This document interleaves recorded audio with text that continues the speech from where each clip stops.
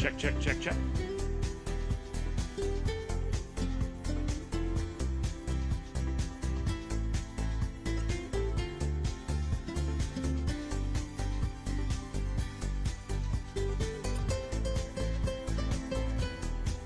So again, we're talking about some of the little nuances of everything. There's administration, there's volunteers, there's sponsors. There's a great USA Cycling officiating crew keeping us honest, herding the cats, figuring it all out. Some other things we're going to do, you're going to hear some bells. You get it, right? One to go. Gotcha. You're going to say, why are there the bells ringing in the middle of a race? It's called a Pream. So all day long, you'll have these Pream laps. And again, bear with me. We got some newbies out here making sure everyone understands the rules. It's like, again, why are you ringing the bell? There's 15 laps to go. Pream laps. Some people, they're here for the glory. They want the podium. Some people are Pream hunters. You're like, what's that mean? It means you get some cold, hard cash. We'll throw out a race within the race. We'll say, this lap's a Pream lap. Ring it. The peloton will roll through. First one across the line on that lap wins a Pream.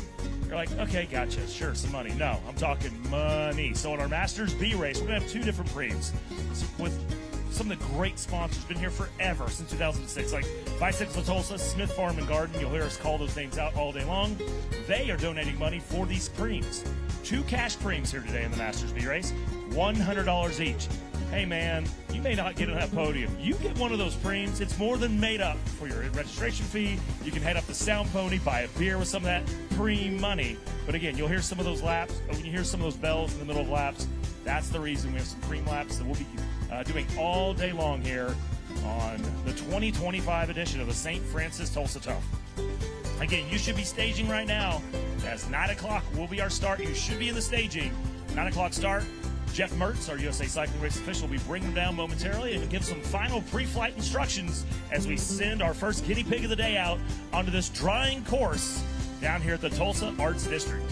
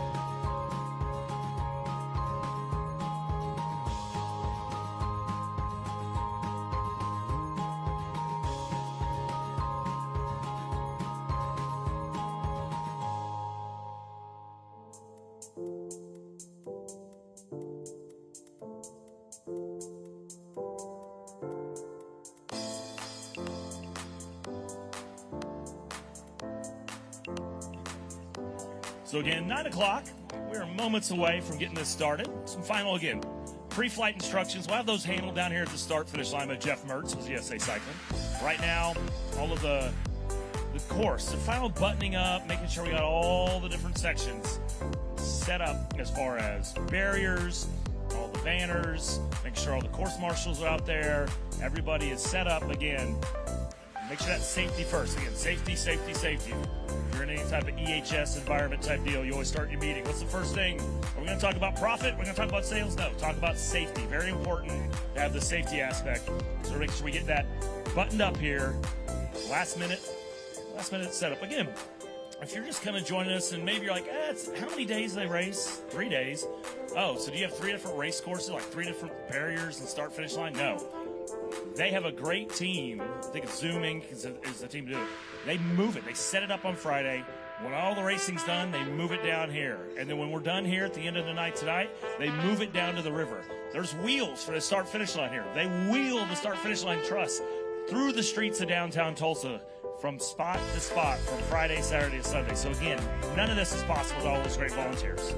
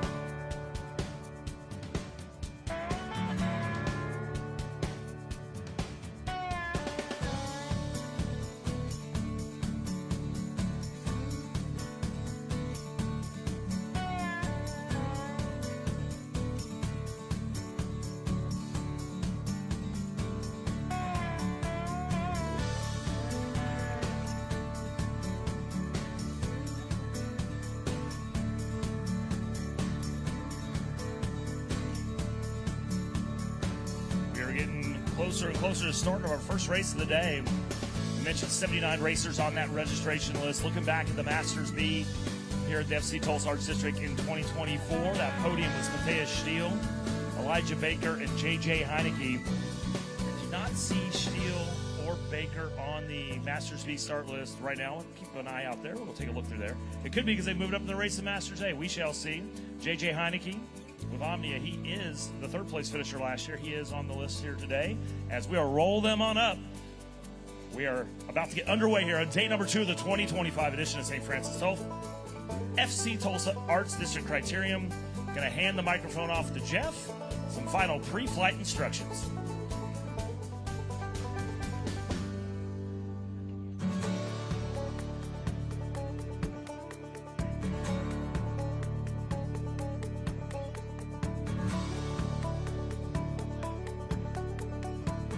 Hey Jeff, you want to talk on the microphone? It's a bit louder if you want it.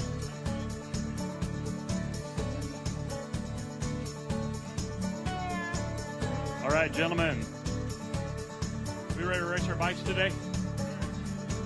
All right, you're racing for 40 minutes as soon as we can. Laps to go up on the cards. Course is a little slick because it's been raining. I shouldn't have to tell you that because, pit behind you, State Street 10. If you have a problem, go there. Six to go. These 3 laps are done. So when you come through, you can get inserted up until this sign says 6. So pit's before. So when 6 is done, when 6 is on the board, you're done. Hey, also in the pit, if you have a mechanical, sometimes it's not your day. So if it ends up taking 3 or 4 laps to get your bike fixed, that means it probably wasn't your day. So reassess. All right.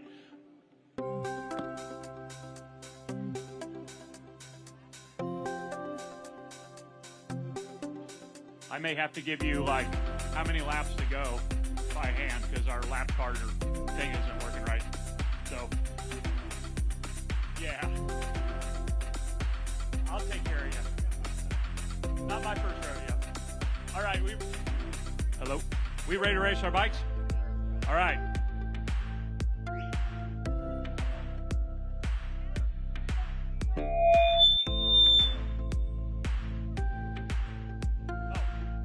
Hey, as soon as the race is over, if you think you're on the podium, you need to be by the big sign.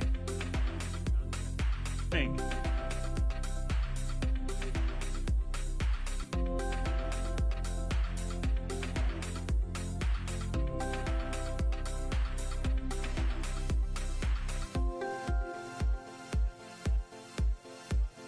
Gentlemen, we'll give you some hand signals. We'll let you know when it's lap number 1. No, not that, number 1. But we'll also let you know from up here, laps, let's keep all the communication going.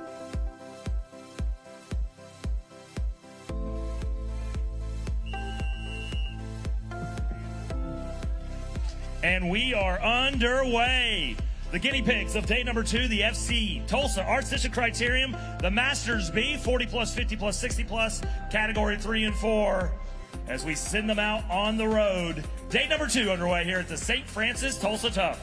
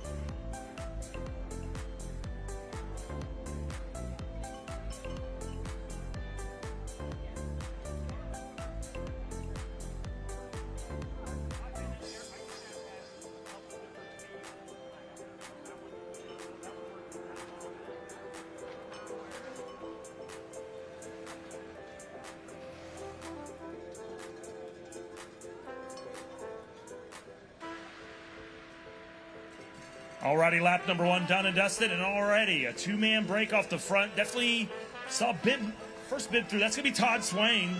Cura Race for the Cure. Powered by Regent Bank. Did not see the second bib number, but already on lap number 1, around the FC Tulsa Arts District Criterium, we've got an attack, early attack here. So, 40 minutes of racing. We'll count the clock up before we count the laps down. Figure out our average time. Figure out the pace of the leaders in this one and the main group, the peloton, and then establish how many laps we think we can get in our 40-minute designated time frame here in the Masters B. So, again, just underway. If you're just joining us, welcome. Welcome. Hang out. Enjoy the ambiance. Enjoy the entertainment. We are going to take this all the way into the evening, as it is the Masters B is our guinea pig group here, opening race of the day. 79 brave souls on that start list. Get an unofficial number of how many actually towed the line here at the start of day number 2. So,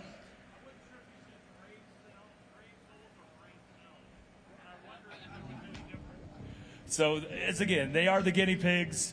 We are opening laps here on lap number 2.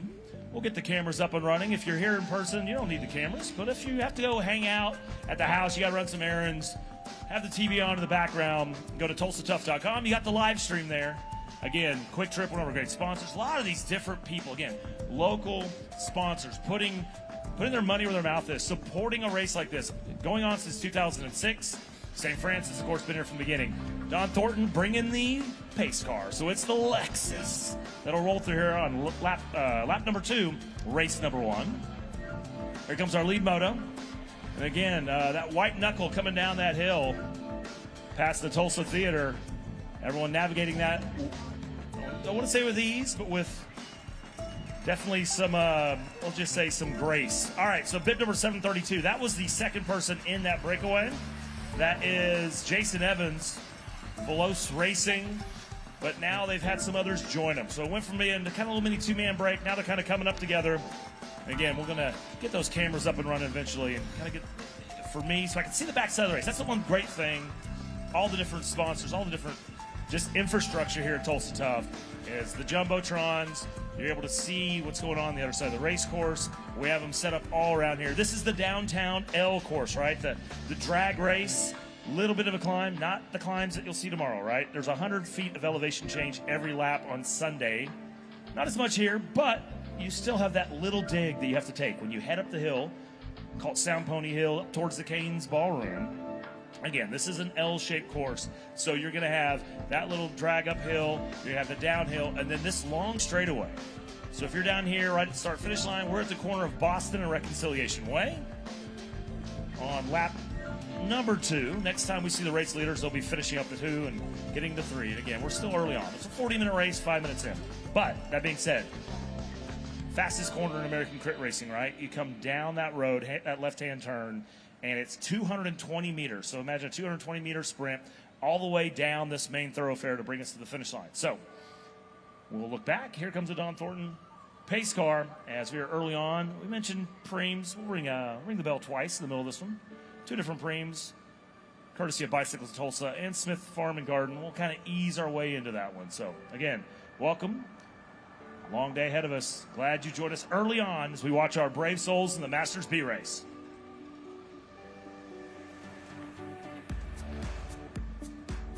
So another lap finishing up here, and it will be Todd Swain still, but some new numbers up at the front.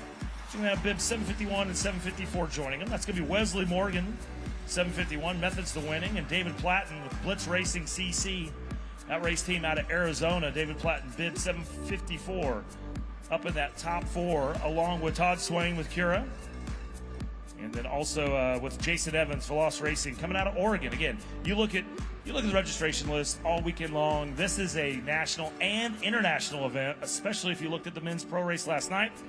My new favorite cyclist, I'm a cyclist. These guys are racers. My new favorite racer, Dario, the winner from Germany, the German crit champion. What an enthusiastic post-race winning interview he gave with Brad Soner. Let's give him a key to the city already, right? So again, international flair that we have here when it comes to Tulsa Tough. So, about 7 minutes in, 40-minute race, but as always, having to try to clean up the backside of the course here as early on. Again, there's a lot of testing of the course because of the rain, so maybe some people make a little business decision here. And Jeff's making sure we keep everything cleaned up here on the course. Those two Preams will be coming up a little bit. Again, we got some time. Establishing the laps. We'll give it a couple more. We'll get it figured out and make sure we're educating everyone and letting you know how many laps. We're going to start counting them down coming up. So, again, here comes the pace car. We'll get some of the lap racers out of the way. A little bit of a gap has opened in our that main field.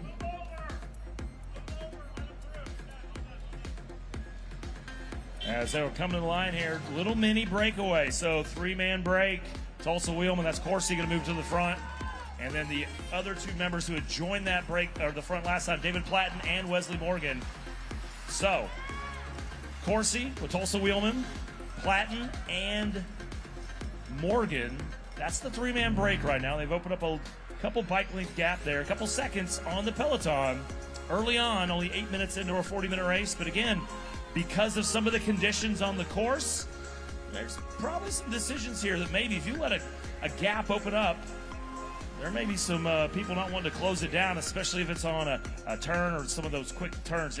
Again, L-shaped course. We talk about the hill, heading up towards Canes Ballroom. We talk about the downhill and the sprint. But there's two tight left-hand turns. Turn number 1 and turn number 2 on this L-shaped course off to the east of the start-finish line here. You hang the left, It's on the backside of the beautiful Guthrie Green here. But again, it's tight. It's still kind of wet. So again, maybe not just bumper-to-bumper racing. And so if you open up a little bit of those gaps, you may see some of those racers start to maybe get distance. And we'll keep an eye. We'll keep an eye on that 3-man break. Again, a reminder, registration tent right across the street here from the finish line.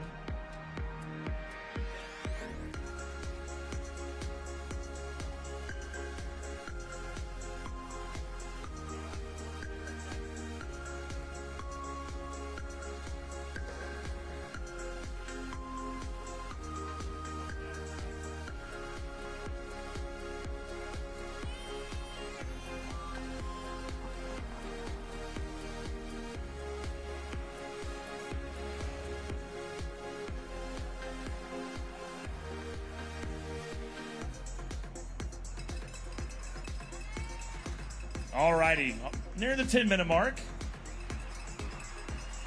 We're going to have some of these racers trying to bridge across. That is going to be Jared Neufer, BMC Walmart Cycling, bib number 752, trying to bridge his way up to the front. So again, right now it's going to be Corsi with the Tulsa Wheelman, Wesley Morgan, Methods of Winning, and David Platten with Blitz Racing. They were 1, 2, and 3. But again, just kind of straighten it out a little bit. It had been the 3 racers in the break, and then that gap kind of this to the reduced peloton. But now it's starting to definitely get strung out here as we are into past the 10-minute mark here. So we're in the second quarter. If we want to flip this into quadrants, we're in the second quadrant of this race here. Again, looking at our schedule today, 9 o'clock, Masters B, 9:45, Men's Cat 5, 35 and above, 10:20, Men's Cat 5 under 35. First 3 races of the day. So, here in our Masters race, we do have Pream laps, and next time they roll through and we see those race leaders, we are going to ring the bell. There'll be a Pream lap coming up.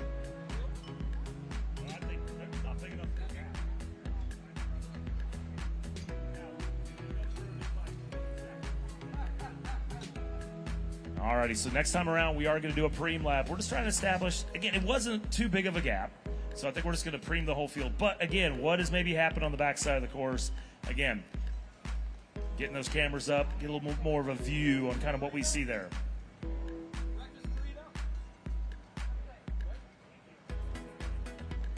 All right, here comes the Lexus, Don Thornton Automotive Group.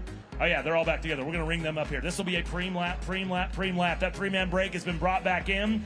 Thin line of racers maybe starting to bunch up a little bit here, but it's going to be a Pream lap. This will be a Pream lap. This is a Pream lap start. $100 cash Pream. We are starting it now. Starting with the Pream lap. Bicycles to Tulsa, $100 cash Pream.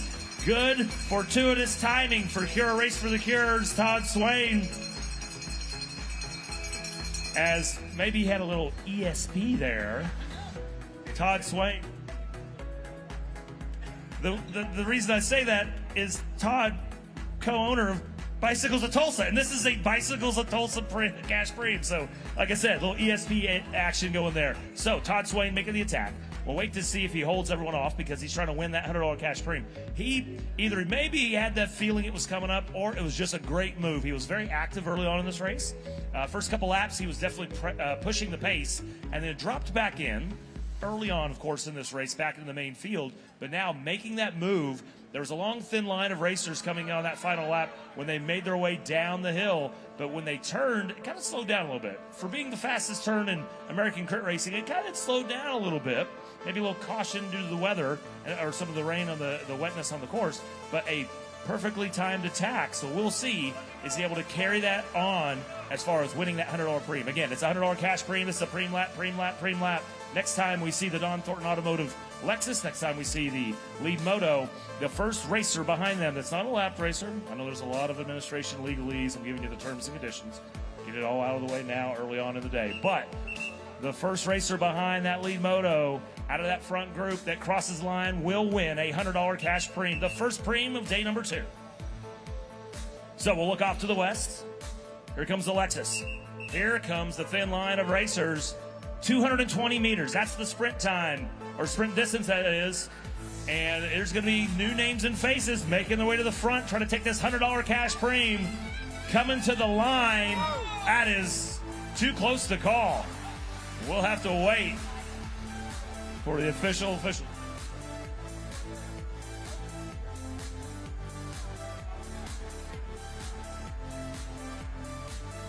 Again, it was a neck and neck. We'll go to the slow-mo instant replay to get that one figured out. But what an exciting move there. So Todd Swain did not win his own Bicycle Tulsa Pream.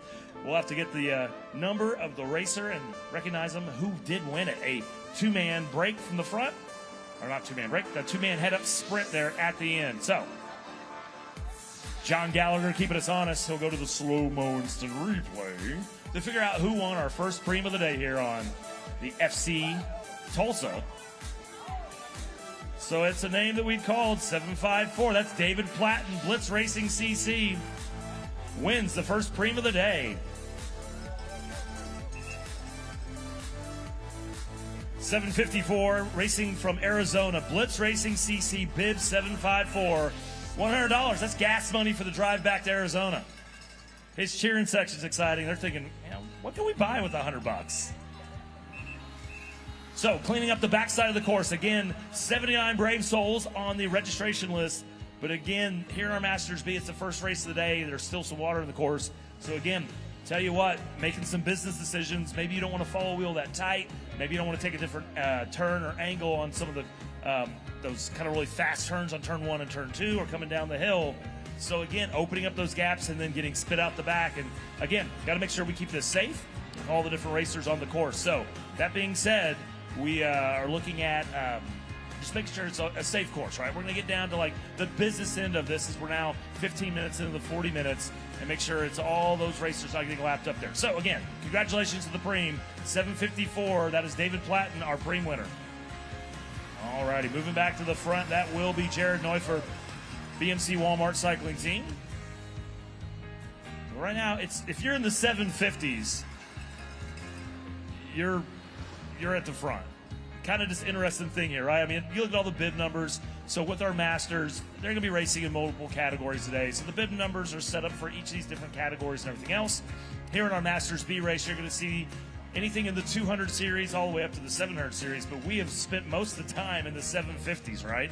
We talked about your Pream winner, 754. Talked about some of the breakaway racers with 751, 754, and then also right now the leader, Jared Neufert, 752. So, again, now we have the laps. We counted the clock up. Now we're counting the laps down. 12 to go, 12 to go, 12 to go. As they continue to mount this fight against the course here, down here in the Tulsa Arts District. So, FC Tulsa, the USL soccer team here in the city of Tulsa. They're our sponsor here on day number 2. Some of the local sports scene. It's not, obviously we're focusing on the two-wheel variety, but last night, you had the Tulsa Drillers over here at One Oak Field. the baseball team, minor league AA team. The fireworks going off after that great win by Dario Rapp in the men's P1 race. And then again, the local soccer team here playing in the USL, the FC Tulsa Football Club, our sponsor here on day number 2. So when the race leaders roll through, it will be 11 to go, 11 to go, 11 to go. So about midway, just getting in the second half of this one. There goes the Lexus. Here comes the lead moto. Pushing towards the front. Maybe some new names and faces here. As we will look here, that's going to be 761.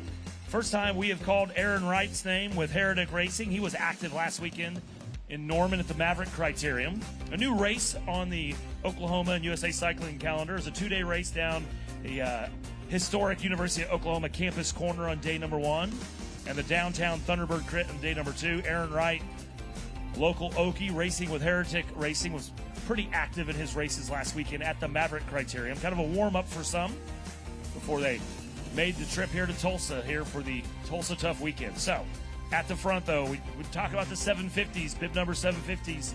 Now we're into the 760s. So, Aaron Wright, and then right behind him was the aforementioned Todd Swain in the new Cura Racing kit, rolled out a couple weeks ago. Cura Racing Regent Bank. Team Topeka, Josh Collins. He earned his gas money last weekend with a Pream. And that men's Cat 4 race at the Maverick Crit. But right now, cleaning up the back of the course. So we're giving 1 to go. If you're down here and you're like, hey, wait a minute, there's 11 up here. We're here and 1 to go. There's no bells. We're cleaning up again the backside of the course. You're starting with 79 racers. Big field. Again, as they start to get the lap racers, you get them moved off. And clean it up for the contenders at the front.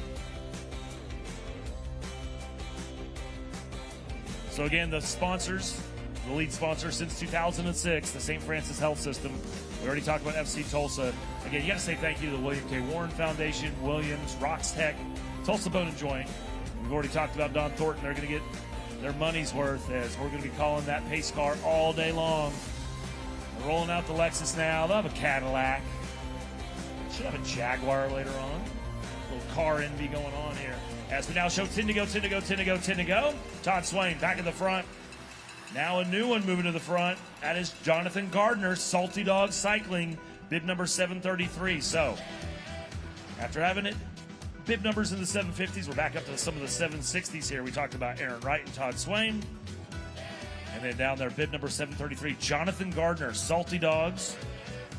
We'll be racing, I believe, in the men's Cat 3 later on today. Some of these guys are guys and gals, they're masochists, they're sadists. They'll double it up. They'll race in a master's race, and they'll race in their age category, in their skill category. So age-based and skill-based, trying to get as much racing as they can in this 3-day weekend. So under 10 to go. Right now, racers on the backside of the course, navigating their way onto Main Street, making their way up the hill. So if you're just joining us, we're here at the corner of Boston and Reconciliation Way. We will try to tell you where to go. Wander the course. You got the beautiful Guthrie Green here. Our Fondo participants will be finishing up. They'll be rolling into downtown later on. There was about an hour and a half delay. So it started at 7 due to the weather, started at 8:30. So a little delay in getting those Fondo participants back. They'll come rolling on in, and they'll come join you, the revelers here, cheering on the racers all day long as we take it into the evening here at the Arts District. But if you're down here, great spot towards the finish of the race, watching the sprints at the finish line. Also, head up to the hill. Go to Sound Pony, go to the Canes Ballroom.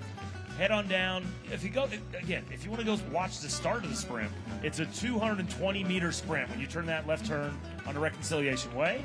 All of these team tents, you'll be down there next to the state wheel pit, the black tent down there where your mechanicals can get handled up to about 6 or 7 laps to go when 3 laps are done. Again, lots of different spots to watch. We put another lap in, and it will again be Neuffer at the front. Jared Neuffer with John Corsi, Tulsa Wheelman setting the second wheel. So, long, thin line, but taking it easy again as they make that left-hand turn on turn number 1 on the backside of the Guthrie Green. We've already given out 1 cash Pream. That was won by David Platten. Well, it was won by his supporters, his friends and family. They were really excited about the $100 cash Pream for David Platten. We have another one courtesy of Smith Farm and Garden. We'll wait, though. We'll figure out when we want to roll it on out as that second cash Pream here, our Masters B, is just so tantalizingly just dangled. When will we throw it out? When will the carrot be out there? When will we ring that second bell for the second Pream here in our Masters B?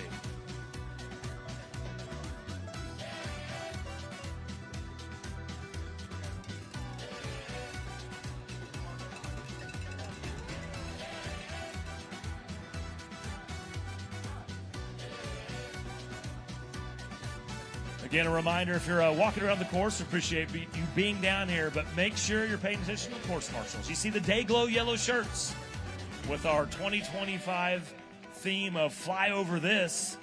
The course marshals are here to protect. Carlos, first and foremost, is our director of operation.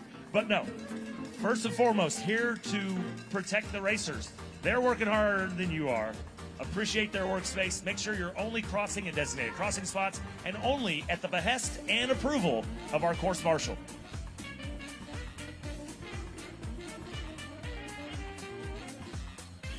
Eight to go. When will we throw it out? Second Pream. When will we throw it out? We'll wait to ring the bell. Weather is beautiful, about 40 degrees. Well, that's a dramatic. 20 to 30 degrees cooler than last year. Is now Corsi making a move on the front. Tulsa Wheelman. First time we've called Paul Hesselgrave with Unicorn Racing out of Colorado. Hesselgrave, a fixture in the Masters race the last couple years. Someone that we've seen very active. First time we've called his name here. Good timing for him moving to the front here with 8 to go. Again, that's Paul Hesselgrave, bib number 736, racing with Unicorn Racing, a unicorn in the wild, moving to the front of our field.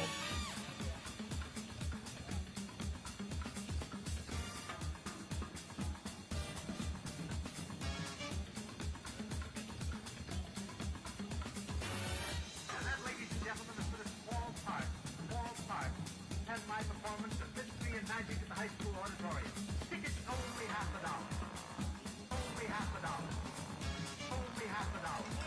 So, we're ready to Going to give a couple more laps, one more here for the back of this field. Again, we talked about Paul Hesselgrave, Unicorn Racing. It's been coming here for a couple years. Just finishing outside the top 10 on Crybaby Hill the last 2 years, 2023 and 2024. Sitting here in the front, trying to get onto the podium here on day number 2, 2025 edition of the St. Francis Tulsa Tough. Again, when will we roll out that second Pream? When will we fire it off? It's a $100 cash Pream, courtesy of some of our great sponsors. Longtime Pream sponsor, Smith Farm and Garden. We'll wait to ring the bell. We will wait to ring the bell. The anticipation builds here. They're back together. Maybe we've got to set that washing machine on agitate soon. Soon, the anticipation will build. Gotta shake it up. If there's not, because there's not going to be an attack, we're going to make an attack. So as we look, it's a reduced peloton from 79 down to the group that we have left. And it shows 7 to go, 7 to go, 7 to go. So moving to the front. As we said, Paul Hesselgrave, Unicorn. Also, our early three-man breakaway compatriot, Wesley Morgan, methods to winning, bib 751. He's set in second wheel. And Jonathan Gardner, Salty Dog Cycling, in third.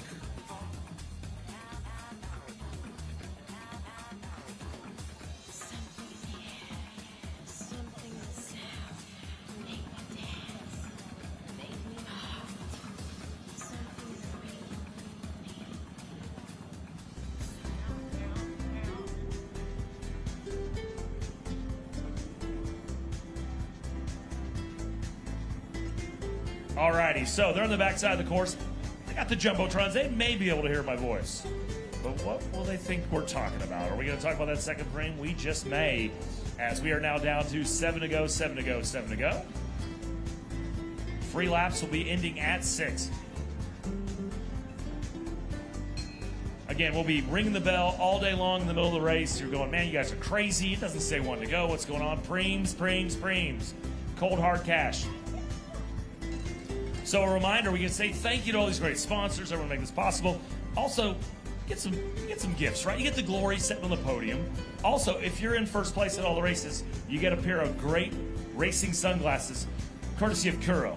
Kuro, it's out of Japan, great, highly engineered race glasses. So if you're in first place all day long, you get a free pair of the Kuro race sunglasses. And then if you're on the podium, Diamond Seller, another one of our great sponsors, provide pendants to all participants as we're going to have them turn the corner. And when they turn this corner, you're going to hear that bell. It's going to do our second and final Pream here, our men's Masters B.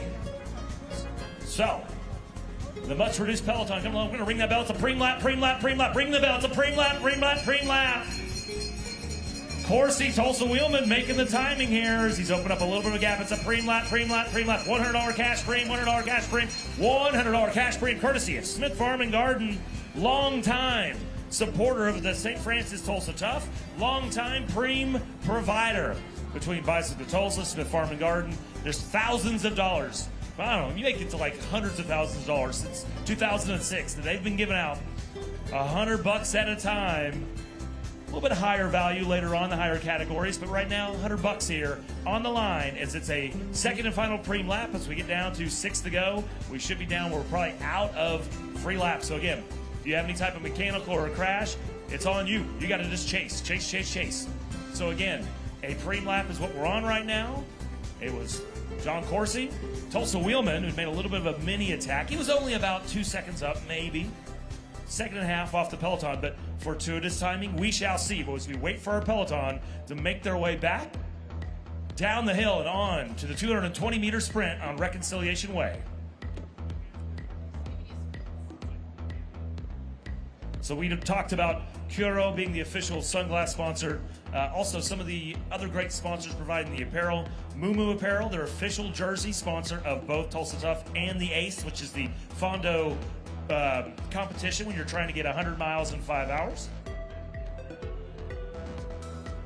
ACC, not the ACE, which last night on Friday was the American Criterium Cup. Out of the 3 days, only one of the nights is the ACC, American Criterium Cup race, and that was last night at the McNally's Blue Dome.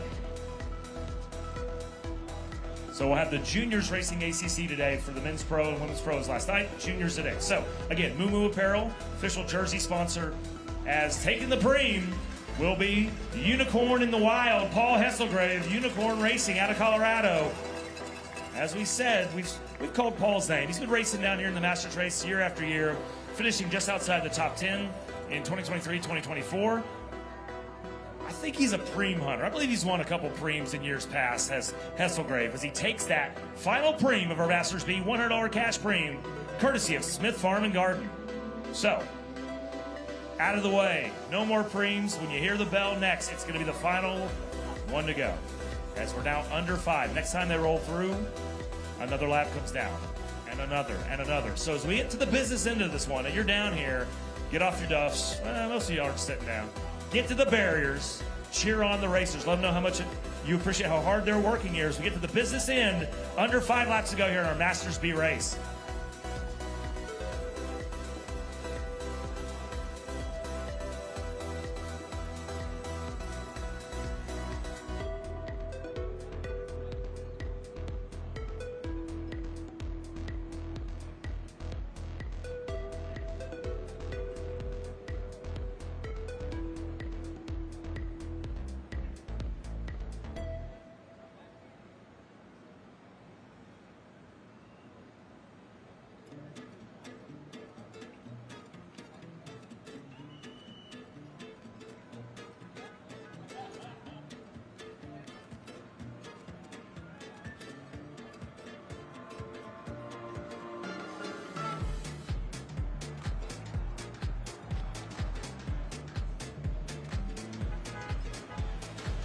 Alrighty, down to 4 to go. Now there's been a break, a little mini break going on here.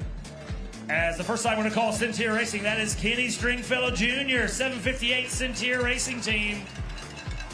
I believe he was up there with BMC's Jared Neufert, 752. So a good time there to make the attack as we are under 4 to go. A little mini 2-man break. Neufert and Stringfellow with under 4 to go. So they're over there on the backside of turn number 2, trying to peer under the registration tent to look over there onto Cameron. As there's the chase. Looks like they may have caught him. So we shall see. They're going to go up on the hill. They're going to make that right-hand turn on the main as they make their way up the hill, Sound Pony Hill. Next time we see them, it'll be 3 laps to go. Again, a little break that had taken place there.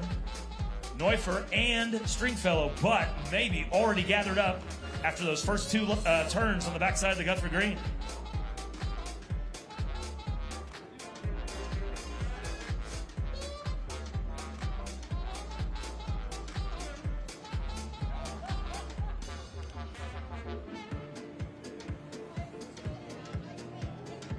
So Jared Neufer racing Men's Cat 4, racing in this Masters B race.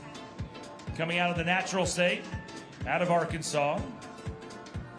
They're participating in the Natural State Criterium series. Again, there are dozens of these small local series that are all over the United States, all over the globe. Again, some of these Tuesday night races, you go to the Wheeler Crit down in Oklahoma City, you go down to the Driveway Series in Austin. This is crit racing, practice, and competition, of course. We're getting you primed for peak crit season. We've had a couple pro races, but really, last night, the start of the ACC, Criterium Cup, St. Francis Tulsa Tough, the first of those races, as we're now going to show 3 to go. And yes, Neufer and Stringfellow brought back into the fold, but they're still making them sit at the front. We're going to have an attack up the outside, though. Attack up the outside, as that is going to be bib number 557. Adrian Castro makes his move for the first time to the front. Paul Hesselgrave sitting in that top 5 as well. So they had made the catch on the backside of this course of Neufer and Stringfellow. And then as they kind of slowed down a little bit here with 3 to go, as they rolled through, I don't know, about 50 meters or so before the start-finish line, kind of looking at each other, some shuffling at the front. And then there was the attack. Castro on the left side, going up that left side far barrier at the finish line truss.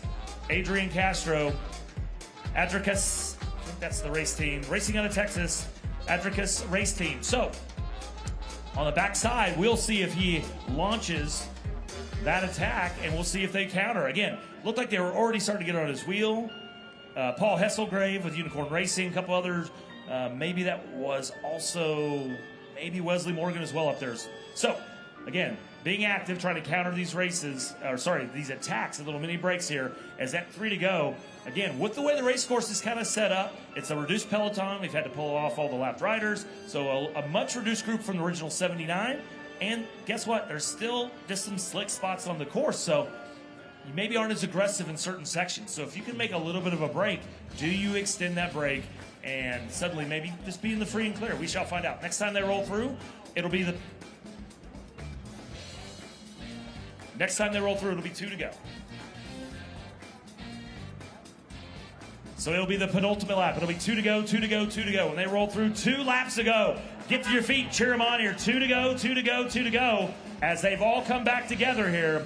And a unicorn in the wild. Hesselgrave moves his way to the front, but here comes a little bit of a move. No, I thought maybe Matthew Civitella with Reunion Racing out of Texas was going to make a little bit of an attack, but he nosed his front wheel a little bit there, but then brought it back in. So right now, Civitello, Hesselgrave sitting there. So now we're going to have that camera on the backside. They made the turn 1. They're heading on to turn 2. Over here on the backside of the Guthrie Green, they are all back together. So no breakaway out of that. No Civitello attack here with 2 to go. Next time they come through, though, we're going to be ringing that bell. It'll be 1 to go. It'll be the bell lap, the business end, the tip of the spear here in the opening race of the day here, the 2025 edition of the St. Francis Tulsa Tough. Our Masters B, 40 plus, 50 plus, 60 plus categories 3 and 4. Looking to gallop one more time around the meat grinder before they hit that final sprint. So, under 2 to go. They're over there on Main Street. They're making the climb up to Sound Pony Hill. Again, next time we see the Don Thornton Automotive Group, Lexus, roll on through. We're going to ring that bell and let them know 1 to go, coming up. Coming up next, our second race of the day will be our Men's Cat 5 35 and over. Should be staging already. If you're in the Men's Cat 5 35 and above, you should be staging. Staging is taking place right now for the Men's Cat 5 35 and over, as we are down to the final 1+ lap. Won't call it 1.5, because when we see that, and on cue, here comes the pace car.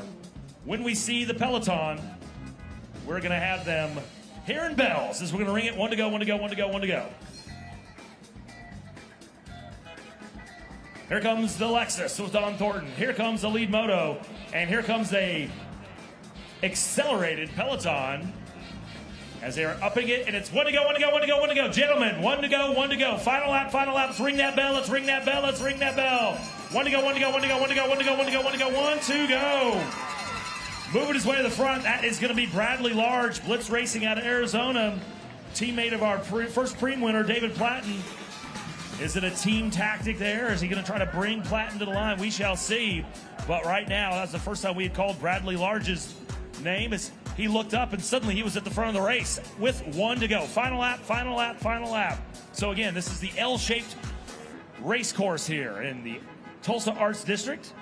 Turn 1, turn 2 in the backside of the Guthrie Green.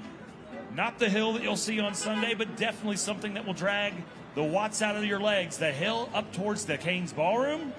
We call it Sound Pony Hill, unincorporated landmass up there. The party starts early and goes all night long. It's a biker bar, but not the one with the Harleys and everything else. It's a cyclist. It's a race. You'll go in there, you see iconic national championship jerseys. You'll see some of the previous winners of Tulsa stuff. You'll see racers, Jani Havalainen, former Finnish Masters champion. He's got jerseys up there. You go and check it out. Have a party up there, but come down here for the final to watch the final lap, which you should be at right now, here at the corner of Boston and Reconciliation Way. It is the final lap as we are waiting for our leaders to roll on through. Again, we've called a bunch of those racers in bib number 750s. We've talked about your Pream winner, David Platten. We've talked about Kenny Stringfellow. We've talked about Wesley Morgan. We also talked about Paul Hesselgrave. Now, who are we going to talk about at the line? Here they come, making their way down to the sprint, to the front. Two men coming to the line. It's going to be tight. But I believe, unofficially, that's going to be bib number 751, Wesley Morgan, methods the winning. We'll wait for the official ruling. So that will be Wesley Morgan taking the win with the sprint, methods the winning. I think he's got pretty good methods as he takes the top step here at our Masters B race, opening race of the day here, 2025 edition of the FC Tulsa Arts District Criterium. To the line for the sprint and the win. Again, congratulations, Wesley Morgan.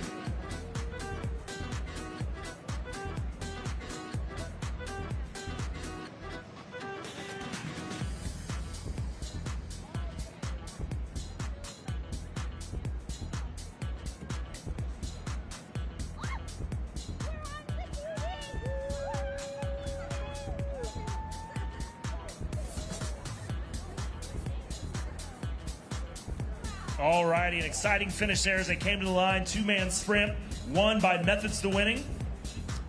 Wesley Morgan, bid number 751, as he is able to hold off the hard-charging Joe McCracken, Turbo Velo Pickle Juice race team out of Pennsylvania. And then in third place, the final step of the podium, a local Okie, racing with Salty Dog Cycling. It's Jonathan Gardner. So you're I say unofficial. I mean, I got the officials that told me what it is. But we'll wait for the official posting. Of course, there'll be a protest period and all that. Got to make sure you let it kind of marinate, sit for a little bit. But right now, you're looking at Morgan, McCracken, and Gardner, 1, 2, and 3. Coming up next will be our men's Cat 5. 35 and above, second race of the day. Should be stagings. We'll be bringing them to the line in just a couple minutes.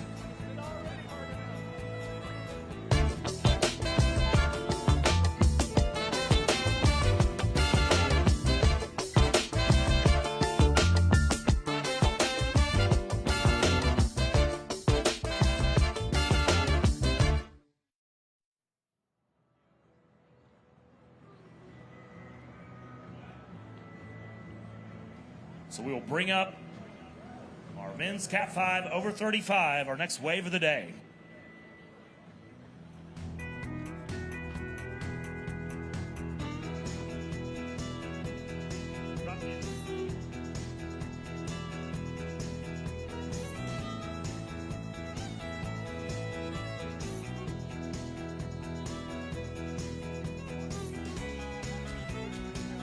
Check, check, check, check.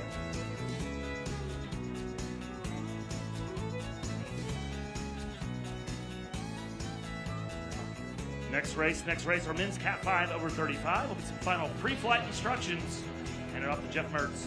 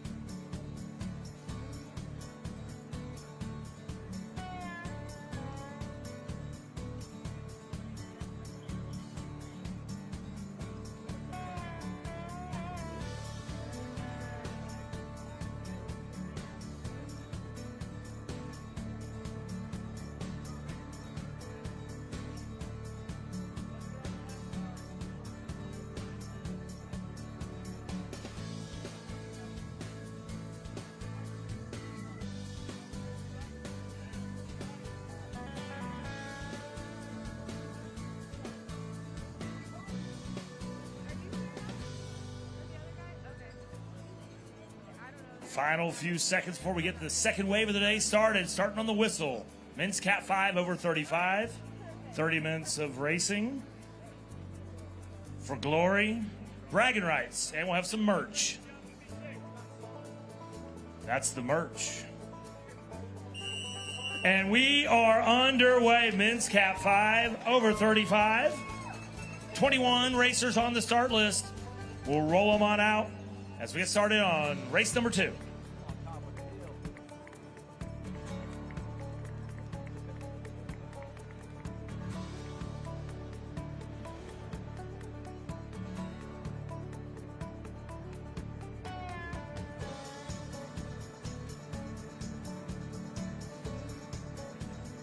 So again, congratulations. We're going to try to get our podium handled momentarily, a little bit. I'll wait for official thumbs up from Amy and Scott over at our St. Francis Tulsa Tough podium for our men's Masters B.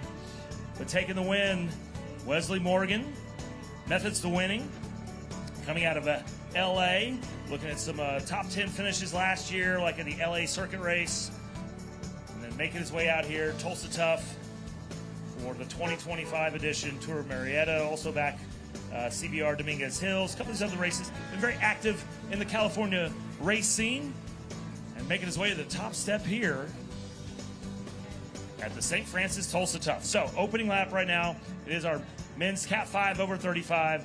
First lap, again, they're racing for 30 minutes. No cash creams. There ain't no payouts. It's Cat 5s, man. This is your beer buddies. This is bragging rights. So, the Preams that we will have will be for merch. We'll have some merchandise courtesy of some more great sponsors, some local bike shops, things like that. So again, we'll be throwing out a couple Preams, but it won't be the cold hard cash Pream. It'll be merchandise Preams here for our Cat 5 over 35 Weekend Warriors.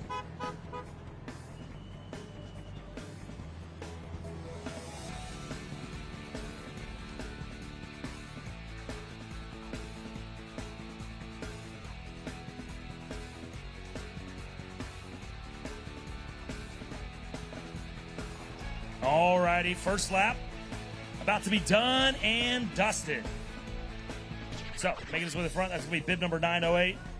Bobby Abear Jr., Apogee ATP race team out of Kansas. Already we have split the field up here. Small field 21 of our men's Cat 5 over 35. 30 minutes of racing as we are 2:22 into it. Who are we? Sound Pony. When you see the day glow yellow, you know it's a pony rider from Team Sound Pony. But it's also going to be your course marshals. If you see these day glow yellow shirts with the Fly Over This 2025 logo, our theme for 2025 on it, make sure you're paying attention to those course marshals that are protecting the racers first and foremost and protecting you so you don't get smoked down here on Reconciliation Way.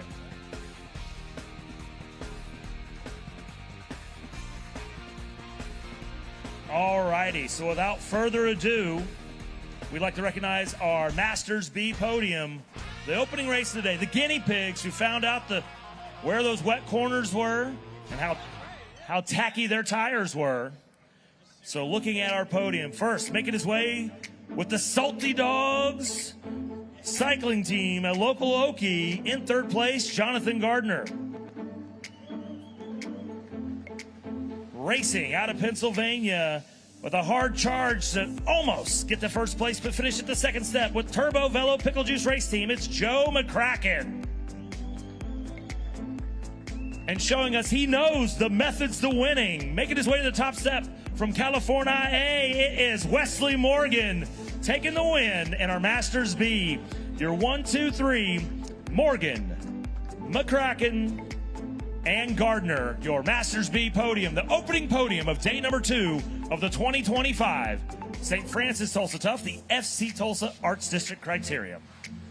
So, another lap, finish up here, as now moving to the front, that will be Alberto Acosta Olivas, independent cycling team out of Texas. Acosta Olivas, bib number 900, as he'll take it on turn number 1. So, only a 30-minute race, about 4.5 into it. Averaging about 2:20-ish, 2:15 per lap.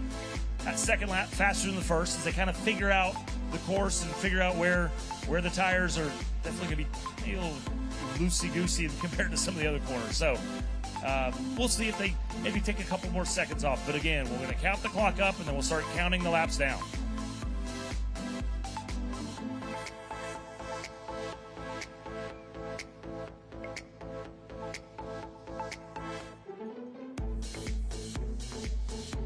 So again, I want to say thank you to the great sponsors, and also for our winners, the first place finishers all day long will receive a pair of Kuro sunglasses, engineered out of Japan. Race sunglasses, great. Take a look at those. They're some beautiful sunglasses, courtesy of Kuro. Also, all podium finishers, all of our 1, 2s, and 3s, will get a pendant, courtesy of Diamond Seller. Again, our official podium sponsor here the last couple years. Also say thank you to Moo Apparel, the official jersey sponsor of both Tulsa Tough and the American Criterium Cup. Again, say thank you. Kuro Athletic Sunglasses, Diamond Seller pendants, local businesses here. Again, this is made possible when you look and you see St. Francis Health System, you see the FC Tulsa team, you see McElroy Manufacturing, our sponsor on day number 3. Local businesses putting in the support and effort to help keep Tulsa Tough going since 2006. Long-running event. Also say thank you to Don Thornton Automotive as they roll the Defender. The tank comes rolling down, our official pace car. So, another lap down as we will see Apogee Racing. That's Bobby Hebert Jr. with Apogee. Second time we've called his name today as he's back to the front here of our men's Cat 5 over 35.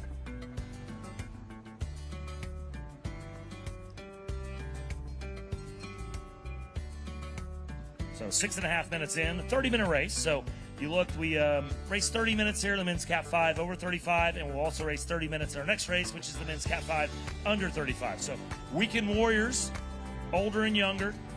Some of these gentlemen may move their way up on our race here. Maybe they're racing the Masters B. They get to be a Cat 4 next year. The under 35, there's some of these cats that are racing Pro 1-2 that were a Cat 5 under 35, racing at Tulsa Tough. Next year, there are 3. Next year, there are 1. They're on this. That's not everybody on a hyper acceleration growth. But again, it's all about progress. You can be a Cat 5, do it for the glory. If you want some cold and hard cash, it'll pay out. You got to upgrade. So if you're listening in, you're going, what's categories? What's cats? What's going on? We're doing crits. Are we doing crits? Are we doing cats? So in road racing here, you have categories. Entry-level Cat 5. So you got your bike. You went down to Bicycles Tulsa, you hit Spoke House, you went down to City Cycles. You're like, hey, I want a bike, I want to race. You're a Cat 5, you just got started. As you progress, you accumulate points. As you get more and more points, trust me, your competition, they want you to get out of your category. They're going to say, this guy's been whooping my butt. Make him be a Cat 4. Move to a Cat 3. Move to a Cat 2. But as Jess Parker likes to say, once you get to Cat 2, it's like a second job. All right, well, Cat 2, Cat 1, Pro level. Again, that's the skill level, starting from 5, going all the way up to 1 in the Pro. So we're going to ring the bell. This is a Pream lap. We are starting. This is a start of the Pream. Start of a Pream lap.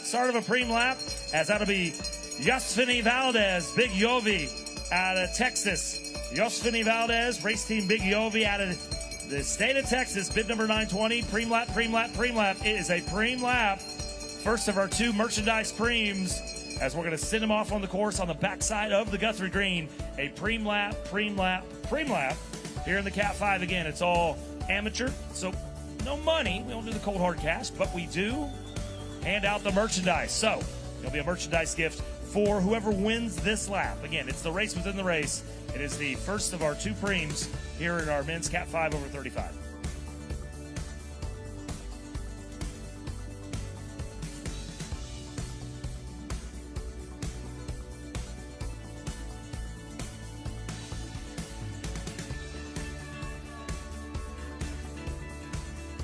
Again, Pream lap, as we roll them on through.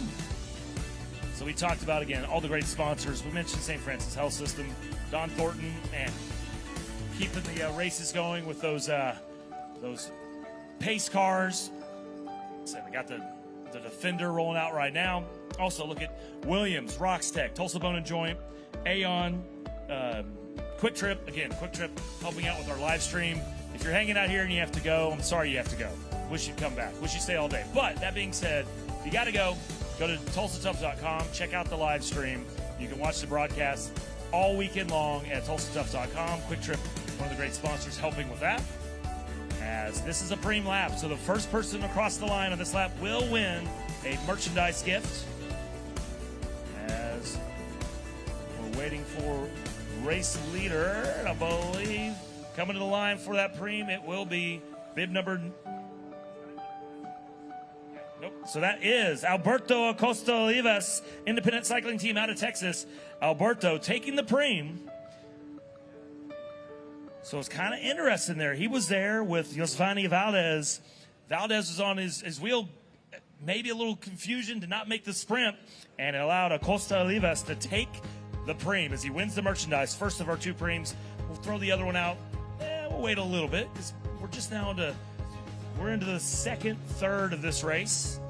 30 minutes, so just over 10 minutes in. So, again, we count the clock up, establish average lap time, and then we establish how many laps we have left. So that's why you're looking here. You're like, what's going on? Is this the bell lap? Why is it 0? We've not established the lap counter just yet. Jonathan Gardner, congratulations on your 3rd place finish. No pressure. I did say that you have to be the local Okie. You're one of the guys that try to win the Cat 3 today, this weekend, or tomorrow. Well, that's why you got today, and that's why you got tomorrow. So I have this post I do every year, and I go local Okies. And I go back through, because Cat 3, I always say it's my local heroes. Well, I say that. Masters A, now that I'm almost 50.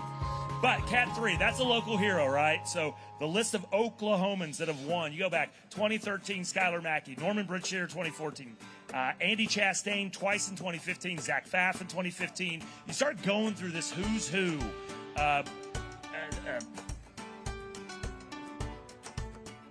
Ray Hall winning it as well. So you go through all these guys. It's been a couple years. 2021, Denzi Cifuentes, who's now racing as a 1-2. And again, Aiden Wyant last year in 2024 winning one of the 3 days Cat 3. So I had this little post. I said, is it going to be a Tayton Parker coming back from college, one of the long-lost 918 kids, the OK Flyers? Jonathan Gardner, you were on my list. You were in the outside lane at the betting window. You weren't the favorite, but you were on my list here. There you go. You got 2 chances here this weekend. Again, Cat 3 race coming up later on. Right now we are 8 laps to go. 8 laps to go here in our men's Cat 5 over 35.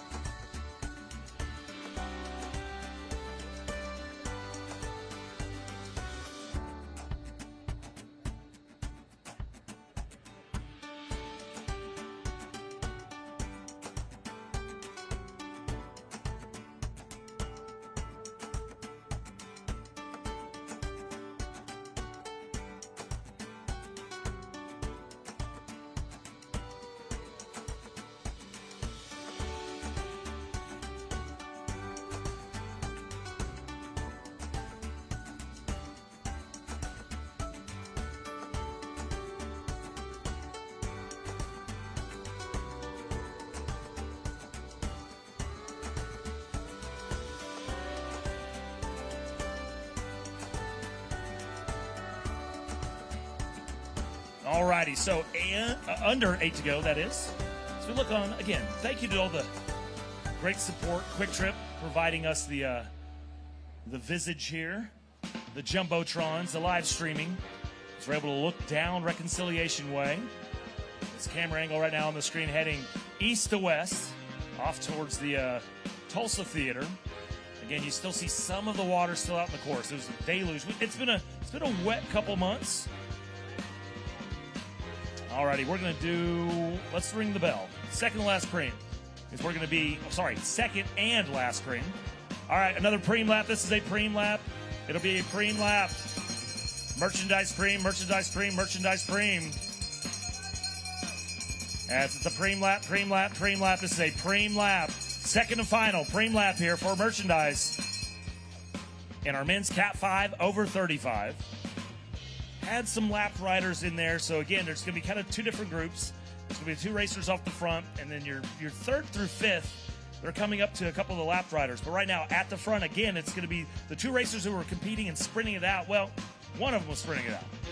But at the front, for the first merchandise Pream, which was won by bib number 900, Alberto Acosta Olivas, independent cycling team out of Texas. And then behind him, bib number 920, also out of Texas, racing with Big Yovi Racing Team. It's Josvani Valdez. They're again at the front, and they're going to be contenders here for the second and final Pream, a merchandise gift, courtesy of some of our great Tulsa Tough sponsors. So, under 7 to go. Next time we see them roll through, it'll be 6 to go, and free laps will be done. No more free laps as we get to 6 to go, but we are under 7 to go as I head on the backside of the course. Again, this is our men's Cat 5, 35 and over. So, if you're just joining us, we're down here at the start-finish line, corner of Boston and Reconciliation Way, here at the Guthrie Green. Great spot for the finish of the race. But again, if you're wandering around, stop in the local restaurants. Go up to Sound Pony, have a beer. Stop at all the different libation stations, so to speak. Stay hydrated by being dehydrated. Oh, it's counterintuitive, I know. But be careful. It's definitely a beautiful day. It's not the 100-degree that we had last year on day number 2. It'll be back steamy tomorrow, but that's tomorrow. Let's dwell on the fact that it's beautiful weather here. The rain moved off to the south. A little bit of wet spots here. Kind of slick on certain spots of the course. But again, the racers, that's what they sign up for, the brave souls. So, rolling to the line here as this Pream will be taken by Josvani Valdez. So maybe there is an agreement like, hey, man, you won the last one, Mr. Alberto. Let me win the second one. So our 2 Pream winners in the merchandise here in the men's Cat 5 over 35. The first one, Alberto Acosta Olivas, independent cycling team out of Texas, and Josvani Valdez with Big Yovi Racing out of Texas as well. So Texas well represented here in our men's Cat 5 over 35, as now we're down to 6 to go. So free laps are done. 6 to go, 6 to go, 6 to go. We started with 21. We're trying to keep all 21 out because it's a smaller field and not pull. You saw in the first race we had 80 racers. Starting to get lapped, had to pull some of those in the back just to clean up the backside of the course, right? You have the Don Thornton Automotive Group pace car. You have the lead moto. You're going to have all of these racers. Again, safety is first and foremost what you need, and a chance to, again, open up the course with this only 21 racers. It's a beautiful chance there. So, again, we're just out getting started. Race number 2. Coming up next will be men's Cat 5 under 35, a race that Eric Franklin hasn't done in many a moons. Congratulations on a top 10 finish last night for Mr. Franklin. Throwing it back to an old school OBP jersey. Franklin racing with Team Topeka. Top 10 in his race last night. We'll see him and the Team Topeka folks all day long. All weekend long racing. So, down under 6 to go, under 6 to go. We will wait for the Don Thornton Defender. On cue, here it comes, makes that left-hand turn. So, getting down, no more free laps. To the business end of this, we've already handed out, as we said, both of our merchandise Preams. But the winner will win some Kuro Athletic sunglasses. So again, the top step of all our races wins these the sunglasses from Kuro. So 5 to go, 5 to go, 5 to go. As again, I think we have some lap riders there, but it's a 2-man break. So 906, that's Jonas Harmon, Primal Audi Denver out of Colorado. He is not a lap rider, so he has been able to bridge up. He was part of that group that maybe was between our 2 breakaway artists and Pream winners and that lapped group. There was this little 2-man break, maybe called 3-man break, and I think that's the remainder of them.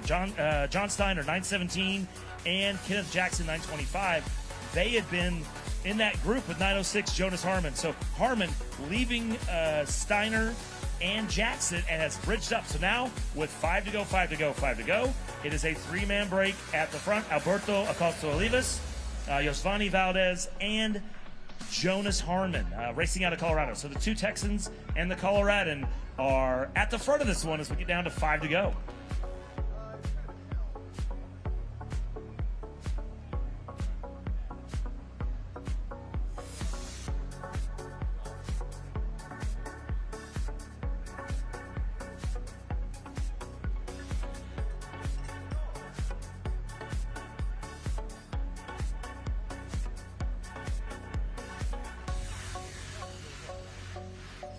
Alrighty, down under 5 laps to go. Men's Cat 5 over 35. If you're in the men's Cat 5 under 35, you should get pretty close to the staging areas. We'll get that started pretty soon, as that's the next race of the day coming up at the end of this one, the men's Cat 5 over 35. So again, right now you're joining us. It's day number 2. We're just getting started. Beautiful weather. There's the fondos going on, right? People are trying to do the ACE challenge. They're racing all over. It was a little bit of a delay with the weather, but the fondo participants doing a couple different categories of mileage, all the way up to the ACE, which is the 100 miler. They'll be filtering on in as we go on. As we have 4 to go, and it is still a 3-man team at the front. Sorry, if you're not here, you didn't see some of our great and really loyal supporters get splashed by the Don Thornton Automotive Group defender. We talked about the rain has gone away, but there's still some puddles on the course. And unfortunately, there's a puddle right there for some of our finish line enthusiasts. And hopefully that does not dampen their spirits to stay here all day and cheer on these racers as we're getting towards the business end. Under 4 to go, under 4 to go, under 4 to go. So, run around the Guthrie Green, go find some towels. But the rest of us are going to be sitting right here waiting as, again, it's under 4 to go. Coming up, as I said, men's Cat 5, under 35, next race, another 30-minute race coming on up. So, backside of the course here, still battling it out and competing here. We'll be recognizing the top 3, though, only on the podium. And right now, those 3 are off the front with this pretty big lead here at our men's Cat 5. Again, it's Acosta Olivas, it's Valdez, and it's Harmon. Harmon bridging on up to Alberto Acosta Olivas and Yosvani Valdez about 2 laps to go to make it this 3-man breakaway. So we'll wait to see. As again, looking off to the west, we'll see some of the fans crossing the street there. Again, if you're down here to the business end, come to the start finish line. Watch the finish. That'll be exciting stuff. Once that's done, you got some time. You got lots of laps to go today. Head on out. Go check out some of the rest of the sights and sounds here of the FC Tulsa Arts District Criterium area. Grab a bite to eat. Head on over to Main Street. There's a bunch of merchandise tents set up over there. Great stuff over there. Go see the Legion tent. They'll sell you a shirt. Go check it all out. There's all sorts of things over there you can do all day long here at the St. Francis Tulsa Stuff. So now it's going to be 3 to go, 3 to go, 3 to go. And our 3-man breakaway, our podium, will come from these 3 brave souls as they make their way with 3 laps to go here. And our L-shaped drag race, that is the FC Tulsa Arts District race course. Again, if you're just joining us, you hear my voice, come on down to the start-finish line. You want to get registered, registration tent right across the street from us, right next to the St. Francis Health System podium, where we'll be recognizing our winners and the top 3 finishers all day long. And again, if you're a winner in your category race, you're going to get the top step. You get Kuro athletic sunglasses, engineered and made in Japan. They're beautiful race sunglasses, courtesy of Kuro. Also, all 3 of our finishers for all the different races, they get an official Tulsa Tough pendant, courtesy of Diamond Sellers. Again, sponsors make this happen. Today on day number 2, it's the FC Tulsa soccer team. And we say thank you for helping bring this to you. All right, a lot of administration, a lot of legalese, went through the terms and conditions, you checked the box, you got it. We'll be talking about it all day, but now, getting that out of the way, we're going to get to the penultimate lap. It's going to be 2 to go, 2 to go, 2 to go. When our race leaders roll through, the 3-man breakaway of Alberto Acosta Olivas, Yosvani Valdez, and Jonas Harmon, when they come through, they are going to have the penultimate lap. They will see 2 to go, 2 to go, 2 to go. So again, with a field of 21, able to leave the triathletes, weekend warriors, all the racers out there in the field, let them finish and be able to battle it out for their final bragging rights here in the men's Cat 5 over 35. But right now, we're going to be looking for the battle for the podium. So, backside of the course, racers will come on through, and we'll look for those race leaders as they're going to have 2 to go, 2 to go, 2 to go. 2 laps to go. Final 2 trips around the race course for our 3-man breakaway here in the men's Cat 5 over 35. Valdez, Acosta Olivas, and Harmon, 1, 2, and 3 as they roll through with 2 to go, 2 to go, 2 to go. Again, the 2 Texans, and then Harmon racing with that Primo Audi Denver team out of Colorado.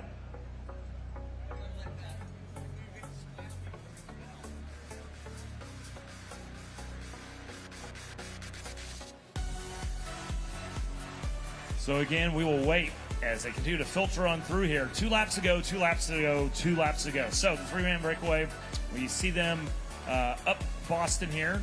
They're about to make that right-hand turn off of Cameron. They'll hang out on the right, and they'll start to head up Sound Pony Hill for the Jumbotron and speakers up the hill. We're sending them your way for the second to last time here. Sound Pony Hill.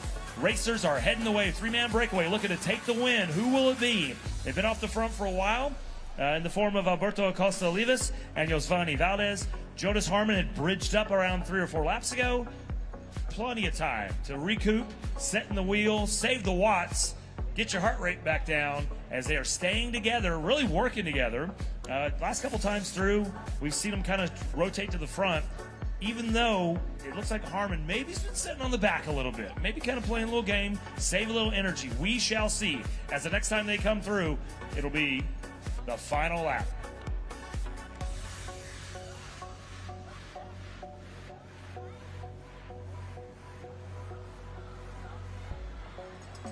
So 2 to go, 2 to go, 2 to go here for the rest of our peloton. We're going to have 2 to go as they roll on through. See some of those Cat 5 racers wearing the Moo Moo apparel. Moo Moo, the official jersey sponsor of Tulsa Tough. And here it is. It's going to be the bell lap, going to be the bell lap, going to be the bell lap. As looking for our racers, there they are. They passed some of the lap racers. 1 to go, 1 to go, 1 to go, 1 to go. Gentlemen, 1 to go, 1 to go, 1 to go, 1 to go. So do have a couple lap riders on the backside of it, but the 3 racers at the front that we're paying attention to, it's going to be bib number 920.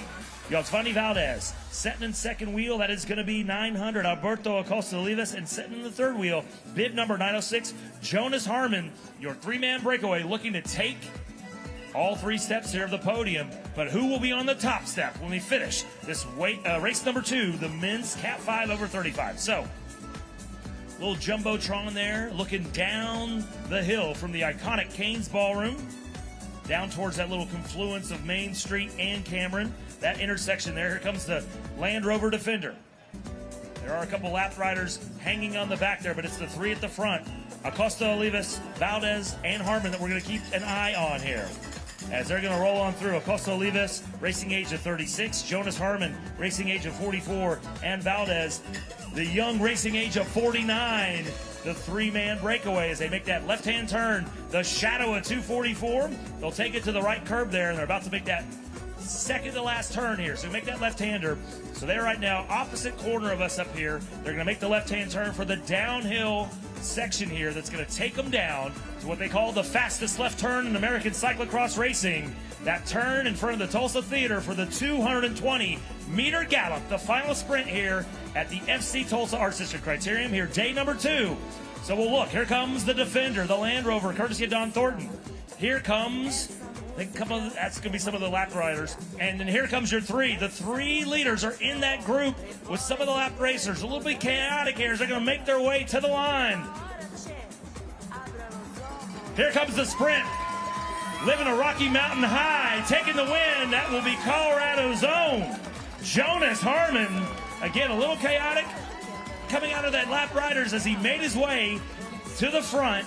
We'll have to wait and go to the line, or go to the instant replay slow-mo to figure out who was second and who was third between Acosta Olivas and Josvani Valdez. But unofficial, taking the win out of Colorado, racing with Primal Audi Denver, Jonas Harmon, winner here in the men's Cat 5 over 35.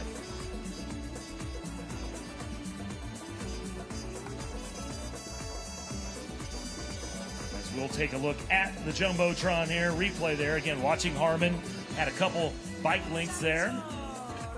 And I'll tell you what, too close. Have to wait for the officials to get that sorted out, to figure out who was second and who was third between Acosta Olivas and Valdez.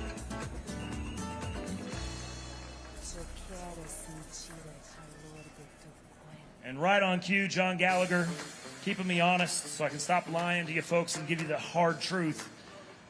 Josvani Valdez takes second place by a hair there over Alberto Acosta Olivas with that little final sprint there for the final 2 participants in the podium. So, your finishers here in the men's Cat 5. In first, Jonas Harmon. Second, Josvani Valdez. And in third, Alberto Acosta Olivas. 1, 2, and 3 here in our men's Cat 5 over 35. So coming up next, we will be recognizing our podium for those same 3 gentlemen we just mentioned, so make sure they hang out. If you are on the podium of any race today, don't head to the hotel. Don't take a shower. Don't call mom. I won. Don't go anywhere. You can do that later. Stay around here. We want to recognize you, get you on the podium in the follow-on race that will start just after the race you were part of, the 1, 2, and 3. It's just as easy as that. So, coming up next, men's Cat 5, under 35 should already be staging. We'll be sitting Jeff Mertz, our USA Cycling race official, down there to bring him up.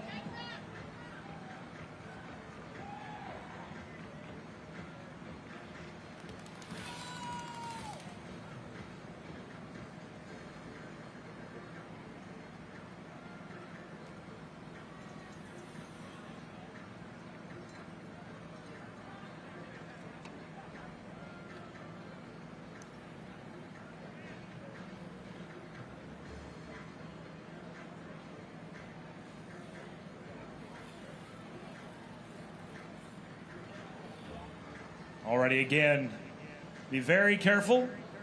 When you are crossing the street, you are paying attention to our course marshals. It is a closed course. So again, you should only be out there with the racers.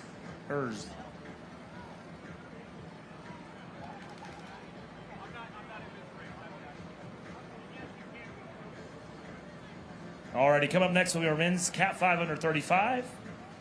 As we will roll them to the line, some final pre-flight instructions.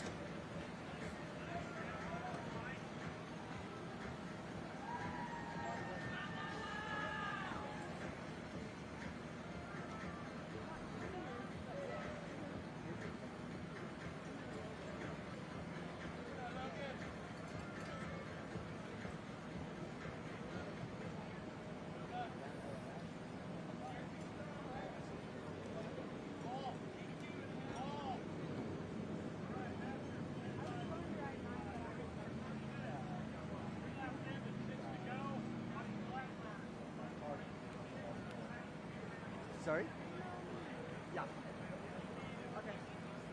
All right, 9:03. Yeah. Okay. It's probably Yeah. Jeff, oh, I think so.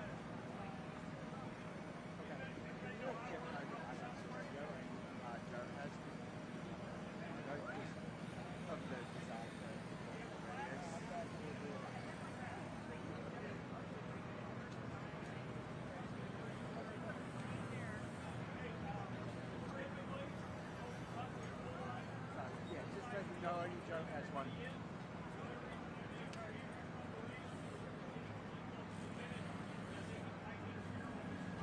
I can wait.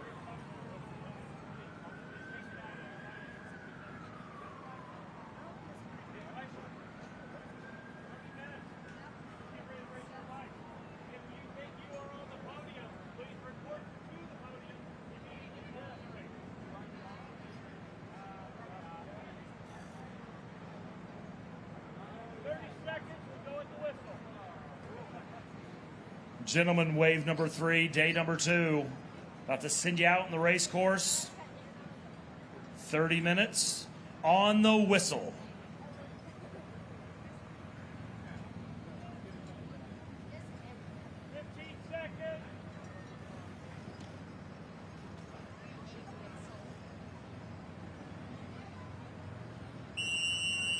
And we are underway. Our next race of the day, men's Cat 5 under 35. Again, 2 different groups in a men's Cat 5. It's a novice, right? You just got started, you bought a bike yesterday, you signed up this morning, you're racing, right?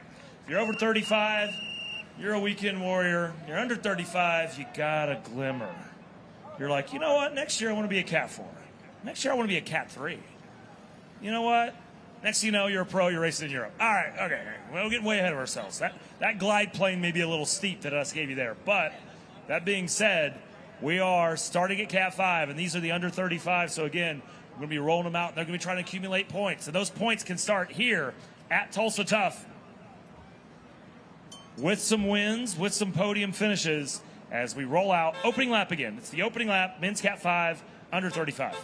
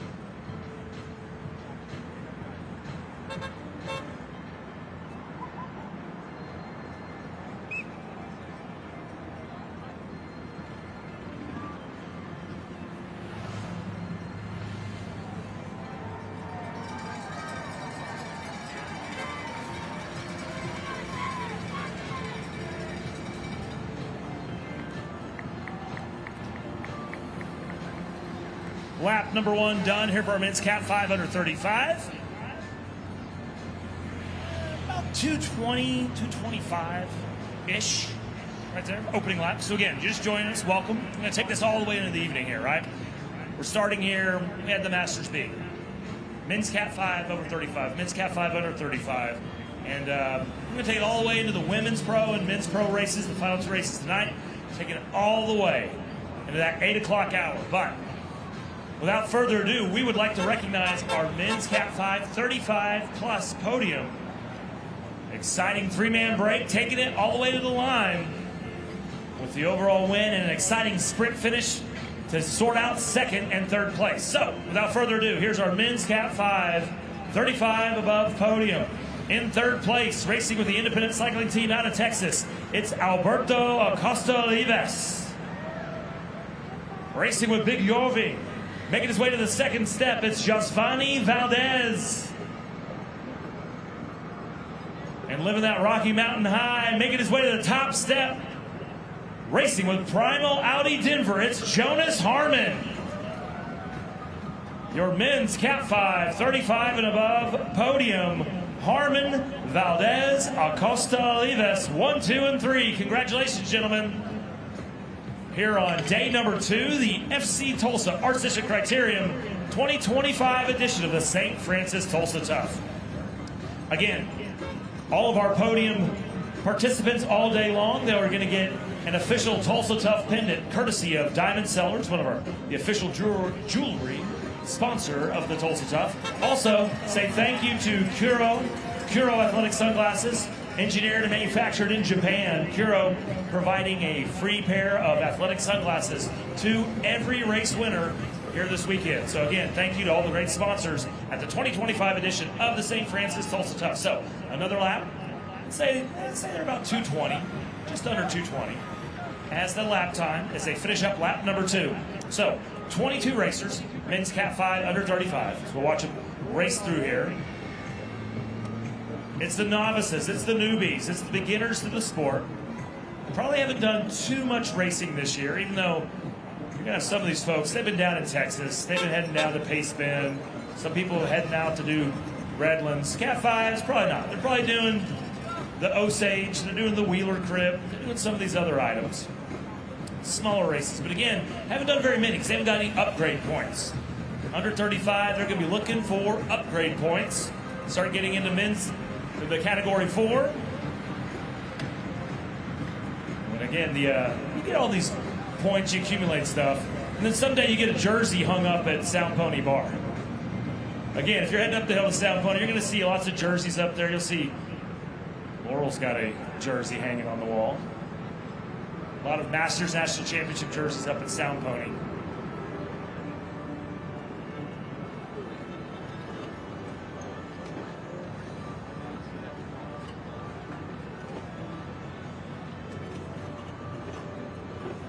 Alrighty, so getting settled in.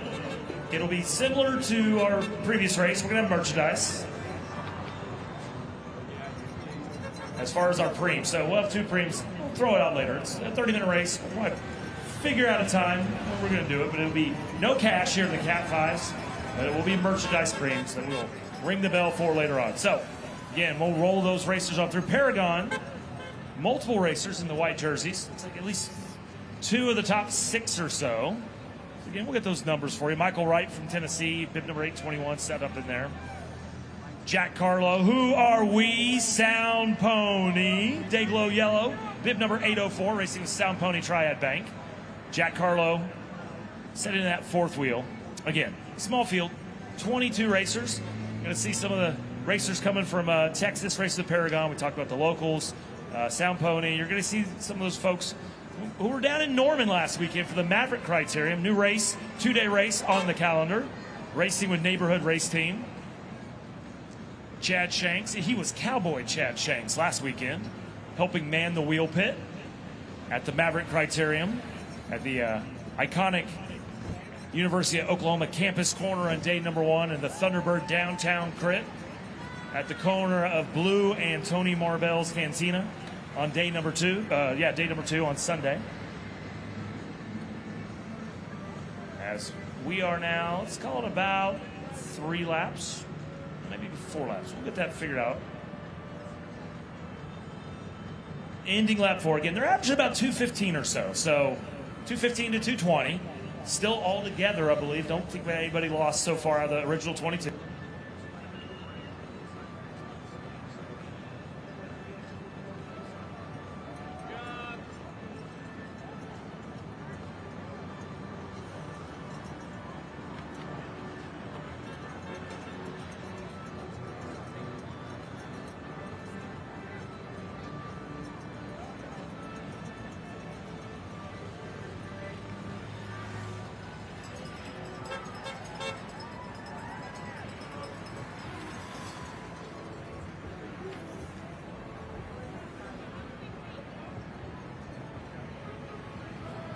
Alrighty, next time we're going to ring the bell. You're going to go, whoa, whoa, whoa, that's early. Why are you ringing the bell? It's a Pream. Again, you're just getting here. Where you been? You missed some great, exciting racing, but I'm glad you're here. Stay through the day. Take it into the 8 o'clock hours. The women and men pro take it all the way in the evening. But what's a Pream? A race within a race is a Pream. So we have 2 Preams here. Usually it's cash. Cat 5s, it's all about beer money and glory and bragging rights, right? So no cash Preams. It's merchandise Preams. So we're going to do a race within the race. Next time through, when our race leaders roll through that peloton, we're going to ring the bell, and it will be a merchandise Pream. So we'll ring it. It's 1 lap. Whoever's first on that lap wins the merchandise. We have 2 of those. Later in the days, we get past the Cat 5 and the Cat 4s and above. It's cash. In our Masters race, we'd already had 2 $100 cash Preams. So again, maybe you're not here for a podium. You're like, man, I'm not going to make this 60-minute race. But are you a Pream hunter? Are you going to branch out? Get the gas money. Get your registration fee repaid by winning a Pream? Well, we'll see that in the Cat 4s and above later on today. Right now, it's just for the glory of the merchandise, as that's what we're going to be ringing when those race leaders roll through.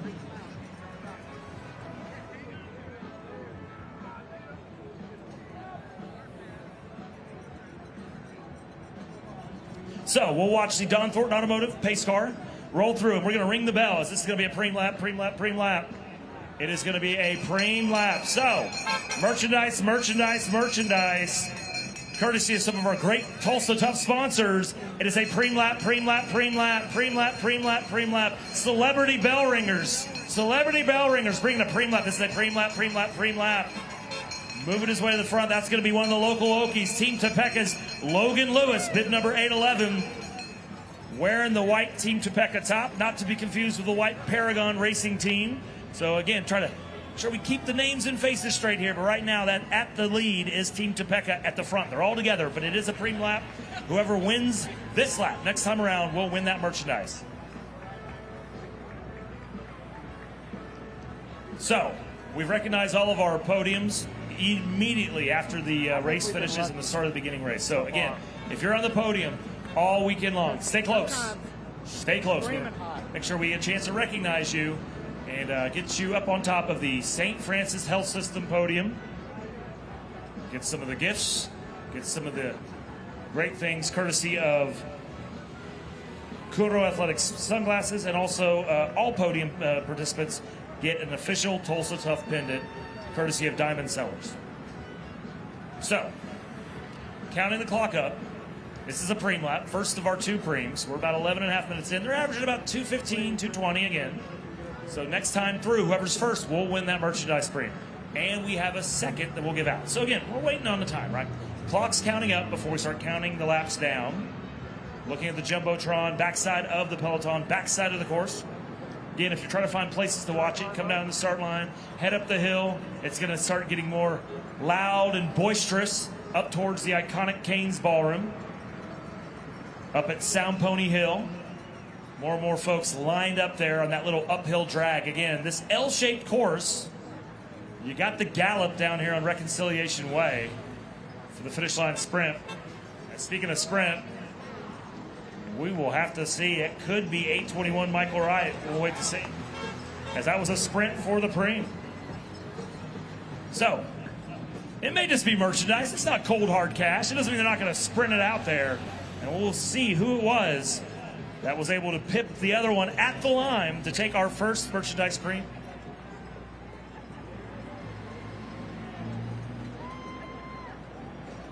So that will be Michael Wright, bib number 821, as he takes the merchandise Pream, courtesy of one of our great St. Francis Tulsa Tough sponsors. The first merchandise Pream. We'll have another one. We'll fire it off in a little bit. Again, thank you for joining us here at the FC Tulsa Arts District Criterium. FC Tulsa, our lead sponsor here on day number 2. Of course, we already know St. Francis Health System from the beginning, starting back in 2006, behind this race. But look at the other great sponsors. Quick Trip helping with the live stream. If you go to tulsatough.com, you can check out the live stream on the World Wide Web. Also, Dick's House of Sports, Rocks Tech, McNally's Group, our sponsor on night number 1. McElroy, who's our sponsor on day number 3. Tito's Handmade Vodka, official vodka sponsor of Tulsa Tough. Aon, the William K. Warren Foundation, Tulsa Bone and Joint, and of course, Don Thornton, our official pace car sponsor of the St. Francis Tulsa Tough. So, we pulled our first celebrity bell ringer out of the crowd. You could be next, as all day long we'll be ringing a bell for our Preems.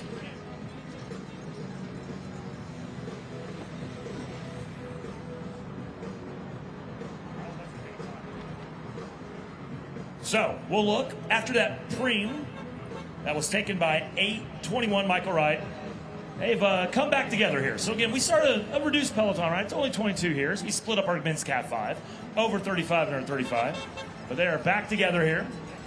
Now driving at the front will be 806 and 814. 806, Matthew Deanda out of Kansas. 814, Roy Sanchez. Matthew Deanda, I believe, on the podium last week in the 4-5 race at the Maverick Criterium.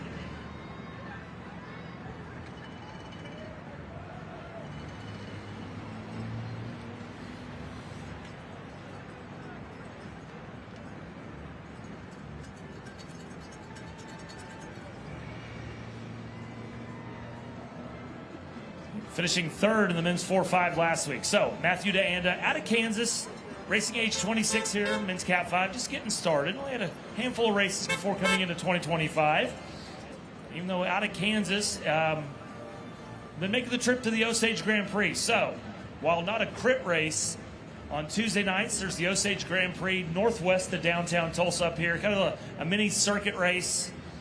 So, not a 1.4 kilometer lap. It's a couple miles, a little circuit race, but the Osage Grand Prix, a chance to do some more road racing there on Tuesday nights, get some practice, getting used to riding in a pack. Deanda coming down to race with that. And as I mentioned last week, at the Maverick Criterium, getting onto the podium, third place in the men's 4-5. So we have one more Pream. We'll wait a little bit. Actually, no, we won't wait a little bit.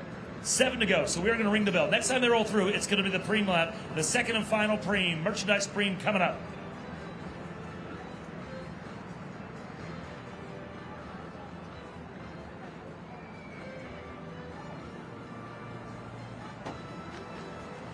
All right, this will be a Pream lap. Pream lap, we'll look for those race leaders. The second and final merchandise Pream. Waiting for the moto. There it is. All right, gentlemen, this is a Pream lap, second and final Pream. Ring the bell, Pream lap. A Pream lap. Merchandise, second and final Pream lap here in our men's Cat 5 under 35.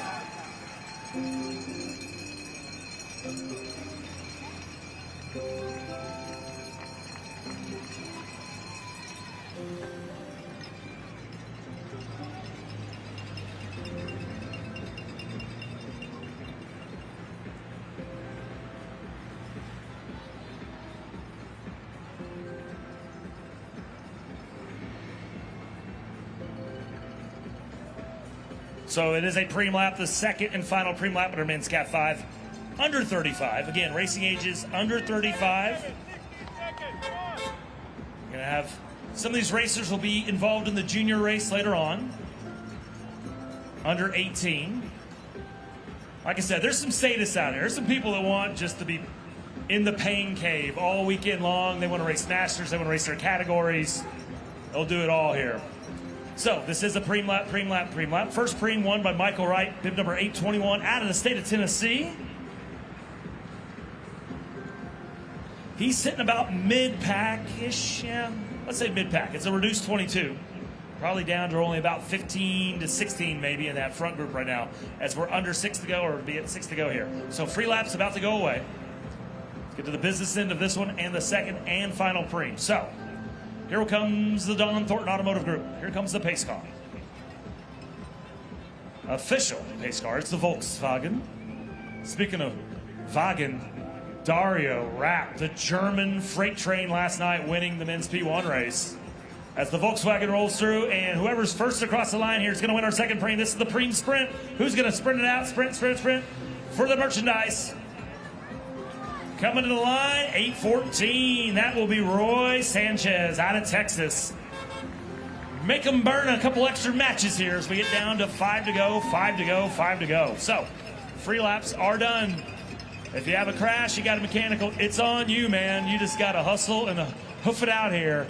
You will not be feathered back in from the state wheel tent. Speaking of, try to figure out a little lay of the land. We're here at the corner of Boston and Reconciliation Way with the FC Tulsa, St. Francis Tulsa Tough Finish Line Truss. If you go to the west, upstream, so to speak, before the finish line, you'll see a bunch of these tents lined up, a lot of team tents as well, but you'll go down to the corner of Main and Reconciliation Way, and at that intersection will be the black state wheel tent. That wheel tent is the official mechanics pit. So, again, you have some issues with your bike, go over there. They'll try to get you worked out. If you have a crash or mechanical during the race, you can get feathered back in, but that's only up to 6 to go. So we are now under 6 to go, so no more free laps here in our men's Cat 5 under 35. Again, we've been racing for about 19 minutes. Get to the final 10 as they're doing about 2:15 per lap. But I tell you what, the pace has slowed. As we look on the Jumbotron, they make their way in the shadow of 244, that thin little curb on the right side of the road up there, and make their turn onto the downhill section. It'll be interesting to see. They were definitely not upping the pace. A cessation of hostility, so to speak. Slowing up the pace a little bit there, because next time we come through here, we'll see if they start to ratchet it back up. Again, it'll be 4 to go, 4 to go, 4 to go when they roll on through. This is, again, the men's Cat 5 under 35. Coming up next, first time we'll bring the women out in the course here today. The women's Cat 4, Cat 5 at 10:55. The women's 4-5, 30-minute race coming up next as we're getting down to the final 4 laps of our men's Cat 5 under 35. So, 4 to go, 4 to go, 4 to go. Paragon moving their way to the front. That is Gerardo Wade. With Paragon Racing out of Texas. Gerardo Wade, sorry, Michelle May, come on, man. Gerardo, 90s, man. All right, Gerardo Wade, Paragon Racing in that first wheel. Again, that reduced peloton from 22 down to about 15 or 16 now. Under 4 to go. Next time we see them, it will be 3 to go. Local heroes moving to the front. That will be Team Topeka's Logan Lewis, bib number 811. And who are we? Sound Pony, Jack Carlo in the Day Glow Yellow, the Sound Pony Triad Bank jersey, bib number 804, moving to the front. So they'll make that right-hand turn on the main, the uphill heading towards Sound Pony Hill in the iconic Canes Ballroom.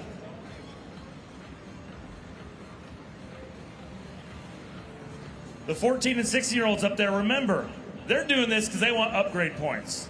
The guys in the 35 and above the previous race, they're like, hey, man, on our coffee ride Tuesday, I'm going to remind you that I beat you.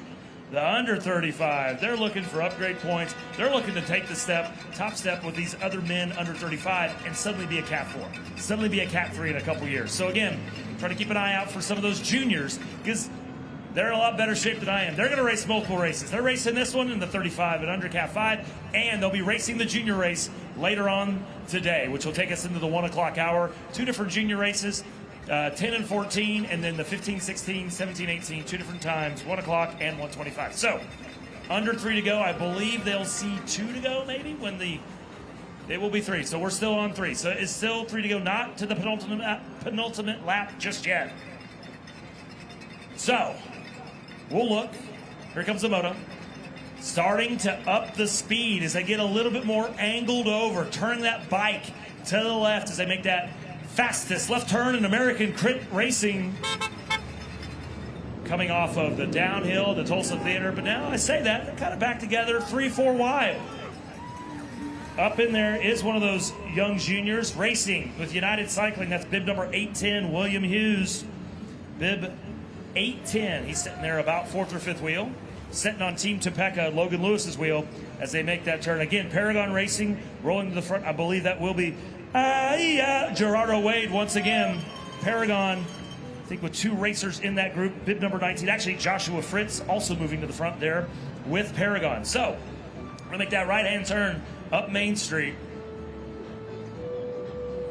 As we'll wait to see them make that way down the white knuckle descent. It's a long multi-block downhill. Again, just join us where you been. It's okay. I forgive you. Just stay to the 7 o'clock hour because we're on race number 3 here, but we're going to keep racing all the way to the women and men's pro that'll take us into the 8 o'clock hour. But right now, we're coming down to the business end. Under 3 to go, under 3 to go. Next time we see the race leaders, it'll be Heath Arning saying, man, how do they only have 2 to go?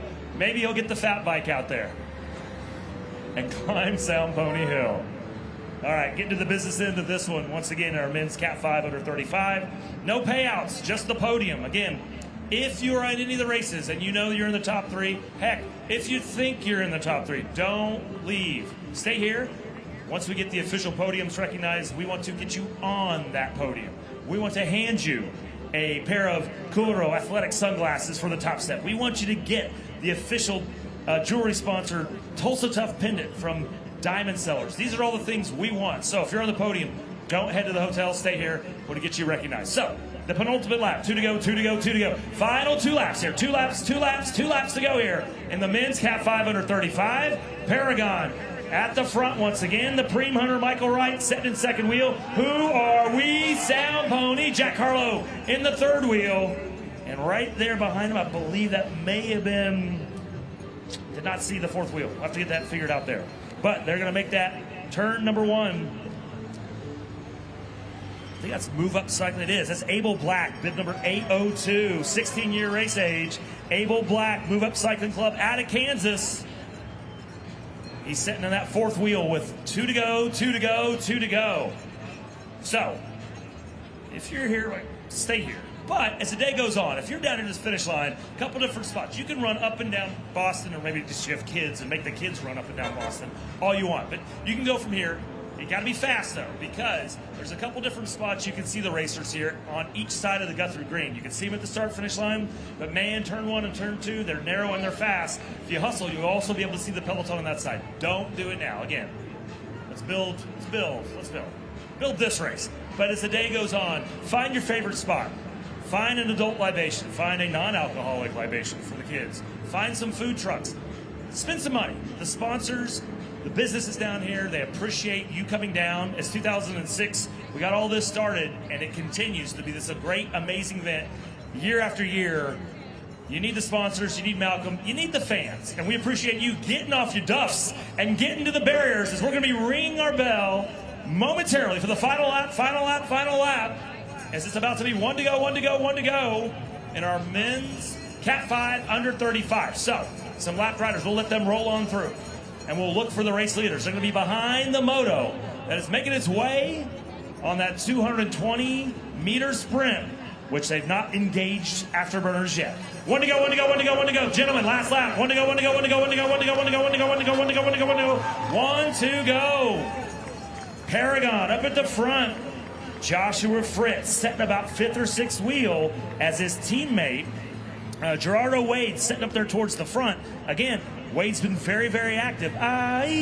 Gerardo at the front. Is he going to try to do a lead-out sprint for his teammate Joshua Fritz out of Texas racing with Paragon? Will it be Sound Pony? Who are we? Or will it be a youth movement with some of our 14 and 16-year-old juniors like William Hughes with United Cycling, or his 16-year-old compatriot with Move Up Cycling Club, Abel Black?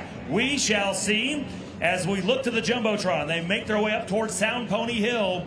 A little bit of a dig being put in there on the right side. Do not have a bib number. It's the red jersey racer, which we have not called his name. He's going to go all the way from the left barriers to the right. He's going to take that turn onto the shadow of 244. They're going to try to navigate a couple of lap riders at the top of the hill, but that is a wide open avenue at the top of the uphill section that's going to come from the northwest portion of the course and the white knuckle downhill to the fastest left turn in American crit racing. Coming up next, they are Moments away from emerging off to the west, if you look down to the Tulsa Theater, you will see our Don Thornton Automotive Group, Volkswagen. It's the pace car. Here comes the moto. We'll wait to see our race leaders. They make the turn. They're keeping it rubber side down. You see the white jerseys of Paragon. You see Move Up Cycling. They're all together, but here comes the sprint. About 100 meters out. Minutes taking at 175.50. And they're coming to the line. Trying to make it. Up 821. Michael Wright. Trying to see if Abel Black was going to make the move to the top, but unable to overtake 821, the Pream hunter.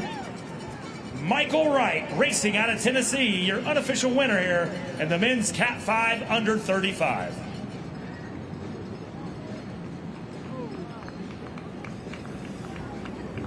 Congratulations to our men's Cat 5 under 35 finish. Sprint finish at the end. Unable to shake out that peloton as they came to the line. Looks like the legs locked up a little bit on Gerardo Wade with Paragon. Logan Lewis, Team Topeka unable to come around. But it was Michael Wright from Tennessee taking the win, holding off the hard-charging 16-year-old out of Kansas, Abel Black with Move Up Cycling Club.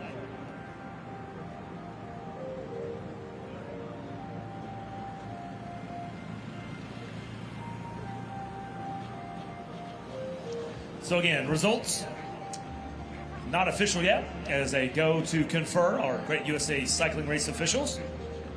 Also working with John Gallagher, looking at the one-to-go event services here, identifying the slow-mo and replay when needed. But in that time, we did not need the slow-mo for Joshua, or for Michael Wright, that is.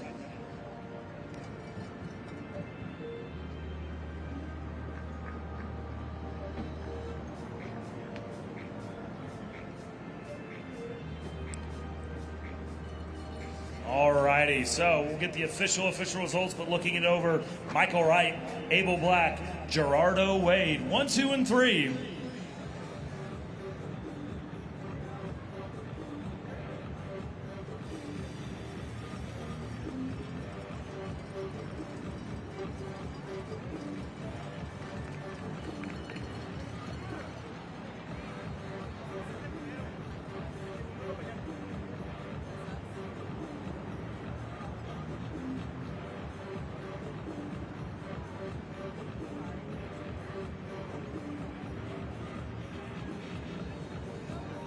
So Michael Wright, our winner here in the men's Cat 5 under 35, making his way to the top step. You look at some of the earlier races he did this year, actually racing with the Mark Spensdorf BPC cycling team out of Tennessee. Getting men's Cat 5. He's been on the podium 3 different times this year. Somerville Smasher, the Music City Crits, powered by Moab Bike Shop. Actually day 1 and day 2, finishing 2nd and 3rd in those crit races over in the state of Tennessee, Music City, Nashville. Congratulations, our winner, Michael Wright.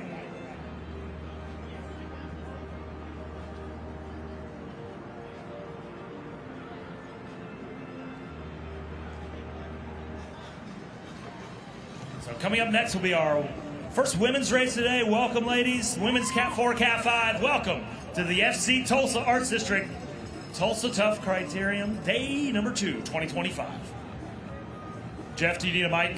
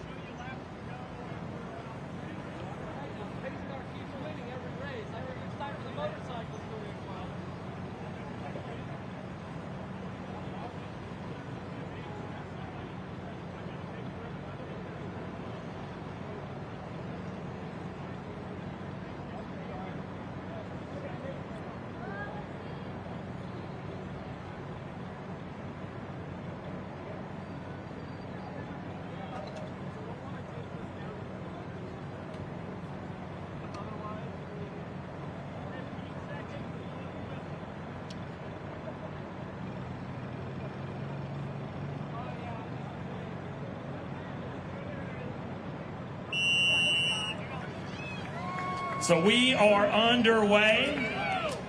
It's our women's 4-5. We'll be racing for 30 minutes.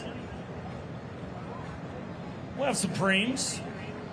We'll have, actually, we're going to have a lot of preems. So there's kind of a perfect timing here when it comes to discussing preems and sponsors and community support.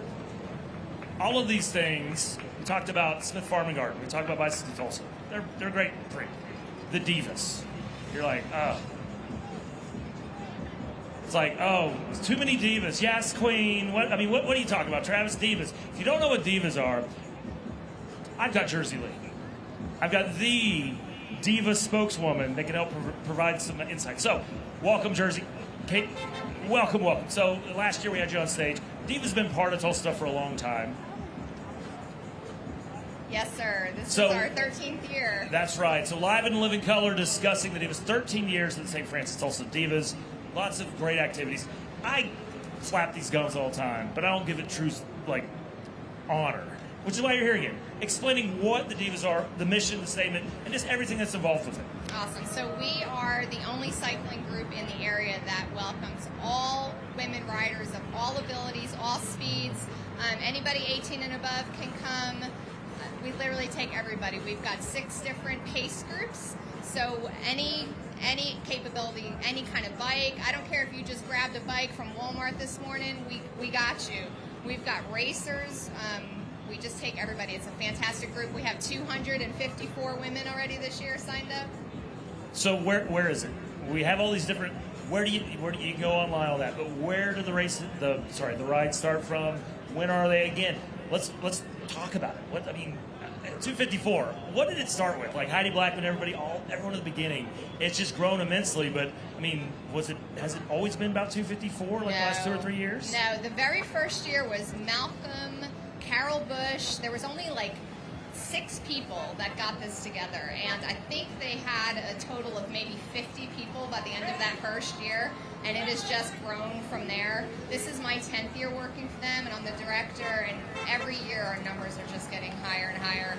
Typically what we do is we start our rides the first Wednesday after spring break, and we ride all the way till the week of Labor Day, and we take off from River West Festival Park. So 5:30, got to be clipped in, ready to go, and you can't miss us. We've got flags all over the place, tents. So I happened to be down at Wednesday Night Ride that first Wednesday of the season. That's right, I saw you. And there, so yes. down there, again, you talk about the different groups. Again, different skill levels, different confidence levels. And there was almost like little mini road captains. So some of the more experienced divas that are out there bringing women, getting confidence levels up, building it, and it said there was all these different groups, 5 or 10, 5 or 10, 5 or 10. And it was refreshing and great because, again, it's 5:30, everyone's there. Some people are already rolling out on Tulsa, it's the Wednesday Night Ride, right? There's just tons of people that ride out there, hundreds and hundreds. There was a concerted effort to wait, discuss, make sure we're all in it, because it was day one, right? Exactly. Again, you have some of the returning veterans and you have new people. And again, growing that confidence because it's intimidating. You hop on a ride and people just drop the hammer and they go on sprints, even though it's just it's supposed to be a chill ride. Right. It can be very intimidating. So again, communicating all that and identifying this is a no-drop ride. Right. This is here to try to support. It was encouraging and really just uplifting watching all that happen live on day one of the riding season. That's a lot of prep behind the scenes that people don't realize.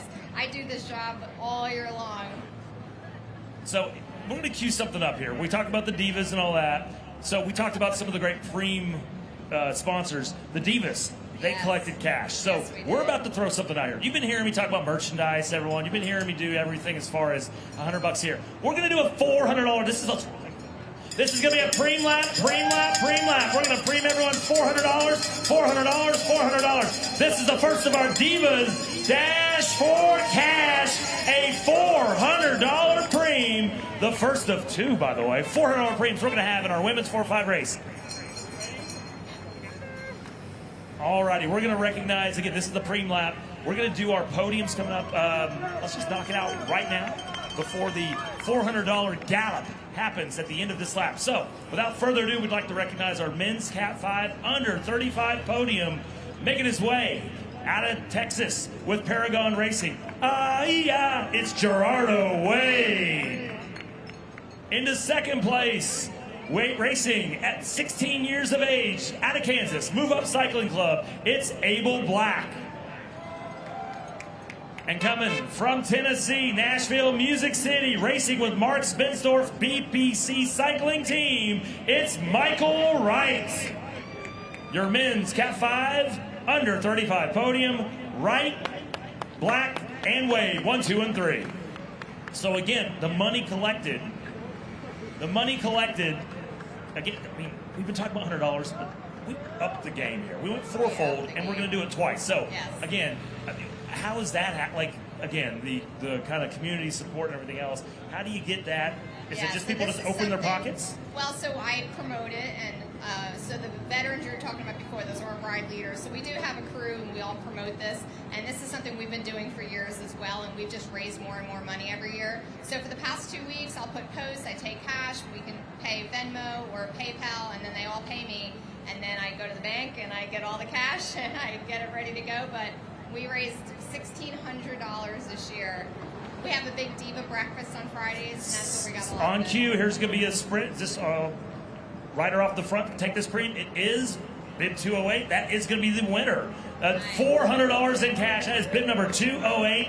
Alex Jennings out of Oklahoma taking the $400 cash Pream, courtesy of the Diva Dash for Cash. And guess what? That's just one. We have 2 more Preams to give out. We'll have a normal $100 cash Pream, and then our second $400 Diva Dash for Cash coming on up. Again, this is a 30-minute race, so they're probably going to be coming pretty fast. We'll have a couple more Preems, but again, congratulations, bib number 208, Alex Jennings, winning the first $400 Diva Dash for Cash.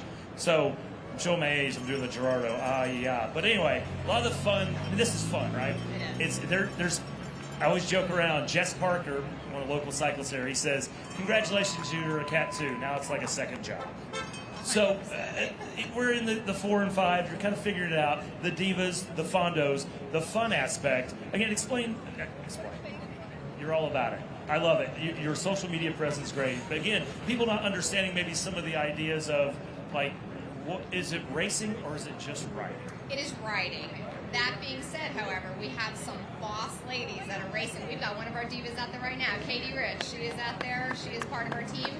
She's actually our Tulsa Tough board member as well.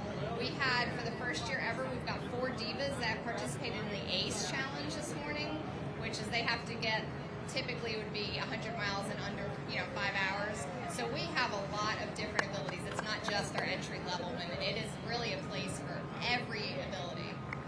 Right. I mean, and that's, again, the key point is you don't have to race. That's but right. if you do, you've got a great foundation and endurance and just the Yes. fitness side of it, which is great. And so speaking of that, that's on the diva side. We're going to have Brad Huff up later on with Project Dude. Yes, But the same good. thing. Again, trying to stay active. I got fat shamed by Malcolm. He said, I asked for the double X shirt. He said, you need to talk to Brad. You got to get back on your bike, Travis. It's the long days for my triathlon days. So again, Project Dudeman, the divas, great aspects to get people moving. Yes. And again, just and the energy that you look at the bike lanes that are being built all over the trails. I was in Dallas. I mean, it's a megalopolis, right? 7.5 million people. There are bike trails built all through that. Oklahoma City, same thing.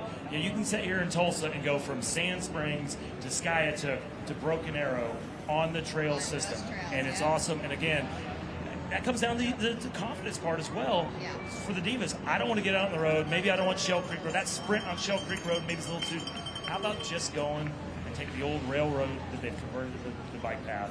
Again, great aspect of the community here for the divas. Yeah, we do have one group that is nothing but trails for women that don't want to get on the road. However, once we get closer to Tulsa Tough, if those women are going to participate in the Piccolo, we start getting on them because they need to know how to get on the road. But yes, all the rest of our groups are all on the road. But yeah, there's safety in numbers, right? So they're all together. Our fastest pace group, they're out there just killing it. They're doing 28, 32 miles, averaging 18 miles an hour. I mean, they're great. So you were talking about Katie Rich, part of the Divas, racing with Team Sound Pony. Yes. But also someone else, Marion Abel, bib number 207. first crit race ever. So again, you look down, people, you can sign up and do USA Cycling. You're like, all right, I got my license, I do my annual deal, I re-up. You can also do one days. This is actually not just a one day. This is her first race ever for Marion Abel. And then you look through like Carissa Mervine, Leslie Swain, with Bicycles of Tulsa, Lauren Lucas, Katie Longoria. These are one-day cycle licenses as well. Right. So again, just getting out and doing it.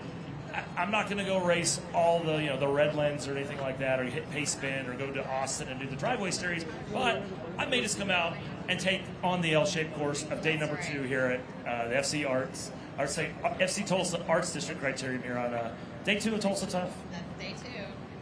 So, again, we've already thrown out the first of our $400 cash Preams. We have 2 more. Probably going to wait a little bit, but we're going to throw in only the $100 Pream. So, again, we still have $500 of Preams that we're going to hand out.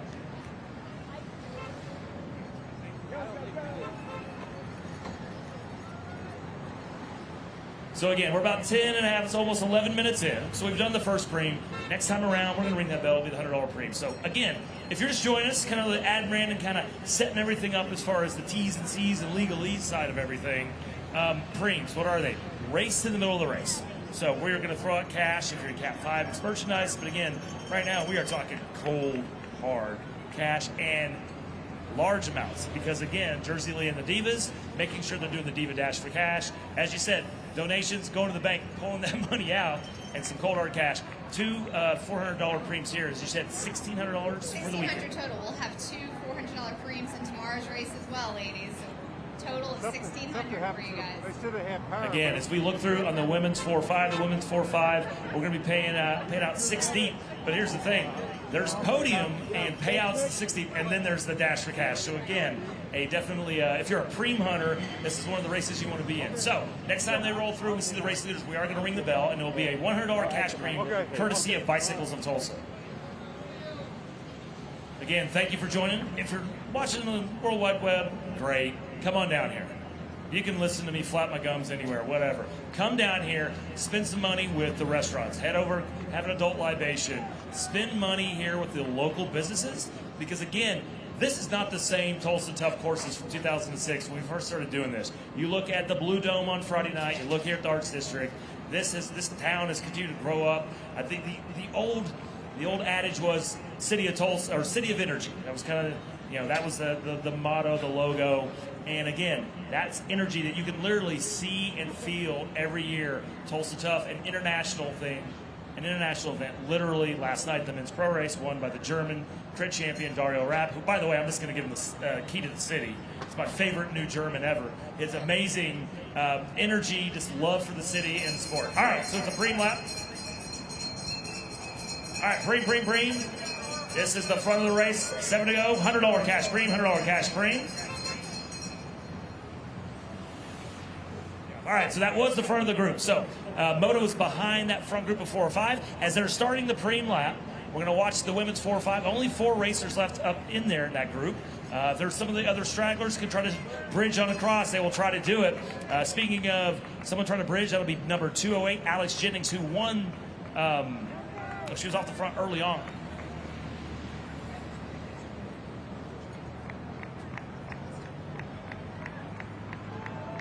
Yeah, so that was our first Diva Dash for Cash Pream winner. She's trying to bridge on up to that front group. Looking there, I believe that is definitely going to be Jennifer Searcy with the Tulsa Wheelman, bib number 205. And trying to see that front. I think that's Win Racing. We'll get that name and face recognized for you momentarily when we get some of those bib numbers there. But as they're making their way up the hill, heading towards Sound Pony on a Pream lap, the second of 3 Pream laps. Again, just joining us. Got started around 9 o'clock. No delays. The Fondos, they were delayed about 90 minutes, but we have been on time here. The rain stayed off to the south. It's about 30 degrees, 25 degrees cooler than it was last year on Saturday. Don't worry. Oklahoma will be back tomorrow at Crybaby Hill and the McElroy River Parks Criterium. But right now, we're enjoying the cool weather. And again, a little bit of wetness on the course. It's mostly dried out. We did give some people some free showers over here when the Don Thornton Automotive pace car, splashed the crowd. So, hey, you know what? Keep you on your toes. That's a way to get yourself on TV, I guess. So, it is a Pream lap. This is a $100 cash Pream lap. We're waiting for those race leaders to make their way down the hill. And again, we just talk about everything that's changed. The Davenport, all those different condos are going up north of the Tulsa Theater. Not the same skyline that we've had in the past. Here comes the Audi, Don Thornton Automotive Group. They'll roll it on through. As we'll look back, who's going to try to take this Pream? It is going to be Jennifer Searcy. She'll take a $100 Pream with 6 to go, 6 to go, 6 to go. In front of Lauren Lucas, wearing bib number 256. As it will be Jennifer Searcy, Tulsa Wheelman. She'd gone down to Norman last weekend, racing in the Maverick Criterium. That new 2-day race that's on the calendar. A little tune-up for folks. A lot of the Parks Law Firm racers that just made everyone's life a living heck.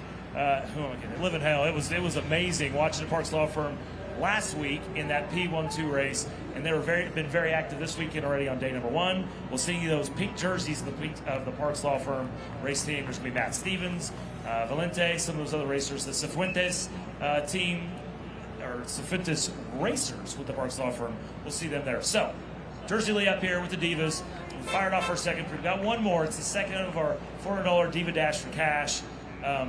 Again, we don't want to think Tulsa stuff's like, oh, it's the Super Bowl, season's over, everyone head home. There's still a fun summer ahead. Continuing, of course, you're going to have the Wednesday night rides. Any other activities that you guys have planned? Sure, we have clinics scheduled all season. We do off-season events or off-night events.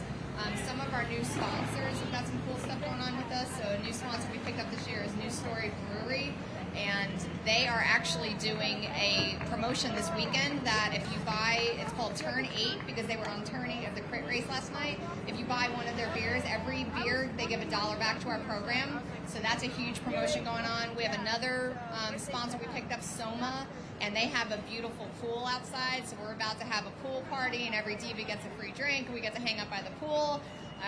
There is way more to this than just riding our bikes on Wednesdays. Yeah, that's the thing. It's not a culmination of activities. It's just getting started. We got plenty of great weather, warm weather all summer long. Yes. So, 5 to go. We're going to ring this final Pream. This is a Pream lap. This is the second and final $400 cash Pream Diva Dash for cash. As it is a $400 cash Pream lap, and we're going to ring the bell. Our 4 racers here with 5 to go. Pream lap, Pream lap, Pream lap. $400 Diva, $400 Diva Dash for cash. $400. Jennifer Searcy, she's got $100 in her pocket. She just put 4 figures up. She wants $400. Second and last Pream. The Diva Dash for cash up here with Jersey Lee with the St. Francis Tulsa Divas. As she said, $1,600. They've got $1,600 of Diva Dash for cash just earmarked for the women's 4-5 fields. The 2 $400 Preams today and the 2 $400 Preams tomorrow at the McElroy River Parks Criterium.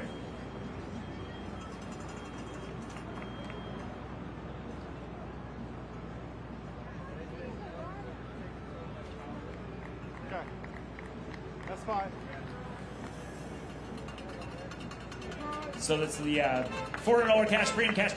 Again, down to under 5 to go, No more free laps. They're done with that. So there's the thing. We're going to be spreading it out for this cash Pream, and then they're going to be battling it out. 4 racers. The 4 horsewomen of the apocalypse here trying to finish up this race course. Here's the thing. There's only 3 steps on that podium. So out of this 4-woman breakaway, there's going to be elation, but one of the racers is going to have some heartbreak as we are down with the 4 off the front. The 4-woman breakaway here with under 5 laps to go in our women's 4-5 field. So we talked about some of the racers up front. Lauren Lucas, bib number 256, took a couple years off. Last time she raced was at Tulsa Tough. Looking, though, to get onto the podium, and she's guaranteed a top 4. But again, one of our 4 racers is going to be disappointed as it's a 4-woman breakaway for 3 spots on that podium. But right now, what they're looking at is this $400 Diva Dash for cash.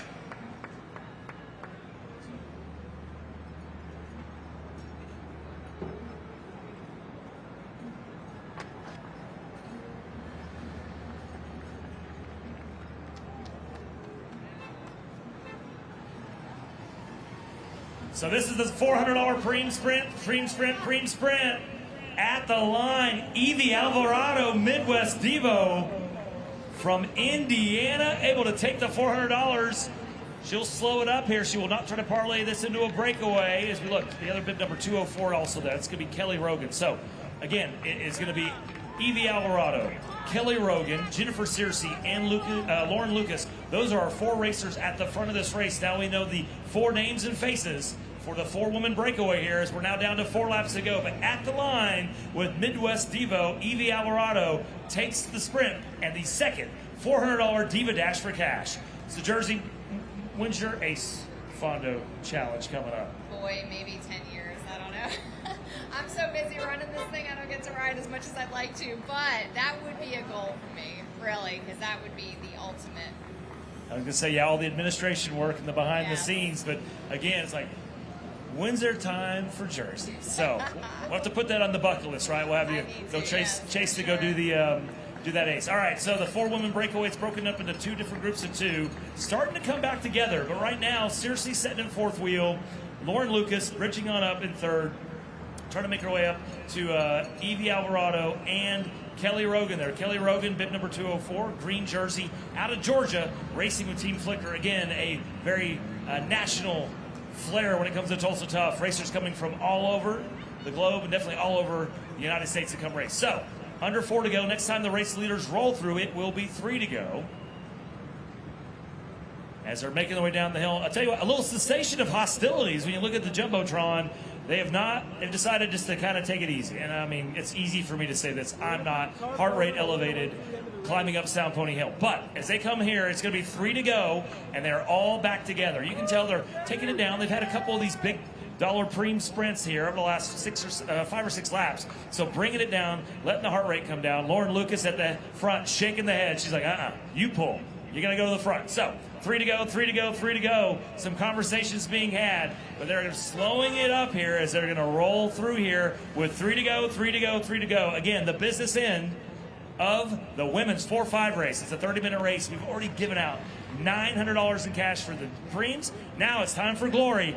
3 steps for the 4 racers. Who is going to be taking that top step and getting the Curo Athletic sunglasses? Who's going to be 2nd and 3rd and being the podium participants that are going to get the official Tulsa Tough pendant, courtesy of Diamond Sellers, our official jewelry sponsor of the St. Francis Tulsa Tough? And who will be Heartbreak City, sitting in 4th place, looking longingly for the 2026 edition of the FC Tulsa Arts District Criterium for vindication? Now, there's always tomorrow, but a totally different course, of course. 3 to go, 3 to go, 3 to go. Katie Rich will roll on through. Who are we? Sound Pony. Coming up next race will be the 2nd women's race of the day, around 11:30, 40 minutes of racing. That'll be the women's 2-3 and the women's masters coming up next at the conclusion of this one, as we are under 3 to go. The next time they come through, it'll be 2 to go, the penultimate lap. So, if you're joining us, man, where have you been? I'm glad you're here. You missed some action. I will forgive you for now, as long as you stay through the end of all these races and the final 2 laps of our first women's race of the day, the women's 4-5, coming to the business end of this one. They're going to make their way over to the downhill section. Again, trying to figure out places to watch. Stick right here. But head over to Sound Pony. Go up to Cain's Ballroom. Go on the backside of the Guthrie Green, where those tight turn 1 and turn 2 are located. Where do you like to watch the race on Saturday, Jersey? Saturdays, I usually go down by Sound Pony. I like that turn. I like that whole area. There's a little bit of shade. The energy is great, so that's kind of where I tend to hang out. Great spot. The crowds start to fill up on each side. Even with the barriers there, there's almost spilling over the top. Not quite the chaos and madness that you see up at Crybaby Hill, but definitely a very intense and exciting spot because it's the only uphill section in this course on day number 2. So as you get further into that race, some of that lactic acid building up in the legs, some of that elevated wattage, and just you watch the fatigue in the face. So here it is, 2 to go, 2 to go, 2 to go, 2 to go. Again, they're putting Lauren Lucas at the front, making her set to the front. She was shaking her head with 3 to go, saying, I'm not going to pull. She'll sit at the front. She's going to slow the watts down. The decision will be, when does she make an attack? Or when will there be an attack from the rest of this group? Again, it's a reduced group. There was 18 women that started this race all together. Now, a 4-woman chase, or breakaway, I should say, chasing for the podium. Who will take the top step? All $900 of our Preems have come from these 4 women in the form of Alex Jennings and Jennifer Searcy and Evie Alvarado. Had to think about it. So that means Lauren Lucas, she's the only one out of the 4 women at the front that did not get a preem. She's going to be looking for some glory, looking for that top step payout, and looking for that Kura athletic sunglasses out of Japan, engineered and built there, manufactured. Kura athletic race sunglasses. They got a tent right over here just before the start finish line, the orange Kura tent, just to the left of the podium. So you can win a race and get it, or you can go visit them at the tent and maybe go buy a pair for yourself. I mean, it's a little late to get in this race. But, hey, you know what? Registration all day long is open. And if you want to do a one-day license to get signed up for one of these races, chance that if you finish at the top step, you will win a pair of Kuro athletic sunglasses. So, enough of that pontification about the eyewear. Now let's talk about the race. So, again, it's still the 4 women together. Jennifer Searcy, Tulsa Wheelman, Evie Alvarado, Midwest Devo, Lauren Lucas, racing from Oklahoma as well. And then the 4th member of the group, out of Georgia, I keep forgetting Kelly Rogan. She is just sitting there right there at the back, 204. So if you're wondering what these early bells are for, we're ringing a bell for the backside of our women's peloton. So it's going to be 1 to go for them. But right now we're going to ring it in. 1 to go, 1 to go, 1 to go, 1 to go. Final lap, final lap, final lap. Women's 4-5. 1 to go, 1 to go, 1 to go. And again, Lauren Lucas at the front. The other 3 racers putting Lauren to the front. And she is dragging them along here on the final lap. Setting at the back. Bib number 204, Kelly Rogan. Again, Team Flicker, that green jersey out of Georgia, setting there a little tail gunning. It's not really tail gunning when it's only 4 racers, but setting at the back wheel there as they make their way on turn number 2 on the backside of the Guthrie Green. We'll look up Boston. We'll make their way on the backside of the Guthrie Green, and they're getting ready to head their way to Main Street. If the Jumbotron and speakers are on up at Kane's Ballroom, Sound Pony Hill, we're sending them your way one more time in our women's 4-5 race. They'll make that right-hand turn in front of the Ross Group banners there. Uphill, there's going to be some lap riders that are going to pass there. They're going to be following the lead moto as it's 1 to go, 1 to go, 1 to go, 1 to go, 1 to go, 1 to go, 1 to go, 1 to go, 1 to go. Final lap, final lap, final lap. So the camera will zoom to the right side as we'll look at the front 4. Again, still Lauren Lucas at the front. Is she the strongest of the 4, or have they just played tactics enough to put Lucas up there to pull them to the front? So they'll make that turn under the shadow of 244. That little, it's kind of a tricky little curb there on the right side, but a very reduced peloton. When it's 100 to 125, you will see riders make their way into that curb on the right side, but they are all through safely as they're now on the white knuckle descent. The multi-block descent from the north to the south. Look off to the west. They're about to make their way in front of the Tulsa Theater for a 220-meter gallop heading our way. The 4 horsewomen of the apocalypse, but only 3 places will be on the podium. Somebody will have Heartbreak City. They'll make the turn. Evie Alvarado, one of our Pream winners, up with Midwest Devo, up out of the saddle, looking to sprint. That's a long sprint as she's trying to make her way towards the line. As we look, she is opening up the gap, and she is going to win it running away. Taking the win, Evie Alvarado, Midwest Devo, the Hoosier State, representing at Tulsa Tough, Evie Alvarado, 14 years old, the junior, taking the win in our women's 4-5. Alvarado first. We'll get the rest of that podium coming up. Looked like that may have been Tulsa Wheelman's Jennifer Searcy in second. But again, congratulations, Evie Alvarado, Midwest Devo.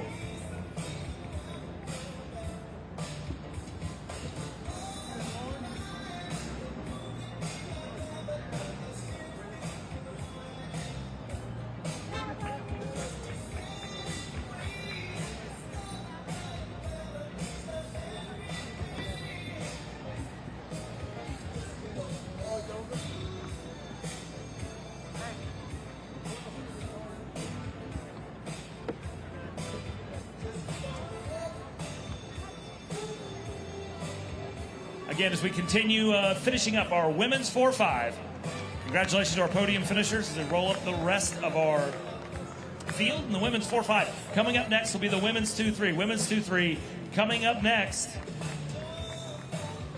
Around 11:30, women's 2-3 and the women's masters. So actually we'll have 2 different podiums out of that, 2 different races within the race. So they all going to be racing together, but it is the women's 2-3 and the women's masters. Thanks again to Jersey Lee with the You are Divas. so welcome. I will see you tomorrow. I will see you tomorrow, same time, same place as last year. First time we got a chance to talk about the Divas back at the McElroy River Parks Criterium. People call it Crybaby Hill, but McElroy, come on. It's the river. The adults hang out on the river. That's exactly right. The party's on the hill. So again, thanks again to Jersey Lee with the Divas. Thank you. Thanks Diva for Dash having for me. cash. Yep. $1,600 being handed out this weekend Yep. by the Divas for the women's 4 or 5 categories between today and tomorrow. A great story that continues to get better every year. Every year. Thanks for having me. Alrighty, next up, as you said, the next women's race coming up. Momentarily, we'll be bringing them up to the line. Jeff Mertz, USA Cycling Race official, will get the last final pre-flight instructions coming up.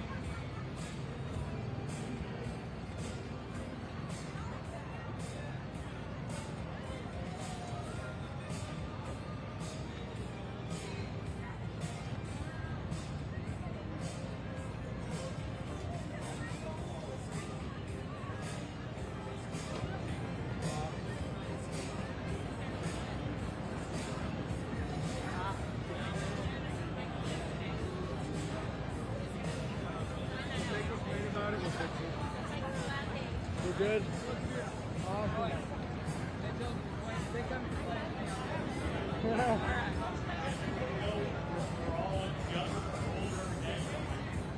Some of y'all are not 40 plus.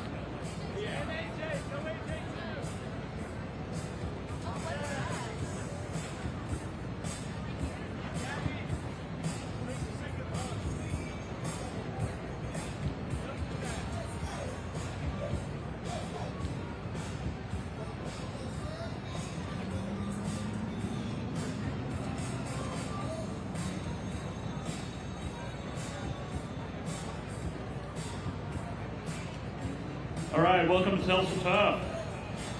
Women's Cat 2-3 and women's Masters 40 plus. We're racing for 40 minutes.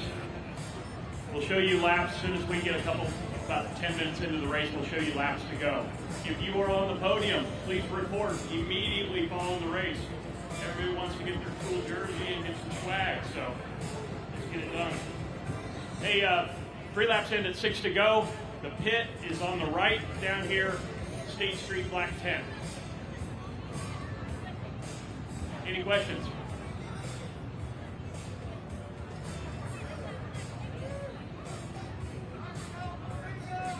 One minute to start.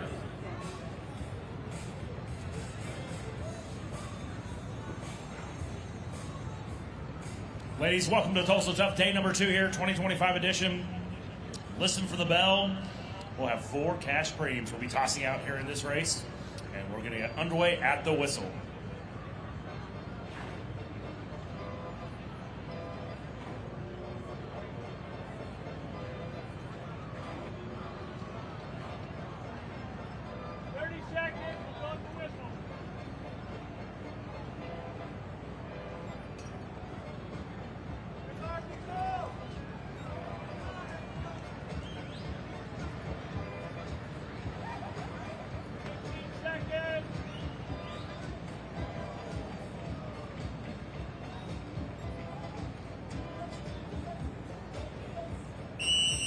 And we are underway. Again, this is the women's 2-3 and women's masters race. Combined 44 racers between the 2 fields as we are just underway. Lap number 1, 15 seconds in. All right, so we mentioned we'll have 4 different cash Preams in this one. This is a 40-minute race. So a little bit more time. So that's why we have the fourth Pream. We'll have 4 $100 cash Preams, courtesy of Bicycle Tulsa. Some of it's some of the crowd support, kind of crowd surfing, so to speak, donations from the community, and then also $100 of cash Pream, courtesy of Chris King Counseling. So, Chris King Counseling, providing relational mental health counseling to Tulsa and surrounding areas for over 11 years. Once again, helping with everything out. And they're the fourth of our 4 $100 cash Preams, as it's the opening minute, opening lap here of our women's 2-3, nearing high noon here on day number 2 of the FC Tulsa St. Francis Tulsa Tough.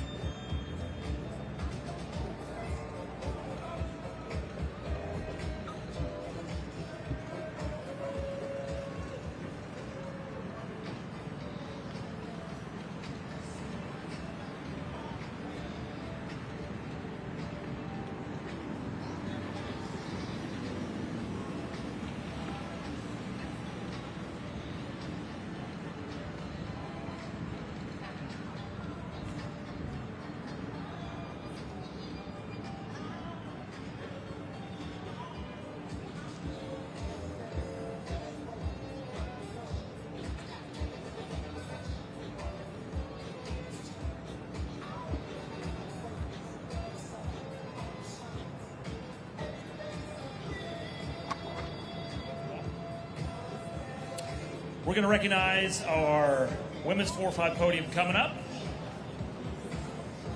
We will wait and wait for Amy and Scott. Give you the thumbs up. Once again, if you're on the podium, we want to make sure you don't run off, as we want to recognize it. All right. Opening lap done. 2:16. 2 minutes, 16 seconds. That was the official time on our opening lap here for our women's 2-3 and women's Masters Fields. Second women's race of the day. As acceleration up at the front.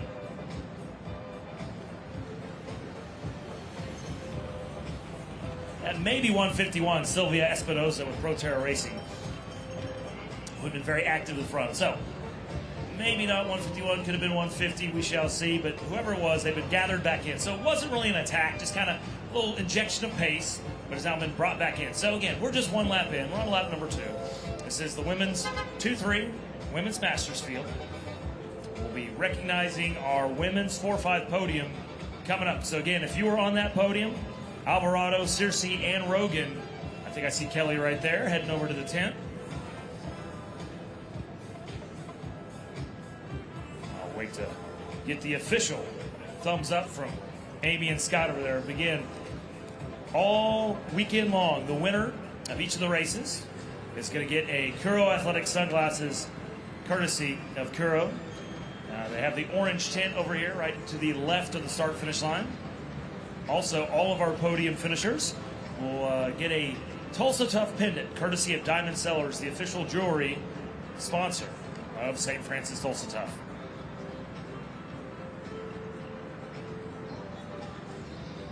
So again, early on here in the women's 2-3. But we will have 4 cash Preams that we'll be throwing out here, again, courtesy of Bicycles of Tulsa and Chris King Counseling.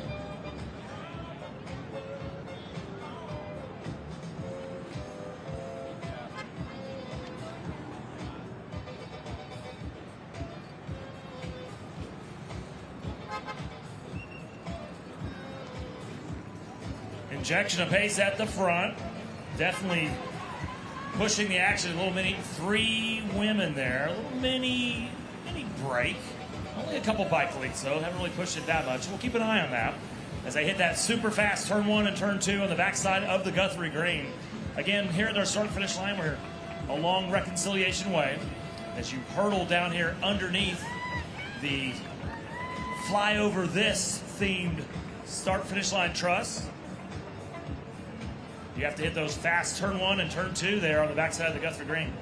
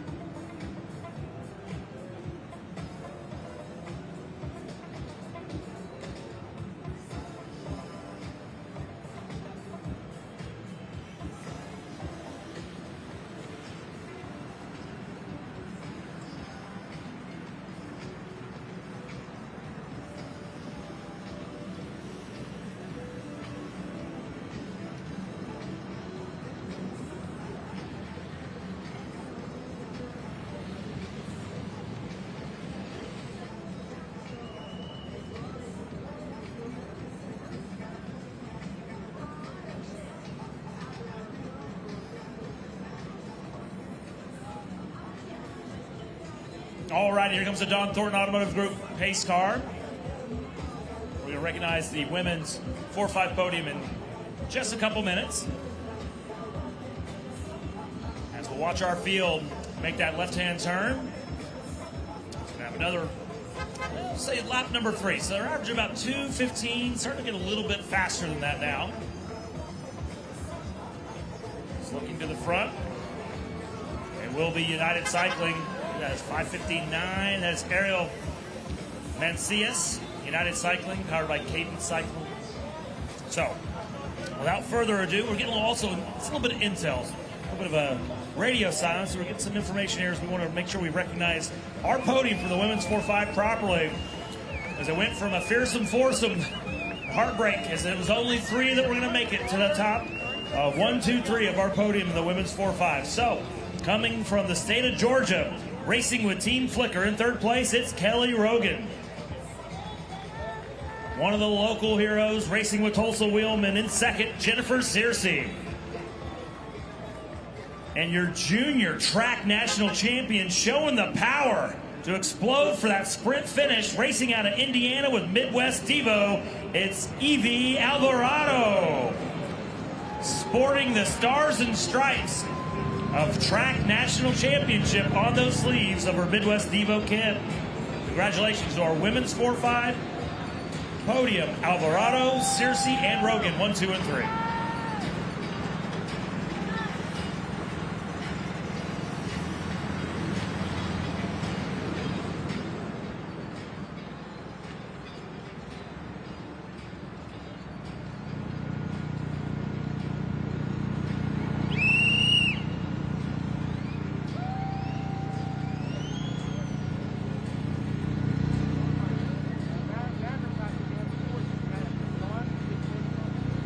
Alrighty, we're going to be doing our first Pream. We have 4 of them, so let's get the first one out here. It's courtesy of Bicycles of Tulsa. So we'll bring the Cadillac.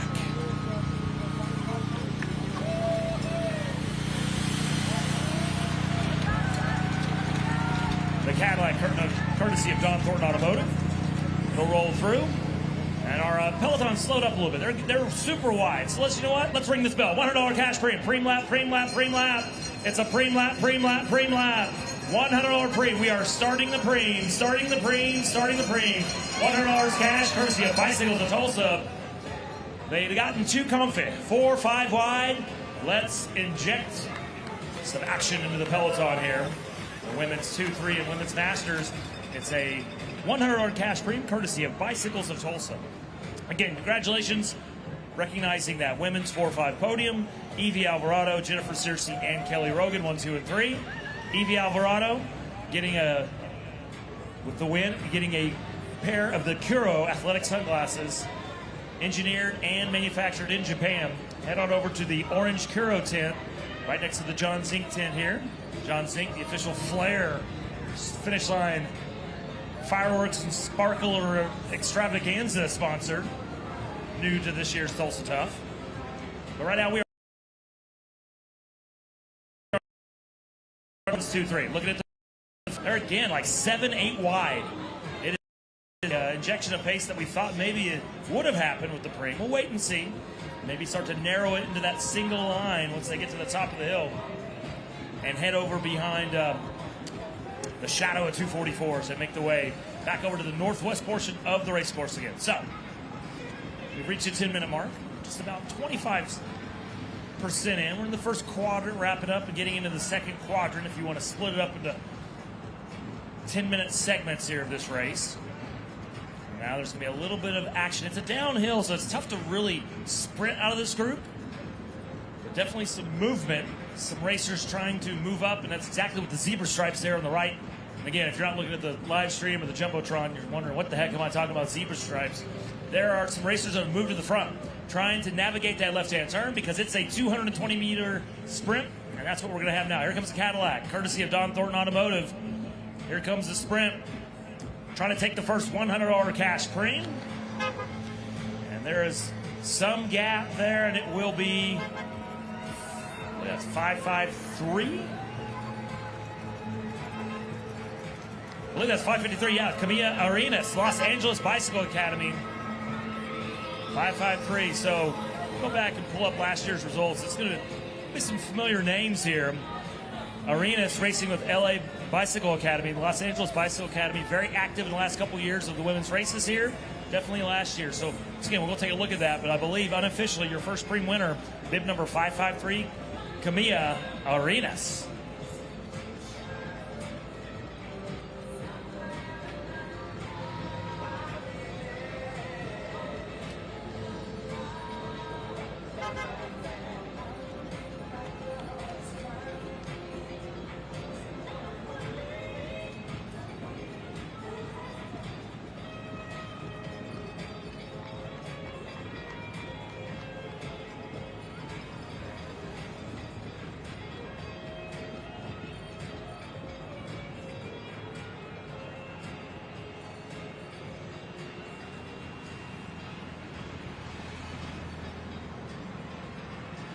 Watching the live stream last night, listening to the broadcast, they talked about the fashion side of it. Every year, the team's rolling out new kits. That zebra kit for Los Angeles Bicycle Academy, their new one here in 2025. Again, I believe they definitely were not zebra last year, but they were definitely that very active women's team for the women's 2, 3, and Masters races, both on Saturday and Sunday in the 2024 edition of the St. Francis Tulsa Stuff. Again, thank you to Quick Trip, more than a gas station, official sponsor, bringing us the live stream here.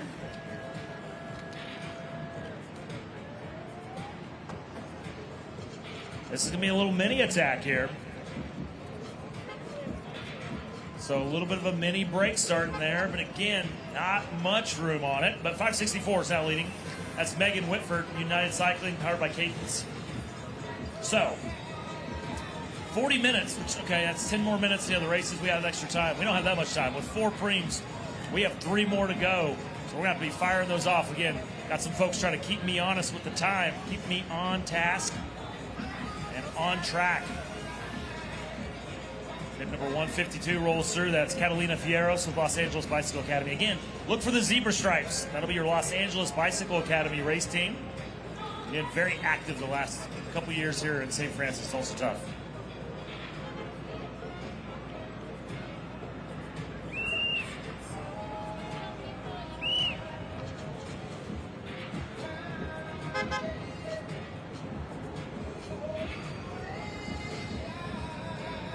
So that first Pream was courtesy of Bicycles of Tulsa. This next one will be one of our St. Francis cash Preams. It'll also be $100 in cash. Again, we have 4 of them. Try to space them out here in this race. A little bit of a gap forming at the front. A little one-woman breakaway. Wait to see who that racer is. She looks over her shoulder as she tucks it into the downhill. Maybe one of our United Cycling racers, and that's exactly who it is. Probably out of Texas. Wait to see who it is. Yeah, Texas. I say Texas. Also some North Carolina racers in that team as well. So, United Cycling to the front, making a move, and we're going to ring the bell next time through again. We're just going to do Fast and Furious.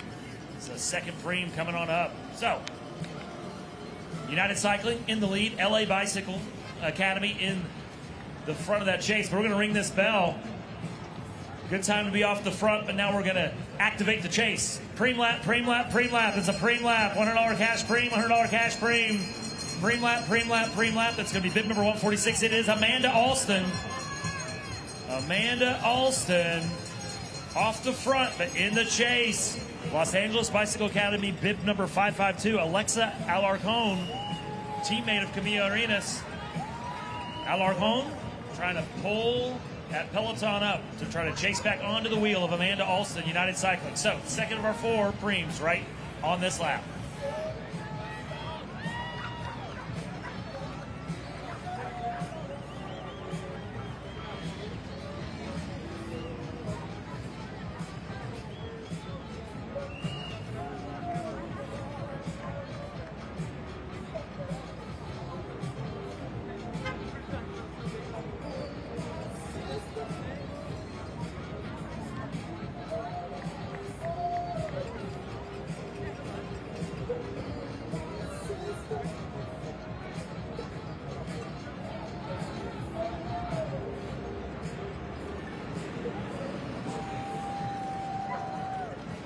So it is a Pream lap, second of our 4 Pream laps. Again, thank you to all the great sponsors. We talked about Bicycle Tulsa, also Chris King Counseling. Chris King Counseling providing relational mental health counseling to Tulsa and surrounding areas for 11 years. They are providing one of our 4 $100 cash Preams here in our Women's 2-3 Women's Masters race. So, new name and face, do not recognize the jersey coming to the front as we'll look off to the west. Who's going to come through to try to take the $100 cash Pream, courtesy of St. Francis Tulsa Tough. She has definitely opened up a gap here, this racer off the front. The chase will not catch her. She'll take the second $100 cash Pream on this Pream lap, as that will be bib number 9. Do not have a bib number 9 on the start sheet, so we'll have to try to get that name for you. Numero 9 is takes the $100 cash Pream, unaffiliated, unknown, unintended, but $100 richer. Bib number 9, the shadow agent.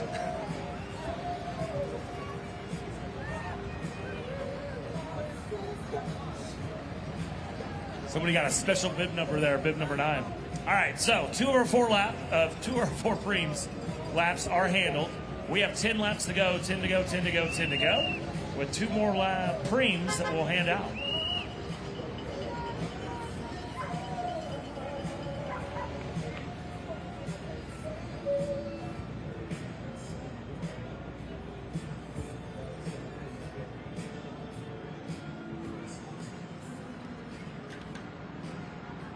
So we'd mentioned Camilla Arenas with Los Angeles Bicycle Academy.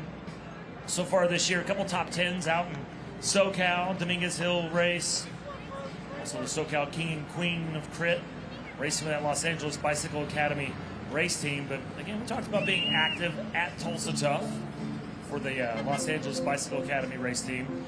Camilla Arenas, she finished 4th on day 2 last year at the St. Francis Tulsa Tough.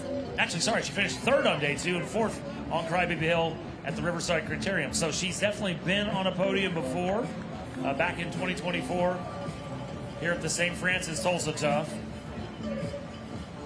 2023 was very, very active in career racing. I think had over 30 races. So she was all over the place. Didn't come to Tulsa. Oh, no, she did. Sorry. Again, I thought I recognized that name. So in 2023, she actually won on Saturday the Women's 2-3 race. So again, Los Angeles Bicycle Academy, very active last couple of years, coming out from the West Coast here to the St. Francis Tulsa Tough. So, still trying to get bib number 9 for you, as we have 9 laps to go. Because bib number 9, not on our start sheet, but did win the second $100 cash Pream. So, speaking of, we have 2 more Preams to give out, 9 laps to go. We're just going to keep this going. I'd say next time through, let's ring that 3rd Pream.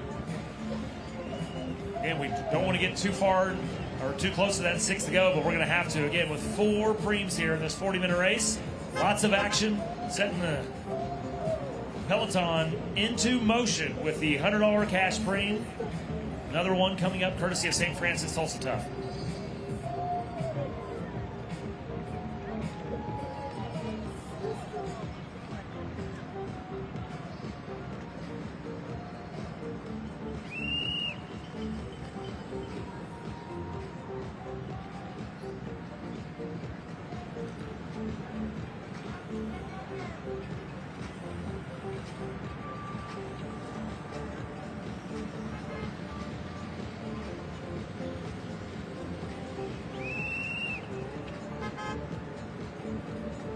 Alrighty, clean up the backside of the course here. Under 9 to go, under 9 to go. Next time you see the pace car come through, next time you see the leaders roll through, we're going to have our 3rd Pream, $100 cash Pream, courtesy of St. Francis Tulsa Tough. So, bib number 9, who won the Pream, the unknown racer, not on the start sheet. She has been gathered back into the fold. It looks like United Race Team there, United Cycling powered by Cadence Cycling, are to the front. But it's a Pream lap, Pream lap, Pream lap.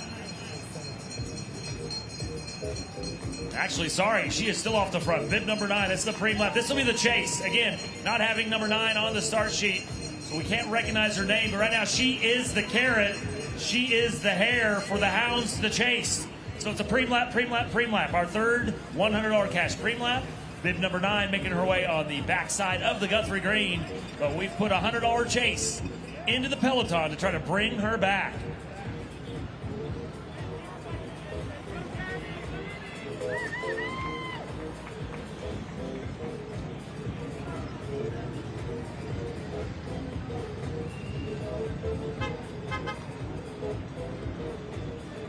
So again, Pream lap, Pream lap, Pream lap. We've already had all righty, 551. So you got to do the math. If then some X plus this calculus. So bib number 9 is actually bib 551 on the start sheet. Not that you have a start sheet in your hand watching the race, but number 9 who won that last Pream and trying to win this second one, that is Claire Avery, racing with Apex Cycling Team out of Tennessee.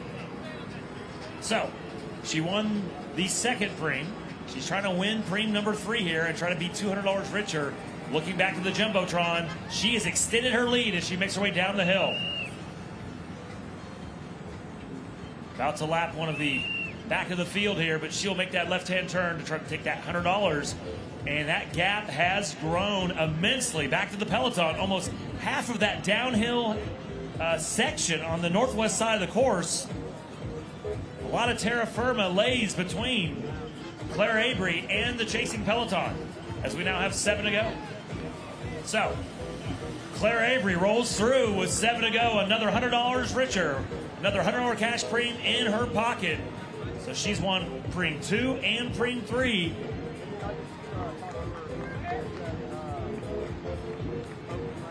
So we're going to roll through the peloton now as Claire already almost, she's through turn number 1. Again, this is one of those, the short turns on turn 1 and turn 2 from the finish line. It's one of those runaway and hide type moments.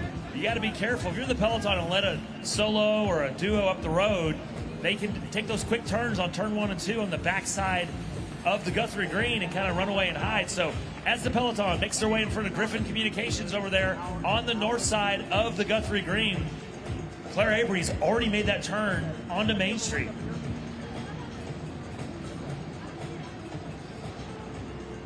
So here's the thing. We threw that bell out for the third Pream to try to help the chase. We're going to do it a little differently. We're actually going to Pream the field this time. So, again, that lead continues to grow for Claire Avery, winner of Pream 2 and winner of Pream 3. We're going to try to give one back to the field here. So, again, we started off about 44 racers total between the two different groups, the women's 2-3 and the women's masters.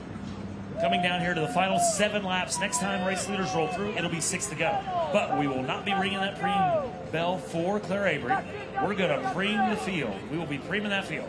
There we go, there we go. Woo! So, under 7 to go, under 7 to go, under 7 to go. Avery with Apex Cycling Team out of Tennessee. She'll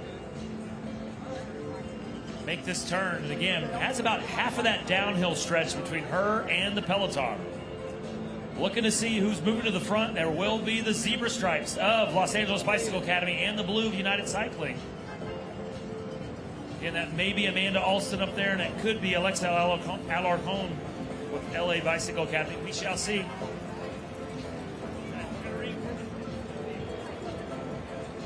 All right, we're going to Pream the field. Pream the field. Ring the bell. Ring the bell. Well, Pream lap, Pream lap. We are Preaming the field. We are Preaming you. Preaming the field. Preaming the field.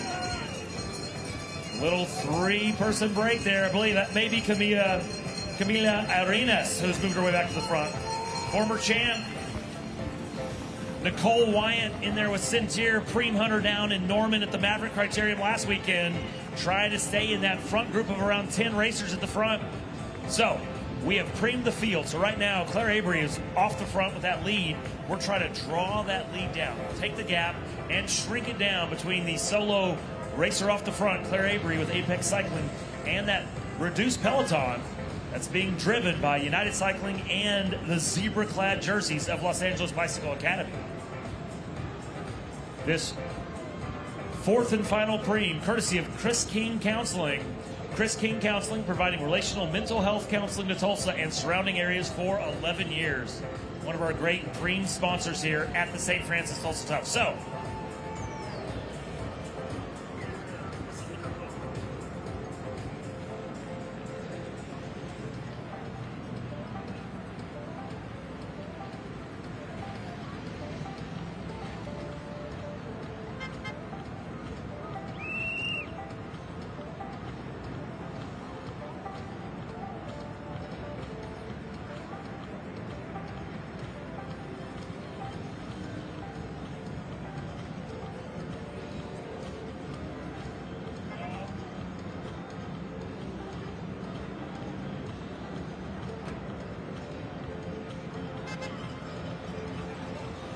righty. So, again, Claire Avery, she's off the front here. And that lead is still maintaining about a half of this distance, maybe 150 meters or so, 200 meters, as here comes the chase. We've preamed the field. So right now, the fourth and final pream, courtesy of Chris King Counseling, $100 cash pream. It will be the first person out of this group to cross the line, and it shall be bib number 161. That'll be Gabby Reitzman, White Space Bikes out of Wisconsin, as she takes the fourth and final pream of our Women's 2-3 Women's Masters race. So, business end of this now. 5 to go, 5 to go, 5 to go. We've got the 4 pream laps out of the way, and now it's going to be the battle for the podium here for our Women's 2-3 and Women's Masters. And, there's some more payouts, but it's the glory of the podium, trying to get up onto that top step and being recognized as being Tulsa Tough. The FC Tulsa Arts District Criterium here, day number 2 of the 2025 edition of the St. Francis Tulsa Tough. Final 5 laps here. Women's 2-3, Women's Masters. Preams are out of the way. Now it's time for glory. Again, a reminder, if you are in the podium of any of these races or think you're close to the podium, hang out close. Stay. Don't go to the hospital. Woo! Don't go to the hotel. I don't want anybody to go to the hospital. Don't go to the hotel. Don't go call mom and say, I won. Wait. You can call mom later. Stay close. Hang out. We want to recognize all of our podiums in the immediate start of the next race after yours. So again, stay close so we can get your recognition and get you up on those top steps, and also be able to hand you your prizes. Not only payouts and glory, but if you finish first, you get a Curo athletic sunglasses, race sunglasses. Go check out the Curo tint, the orange tint over here to the left of the podium here at the start-finish line. Again, Curo providing athletic sunglasses to all of our race winners, and then thank you to Diamond Sellers, the official jewelry sponsor of St. Francis Tulsa Tough, as they provide the official pendants for all podium finishers. Claire Avery trying to run away with this one with 4 to go. We will start the chase clock, and it is half of this finishing straight here. It's going to be well over 10 seconds. Let's see. It's 13 seconds here with 4 to go. So Avery already on the backside of the Guthrie Green with a 13-second lead on this chasing peloton, which for a while has been driven by the women of United Cycling and the zebra-clad jerseys of Los Angeles Bicycle Academy. But right now, if you look and you're going, how far? 13 seconds? Okay. Quick turn 1, quick turn 2, get to turn 3. Again, the runaway and hide aspect is more prevalent on Friday and Saturday night and Friday and Saturday race courses, just due to some of those quick 90-degree turns. Sunday, a lot more straightaways. You can kind of see the race. As we're going to give 1 to go. It'll be 1 to go here for the backside of the peloton. Some of our Masters and Women's 2-3. I see Lolo McCarty with Centir in there. But we're going to give 1 to go for the back group here. But, again, under 4 to go. Next time you see the race leaders, next time you see the Dawn Thornton Automotive Group pace car, we will see 3 to go. What is the lead doing on the backside of this course? We're looking, Los Angeles Bicycle Academy, they are mounting the troops to the front. 4 racers up in that front group of about 5 or 6 as they're trying to claw back this deficit, which has gone up to 13 seconds into double digits for Claire Avery, racing with Apex Cycling Team out of Tennessee. So we'll be showing 3 to go for Claire Avery.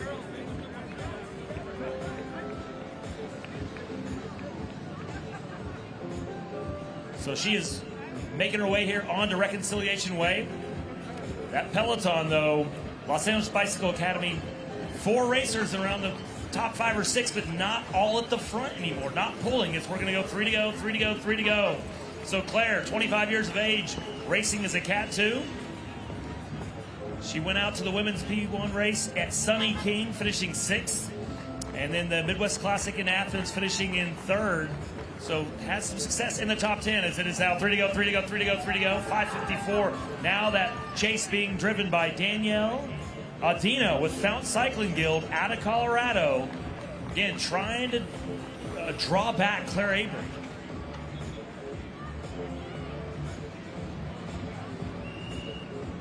Claire racing with Apex Cycling Team, used to race with that Marks Bensdorf cycling team out of the Nashville, Tennessee area. Claire, a name that we've called at Tulsa Tough last year finishing 5th on Saturday and 6th on Sunday, Claire Avery, as now we have an attack out of the field. No, this is the back. Sorry, this is the back of the peloton. So we're cleaning up the back of the peloton now. So we will be looking for an attack from the chase. So if you look back on the backside of the course, they're climbing Sound Pony Hill near Kane's Ballroom. But again, the chase, they're like 3 or 4 wide here. They are not putting in the single effort, that single line of injection of pace. You have to think the lead is still double digits, over 10 seconds there for Claire Avery. Again, looking at last year, she was 5th and 6th in the women's 2-3 race, trying to make her way onto the podium and the top step here in the 2025 edition. So Avery about to make her way on that left-hand turn onto Reconciliation Way. And it's going to be the penultimate lap. Ladies and gentlemen, get off your duff, get off your butts, get to the barriers, get on your feet, get full roar, let Claire and the rest of those chasers know how much you appreciate how hard they're working, because they're working harder than you are. Final 2 laps. It'll be 2 to go, 2 to go, 2 to go. Avery will roll through the chase clock. We'll start it. Again, it was 13 seconds 2 or 3 laps ago. It's going to be pretty close to that as LA Bicycle Academy looking to chase. 12 seconds. So they've only drawn 1 second in the final 3 laps off of that lead. So still a dozen seconds up the road is Claire Avery. So she's through turn number 2. The peloton is through turn number 1. So again, even at 12 seconds, there's a chance that by the time they hit turn number 2, she's going to be heading on that right-hand turn to Main. They will catch a glimpse of her as the peloton makes their way on the backside of the Guthrie Green, but they will see her about to make her way onto Main as we are under 2 to go. Next time through, we'll ring the bell. Next time through, we'll be on our feet. Next time through, it'll be 1 to go, 1 to go, 1 to go in our women's 2-3 Masters race. Second women's race of the day. As we've hit the high noon hour, taken into the afternoon. What a day. Beautiful day. 20 to 25 degrees cooler than it was in the 2024 edition here on the FC Tulsa Arts District Criterium in 2024. The rain stayed away. Beautiful weather as we're at the business end of this one. So we'll be ringing that bell. It will be 1 to go, 1 to go, 1 to go. When our race leader right now makes her way onto Reconciliation Way. So the lead had gone from 13 only down to 12 seconds. So she had only lost 1 second over the last 3 laps. And she's about to hit 1 to go, 1 to go. The bell lap, the business end of this one in our women's 2-3. So here comes the Don Thornton Automotive Cadillac. There's the pace car. There's the lead moto. And here comes your race leader, Claire Avery, winner of 2 of the 4 Preams, and have been off the front for a while, as it's going to be 1 to go, 1 to go, 1 to go, 1 to go, 1 to go, 1 to go, 1 to go, 1 to go, 1 to go, 1 to go, 1 to go, 1 to go. Final lap, final lap, final lap. It was 13 seconds. It was still 12 on the last lap. And it is going to still be in double digits here for the final trip around our L-shaped race course here at the FC Tulsa Arts District Criterium. There's a lot of yelling within the peloton saying, go, go, go, but it's too late. Too late in the game to try to get the chase together. She's about to make her way on the backside of the Guthrie Green towards Main Street. Once she makes that right-hand turn, she will have 3 left-handers before you'll see her again here. There's the peloton. They're moving to the front. Now they have the long, thin line. Late in the game to be finally in that long, thin chase is that women's 2-3 peloton. But Claire Avery, winner of 50% of the Pream money so far today, trying to take 100% of the top step here in the women's 2-3. So she's on that climb up to Sound Pony Hill in the iconic Kane's Ballroom, and the long, thin line is not really as thin. So the chase, there's about 4 or 5 racers in a thin line, but it's 4 or 5 about mid-pack. But there is the zebra jerseys of Los Angeles Bicycle Academy trying to get to the front, trying to round out this podium. We're under 1 lap to go. Final lap, final lap, final lap. So Claire Avery, your leader, she's going to make her way down here. If you look off to the west, when she turns, she'll be in the final 220 meters of this 1.4 kilometer race. So just under a mile is the lap distance. So 220 meters is what she has, as she is going to be heading your way. Free and clear, looking to take the win. Time to sit up. The former Mark Spensdorf racer, now racing with Apex Cycling Team, eases through the line to take the win in the women's 2-3. Now here's the chase. Rounding out the podium, who will it be? A group sprint out of the bunch. We see the zebra jerseys, we see the blue. It will be, I believe that is 555, possibly white space bikes. I believe that is 555 unofficially. Baker from Indiana, white space bikes.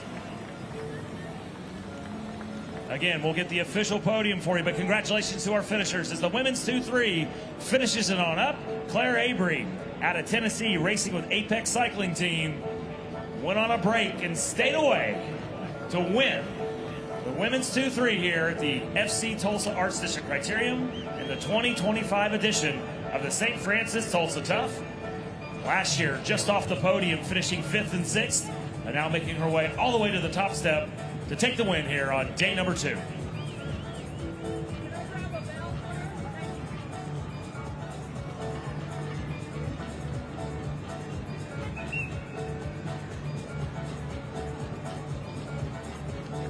So while we get the final results officially recognized, the reminder is a closed course as the women's 2-3 and women's Masters field finish on up to roll through.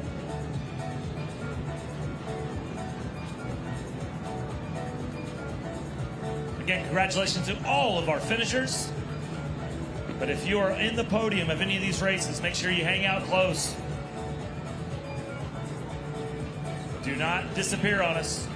Make sure you stay close. We like to recognize our podiums early on in the following race, which right now our following race will be the men's Cat 4 coming up next. Men's Cat 4, our next race here at the 2025 edition of the St. Francis Tulsa Tough.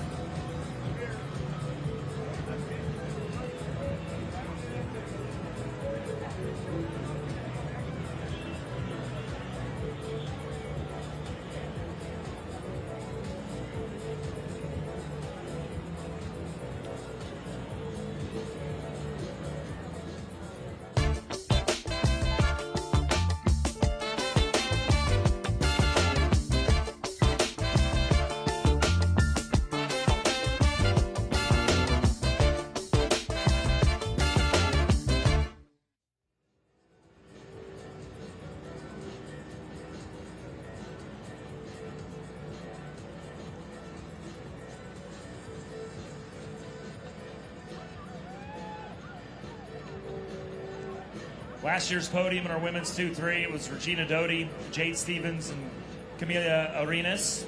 We mentioned Arenas' name, I believe. Doty and Stevens were racing in the 1-2 race. I thought I saw Regina Doty last night with LA Sweat, having catted up since the 2024 edition. And again, we'll be recognizing that podium coming up early on in our next race. But right now, it'll be the men's Cat 4, as once again, we're finishing up our women's 2-3 women's Masters, and congratulations again, Claire Avery, our winner.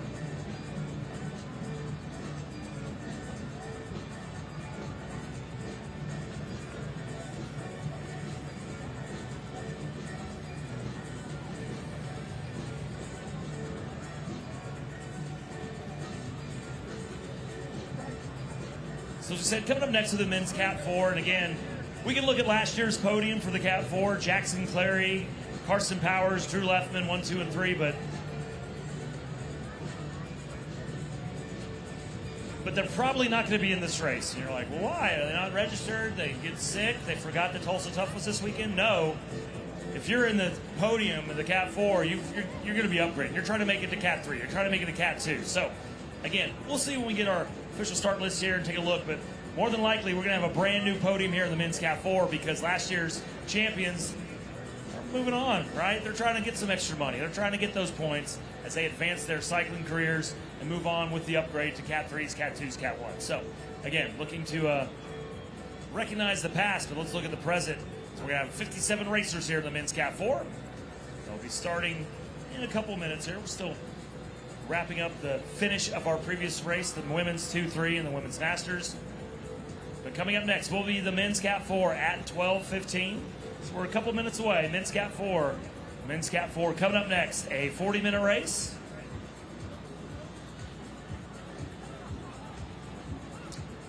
And we'll be paying out 15 deep. $1,000 prize pool. 15 deep is how deep we pay here for the Men's Cat 4. So once again, coming up next.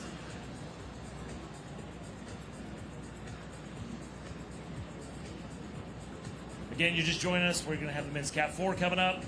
We're getting into the second half of day number 2 here. If you're just joining us, glad you joined us. Some good racing. We got great racing ahead of us, though. I'm going to take it into the 8 o'clock hour with the women and men pro races, 5:55 and 7 o'clock start times tonight here at the FC Tulsa Arts District Criterium. Again, the 2025 edition, 2006, we had a vision, and they brought it to Tulsa, the Blue Dome, the Arts District, and River Park's Criterium.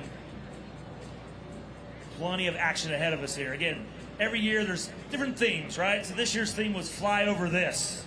It's like, you think it's a flyover state? Well, fly over this here in 2025. There's always the unofficial themes or official themes up on Crybaby Hill on Sunday. It's the Righteous Gemstones. That is going to be a hoot, I'm sure, tomorrow. Maybe a little sacrilegious. But without further ado, we are going to roll up our Men's Cat 4 field. The next wave to hit the L-shaped course here in downtown Tulsa. We'll hand it over to Jeff Mertz with USA Cycling for some final pre-flight instructions.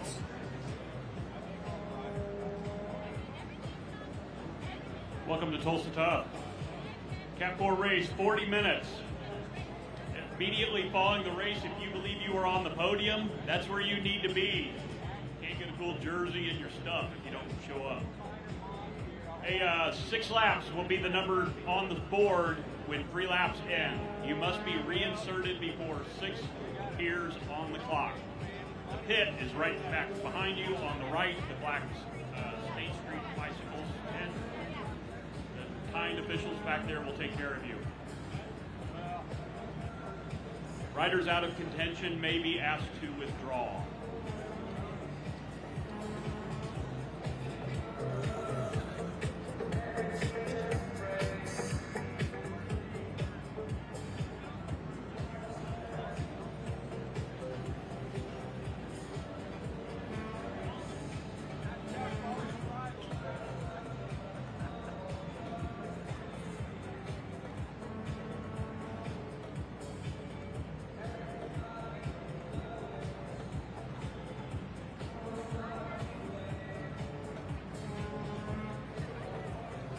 One minute to start.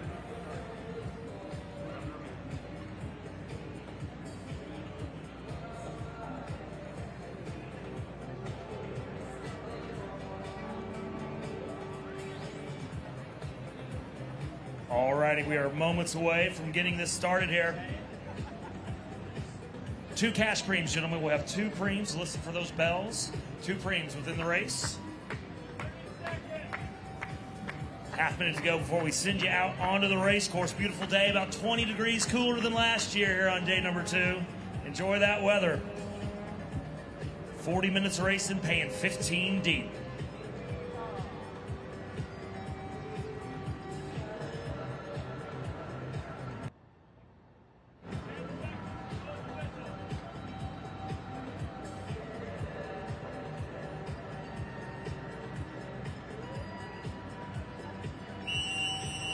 And we are underway. Men's Cat 4. Rolling them on out. 57 racers. As we did get some racers tangled up early on. Mass start there. We'll get back in there early on in this race. Still free laps, of course, because you have till 6 to go, I believe. It's the exact free lap time frame. The racer trying to get the chain back on as they came together. A little mini crash there right off the bat. Starting out of that packed group here that just got started underway. So, Men's Cat 4, just get started, 30 seconds in.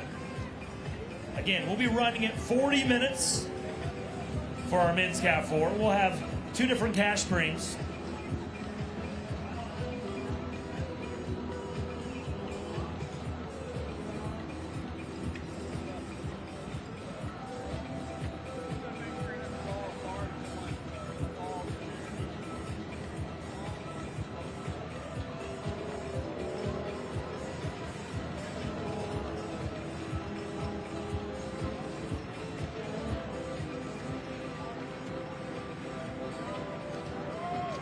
If you were in the women's masters race, again, we want to have the podium for the women's masters race recognized as well as the women's 2-3. Again, if you're in the women's masters, we're getting the official results and all that.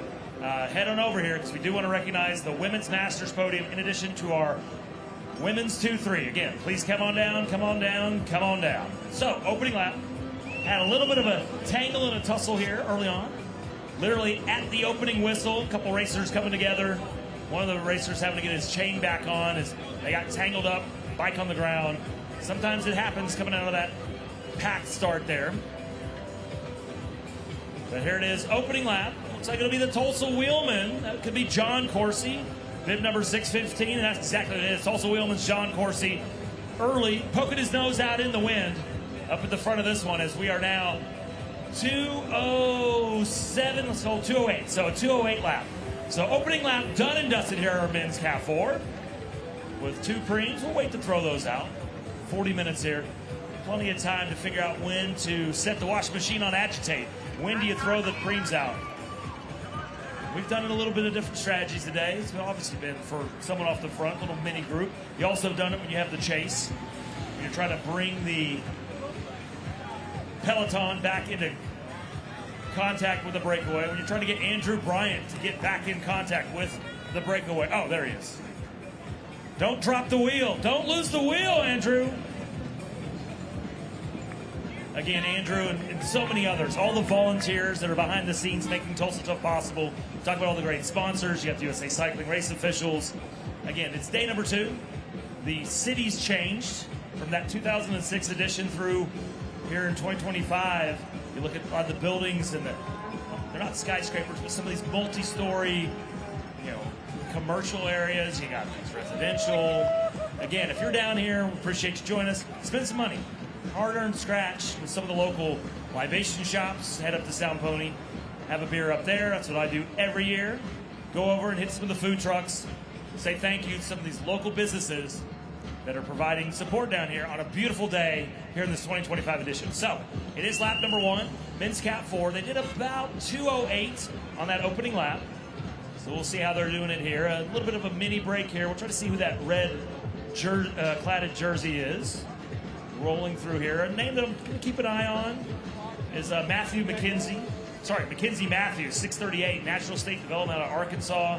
He's been racing a lot of the Natural State Criterium Series and also finishing on the podium last week at the Maverick Criterium, the new USA Racing 2-day crit race in Norman. So 637 and 627 it looks like. So 637, racing out of Texas, Extreme Nuevo Leon, Miguel Gare. And then I believe it was 627, which would have been Hudson Hamilton. Trying to do a little mini break. A couple bike links off the front here as we are on to lap number 3. 2 laps done. If you're watching on the World Wide Web, TulsaTough.com live stream, we appreciate it. Saw a great show last night. Legion in the women's race. And then the German, Dario Rapp. Just give him a key to the city already. Such enthusiasm.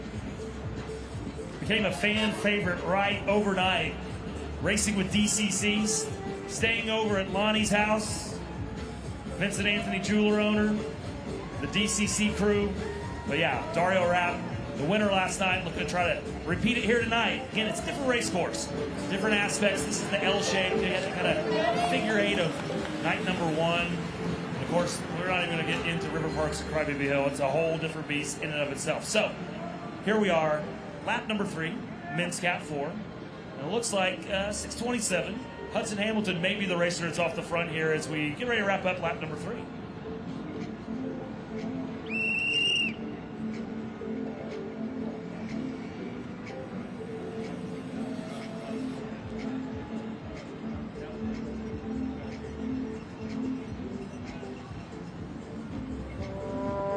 Here comes the Volkswagen. Speaking of Germans, Volkswagen, courtesy of Don Thornton Automotive Group, our official pace car sponsor.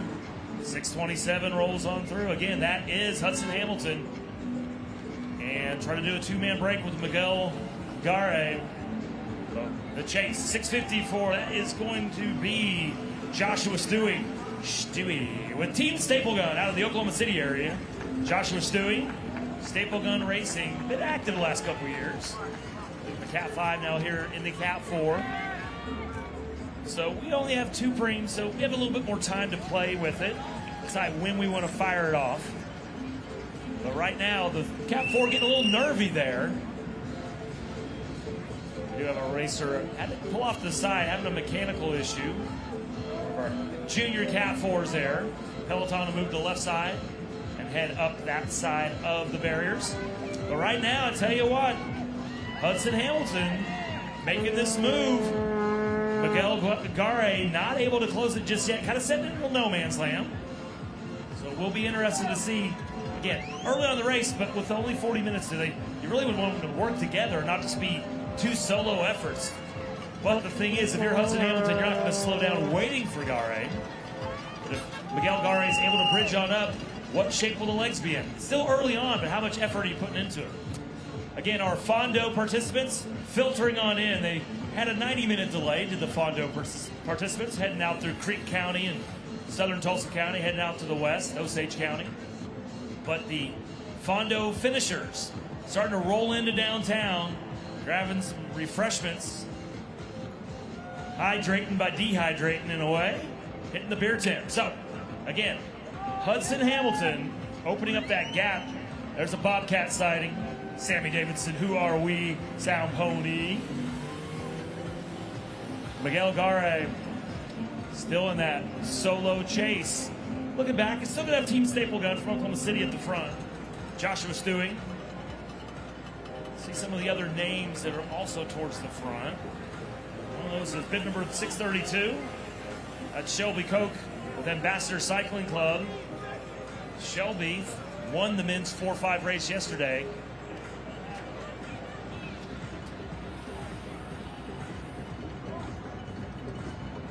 So we are moments away from recognizing our women's 2-3 and women's Masters podium coming up in just a couple minutes. Got them all gathered up. Get a chance to recognize and honor those 2 podiums from the women's 2-3 and the women's Masters.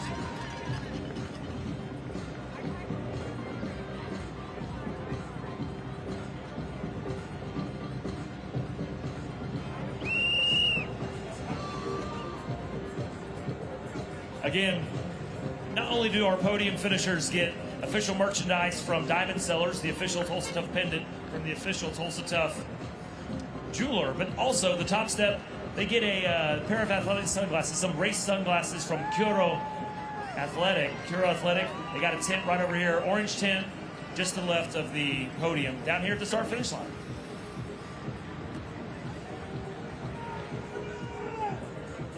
All righty, without further ado, we want to recognize our women's podiums as we're going to see our race leader, Hudson Hamilton, again extending that lead as he'll roll through again just under 9.5 minutes into this one. So, our women's podiums. First, our women's 2-3.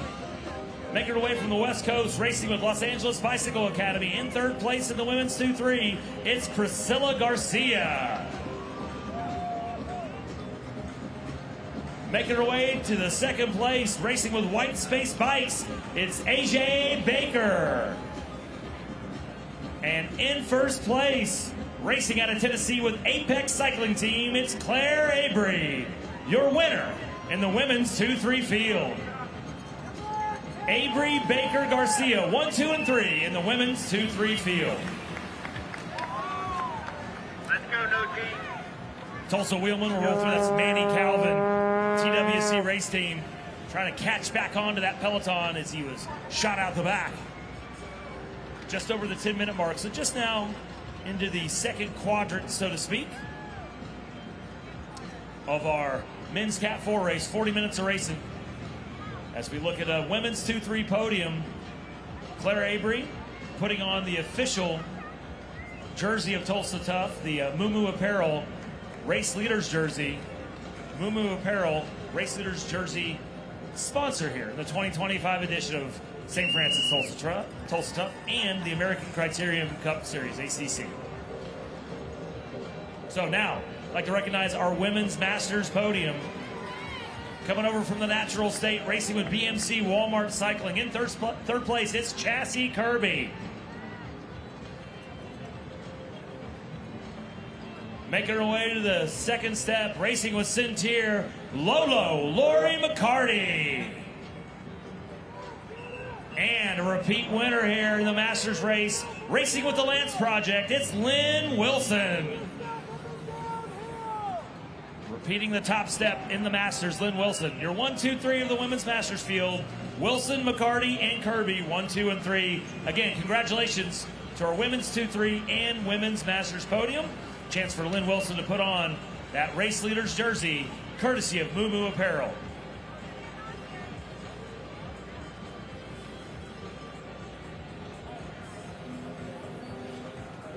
So, moving back to the front, wearing the bright red of Phoenix Racing, that is Brandon Adams.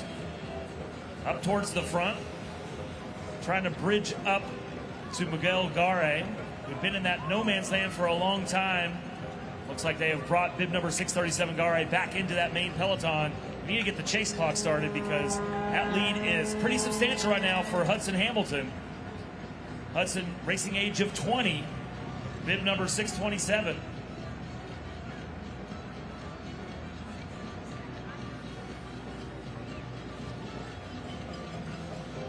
So just kind of explaining how much of a lead this is. I believe the peloton just now making their way. Yes, they are just now making their way on Main Street to head up towards Sound Pony Hill.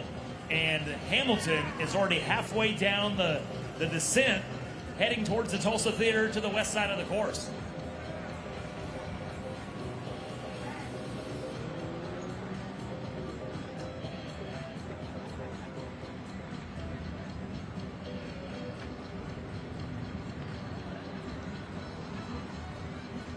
So Hudson Hamilton will roll him on through. We'll start that chase clock.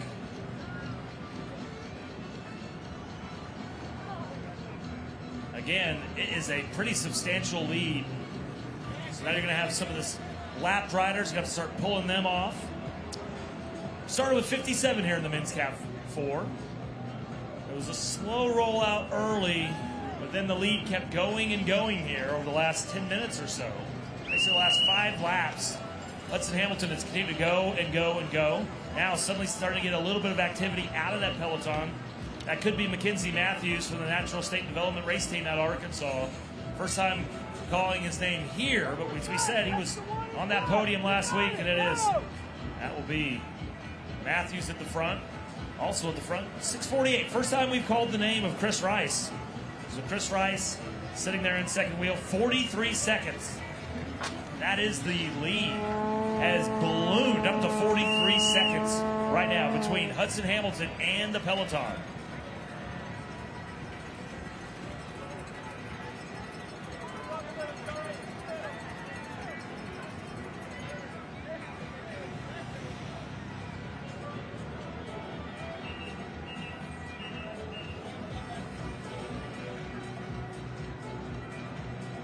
So Hudson Hamilton, race age of 20. Trying to a little bit more information on Hudson.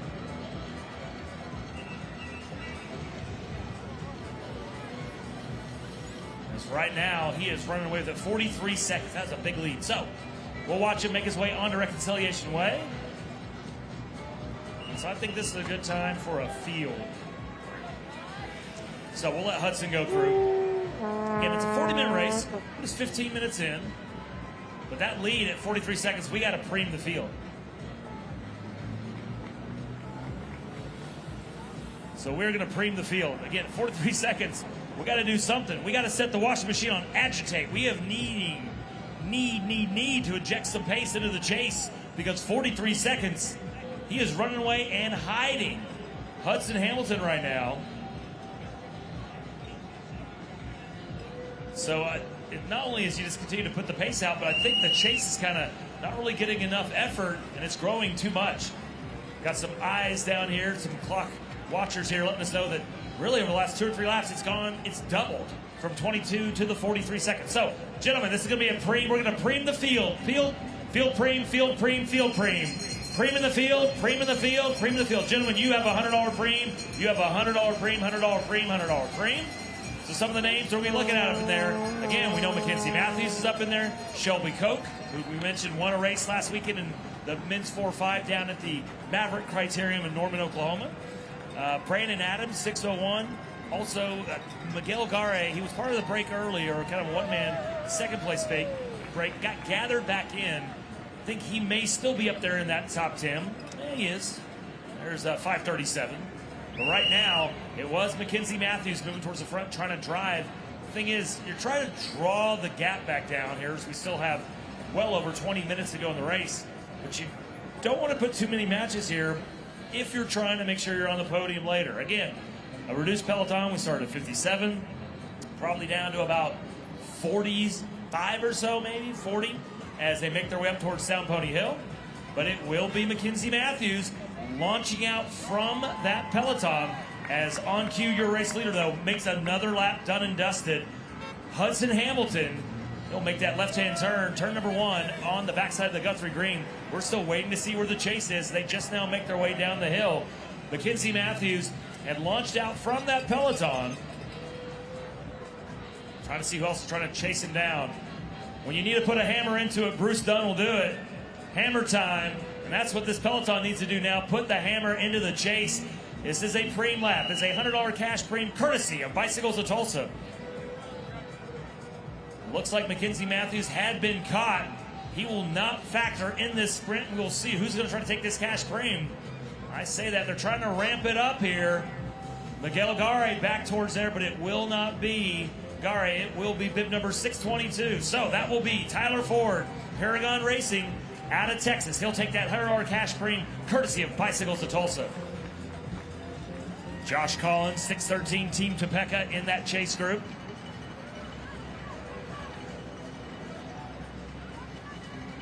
But right now, Hudson Hamilton, that is, continuing just to run away.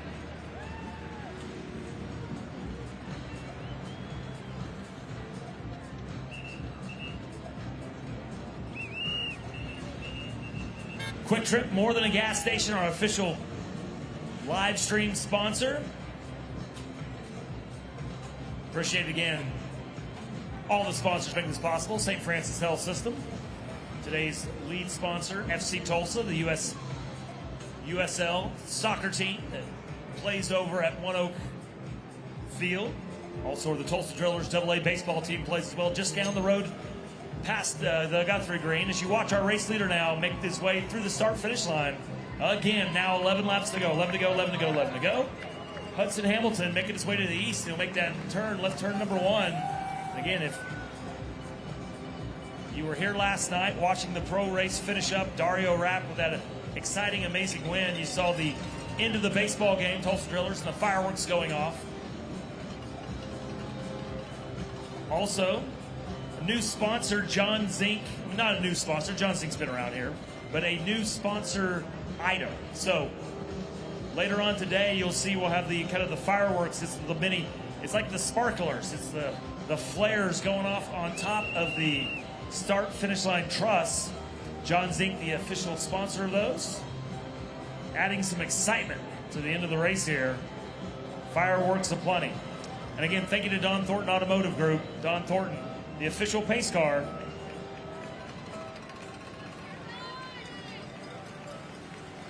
Again, we talk about making sure you spend some money with some of the local businesses here. I will have a beer later on at Sound Pony, but head on over, have a cookie, macaroon over at Antoinette. I'm having the pistachio personally. But make sure you go over, spend a little cash. Again, a lot of these local businesses, they're living here, and we're taking up some of the space. But again, we're also bringing a lot of folks here, so make sure you spend some money, spend some scratch with them. Head over to the food trucks. We got the shaved ice, we got the taco truck, we got Andolini's Pizzeria. Head over, get something to eat. Food trucks over here at Guthrie Green. And again, our Fondo finishers continue to roll on in as they roll into the Guthrie Green here, finishing up the delayed Fondo from this morning, but just in time to watch an afternoon of racing here on day number 2. So, speaking of racing, Hudson Hamilton continues to run away and high. He had gone from 22 seconds. Give him only like about two or three laps. He doubled that up to 44 seconds. And now it's over a minute as he makes his way on the backside of Guthrie Green, right in front of Griffin Communications, News on 6, KOTV. We've been spending a lot of time watching KOTV with a lot of the wicked weather that's been going on around here. Against Oklahoma, right? Get used to it. But luckily this morning, even though there was rain that delayed the start of the Fondo, it stayed to the south of us, and we were able to get our races off on time at 9 o'clock this morning. So it also brought us about 20 degrees cooler. It also brought Bonnie Walker. I mean, it can't be Tulsa Tough without Bonnie showing up. But now, getting close to single digits, we'll be getting under 10 laps to go here for our men's Cat 4 field.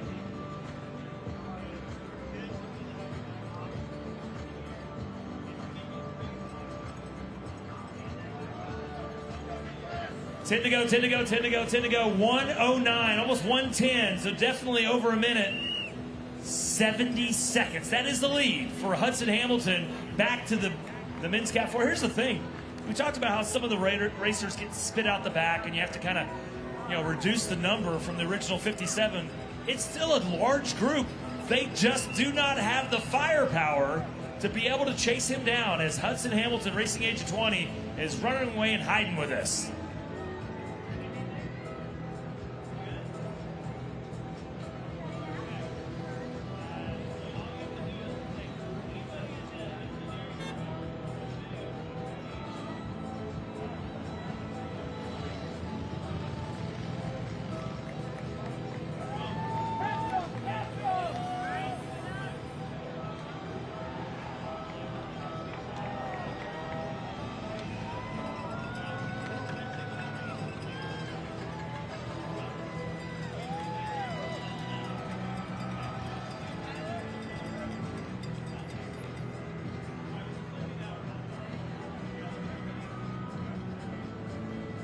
Alrighty, so under 10 laps to go.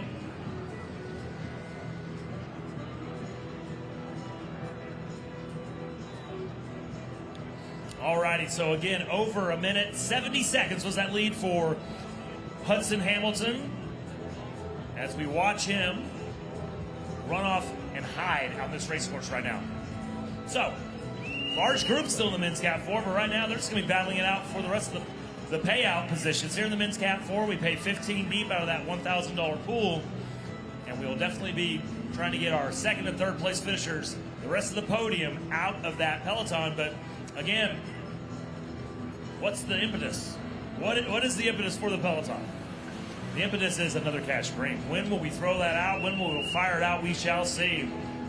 Looking at the back of that peloton, 612, that's Evan Coles and the new Cura Racing powered by Region Bank Race for the Cure. Minute 15, so he's put another 5 seconds into the peloton. And again, it's not like it's just been shredded to pieces. They're all still together. They just have not been able to come together and make an effort and roll off the front. So, right now, the man who's been rolling off the front continues to just win one lap after another. Hudson Hamilton from Texas, 20 years, his racing age. We have one more Pream. We're down to 8. It's time. Yeah, exactly. Time to cat up. Hudson, there's a Cat 3 race coming up in an hour. Let's do that. Let's double up your race day. All right. So we have one more Pream, second and final Pream of our men's Cat 4 race. It'll be the Smith Farm and Garden $100 cash Pream coming up next. And we're going to ring the bell. It'll be a Pream lap next time through for the field.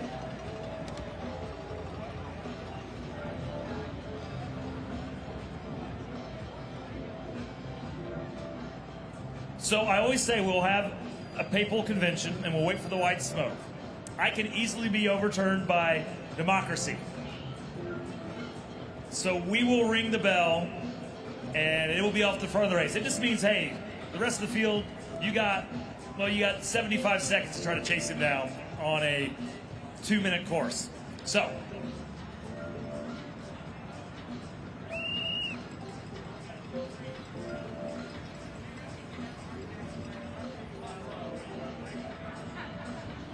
alrighty, so we're going to wait for the race to roll through. We're going to Pream the next lap, Pream the next lap. We're going to Pream the next lap. It'll be a $100 cash Pream courtesy of Smith Farm and Garden. Paragon Racing out of Texas. Hudson Hamilton. 1:24, another 9 seconds. So we're going to show 7 to go, 7 to go, 7 to go. 7 laps to go in the men's Cat 4. All right, we're going to ring a bell. It's going to be a Pream lap, Pream lap, Pream lap. $100 in cash, courtesy of Smith Farm and Garden, one of our great longtime sponsors. Pream lap, Pream lap, Pream lap. Paragon Racing out of Texas, Hudson Hamilton. He's grown the gap from 22 to 44 to a minute to 105 to 115 to 125 over the past 7 laps as we get down to 7 to go here in our men's Cat 4 field. So he makes his way. I'll tell you what, he's behind turn number 2.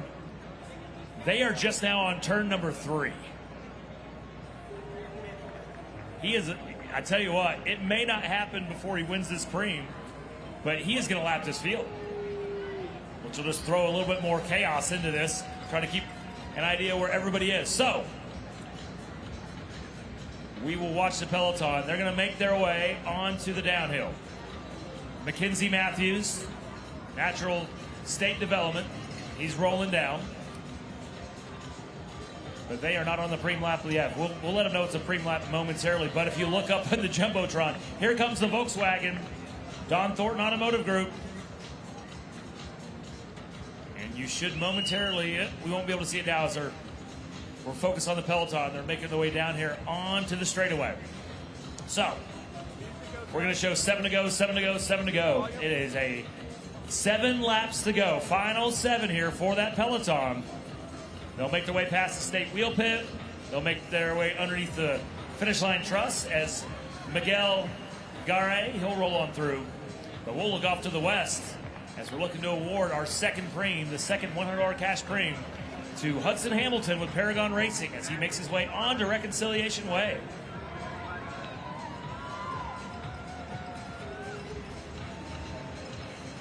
$100 cash in the back pocket of Hudson Hamilton with Paragon with 6 to go, 6 to go, 6 to go.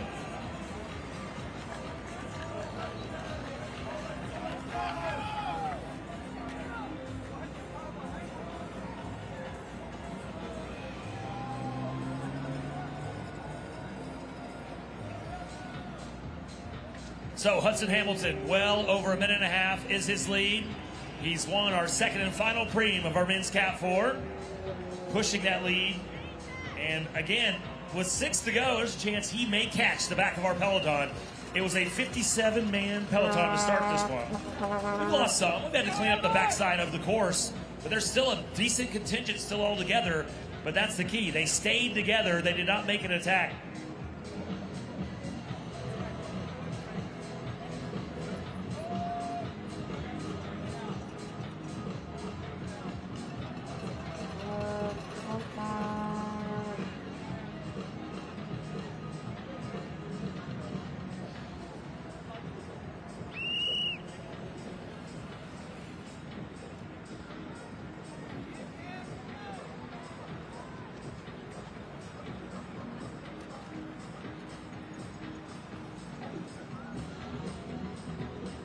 Six to go, 6 to go, 6 to go. Some new names and faces. Well, one new name. That'll be Joshua Acevedo, CRCA Dave Jordan Racing out in New Jersey. We talked about it's a national, international event, St. Francis Tulsa Tough. Acevedo moving his way to the front. First time we've called his bib number 600 at the front as he's trying to drive here. But again, they are well over almost a minute and a half back of the Paragon racer out of Texas, Hudson Hamilton, who when he rolls through, and on cue, here he is, coming down Reconciliation Way, has 5 laps to go.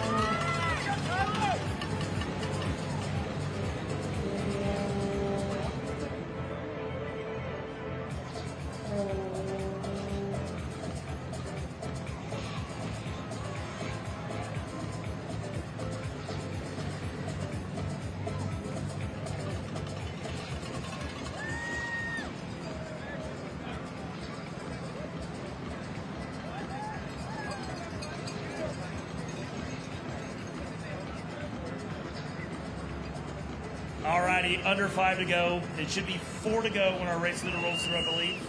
Next time through. He will have 4. So the peloton still has 5 to go as they make their way off that left-hand turn in front of the Tulsa Theater. 5 laps to go, but I tell you what, they need to look over their shoulder. The man that's been off the front for a while is starting to make his way onto Reconciliation Way. Will he lap the field in this dominating performance by the Paragon racer, 20 years of age, Hudson Hamilton? Upgrade points. Again, you know, hey, Hudson, you ready to race Cat 3 tomorrow? Are you ready to upgrade right now? Hudson Hamilton, look at that. Usually you have the carrot when you're off the back and you're trying to chase, and maybe you're in a one-man, two-man breakaway and you're trying to catch the break, or don't lose the wheel. He is hustling. He's up like a minute and a half on the peloton. He's hustling because he wants to lap the peloton. That's what type of dominating performance we are seeing right now from Hudson Hamilton as he goes on the backside of the Guthrie Green. He's right in front of KOTV, Griffin Communications. He's going to make his way onto Main Street, take that right-hand turn, and again, if you go up and watch that peloton, the reduced peloton, probably about 25 or so still left there. They're making their way up the hill, the Sound Pony Hill. They need to look over their shoulder. Cue the Jaws music. Not only have you let a guy go up the road and win one of the $200 cash Preams, but now you may get lapped by it. And here's the thing. We talk about a big group. They're not really working together. They're going to try to take care of what they need to, which is second and third place, the final 2 steps on the podium. But the thing is, as they navigate their way up there in the shadow of 244, have they waited and played around with them trying to get the podium to get lapped? Anyway, I'm trying to add the intrigue into this because right now it has been a dominating performance by the Paragon racer, Hudson Hamilton. And again, little wave to the side. He's going to go past the moto. So now he has passed the pace car. He has passed the back moto. Or sorry, he's almost to the back moto. All right, anyway, 4 to go for him. They still have 5 to go. Again, they are 1 lap down on the race leader. So here they come. 5 to go, 5 to go, 5 to go. So 3. Actually, we'll show 3 to go for the race leader. So they'll roll through at 4. But here you go. 3 to go, 3 to go, 3 to go. They have 4. He's got 3. As he's about to lap the field. 3 to go, 3 to go, 3 to go for a race leader. Gotcha. So everyone will have 3 to go. We'll rate, even if he doesn't lap him, we know he's first, right? So everyone will finish in 3 laps, 3 laps, 3 laps. Again, trying to clean all this up. Appreciate all of our great U.S. cycling race officials keeping me honest with the information. 3 to go, 3 to go, 3 to go. So Hudson Hamilton, Paragon Racing out of Texas, off the front, at the back. Right now, he's tail gunning. Usually you see tail gunning when someone's trying to explode to win a race in the final lap. Right now, he's just tail gunning because he's about to lap the field and lap that peloton that's still remaining of the original 57. So here it is. We're into the afternoon hours. If you're just joining us, where the heck have you been? You missed a lot of exciting racing. We got started on time this morning, so we do have racers going down. Again, I believe that's turn number 2. We talk about on the backside, a couple racers on bike over the barriers, and we're under 6 laps to go, so no more free laps. So that crash, again, turn number 2, turn number 1 down here at Guthrie Green, and turn number 2, they are tight, and so it's super fast as well. And so sometimes you see racers come together, and that's what happened there. A couple racers at the back of the peloton, they will be done for the day as we have no more free laps. Won't be able to feather them back in. But again, here on day number 2, St. Francis Tulsa Tough. Exciting races last night. We got started at 9 o'clock. Even with the rain, it delayed the Fondo only. Races got started at 9 o'clock. We've been on time all day. It's been great. Weather's 20 degrees cooler than it was last year on Saturday. Another added benefit of some of the weather, but the rain has stayed away. All right. 2 to go, 2 to go, 2 to go. We're going to have 2 to go for everybody, but he has lapped the field. Hudson Hamilton has lapped the peloton. Is this the penultimate lap? 2 to go, 2 to go, 2 to go. Hamilton, 1 lap up, but we will finish everyone in 2 laps. Looking to round out the rest of that podium as they hit turn number 1 on the backside of the Guthrie Green. Again, turn number 1, fast, will be kind of dangerous as it gets kind of narrow. Turn 2 is the one where we saw the crash last lap. So we will watch that peloton make their way towards Main Street as they're going to come up and hit that right-hand turn. So again, Sound Pony Hill, we're sending them your way 2 more times as they head up towards the iconic Canes Ballroom and the shadow of 244. If you're wondering what the heck's the shadow of 244, when you make that left-hand turn off of Main, right past Sound Pony Bar and Kane's Ballroom, in years past, the momentum, especially when you have 100-plus racers, this was only 57. The larger field, your momentum carries you left to right.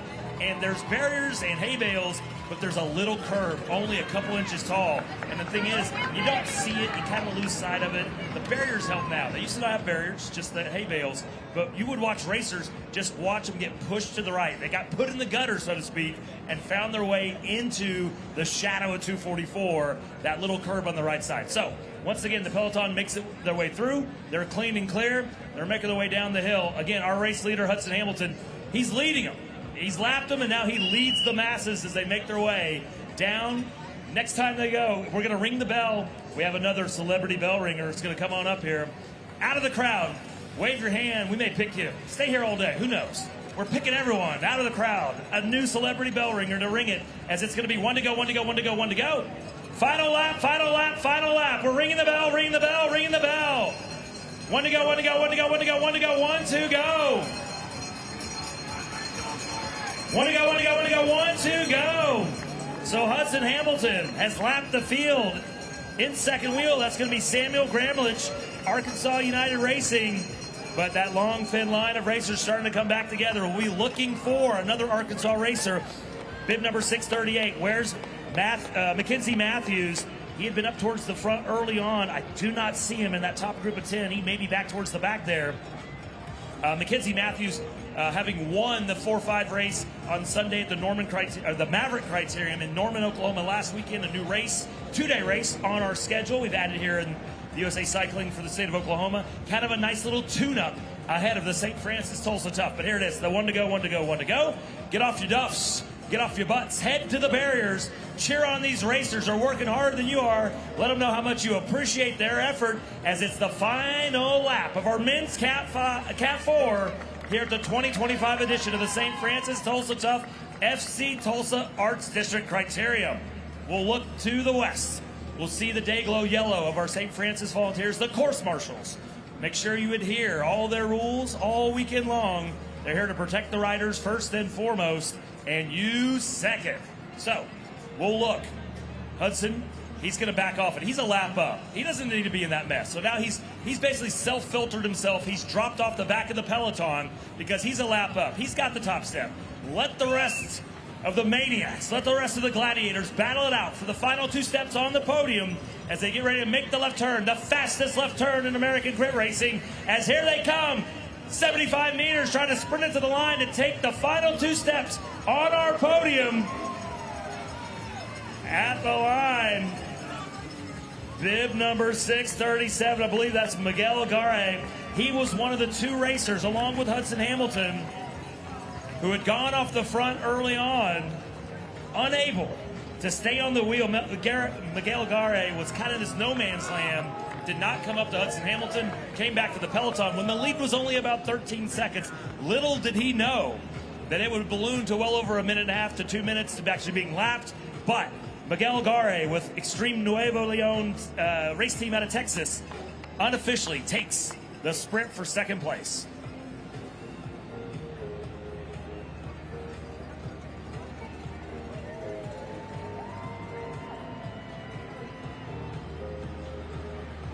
Again, all day long, if you are on the podium or think you're on the podium, heck, you're just top 5. Hang out, stay close. And then find the official results. We want to make sure we recognize our podiums immediately after the race. So basically at the start of the next race, we want you to hang out and we'll get that recognized as our podiums all day long. Do not wander off. Don't call mom. Don't head to the hotel. Don't go take a shower. Stay close. We want to recognize you and honor you as being part of the podium here at the 2025 edition of the St. Francis Tulsa Tough.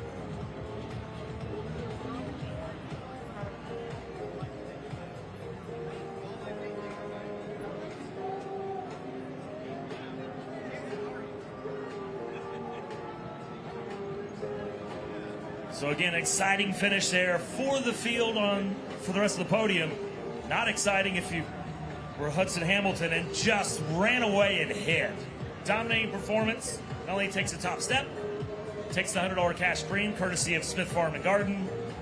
had the opportunity, lap the field, then drop back out and just watch the gladiators sprint it out to round out the podium. Is coming up next, our next race of the day. This will be our juniors. And this will be the junior 10 to 14 category.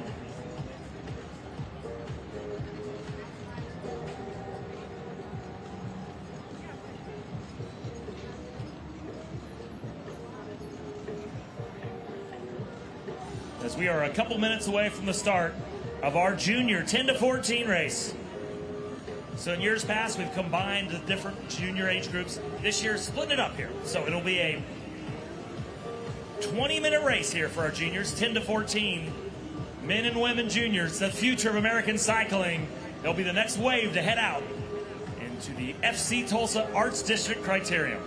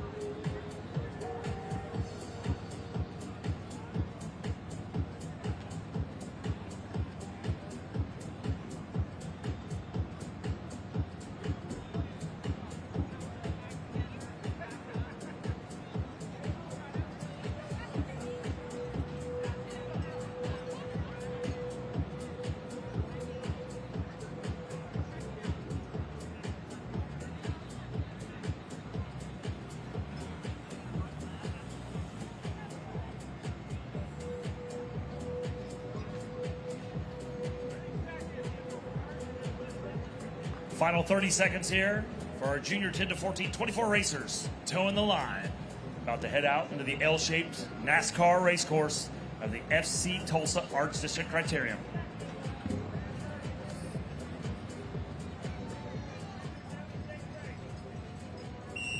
And we are underway. The juniors 10 to 14, men and women.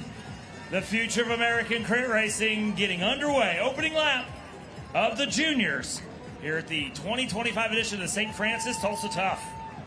Again, if you were in the podium of our men's Cat 4, head on over. We'd like to recognize you. Looking for Carlos Barrios. There he is. I see Miguel Garay. Miguel's right there. So just looking for Hudson Hamilton. Are we good? Scott, are we good? Oh, there he is. All right.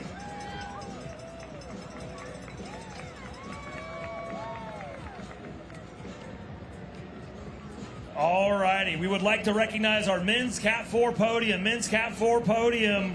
Exciting race for that sprint for the final two spots on the podium. But what a dominating performance by our winner. But first off, in third place, racing with Nick Lopez Tailoring Cycling Team, it's Carlos Barrios.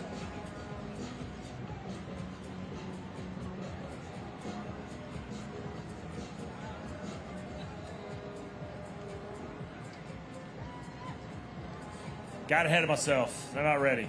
But while we take a little time to cool off here before we recognize that podium, I do want to remind everyone that our winners, every single top step, every single first place all weekend long, they will get a pair of Kuro Athletic sunglasses engineered and manufactured in Japan. Kuro Athletic sunglasses, go over and check out the orange Kuro tent. It's just to the left of this the podium just before the start-finish line over there on the north side of the race course there, the orange Kuro tent. Again, a great sponsor. They're our podium presentation sponsor for all top steps, as every winner of every race gets a Kuro athletic sunglass, pair of athletic sunglasses. Also, thank you to Diamond Sellers, the official jewelry sponsor of the St. Francis Tulsa Tough. Every podium finisher, so all 1, 2, and 3s, get an official Tulsa Tough pendant from Diamond Sellers. So, one lap done and dusted here for our juniors. 2:20 to 18 or so, we'll say. Opening lap, and now we are ready for our men's Cat 4 podium. Making his way to the third place step, racing with Nick Lopez Tailoring Cycling Team, it's Carlos Barrios.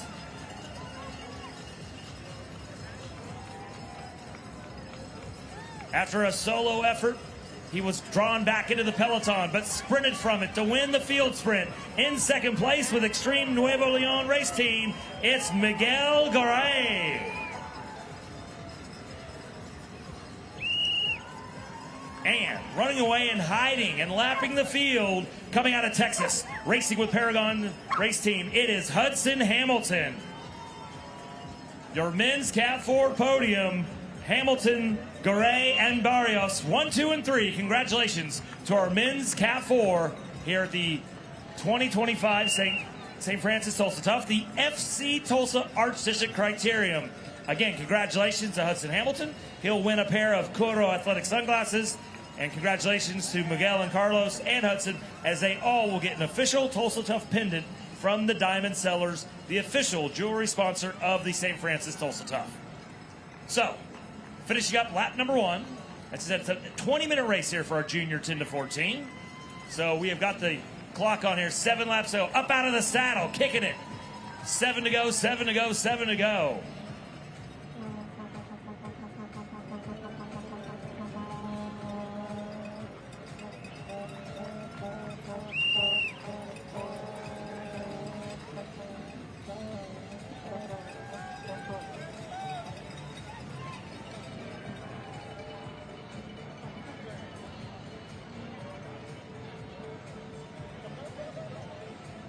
So we'll look, here comes the lead moto. This should be the front of our junior 10 to 14. Again, 10 to 14, that's 4 years, but that's a wide age group. Or it may not seem like that wide of an age group, but definitely can be a lot of difference in skills, right? Kids are growing up fast. You know, you come over a summer and it's somebody's grows 6 inches. So again, these are the 10 to 14 year olds. Coming up next at 125, it will be our junior 15 to 16 and 17 to 18 junior categories. That will be an official American Criterium Cup ACC race, though. So that definitely will be some heavy hitters when it comes to those juniors, 15 and 16 and 17 and 18. And that's why we have those split up again. The ACC race coming up at 125. Separated from this, our junior 10 to 14, which right now have 6 laps to go. 6 to go, 6 to go here in our junior men's and women 10 to 14.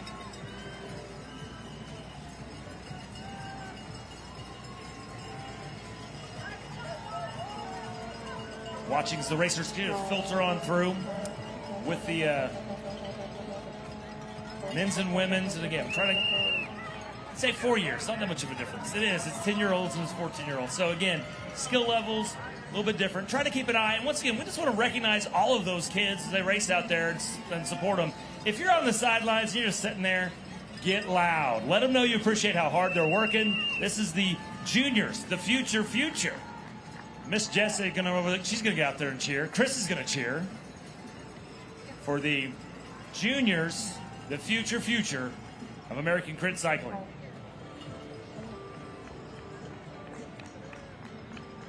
Again, a reminder, if you are all over this race course, you should only be crossing where the crossing guards are. They're wearing the Dayglow Yellow Fly Over This themed t-shirts for the St. Francis Tulsa Tough. They're there to make sure that, again, they're protecting the racers and protecting you. So again, make sure you are paying attention to those course marshals who are volunteering to help man the crosswalks all over the race course all 3 days of the Tulsa Tough weekend. So again, always like to take an opportunity to thank all the great sponsors. Of course, St. Francis Health System has been here since 2006. Aon Williams, McElroy Manufacturing, they're our lead sponsor on Sunday. The William K. Warren Foundation, always say thank you to Don Thornton Automotive Group. They're our pace car sponsor. Tulsa Bone and Joint, Quick Trip, and the Daryl and Julie Christner Family Foundation. Jasper Lee, he'll roll on through. I believe that may have been Ava Field, 609. Trying to get that bib number. She rolled up there again. Some of the 14-year-olds overtaken. We said it's 10 to 14, but some of the kids are 9. Their race age may be 10, but there's some 9-year-olds out here because they'll turn 10 later on in the year. So again, wide variety from the 9 to 14-year-olds out here racing. 24 that started on the list here. So again, keeping an eye out there. Try to catch those numbers. Again, make sure you have your numbers. If you get your bibs put on those back of your jerseys, make sure it's nice and smooth. Don't crumple them up too much.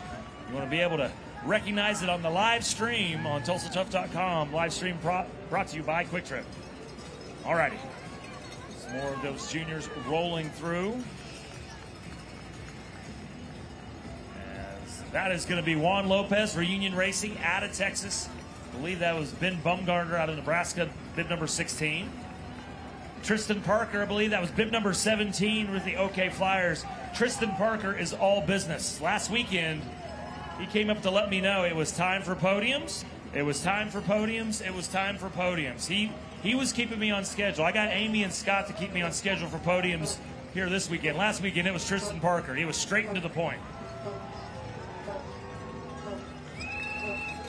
That's going to be Dylan Cifuentes. He's got the Aero helmet. Time trial mode there. As he rolls through, another lap done as we're under 5 to go. Under 5 to go here in our junior race.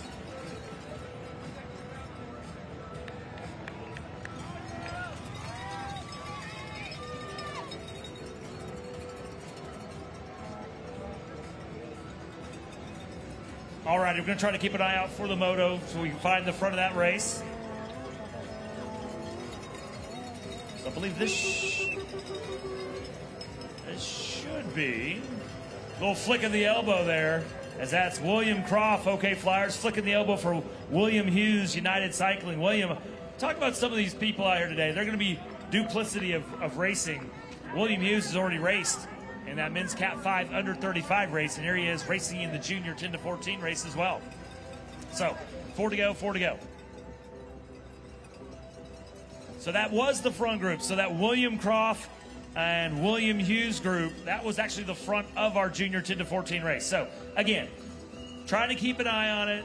Appreciate everyone's patience, because again, 9-year-olds to 14 all over this race course, having the time of their life, being able to go and race the St. Francis Tulsa Tough. They're going to come back from summer break. They're going to go back to school and go, what'd you do? Oh, you went to Grand Lake? I raced the St. Francis Tulsa Tough. 4 to go, 4 to go, 4 to go here for our juniors. As they make their way up towards Sound Pony Hill, a little conversation going on. The Williams, Croft and Hughes, up out of the saddle as they make that climb, about to make the left-hand turn into the shadow of 244. But it should be, next time they come through, they got about a half a lap left. Should be 3 to go for those race leaders. Presley Whitmire racing out of Arkansas. Bib number 606, she'll roll through. There's Juan Lopez again with Reunion Racing. Ben Bumgarner, Tristan Parker, again, recognizing these kids, and they continue to roll on through. That is Easton Whitmire, Oz Devo team out of Arkansas.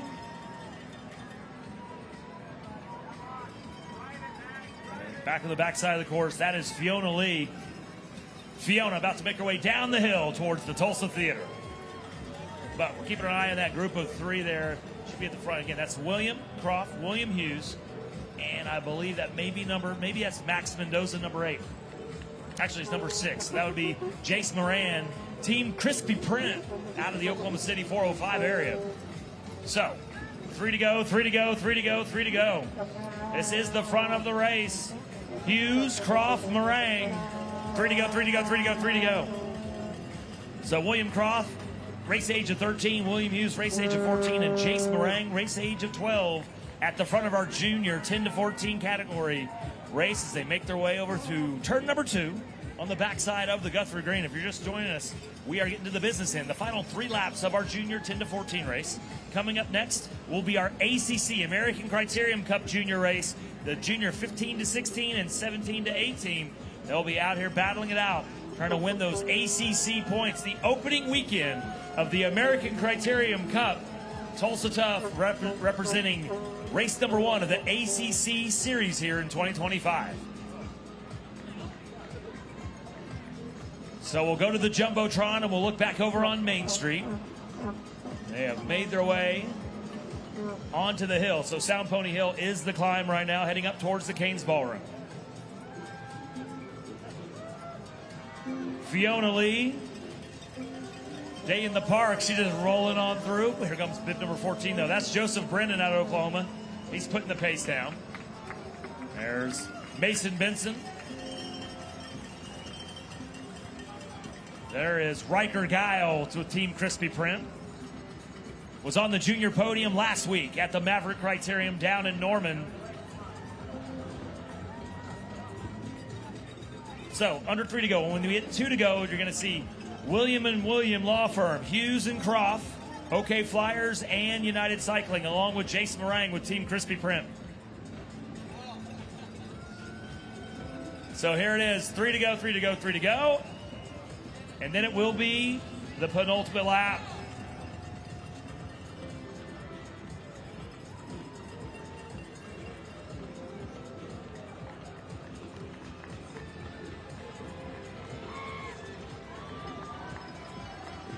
All right, it's 2 to go, the penultimate lap here of our juniors, 10 to 14. Again, William & William Incorporated, Croft with OK Flyers, Hughes with United Cycling, and Jace Meringue, Team Crispy Print. Penultimate lap, 2 to go, 2 to go, 2 to go, 2 to go.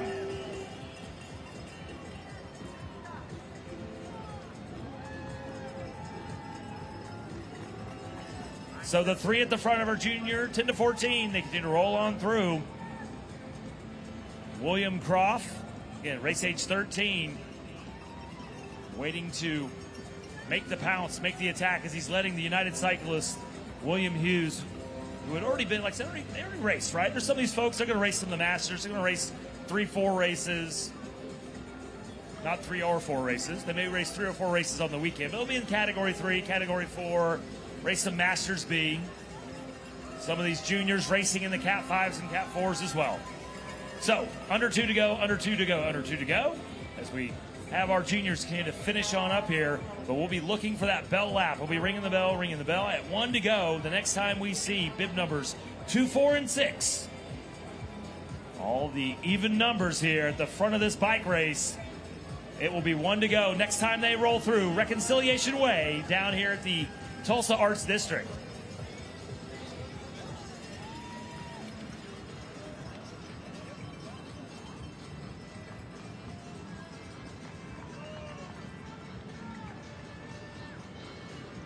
So as we mentioned, the next race will be the junior 15 to 16, 17 to 18, and it is part of the American Criterium Cup with 6 stops across the U.S.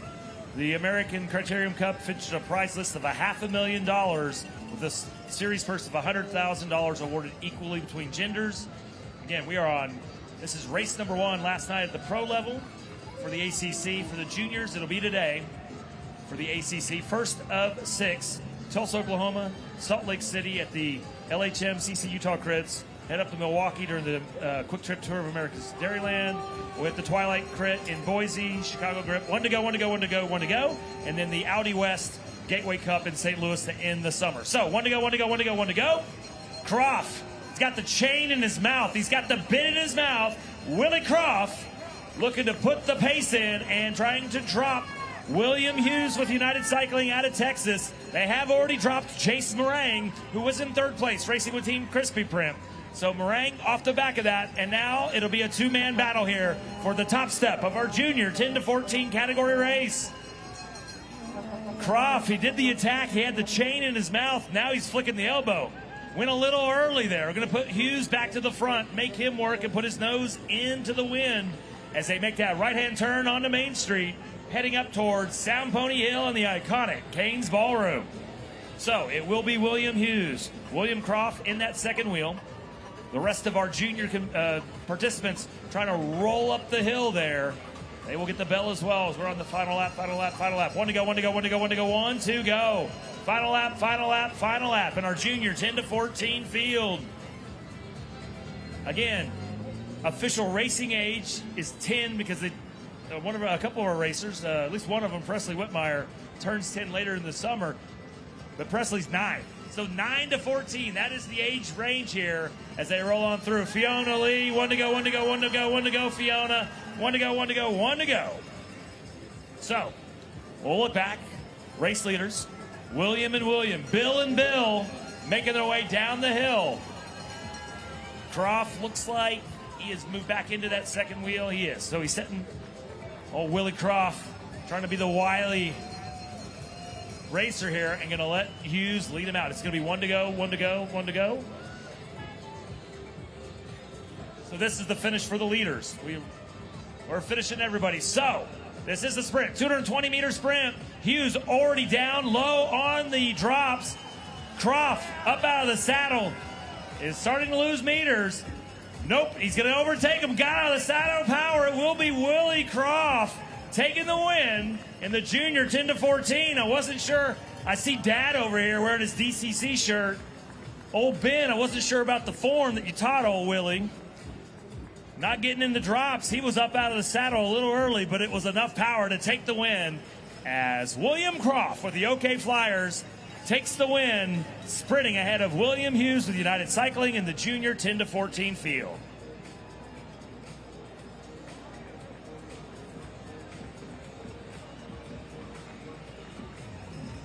Once again, our juniors continue to roll on through. That's Ben Bumgarner out of Nebraska. He'll roll on through. As we go to the Jumbotron replay there on Bill and Bill, William and William sprint to the end. Again, congratulations to all of our finishers. Jasper Lee. Look at that sprint there. Bib number 8 and 10. That's Max Mendoza and Easton Whitmire. Two-man battle to the end. Riker Giles, sounds like a Street Fighter II character. Rolling on through. Finishing up the junior 10 to 14 race here as we are on to our next junior race coming up at 1:25. It'll be the American Criterium Cup, the junior 15 to 16 and 17 to 18 age groups. Again, we talked about it. The ACC schedule here in 2025, 6 stops across the U.S. We'll give a little bit more recognition on that. So obviously weekend number 1 we talked about. Oh, still got some riders finishing out. So that will be Rachel Doak, Crispy Pream. That will be Owen White, Crispy Pream. So there's 2 like junior programs, Team Crispy Pream out of that Oklahoma City area, OK Flyers out of Tulsa as well. Again, great programs for the juniors. So talking about the ACC, American Criterium Cup, again, this is stop number 1. Tulsa Tough Weekend. For the pros, it happened last night. It was the Friday night races. For the juniors, happening here today. Coming up next at 1:25. Second race of the series will be next week. It'll be LHMCC Utah Crits in Salt Lake City. Third race will be the Quick Trip Tour of America's Dairyland in Milwaukee, Wisconsin on June 28th. Then you're going to go into July. It's the Bailey and Glasser LLP Twilight Crit up in Boise, Idaho, July 19th. Then you go Chicago Grit, Chi-Town on July the 27th. And then the ACC series ends up, race number 6 ends the summer. And it will be in St. Louis, Missouri at the Bomarito Audi West County Gateway Cup. So Gateway Cup series. Again, our racers finishing on up. A couple more still out there. 11 and 14. Mason Benson and Joseph Brennan. And as we finish up, we are done. 6:02. That'll be Presley Whitmire. Again, this is a 10 to 14 age group, but Presley Whitmire, she doesn't turn 10 till later on this year. 9 years old. Youngest competitor here in the field. Presley Whitmire finishing up the junior race. So, a couple minutes, 5 minutes or so, as we'll be bringing the junior 15 to 16 and 17 to 18 fields out onto the course momentarily. Do you think you'll need a mic, Jeff? Hey, Jeff. Mr. Mertz.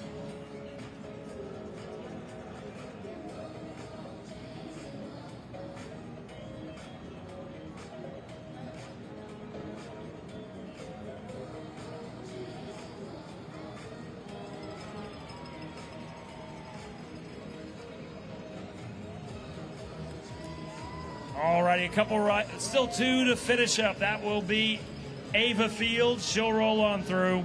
And this will be Fiona Lee. Fiona, you are Tulsa Tough. Alrighty, a little break in the action here as at 1:25 we'll have our next race.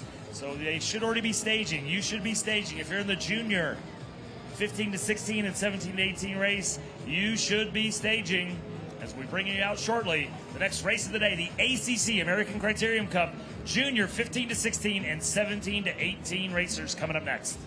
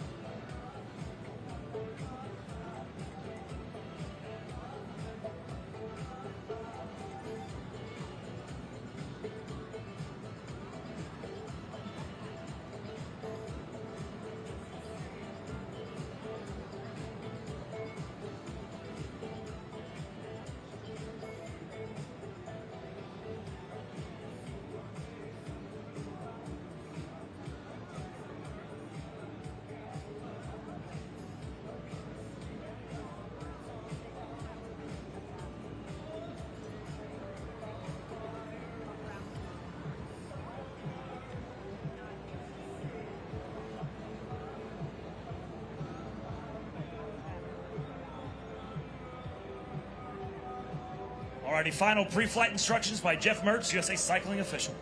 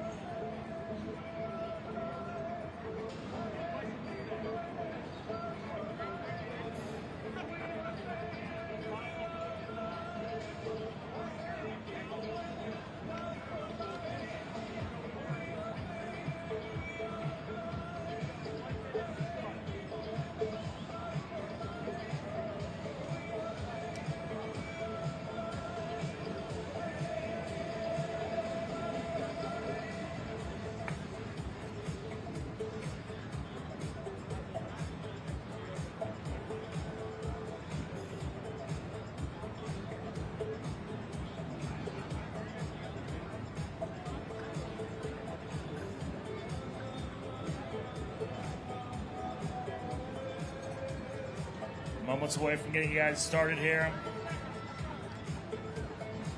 Half a minute, T-minus 30. We are getting it started shortly. 24. Sorry. Exact number. 27 racers out here between the two different categories. ACC Junior Race here on day 2 of the St. Francis Tulsa Tough.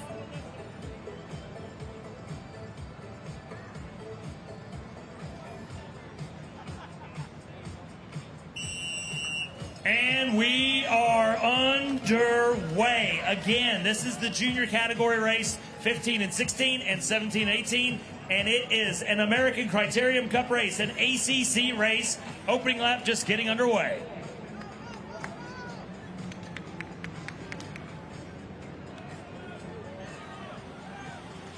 Tough start there for one of our juniors. Having a chase on. Opening lap, looking to have to go chase. There's a little mechanical there getting started coming out of the gates here on the opening lap. So this junior race, 15 to 16, 17 to 18, it will be a 30-minute race. And again, we have the two different age groups. And it's part of the American Criterium Cup Series, first of 6 races here this summer in the 2025 ACC Series.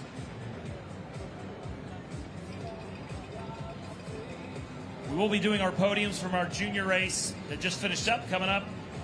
Got to check. I think we're doing junior boys and then junior girls. So I think I'll look for Scott. Are we going to have 2 podiums, the junior boys and the junior girls? Perfect. So just, you guys let me know when you have everybody. I do have a copy as well. So we'll look for the thumbs up from Scott and Amy. So Scott and Amy all weekend long, they get to play the game of chasing podium finishers, getting them ready, getting them over here, making sure they stay close. So again, if you are on the podium, you think you're on the podium, you may be on the podium. Somebody told you were on the podium. Come to the start-finish line all weekend long. Make sure you stay close because we like to recognize and honor our podium finishers early on in the following race after the race you just completed. So again, we want to recognize all those juniors. Coming up in a little bit, it'll be the junior boys, 9 to 14, and the junior girls, 9 to 14 podiums coming up. So a reminder, this is the junior race. We're about to have lap 1 done and dusted.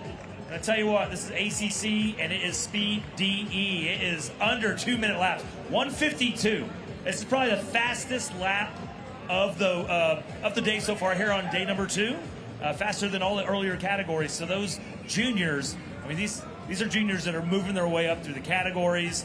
Again, they are 3, 4s, and 5s, but these are racers that are going to be 1s and 2s really soon as they continue to get their upgrade points. So a reminder, so we're talking about the junior race. The distinction, the next is kids race. So the kids race is 9 and under. If you are here for the kids race 9 and under, make sure you sign a waiver. I don't think we've done that in the past. Just making sure. So if you are here for the kids race, got to go sign a waiver. Head over to the registration tent. If you're like, where's the registration tent? The registration tent right here at the start-finish line. You hear my voice. I'm just flapping these gums. It's right across the street from us here at the start-finish line. There is, that's where the waiver will be. So if you have 9 and under, your kids that are 9 and under, if they're going to do the kids race that starts after our juniors, you must sign a waiver. Head on over here, sign that waiver, and again, we'll be staging that the next race. It'll be down the street at Main Street and Reconciliation Way.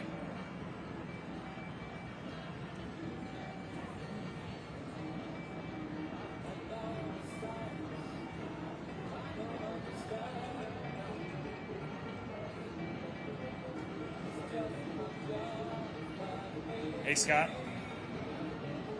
Do we want to do the boys right now while we wait on the girls? All righty. So, while our juniors, 15 to 16, 17 to 18, are out on the course here on lap number 2, about to finish up lap number 2, I should say. Again, a blazing pace. They were under 2 minutes on the opening lap, and here they are again as they come hurtling down through here. 9:85. That's Connor Prestonbach out of Louisiana, leading this group of only, let's say it's about 8 or 9 there. Again, we'll try to keep it spread out and figured out, right? Because there's 2 different junior groups now racing. The 15 to 16, which are all bib numbers 700 and 900 series, and then the 17 to 18, which are series 300 and 800. All right, did you take notes? There's going to be a quiz at the end, figure out which one's which. All right, so without further ado, we're going to recognize our junior podium in the boys 9 to 14. Racing with Team Crispy Print, making his way to the 3rd step, it's Chase Morang. Racing out of Texas with United Cycling, your second place finisher, it's William Hughes. And learning how to sprint better than his dad, racing with the OK Flyers, it's William Croft. 1, 2, and 3, your junior boys, Croft, Hughes, and Meringue, your podium in the 9 to 14 junior category here on day number 2 of the 2025 edition of the St. Francis Tulsa Tough. And again, top step, the winner gets some Kuro athletic sunglasses, courtesy of Kuro sunglasses. They're over there, engineered and designed, design engineering and manufactured in Japan. Kuro athletic sunglasses. Go check out the Kuro sunglass tent. It's the orange tent just to the left here of the podium at the start finish line. Also, all of the podium finishers will get an official Tulsa Tough pendant, courtesy of Diamond Sellers, the official jeweler of St. Francis Tulsa Tough. William Croft able to put on the leader's jersey, courtesy of Moo Moo Apparel, the official jersey sponsor of Tulsa Tough. All righty, another lap done and dusted. And again, it is going to be bib number 985. That is Connor Prestenbach from Louisiana. Like I said, putting the pressure at the front as he's opening up a little bit of a gap on the rest of the field there, as it is another lap done and dusted on this junior field. Prestenbach racing in that 15 to 16 category. Again, trying to keep it straight, but there will be multiple, or the two different age groups that have two different podiums. I'll have to check that out. Is it one podium?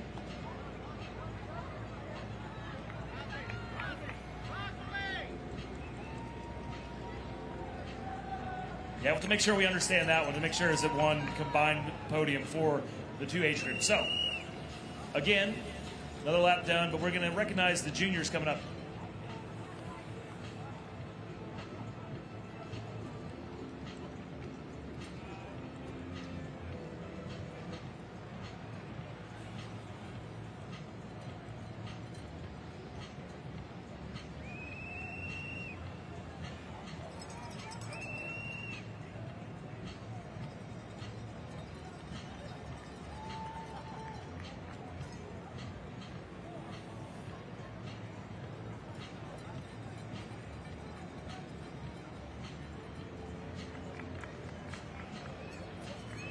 All right, waiting a little time here. We'll get our junior girls 9 to 14. So, again, checking out the Jumbotron if you're watching on the World Wide Web. Thank you to Quick Trip, More Than a Gas Station, our official sponsor of the live stream for the St. Francis Tulsa Tough. As, again, more and more Fondo finishers continue to roll on in. It was a 90-minute delay to the start for the Fondo, but we got the racing on time. The rain stayed away, so we got started at 9 o'clock.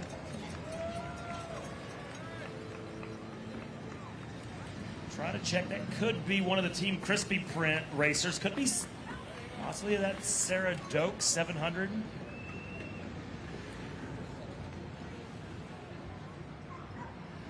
Actually, it's just going to be lapped up there. So we'll again be looking at Prestenbach, Connor Prestenbach leading that group up at the front. Also up there with them, 334.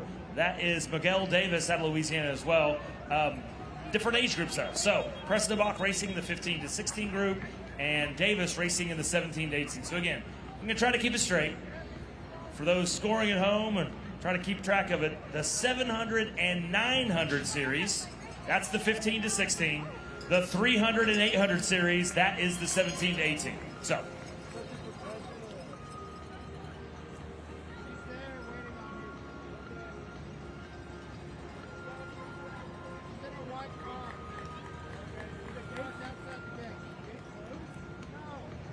So we'll be doing our junior women podium coming up in just a second. Looking for the final thumbs up from Amy and Scott as they get it rounded up here. But coming up next will be the junior 9 to 14 podium.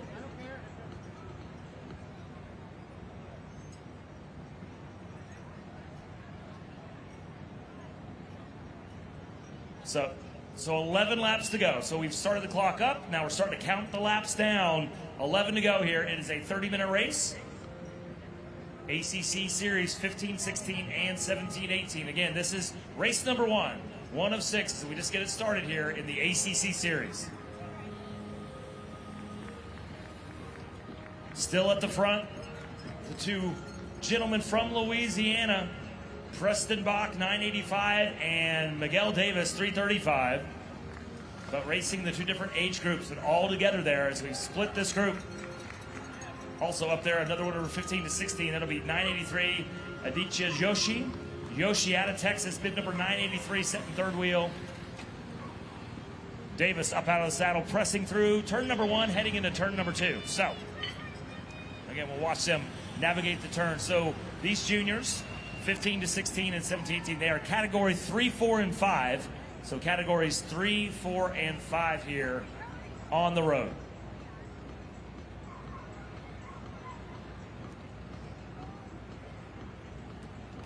All righty, now we'll recognize our junior girls podium, the 9 to 14 podium. Racing with Team Crispy Print in third place, it's Rachel Doak. Her teammate with Crispy Print making her way to the second step, that's Maddie Baker. And making her way to the top step, racing with the Oklahoma Flyers, it's Chandler Beeson. Beeson, Baker, and Doak, Flyer, Crispy Print, Oklahoma junior racers representing our girls podium here in the junior 9 to 14.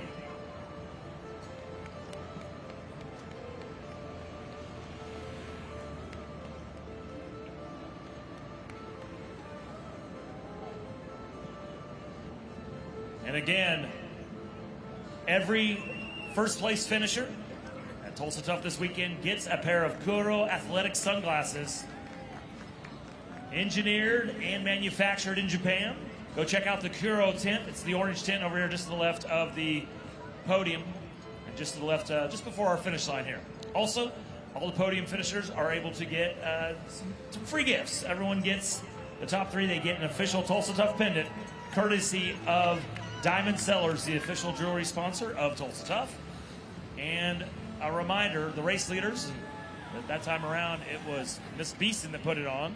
It's courtesy of Moo Apparel. Moo Apparel, the official jersey sponsor of both Tulsa Tough and the American Criterium Cup, the ACC Series, and Tulsa Tough jersey sponsor, Moo Apparel.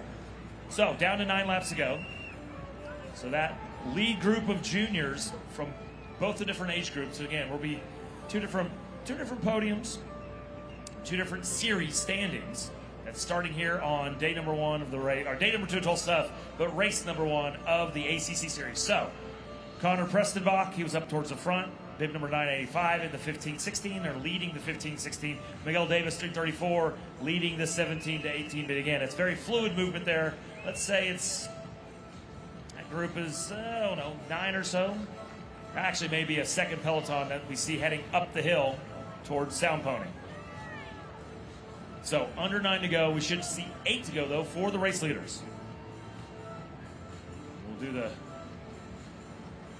telescopic photo lens. It'll zoom up the hill from the Tulsa Theater up towards the northwest corner of the race course, where you'll see the FC Tulsa banners flapping in the wind. FC Tulsa, the official sponsor here of day number 2, the FC Tulsa Arts District Criterium. So, a little bit of a move, though, on the downhills. It will be Miguel Davis, bib number 334, as he'll move to the front. Prestenbach looking like he's moved his way back to the back.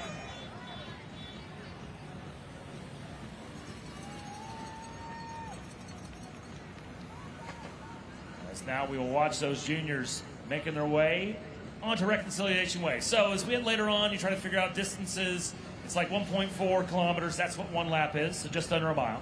Also, you're trying to figure out the distance for the sprint, as Davis now folds back about mid-peloton now, Miguel Davis. But if you try to figure out the sprints, if you turn that left-hand turn as you hit the downhill coming off the Tulsa Theater, it is 220 meters. So, again, when do you do the sprint? I mean, 220. Are you a short sprinter? Are you a long sprinter? When do you want to make the attack? Do you want to try to make the attack on the downhill to distance yourself because you know you're going to go long? Or are you someone that's going to wait to the final 100, 125 meters to the end? So again, it's kind of giving you some distances, letting you know lay of the land, a little geography lesson when it comes to this L-shaped race course that is the FC Tulsa Arts District Criterium. Again, that left-hand turn, it's 220 meters from the turn at the Tulsa Theater to our start-finish truss here, the FC Tulsa Finish Line Truss. So, 8 laps to go for the race leaders, 8 to go. So we see them on the backside. They're about, not quite the backside. Let's call it the mid portion of the course. they're making their way up the hill. They're heading towards Sound Pony Hill. They're heading towards the iconic Canes Ballroom. The crowds will start to gather up there at that location. The shadow of 244 when you make that left-hand turn. Right across the street from the Canes Ballroom. But again, a very, it's only like 27 racers between the two different groups. If you get later in the day, that's a good spot to watch because usually you don't talk about guttering somebody in a crit race. That's usually something you see maybe in a spring classic with some echelons and crosswinds over in Belgium. But there's a chance, again, the momentum of the fields and the larger fields. When you make that left-hand turn off of Main and what I call Shadow 244, momentum goes to the right, you can get guttered. And they put barriers up there right across from the Canes Ballroom, but they used to only have hay bales. And you would watch year after year racers just, it's so innocuous. You just look, it's probably only 2 or 3 inches tall. That's why I call it kind of the Shadow 244. You're not paying attention. Next thing you know, you push to the right, you're into the barriers, into the hay bales. So again, in the larger fields, that will come into play, especially as that is the one climb, right? That's the one uphill on this race course when you head up towards Sound Pony and Canes Ballroom. And again, you start breathing through your eyes. You're getting a little disoriented.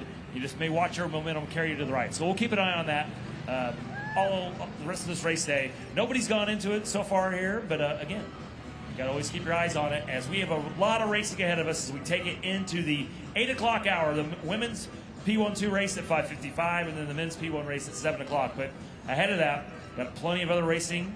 Got the kids race, a reminder, it's 9 and under. If you are having a 9 and under do the kids race, you have to sign a waiver. Parents, please come over to the registration tent.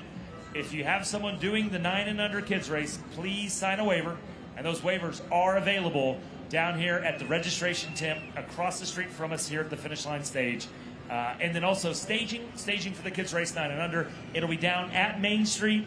So if you head off to the west from the finish line again, down at Main Street, that's where the staging will be for our 9 and under kids race. And again, it's the first time we've done it, so I'm saying it over and over and over. Make sure you sign a waiver. First year we're having the waiver, so make sure you sign that waiver for the kids 9 and under kids race. All right, so waiting for the race leaders to roll on up here as it's going to be, should be 6 to go when those race leaders will roll.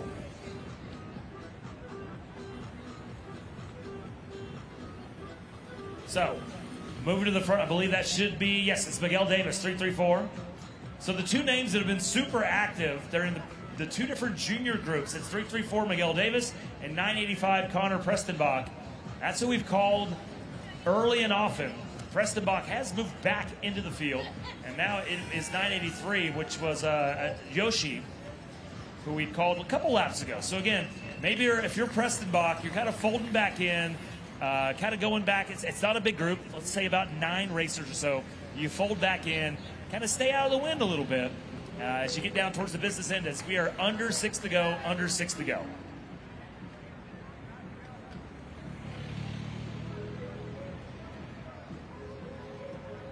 So again, they are battling it out for these ACC points. There'll be 2 different series, the 15 to 16 and the 17 to 18. And again, if you have a chance, go to the TulsaTough.com website. Go find the technical guide. Plenty of information for all the activities all weekend long. But it'll give you a little synopsis. Also, go to AmericanCritCup.com. American, C-R-I-T-C-U-P. AmericanCritCup.com. As this is race number 1 of the ACC schedule for 2025. Getting it underway. Less team tactics here, but in the pro races and the other ACC races, you're limited to 6 riders. So it's the P1-2, women's and men's, and then the juniors here. But again, it's a big deal. It's a national series. 6 stops. The prize list has $500,000, and a series person with $100,000 is awarded equally between the genders. So again, great little thing to talk about, and it's just getting underway here in Tulsa Tough as weekend number 1 of the ACC series. So we're down to 6 to go. It'll be 5 to go. Beautiful day. The rain stayed away. Weather, it's not 100 degrees. Last year it was 98 on Saturday. Heat index well over 100. So we're at 6 to go. So free laps are done. So if there's a crash or a mechanical, you just got to chase. No more free laps to get feathered back in to the race with under 6 to go. And with 5 to go, now Preston Bach back at the front looking to push the attack. So he'd been very active early on, Preston Bach, racing in the 15 to 16 category. Last 5 or 6 laps or so, he kind of feathered himself back into this reduced group of 9. Again, we're trying to keep track of everything. There's 27 racers between the 15 to 16 and the 17 to 18 category. But that being said, they're pretty close as far as some of the skill level of those guys, and not that far apart as age. A lot different than the 10 to 14. 10 to 14 still a wide variety at skill level. Here the 15, 16, 17, 18, they're staying together here, this main group of 9 contenders up at the front out of the original start list of 27. So they are under 5 to go. We will be rolling them up Sound Pony Hill. Again, it's a junior race, revelers. There'll be more and more crowd forming up at Sound Pony. No hand-ups. It's illegal, especially in the junior race. But we want you to cheer on the racers. I know we'll have the crude truck. They'll be up there. Tulsa Hash House Harriers will have their cheering section on as well. Friends, family, trainers, everybody will have you set up to cheer on these racers and these juniors so we get down to the final couple laps here. When they come rolling through again, it'll be 4 to go.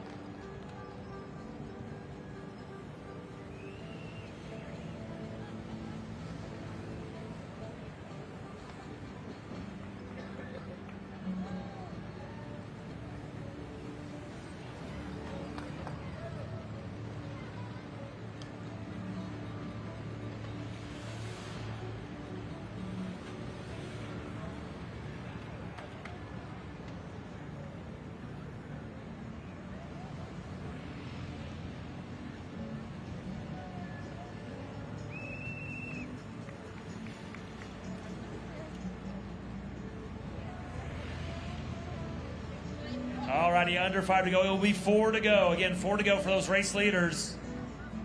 Again, if you're in the kids race, this is a junior 15 to 16, junior 17, 18. If you have kids that are 9 and under, make sure you have to sign a waiver. We need a waiver, and it's at the registration tent. So if you have kids doing the kids race, we do need you to sign a waiver. Parents, guardians, grandparents, best friends, everyone, if you have a 9-year-old and under racing in the kids race coming up next after the juniors finish, we do need you to go sign waivers over at the registration tent right across the way here from the finish line.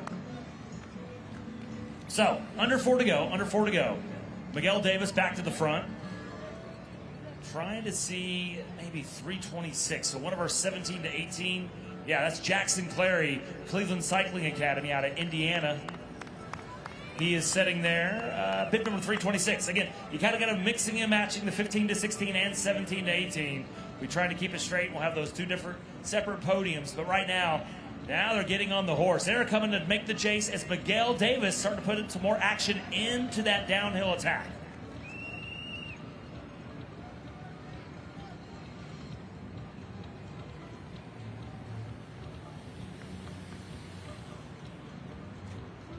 So when they come through, it's going to be 3 to go. So there was a little injection of pace there by Miguel Davis, but now he's rolled back in about mid-pack or so. But you will see Jackson Clary in the 17 to 18 category. Also, you're going to see Aditya Joshi at the front. First time we're going to call Tozer Jones, Tozer, out of Wisconsin, racing with Stoic. Tozer Jones up towards the front. He's in the 15 to 16 category. So they're coming through. 3 to go, 3 to go, 3 to go. 3 laps to go here in our junior race. It's the first junior race of the ACC series. We'll have 6 races starting in Tulsa, finishing in St. Louis at the Gateway Cup August 31st. But right now we're down to the final 3 laps. So, again, we've called pretty much the same 4 names or so out of that group of 9. You know, we haven't said Bo Williams. He's up in that group. When will he poke his nose out? I said, Jackson Clary, he'd been quiet early on, but he's been very active at the front the last couple of laps. We will keep an eye on that. Again, if you have the 9 and under, the kids race, if you have kids here, make sure you go sign a waiver. The waiver needs to be signed over here at the registration tent. If you have a 9 and under, if you have someone doing the kids race, somebody doing the kids race coming up, the kids, parents, we need you to sign the waiver. Waivers are signed at the registration tent right across the street from the finish line. Again, 9 and under kids race, we need a waiver. 9 and under kids race, we need a waiver. And that waiver can get signed right over here at the registration tent. So, next time the race leaders roll through, we will show them the penultimate lap. It'll be 2 to go. They are making their way down the hill. There's going to be a little mini group that's kind of about to be lapped. It's the backside of our junior category, 15, 16, 17, 18. And then the main group of 9, the contenders at the front. They're battling it out for those multiple podiums. So, they're going to make that left-hand turn. 220 meters is the distance. They're going to come down, and we will be showing, I believe, 2 to go when they roll through. 2 to go. The penultimate lap coming up. 2 to go, 2 to go, 2 to go. 2 final laps. 2 to go, 2 to go, 2 to go, 2 to go, 2 to go, 2 to go. Preston Bach driving it at the front. Jackson Clary sitting in second. Driving on that left side. So this is 2 to go, 2 to go, 2 to go. Penultimate lap, penultimate lap, penultimate lap. They'll hit turn number 1. So they've made the pass. They've done the lapping. So it was a little chaos there. There's 2 different groups coming together. Some of those lap riders trying to bridge on to get in the front of this group of 9. Again, the strongest racers at the front of this one. We've called the same names. Miguel Davis, Jackson Clary, Connor Prestonbach. As they're at the front here, as they're going to be rolling through, about to hit Main Street. When they finish this lap, we'll be ringing the bell, and it will be 1 to go, 1 to go, 1 to go. The final lap coming up, about 1.5 to go. 1.5 laps to go here in our junior race, the opening race of the ACC, American Criterium Cup. Again, a reminder, the kids race coming up next, 9 and under. You must sign a waiver. If you have a kid in the 9 and under kids race, make sure you sign a waiver across from the start-finish line at the registration tent. And we are staging all the way down at Main Street. Let's get all the way down. 1 block down to the west at Main Street. So sign a waiver, head on down to Main Street, as that's where the kids race will be staging, and that's where we'll have it.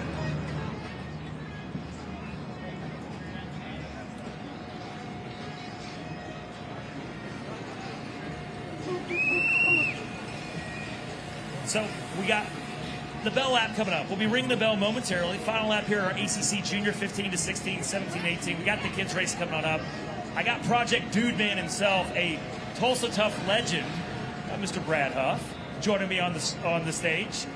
That's right. We're right here, Tulsa Tough, a.k.a. Tulsa Huff. Now that I have the microphone, we're coming into bell lap. This is when the action happens. This is when it heats up. This is what they've been waiting for. This is what makes the weekend. Bell lap. 1 to go, 1 to go, 1 to go, 1 to go, 1 to go, 1 to go, 1 to go, 1 to go. One final lap around the L-shaped drag race. That is the FC Tulsa Arts District Criterium. 1 to go, riders. 1 to go. 1 to go. 1 to go. Who's it going to be around that last corner? It's a no brakes corner and you win. If you brake, you lose. If you let it fly, you will not die, but make it to the line.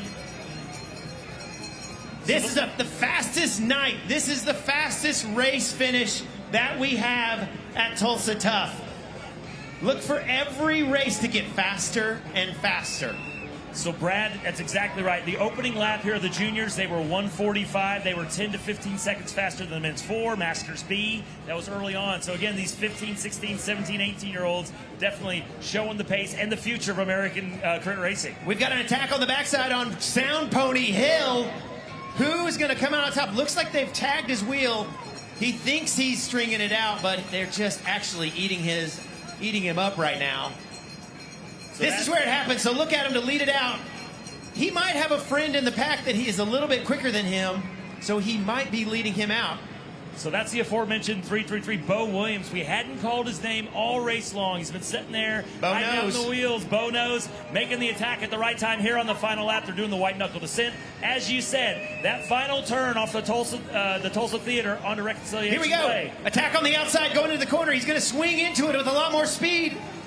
Oh, he got a little scared. He didn't want to take it all the way. Here it comes. It will be Jackson Clary that will be leading it out. 220 meters. The gallop to the line. Oh, we're going to have some lap riders. This is going to be really tight. As they're coming down to the final 50, like you said, lap riders will get out of the way and take it. Will be Jackson Clary, Cleveland Cycling Academy. Again, he's in the 17 to 18 category. We'll have to figure out who won it from the 15 to 16 category in that sprint finish. As you know, the fastest turn in American crit racing, that final left-hand turn right in front of the Tulsa Theater. That's the wild thing, is you could have one of the fastest 14, 15-year-olds in here, but that 17, 18-year-old's going to nip them at the line. We're going to have to go to the judges to see who has it. So we'll have the quick trip, slow motions replay. And again, as you said, trying to come up that outside line was one of the racers from the back. That may have been Aditya Yoshi. Which is a great position. He probably passed the whole rest of the pack. Got into fourth wheel at that corner. It looks like he followed the wheels pretty well. He might have made it all the way up to second or third because of that move on the outside. He knew how to risk it for the biscuit. Actually, he held on fourth. So when we get all of the final results done, we are obviously recognizing the ACC series. So we're going to have 4 different podiums. It's going to be 15 to 16, 17 to 18. Girls and boys for each of them. We'll be recognizing them. They'll be having the Tulsa Tough Leaders jersey. They also have the chance to put on the American Criterium Cup Moo Apparel ACC Leaders jersey for the series. It's race number 1 of the 6-race series. So we got Brad Huff up here. That's a mouthful to say. Blah, blah, blah. Kids race 9 and under. A reminder, if you have a kid in the 9 and under race, make sure you're signing a waiver. Parents, we're signing waivers across the way, and then we're staging down at Main Street, down at the state wheel tent. Again, that's where we're staging, but if you have a 9 and under, kids race coming up next, 9 and under, you have to sign a waiver, and the waiver will be over here at the registration tent. So if you're wondering, boy, it got loud. Double the voices. Why is Brad Huff up here? Well, he's a Tulsa Tough legend. He's been on that top stuff many times. But he's got a new mission. This year, Malcolm, you got tied in with him on something called Project Dude Man. Why don't you share a little bit of what that's about? So first, I've got my money on Ryan Dupree's little guy Bodie in the 9 to 10-year-olds. Okay, so we're looking for Bodie, little orange, specialized. We're looking for him to come out on top. And then about me and the Project Dude Man. I am the head dude, the co-founder of Nice Work 988. Don't know his name, but Landon Wright with Landon, Crispy good Print. job. So I'm the head dude. Malcolm, one of the co-founders, asked me to come and be the head dude of Project Dude Man. What is Project Dude Man? It is a safe space for men ages 18 all the way to 70. Malcolm's 70. He's the fittest guy in town, and he's one of our dudes. That comes out and rides. We learn competency in cycling, which increases our confidence in cycling, which therefore enables us to keep coming out and get a greater connection with the community. I help men, riders, raise up to the level that they want to enjoy the sport instead of going out and getting beat to a pulp on every group ride and getting disheartened and not wanting to come back out. So Project Dude Man is for everyone. It is an inclusive group of all ages, all sizes, all speeds. We are a Zone 2 group that does some hill intervals on a Thursday, but we do a lot of recovery rides and ice cream socials, a little bit of mountain bike ride, a little bit of gravel. This is a true community outreach role, just like the Divas, which have been going on for 13 years. Project Dude Man is only 3 months old. Our goal is to get to 50. Actually, we want to get to close to 300 like the women, but we're only at about 44 right now. So if you know a dude in the community, in the surrounding area of Tulsa, that wants a group to ride with, that he doesn't have to worry about doing any piss and vinegar out there, come and ride with the dudes, the Project Dude Man group. Have fun. The number one thing we do out there is have fun. We stay engaged in fun, because when we disengage, it just becomes F you. And we don't want anybody saying F you to this sport. We want them to come in and say F you into the sport. It is so fun. I'm coming back next week and the next month and the next year. So That is what Project Dude Man is. Right, it's a great segue. I had Jersey Lee with the Tulsa Tough Divas. She was up here talking about it. And again, I was out in the first Wednesday night ride of the year. We were out there, and they had the first kind of like, here's the thing. It's the first time you're heading out. You're going to hit Shell Creek Road. You're going to hit the Osage, the hills of the Osage County section that we always do on Wednesday night ride. But it's different categories of confidence. And it was the confidence, as you said, credibility to the part. You don't want to be discouraged. Great Divas, now Project Dude Man. You got the great Project Dude Man shirt. See Ken back here with one as well. Where can we find Moo Moo We've got apparel? some Moo apparel. We got the Project Dude Man kits. I don't think they're in the booth, but they're pretty exclusive. If you join a certain club, you might get one. So, Project Dude Man is an outreach program. We want more dudes in it. We want more individual in it. But divas can come ride with us. Other riders can come ride with us. We have others that come up on the mountain bike rides, on the ice cream social rides. Everyone is allowed. You don't have to just be a dude. Again, great opportunity to talk about it and promote it. And Brad, you can just talk all day, and I'm letting you talk all day because it's a great cause. Well, and the reason I'm here is because of the Daryl and Julie Christner Family Foundation. Their initiative, and I'll botch the entire headline of what they do is to break the stigma around mental health. So I call it mental fitness. We're all out here working on our fitness, and we're all actually getting a mental elevation because of it. So we're working on our mental fitness as one. Divas and dudes, we're out here working on the mental fitness. We're helping the Daryl and Julie Christner Foundation level up the community, work on the connection, help with suicide prevention, addiction support, and break the stigma around mental health, mental fitness, so that more individuals are willing to come out and find the benefit. Exactly. One of our Pream sponsors early on the day is the Chris King Counseling Group. They were giving out $100 Preams. Again, the Chris King Counseling Group doing the same thing. Mental health, mental health, mental health. Very important thing. Anyone in cycling knows Chris King, but it's a different Chris King. That sound, that buzz of that hub that we all know. So a reminder here as we're talking about Project Dude Man with Brad Huff, Tulsa Huff. We have got the kids race, 9 and under. They're getting started. They're staging right now down at Main Street. And again, if last minute additions, hurry. You need to sign a waiver and you need to hustle. If you haven't signed the waiver, it'd be kind of tough. But hopefully you've signed the waiver and you are staging down there at Main Street Reconciliation Way, just behind, down to the west of the start-finish line. So again, coming up next, kids race, kids race, kid race. Coming up next. So the last thing I'll say about Project Dude Man, if you're wondering, where do I find out about Project Dude Man? On the TulsaTough.com website, go to Project Dude Man, or at Instagram at Project Dude Man. It's me putting the information up there. I do my best to add in some actual data, some actual research to verify what we're trying to do. Actually, not trying. I tell people we don't try anything anymore. We're just doing our best. We're showing up, consistently showing up, and that's where the improvements happen. And fitness happens to be a fringe benefit of what we do when we constantly show up. And our last tagline is what we tell people is just ride your bike, dude. Just ride your bike. And that's what we do. We're out there having fun. We're increasing our friendship. We're increasing the fellowship because there's more of us out there, which then therefore taps into freedom. We all want to feel the balance of life on two wheels, the freedom in the air, through our hair or no hair if you don't have any.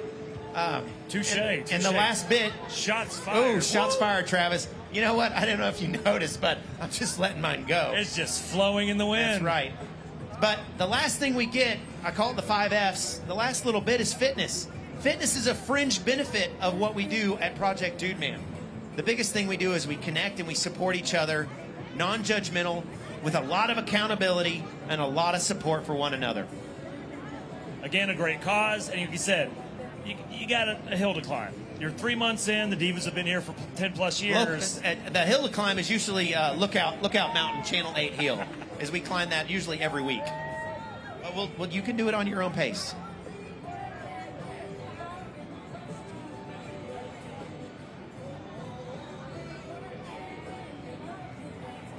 So we've got our kids 9 and under staging down at the pit, down at the State Wheels pit down there, right before about 200 meters before the finish line.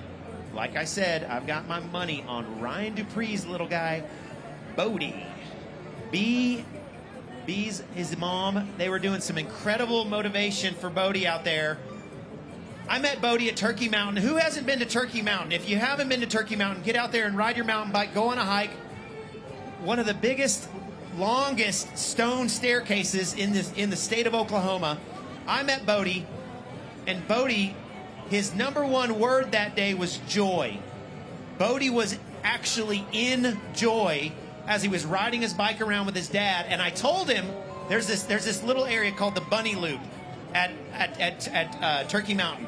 And I told Bodie that my buddy Kenny Hill, is actually the local legend of Bunny Loop. And Bodie looked at his dad and said, "Dad, get my bike out of the truck. I'm going to become the local legend of the Bunny Loop." And it was the cutest thing in the world. They had to go to a pool party, so we couldn't take the local legend. But we got a picture with Bodie. And whenever he took the picture, the word he said, instead of cheese, it was joy. And it was truly a joy to be there with Bodie and experience his joy, to enjoy his energy, just to be on two wheels with buddies out there with dudes on the bike. So it was awesome. So like I said, I got my money on Bodie.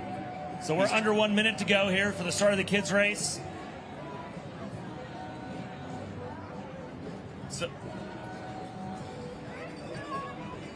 So down 45 seconds, 30 seconds or so. Yes, the future, I always talk about the kids, the juniors, the future of American cycling. It's like the kids are the future of American cycling. And you talk about some of these kids, just get excited getting out there.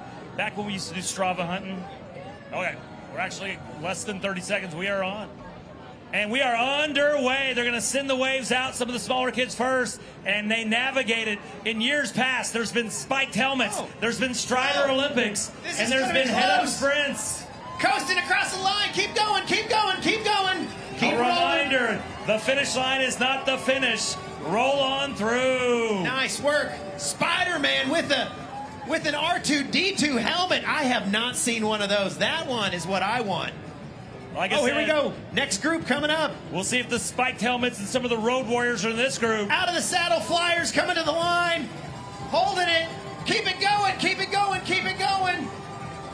As they will navigate the finish line, shoot, hang that left-hand turn into the Guthrie Green. Look at this. Look at these kiddos out here. Tie-dye shirt. I love the tie-dye. Okay, get ready for the next round, the Looks next like wave. we've split it up into 3 waves, Brad. So waiting on this final one is, again, the under 9 years old. So all the kids. Take a breath. Everyone take a big breath. In through your nose. Out your mouth. Let's calm down a little bit. It's going to be okay. Moms, dad, helicopter parents, chill out. They'll be fine. Get to the barriers. Well, okay, you got to save the breath, because then you got to get loud when they come to the finish line. Cheer them on, because they're working harder than you are, and let them know how much you appreciate the effort. Here we come. Heads up. Here they come. Keeping it between the barriers, heading to the line. 100 meters, 75 meters, 50 meters, 25 meters. We have got a spin to win situation. Spin to win. Spin to win. Oh! Look at the face paint, taking it in second. Oh, this is great. I believe that may have been Sam Feldman winning that wave. Bodie! There's my man Bodie taking it to the line. The Strider Olympics. I told you Bodie was in there. Look at those pink socks from the St. Francis Tulsa Tough Color Edition. Well, he actually has pedals. They have had the Strider Olympics in previous kids. A little Fred Flintstone effort there as the kids race finishing on up again. What a great effort. What a great deal. The kids race at Tulsa Tough.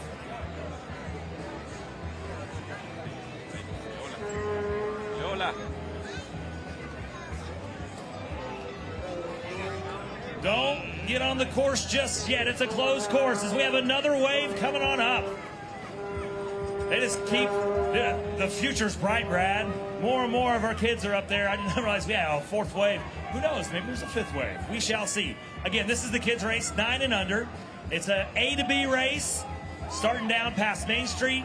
They go through the finish line and they hug that left-hand 90-degree turn straight into Guthrie Green to the kids' play zone. Coming on up. Here they come. Hot and heavy. They're getting close to the line. 75 meters, 50 meters. Almost coasting. Oh, at the outside with the gears. With the gears. He got him with the gear. He shifted it at just the right time. Look at all these cyclists out there having fun. Look at that.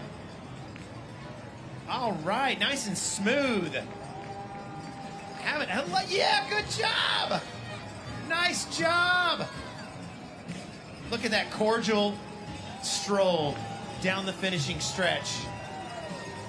Oh, Usually the only four wheels we see are the pace car, but here's a four-wheeler right now making the way down to the finish line. As I believe there is one more wave.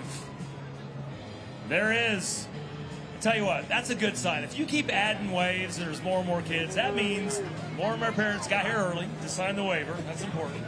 And they navigated the traffic. That's secondly important. And they were motivated by their kids to come downtown to Tulsa Tough. They're like, Mom and Dad, you need to go see this bike race. Why? Because I'm about to go sprint on Reconciliation Way during the fastest sprint, and as Brad said, the fastest race course all weekend long is right down here at the FC Tulsa Arts District Criterium. Here we go. The flag is down. The riders are rolling. They're just like a team sprint right here. But no one's peeling off. They're making it all the way through the finish line. We see a lot of pink, a lot of lime green. And one rider off the front, coasting to the line, nice moves. Look at the intensity. I like the face paint. Several riders out here with face paint on there. This is a sight. A lot of happy parents trying to keep up as they rip down this course. Oh, look at the strider. Oh, hello. What is that Leonardo? I think that's Leonardo making it across the line, slashing to the line. Teenage Mutant Ninja Turtle doing his best. Oh, we got another Teenage Mutant Ninja Turtle right here. I told you, the Road Warriors with the spiked helmets. Oh, there it is. If we were doing a red hook crit, there may be spikes in the corners, elbows up. I couldn't tell if that was Rocksteady or Bebop with the spikes. Ooh, you think I knew that? I'm in that era. It's all right. There was a guy named Gerardo that I said, earlier when he was racing, so maybe I'm showing my age as well. And again, you know what? Another wave.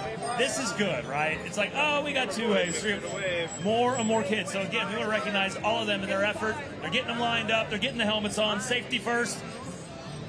Any good business meeting starts with their EHS health. Okay, we got the flag standards. up. We've got the flag up. They're getting the signals. Here we go. We're off again. Hold on to your hats. These riders are going to be ripping to the line. Oh, we've got one off the front already. Out of the saddle. Woo, look at the cadence on that. That's probably 150 RPMs. He's taking it all the way to number 64. That was an intense look on that. Woo! Got his own bib number and everything. That man needs to get to the BMX track with that cadence. Levi Patrick, if you head to the finish line, Levi Patrick, please come down to the finish line. Look at those smiles. Stars on the helmets. Lightning bolts on that one. Everybody. Oh, and a basket. My favorite. Look at those pink baskets. I think she's got butterfly eyelashes for a paint job, for a face paint. I'm sorry, sir. This is 9 and under. I'm sorry, 9 and sir. under.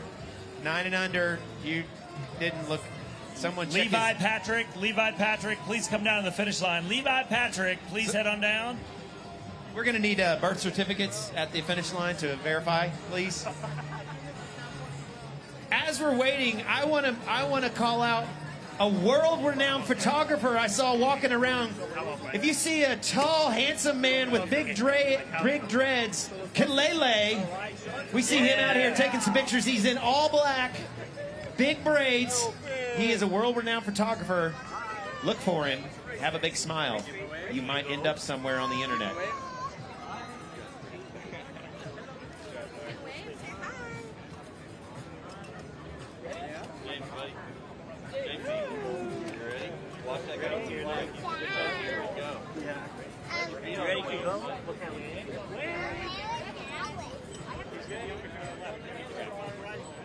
All righty, the next wave getting ready to get shot out of the cannon. A to B, the drag race on Reconciliation Way. as the skill levels got higher. They moved them further and further back to give a little bit more terra firma, a little bit more meters. And the Strider Olympics are starting again. Here comes this next wave. Navigating it. Looks like that's the final wave of the day, but not. Ooh, we've got some Striders mixed into this one. Oh, yeah, he's bringing it. We got a Strider, you know. We don't have a speed limit out here. We just have a 1 speed. To be totally enjoy is our speed of the day for these kiddos. Here we go. Oh, look at the Spider-Man helmets. It looks Black Panther. Black Panther. Look at this. Who are we? Sound Pony. Nice job, Mom and Dad, catching up. I think Mom and Dad have a bigger smile than the kiddos. All right, look at that. Good one. Look at those. Look at this. Whoa, full face. 434, ripping to the line. Woo! Oh, tassels. Our first tassel of the day. They're going to be tasseling and wrestling out there later, but right now we're bringing some. Oh, and she's got a tiara on that helmet. First tiara of the day.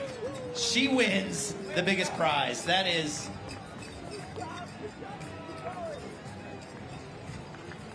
All righty, and again, it's a Strider-like vehicle down here. Another Fred Flintstone-powered vehicle. It's our final of the kids' race here on day number 2. We'll do it again tomorrow. He's got a drag strip set up. That rear tire is about twice as the front. He's going to burn it out here in just a second and rip it to the line. Woo! Nice job, buddy. Don't look at me. Look at that finish line. Good job. Wow. You are so fast. So tomorrow it's more of a family affair when it comes to the kids' race. It's the Williams Townie Ride that'll be happening down at the McElroy River Parks Criterium. So, you know, it's not just for the kids. Let the parents get out there as well. We've still got one rider making making their way to the line. You know what? He's got those aerodynamic handlebars that all the riders are raving about these days. He's virtually holding on to the stem. This guy's the most aero kid out here. Didn't Phil Guyman used to cut his handlebars off when he was trying to do all those challenges? Yes, yeah. That's exactly what this is. That's pretty much what we have here. He has narrowed it down. This is the best one of the day. He doesn't want to be big regulated. Cheers, everyone. Let's give him a big cheer. Get to the line. Let's cheer him onto the line. Make sure not to deviate the line to get relegated, though, in the sprint. Luckily, he's got a stable front end on that thing. Woo! What a finish. Thank you so much for cheering these kiddos 9 and up out there.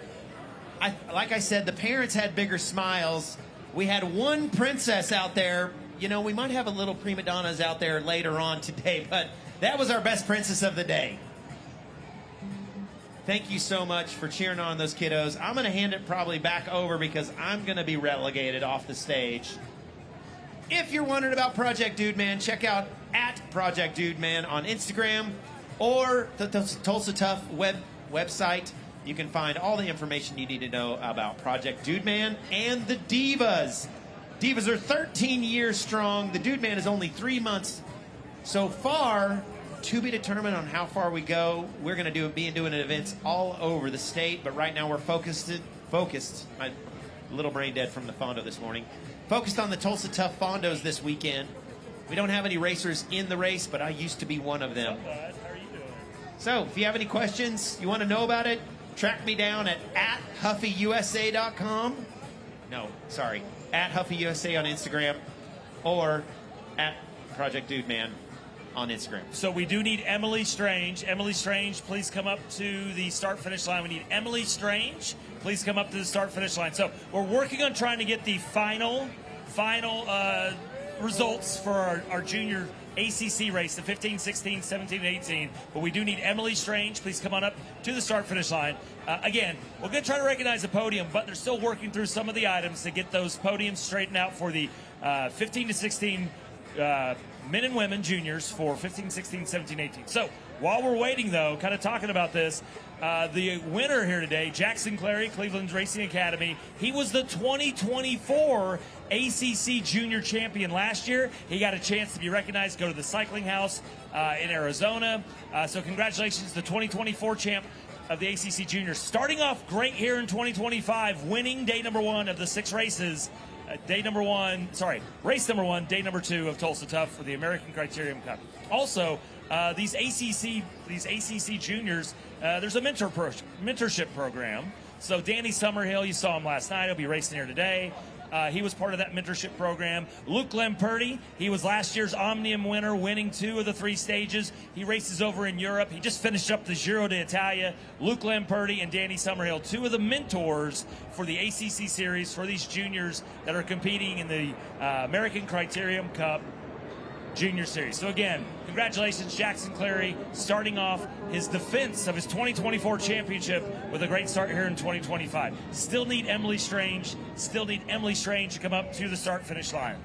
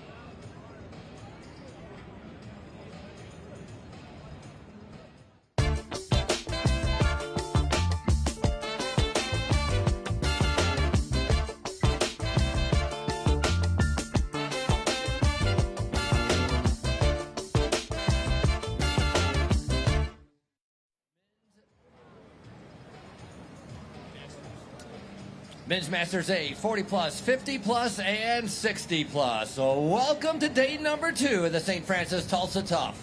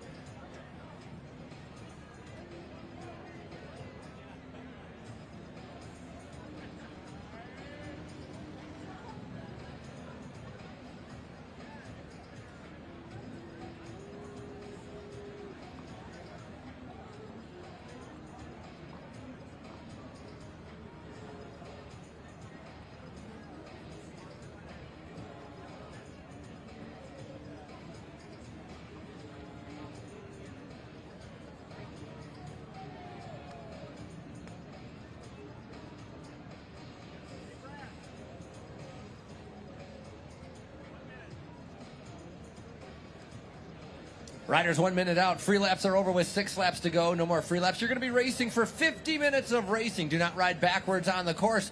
Your neutral service, if you have a problem, state bicycle tent right before our start-finish line, about 100 meters back on the left-hand side, as we are coming down now to 30 seconds as we're getting ready for day number 2 of the St. Francis Tulsa Tough. This is our FC Tulsa Arts District. 1.4 kilometer long L-shaped course as we're getting ready once again for our Masters, former road professionals, national champions, and current national champions as well. Masters riders, you're going to be going on the whistle when I say timers ready, officials ready, riders ready. We're underway. It's our Masters, 50 minutes of racing.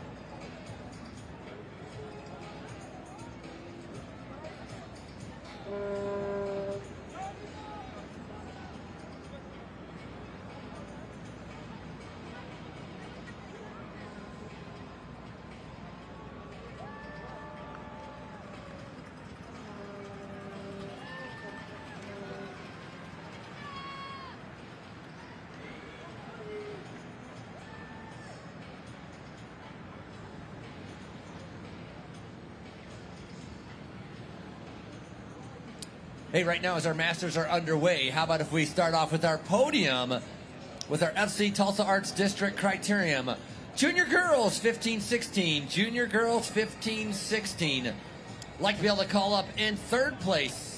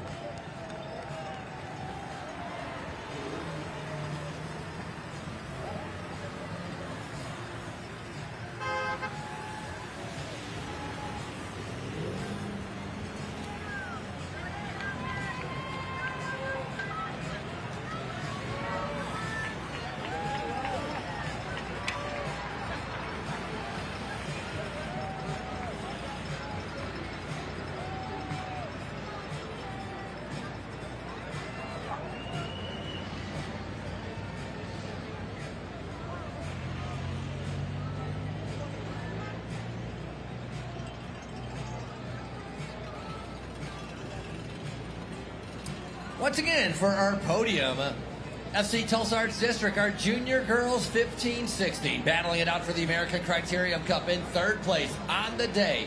Crank Revolution, Lenny Shelton.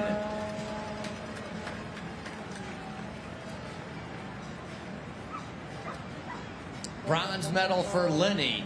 Silver medal, this rider coming from the Oklahoma Flyers, Elizabeth Hernandez.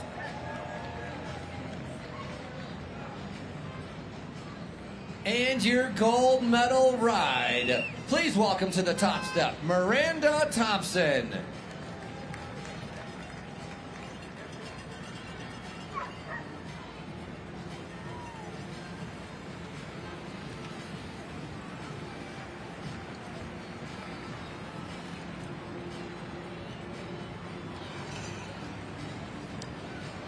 Also being presented, Miranda Thompson with our Tulsa Tough winner's jersey.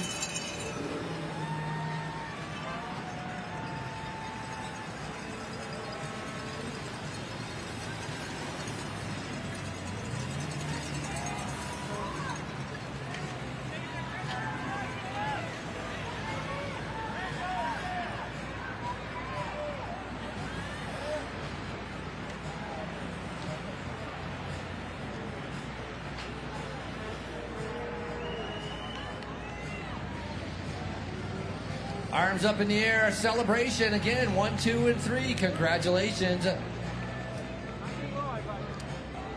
Now with our winner, 2 will come down. Miranda Thompson, stay on the top step because we're going to present you also, as this was race number 1 of the American Criterium Cup. That will give you the overall leader's jersey after race number 1.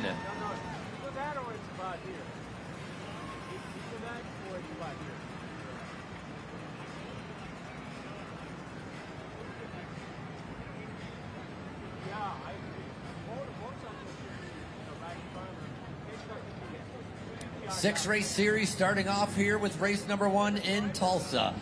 Next week, moving on to Salt Lake City. And coming out on top, picking up the maximum points available, Miranda Thompson.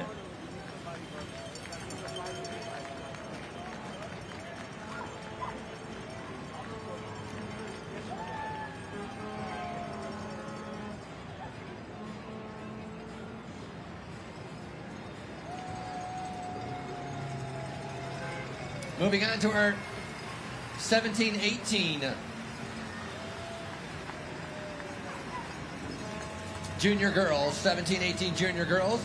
Third place riding for North Star Development Team, Maya, oh, never mind. Second place racing for Crispy Print Racing, Jocelyn Wright.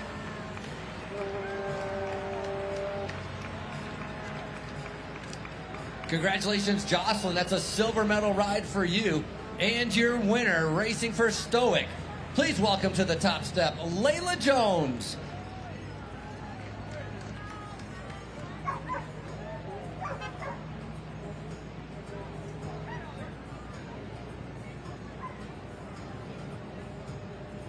Once again, is this the first race being presented?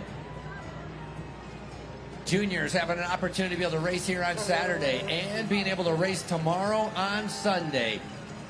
Your winner's jersey from St. Francis Health System, Tulsa Tough, Layla Jones.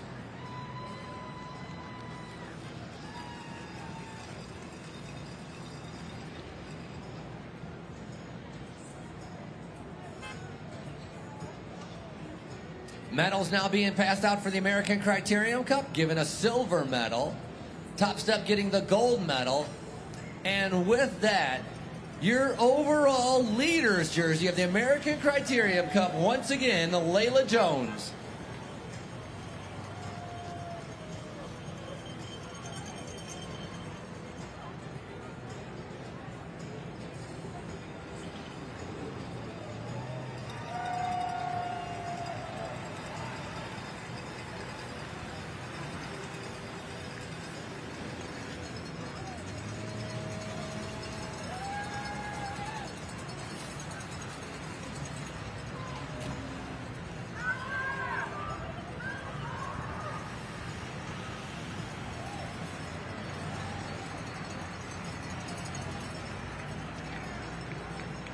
Junior boys 15-16, a big battle took place right here at our FC Tulsa Arts District Criterium. Coming out on third, the Oz Development Team, Park Bishop.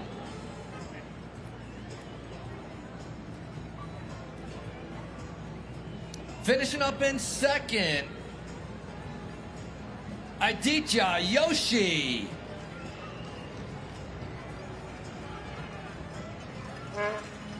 And your winner, a #1 ride. Please welcome Tozer Jones.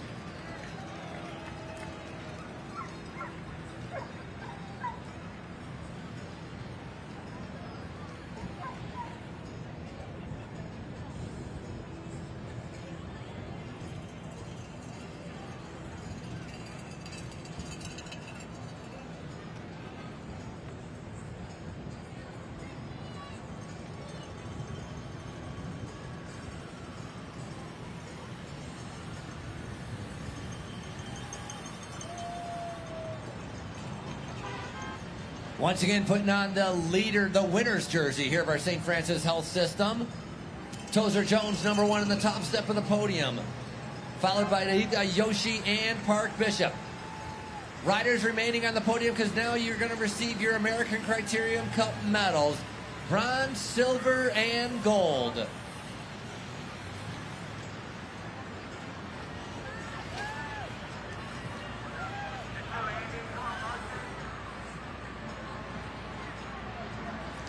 Just put the red jersey on top of the Tulsa jersey. Winning in race #1 puts you in the overall lead for the American Criterium Cup 6-race series spread out throughout the nation. Tozer Jones, your ACC champion.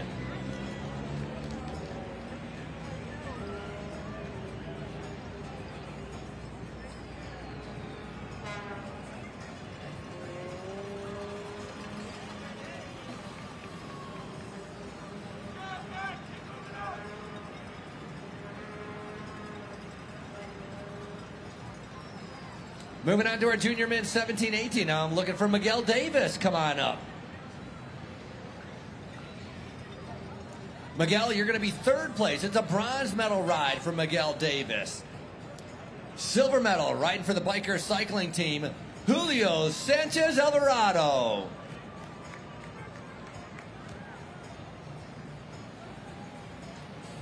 And winning in the sprint, showing he had the fastest legs on the day. He races for the Cleveland Cycling Academy, Jackson Clary.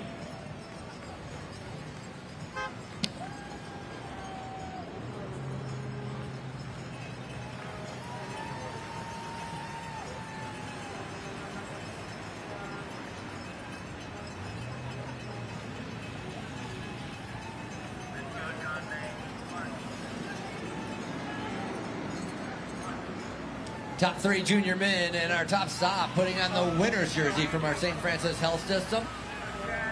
Picking up a first place at the FC Tulsa Arts District Criterium, Jackson Clary. With that, the American Criterium Cup medals are passed out. A silver medal, a bronze medal, and, of course, the gold medal. Along with the gold medal, as this is race number 1, will be your American Criterium Cup red leaders jersey.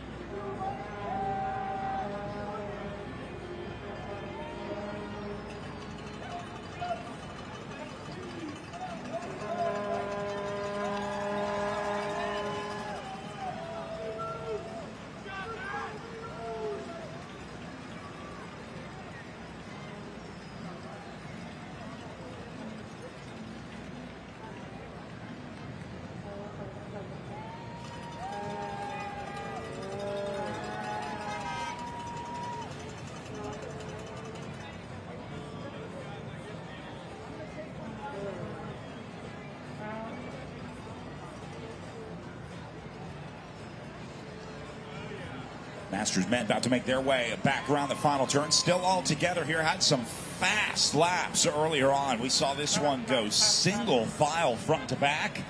Starting to slow down a little bit now, though, so we'll see if we can change that with a $100 cash Pream. Attention, riders, ring me up for $100 cash. $100 cash, riders, $100 cash to the winner of the next lap. 100 cash on the line here, gentlemen. 100 cash next time through. 100 bucks courtesy of Bicycles of Tulsa, one of our great Pream sponsors here at Tulsa Tough, throwing out 100 bucks to the winner of this next lap. They'll take this one free and clear. Remember, these Preams have nothing to do with the race outcome. It is for this lap and this lap only. And the best part is they don't know when they're coming. Frankie and I get to decide which laps will ring those on. So seeing these guys slow up a little bit, thought now is a good time to throw some cash out there, and we'll see who's going to get paid with a $100 cash Pream next time we see them.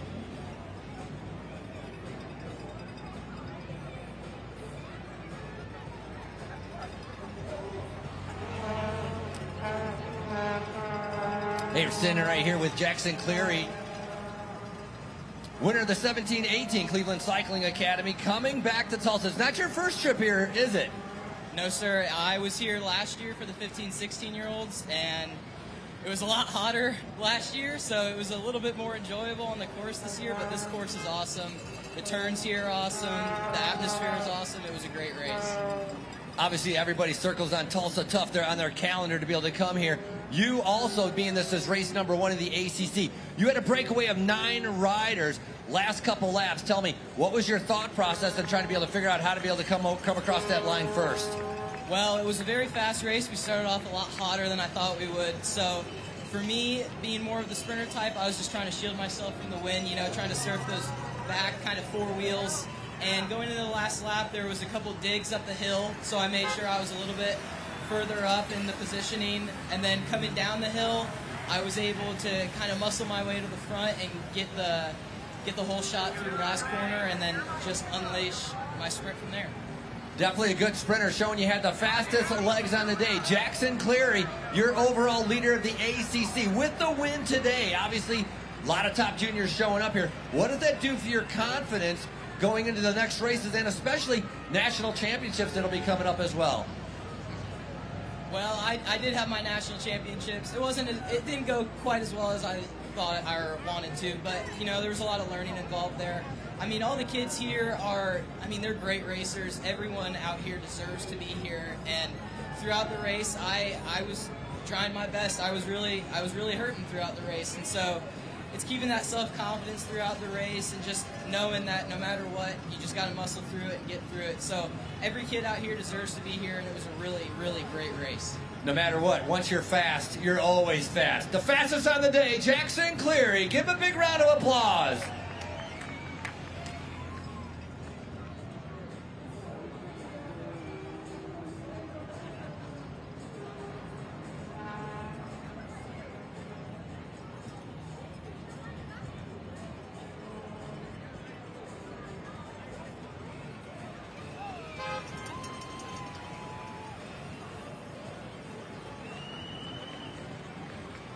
Masters rolling back through, all back together after that pre-pickup from Chris McDonald, the Titan Racing Cadence cycler rider, wearing number 428 on his back, picking up that $100 from Bicycles of Tulsa.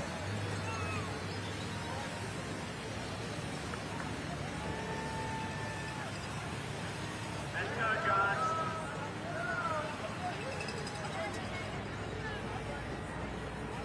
Great job, Andy and Marcus. That's it, King. Little move rolling off the front, including yesterday's winner. Getting away right now. Rasam Bahati with 402 on his back. Former professional national champion, now racing into the Masters age category here, trying to double up after winning yesterday. And now Bahati got himself a little space out there today.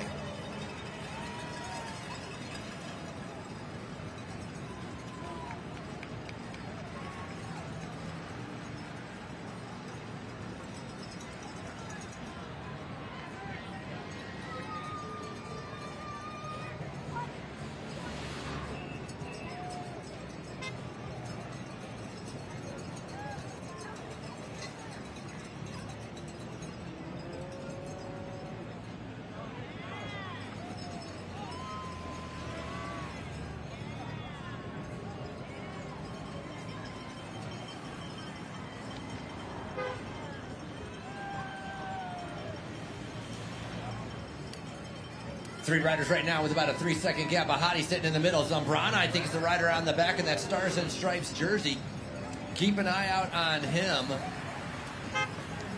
He's your current Masters national champion, Alex Zambrana, riding in that 50-plus age group. Remember, it's a combination of 40-plus and 50-plus riders that are all out on course right now. Who just watched Bahati skip a pole. Not going to do any work up in that breakaway. He is going to leave Zambrano and company to their own devices here. Looks like Bahati going to pull the plug out of the front group. Let the other two go. Just wasn't feeling the vibes up there today.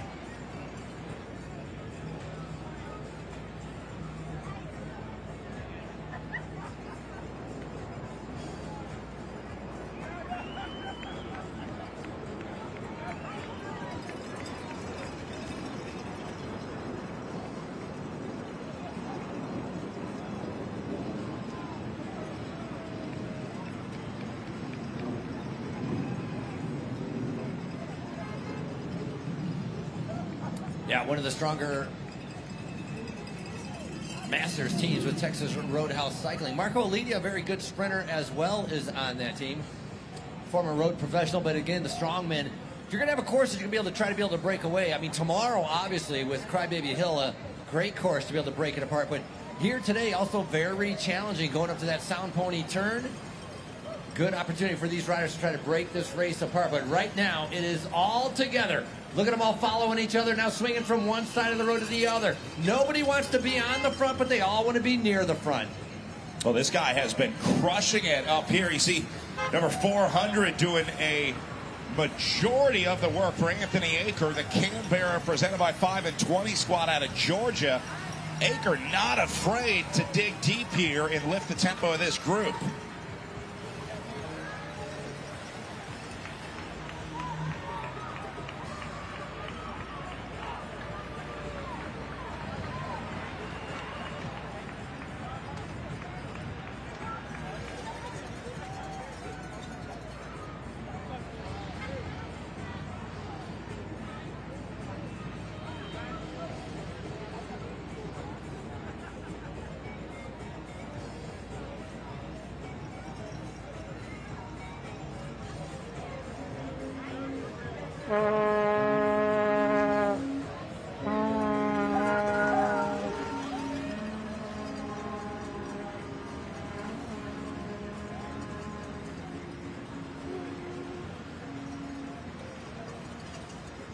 Well, if you are wondering what's going on stage, so are we. Welcome to Tulsa Tough Weekend. I have just been handed a golden ticket to Sound Pony, where it sounds like they have a cash grabbing good time going over there. Unfortunately, Frankie, there's only one of these golden tickets, so we're gonna have to fight to the death for this. I don't know if Frankie can handle Sound Pony at this early in the day.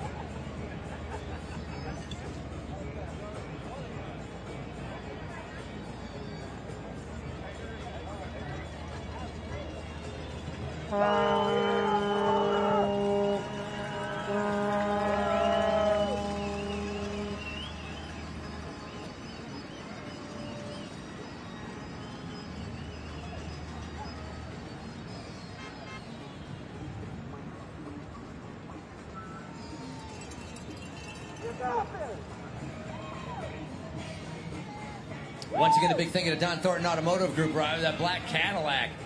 Your lead pace car making their way through. Got our official motorcycle right behind, and then a brand new group forming. 2 riders now trying to be able to break away. 3 riders behind them. I talked about this was a course to be able to break the race apart. That's exactly what's happening right now. Oh, no help. Look at that. He's sitting on. Chris Stewart wants nothing to do with trying to be able to get up the road, and so now we have a whole new race starting to take place. A lot of that sitting on going around this field, as a lot of these guys not really looking like they're ready to do some work today. Maybe stayed out a little too late in Blue Dome last night. I don't know.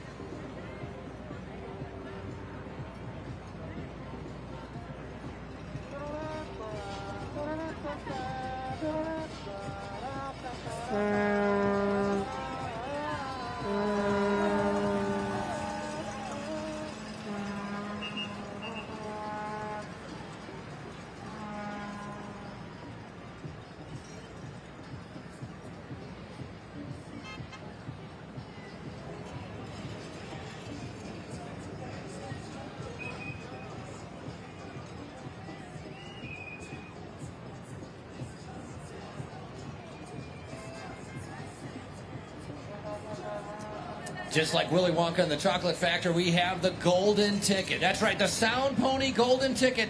We're going to be putting that up for grabs as a Pream for one of our Masters riders. Whoever can cross the line, you're going to have an opportunity to be able to go up to Sound Pony and take the cash grab.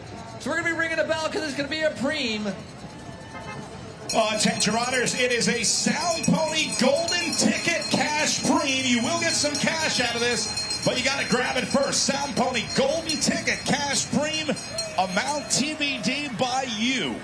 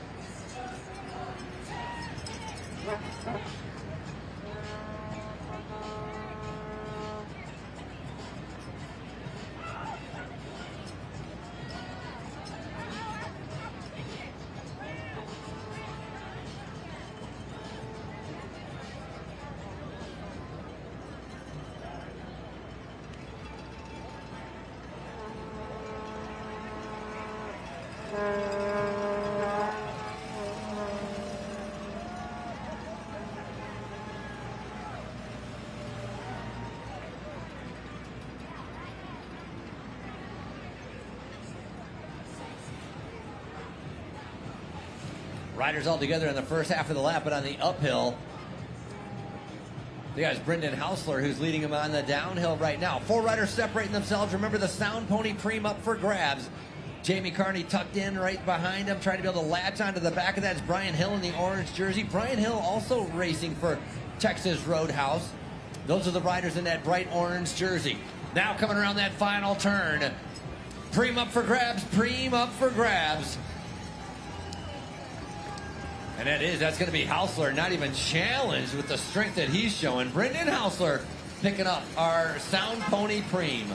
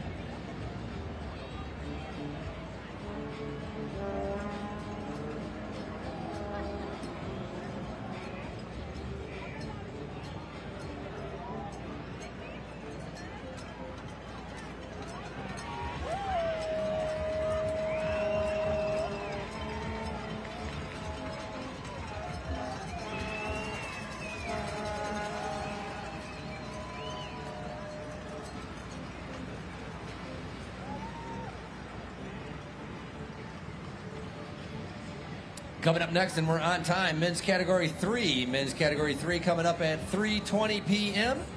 as our category 3s will be getting ready to race for 50 minutes. And after that, our category 1-2s at 4:15.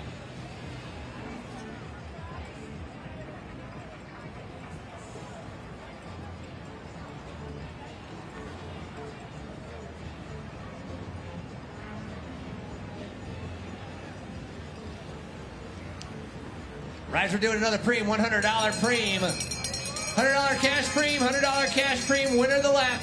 Got to catch the leaders, $100 cash Pream. $100 cash Pream, winner of the lap. Chris Carlson, one of the last riders to latch onto the back of that group. Jamie Carney has made it up there as well. That hill starting to do a little bit of damage to many of the riders that are out there. 90 riders on the start line, 50 minutes of racing, and we're down to our final 11 laps.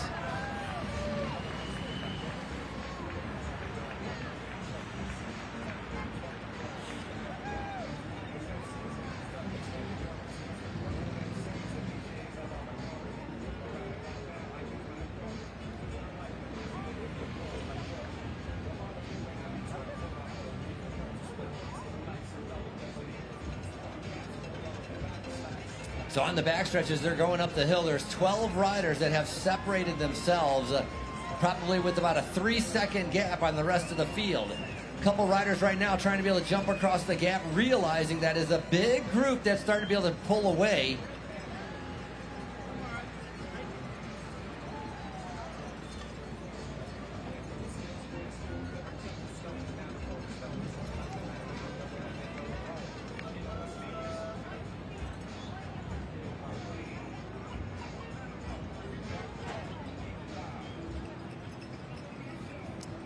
Jamie Carney sliding into second position.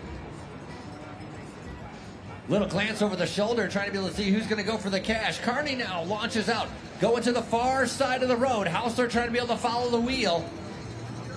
But that'll be Jamie Carney picking up that $100 cash Pream as he coasts, waiting to see what's going to happen behind him. Here's that 12 riders I was talking about. There's the 3-second gap. Those are the riders trying to be able to jump across. Alarm bell should be going off. 10 laps to go, riders. 10 to go. Alarm bell's going off in the front group as well. You heard them kind of trying to remotivate each other, saying, hey, look, even though it broke up because of this sprint, we can get back together and keep this group rolling. So there is some motivation in this front group to maintain the gap that they've built, even though they had a couple guys hit out and leave the group going for that Pream at 10 laps to go. I think that group of 11 or 12 guys realizes they got a pretty good opportunity late in the race here.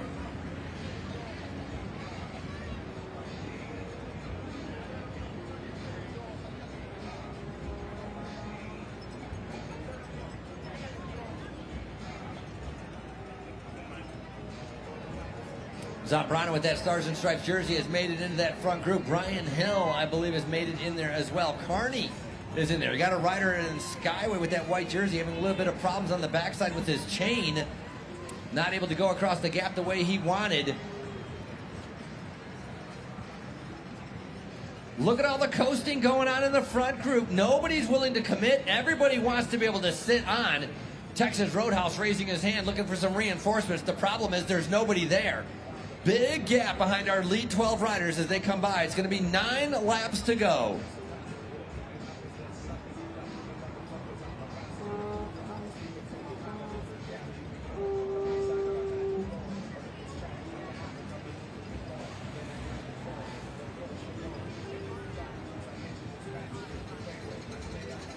Riders' lap cards are up. 9 laps to go. Lap cards are up. 9 to go. 9 to go. Gap is 6-second gap. 12 guys, 6 seconds. Here comes B. Hill. Going to start chasing things down for Brian Hill on the Texas Roadhouse squad. Clearly saw his teammate up in the breakaway, put the hand in the air, and now Hill is going to try and execute his wishes and chase this one down. What happened was the lead guy up there in that front group of 12 for the Texas Roadhouse team looked around at the other riders in the group and said, I can't win out of this group of 12. I'm the wrong guy to have here. So he alerted his teammates behind him that, hey, look, even though we've got a guy up here, we need to shut this breakaway down because I don't care about getting 11th place. I want to win this bike race today. And I'm not the right guy to do it out of this group. So Texas Roadhouse going to close this one down. That'll open the door to a reshuffle right here. The the breakaway, starting to attack itself again. There's going to be a lot of shuffling and reshuffling in this group here as they go just over 33 minutes in. And once again, group regains contact, but they're going to string it out again and split this one more time.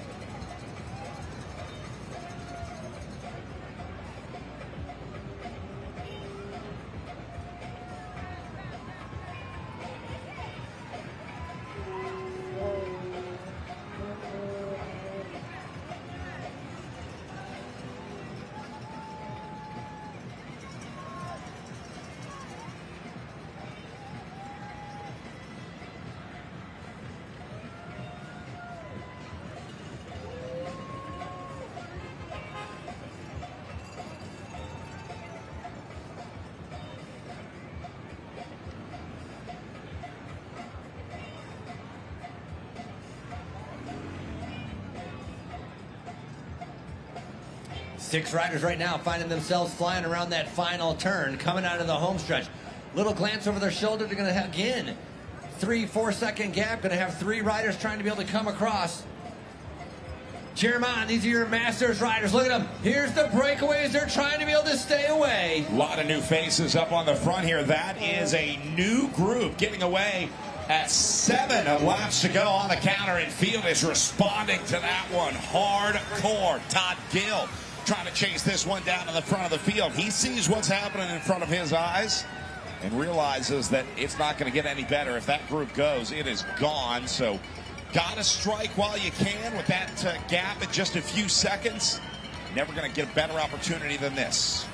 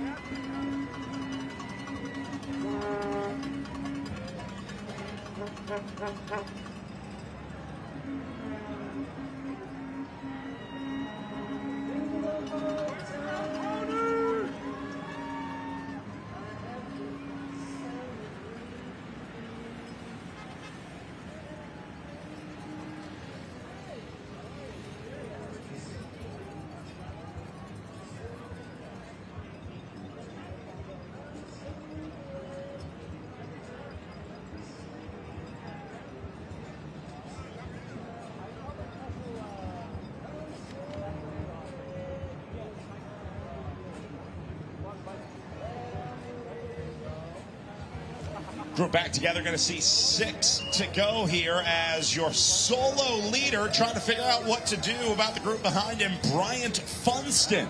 Number 414 with 4 off his back door. And now Texas Roadhouse leading the chase at the front of the field. Big effort from them as well. Writing some big checks from Andrew Messer.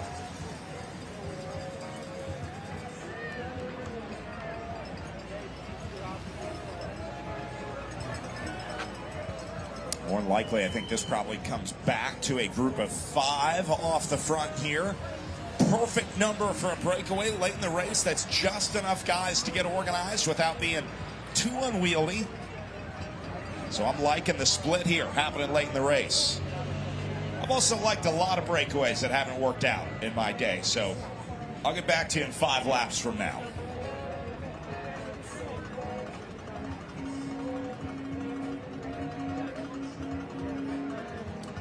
Rider in that white jersey who made it in that front group, second place yesterday.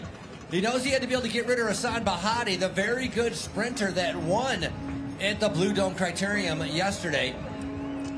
So got to be able to watch out for him as he's trying to be able to stay away. Drew Christopher in that white jersey.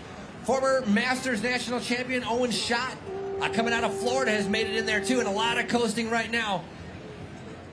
Their jaws are going back and forth, a little bit more gabbering than they are doing paddling right now, trying to be able to force somebody else to do the work, and they're going to be seeing 5 laps to go.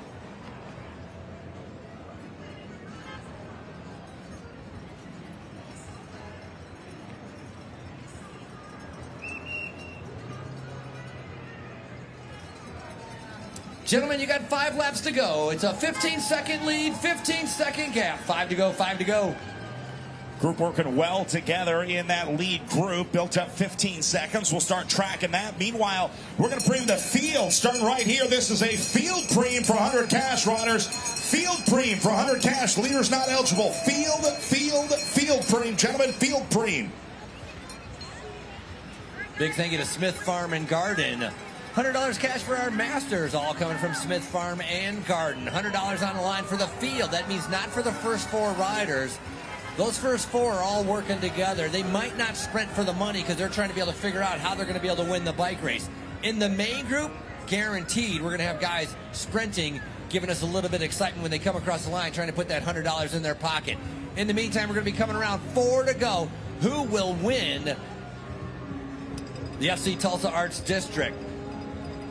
Tulsa Roughnecks, you know, the soccer team founded in 2015, Oklahoma's premier professional soccer team, playing in the USL. This is your FC Tulsa Arts District Criterium. Day number 2 of our St. Francis Tulsa Tough.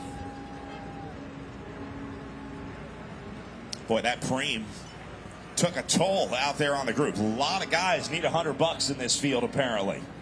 Market must be down this week.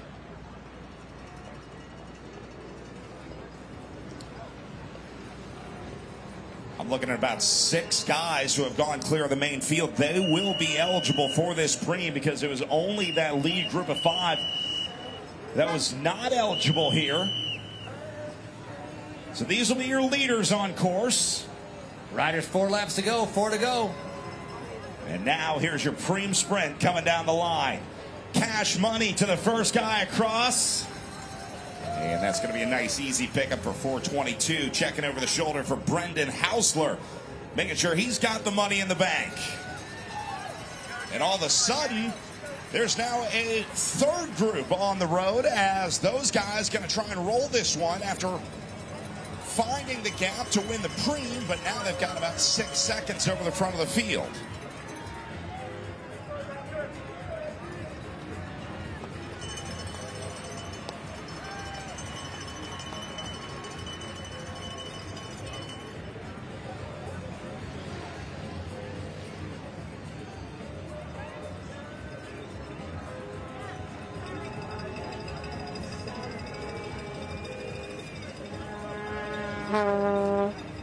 Now we got a couple riders trying to be able to go across that gap. Right now, sitting at about 20 seconds. Rider on screen right now has a teammate that's in the front group, so I'm not so sure how much effort he wants to be able to put in. Now we got a rider dangling off the back. He's going to be able to latch back on the downhill, trying to be able to see who that is, but one rider struggling with our lead group of 5.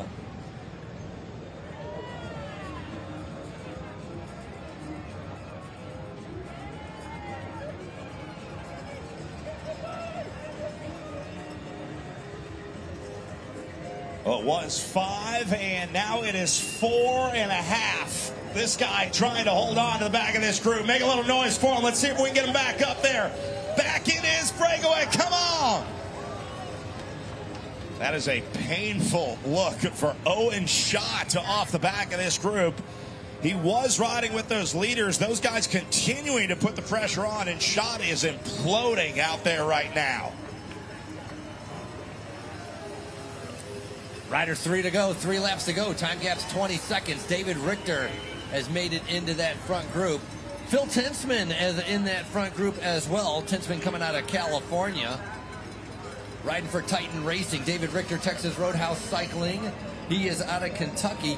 Drew Christopher, second place yesterday in the white jersey, is in that front group as well. Owen Schott blew up his legs, has been eliminated from that 5-rider break. So we're down to 4. When we come around, it's going to be 2 laps to go. Well, you really realize one thing about riding here. When it goes bad, it goes really bad. It's like cracking the engine block in your car. There's no coming back from redlining out here in a breakaway. So you're going to watch Schott probably even go off the back of this field. I wouldn't be surprised if he couldn't even hold on to the main group, because again, when it goes upside down, it's not a pretty sight here, and I think that's what's happening to Schott right now as he completely locks up out of this front group. Wrote a check that his legs couldn't cash today.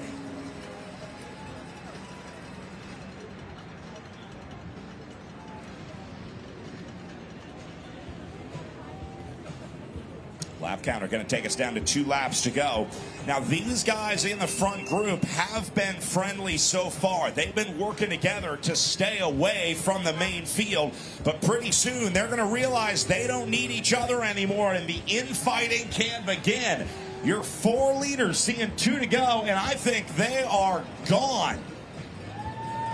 Chase trying to get organized here, with a heavy emphasis on the try.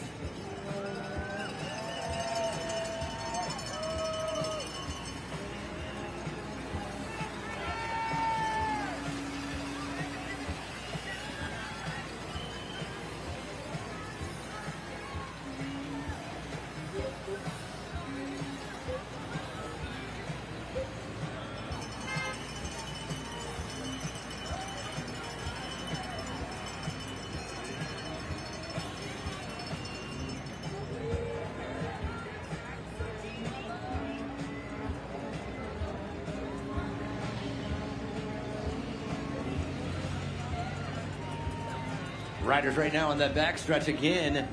4 riders trying to be able to pick up the win on day number 2. One of those riders was second yesterday at Blue Dome. Can he make up and come across first? Can he be on the top step of the podium as Drew Christopher in the white jersey looking to redeem himself? The other 3 riders making it into the breakaway, as right now we're getting ready for our 1 lap to go. As I got my official bell ringer, Thomas getting ready to be able to ring the bell with 1 to go for our Masters. So again, you're going to be looking at 4 leaders who have built their gap over the group. David Richter, Phil Tinsman, Brian Funston, and Drew Christopher. Your 4 riders in this front group making their way down. They're going to get the bell for 1 lap to go, starting right here. This is Christopher in the white, leading it through. 1 lap to go, guys. 1 to go, 1 to go, 1 to go. It's going to be some great tactics out of this group of 4. So Tinsman up to the front now in the green. These guys going to get 1 to go on the line here as well. That's Jamie Carney leading the way at 1 lap to go for your main field. 1 to go, riders. 1 lap to go.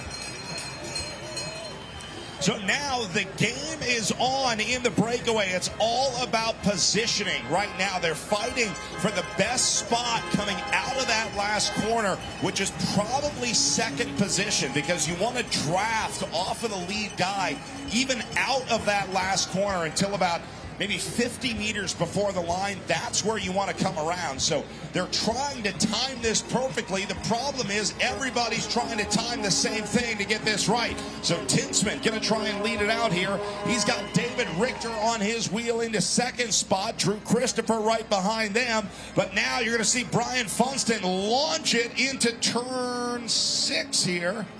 Yeah, one thing to keep in mind is Funston is the original rider to be able to establish this breakaway, getting up in the road. They're going to battle it out towards that final corner. All eyes right now should be down at the final turn, waiting for our leaders to come around, all 4. Funston going into the final turn first. Don't forget, you got a local in this group. Drew Christopher, the guy in white, going to lead it into the final corner. Let's see if your Tulsa hometown favorite can pull it out of the sprint here. Christopher going to lead it out. He's got Richter on the wheel. Here comes Drew Christopher in Tulsa, from Tulsa, for Tulsa. Drew Christopher, your winner in the Masters race. Field going to sprint it out. Bahati gets the best out of that group. But Drew Christopher gets it done out of the breakaway. Tulsa, you got a hometown winner in your Masters field.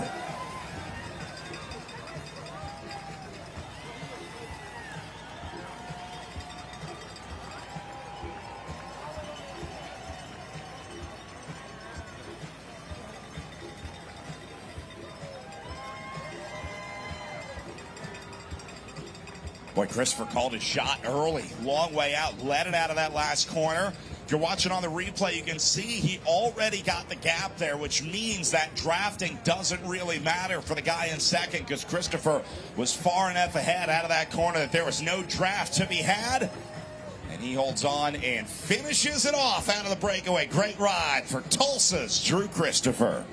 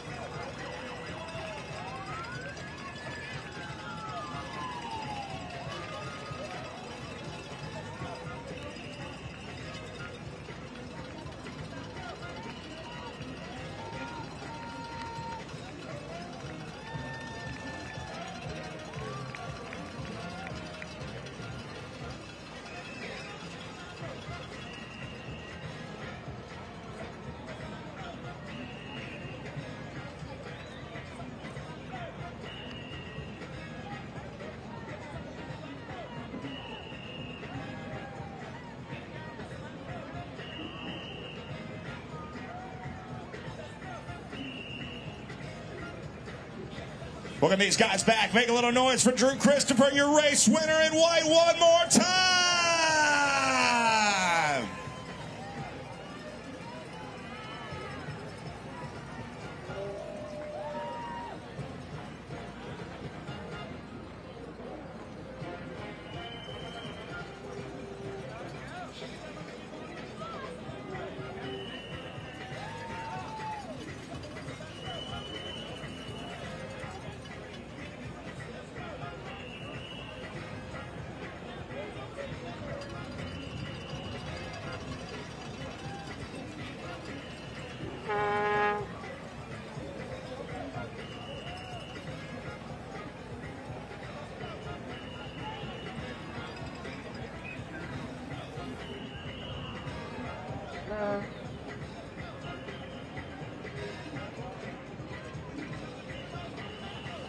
Riders are coming up on 3 minutes out. 3 minutes until your race start, as we're going to be looking at men's category 3. 50 minutes of racing, riders. 50 minutes of racing. Free laps are over with 6 laps to go. No more free laps with 6 laps to go.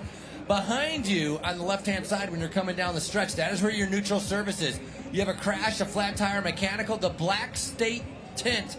That's where you're going to go to be able to take your free lap. But once again, that's over at 6 laps to go. Do not ride backwards on the course. We have a very full field. 100 riders on the line. So riders, if you are dropped and you are out of contention, you may be pulled. Respect the referee's decision, and then you'll be able to race again tomorrow as we're getting ready for day number 2, our FC Tulsa Arts District. Once again, coming up on 2 minutes.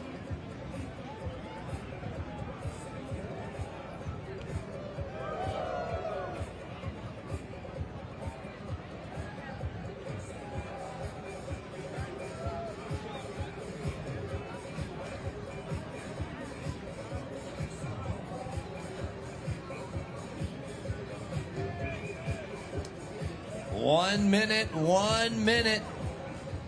Final preparations underway for our riders. The sweaty palms, the nervous stomach. Nerves in this group? What is there to be nervous about before the Cat 3 race?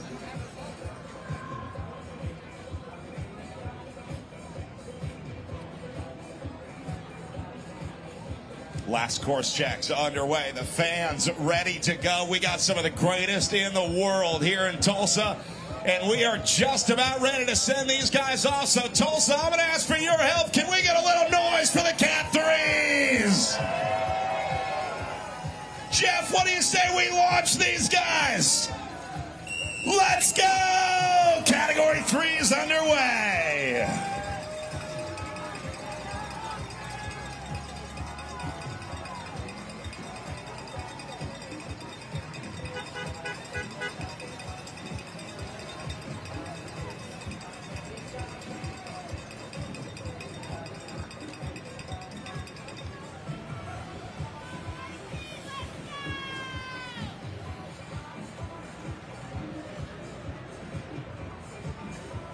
Top 3 overall masters, head over to the podium. Top 3 overall masters, head over to the podium. We got things underway right now. It's our men's category 3, 50 minutes of racing. A lot of these riders brand new to bike racing, have only been maybe training or racing for a year, maybe 2, trying to be able to upgrade and move into a little bit better categories. And so, nice field here. 100 riders on a start line. Day number 2 of our St. Francis Tulsa Tough.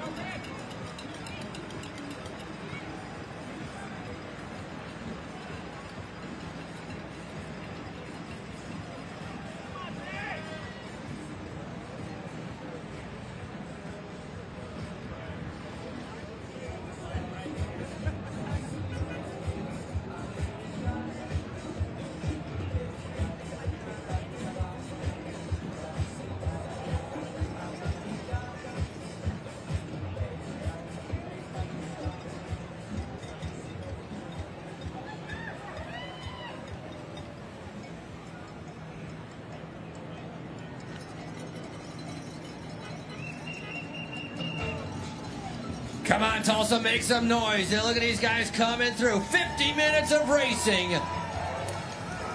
Tackling a 6-corner course, 1.4 kilometers long, and look how it is strung out. Lots of action going on at the front, lots of action happening in the back.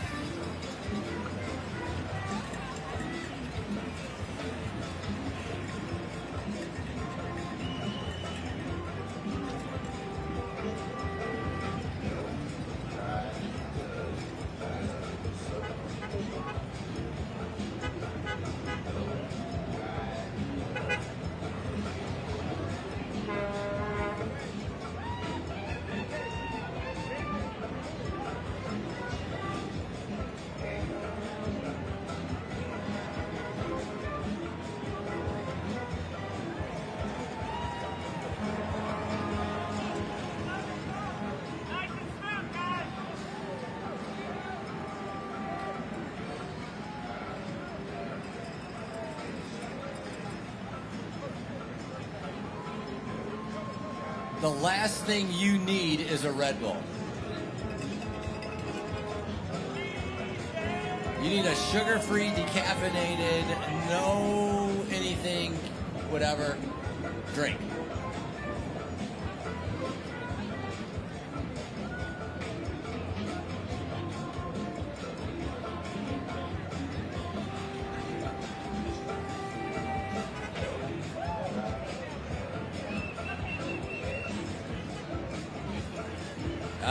What am I looking for? David Richter. Is Richter over there in the orange jersey?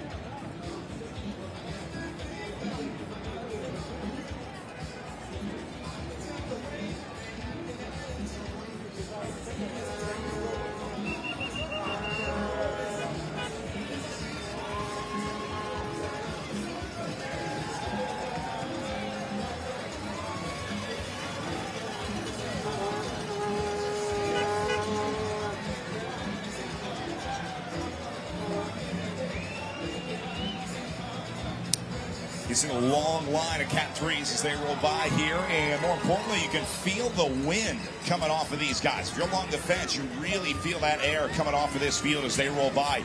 That does a very good job of explaining the importance of drafting and why they ride in these single file lines. Because what you're really feeling is the air that the leaders are pushing out of the way. And to move that air, they got to do about 30% more work than the other guys sitting in the group, because they get to sit in that low pressure air pocket that's created when the leaders punch a hole in that wind. So as that air gets moved out of the way, the guys that are able to sit in and sit behind another rider can save a significant amount of energy. It's a big part of bike racing, understanding how to ride in the group. That's why you see these guys riding one behind another. You'll almost always see riders linked up with someone else, because in this, like, let's say you've just got 2 riders out on the road together, it's about 30% that the second guy doesn't have to do. He's only got to do 70% of the effort if he's drafting off of just one guy. You can save up to 60% of the energy, which means there are guys in that main field that are only doing 40% of the effort that the leader is doing at the front. There are big energy savings to be had by drafting off of the guys in front of you.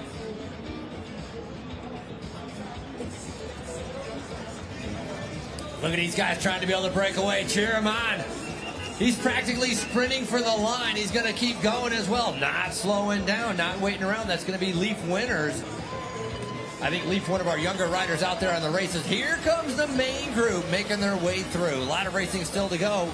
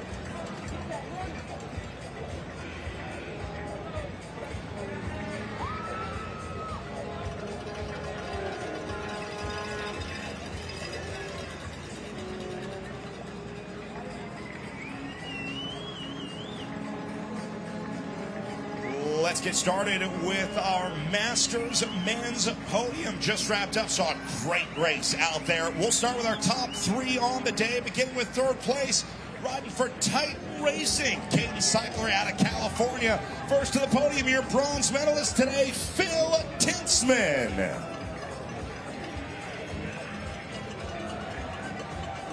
Second place, representing that powerhouse Texas Roadhouse cycling team out of Kentucky. Up next is David Richter.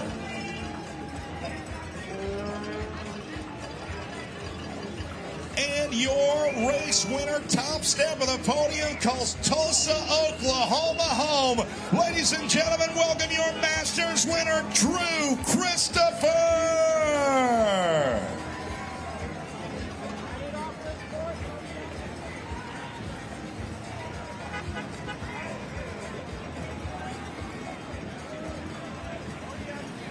Drew going to get his Moo Apparel winner's jersey. Spent a lot of time on a lot of podiums, but nothing quite like winning at home. Drew Christopher, your winner today at the FC Tulsa Arts District Criterium.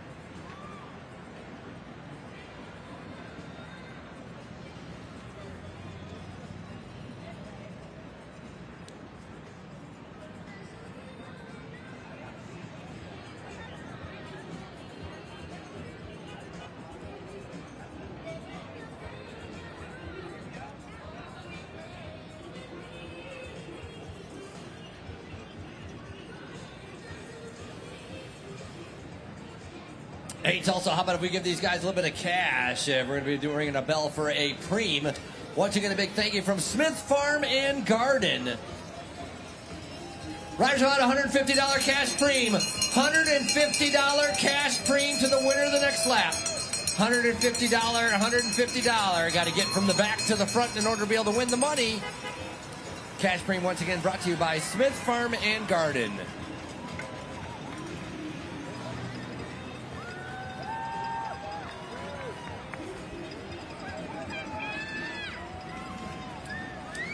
Going to get a little bit of a reaction from a couple riders trying to be able to get away immediately.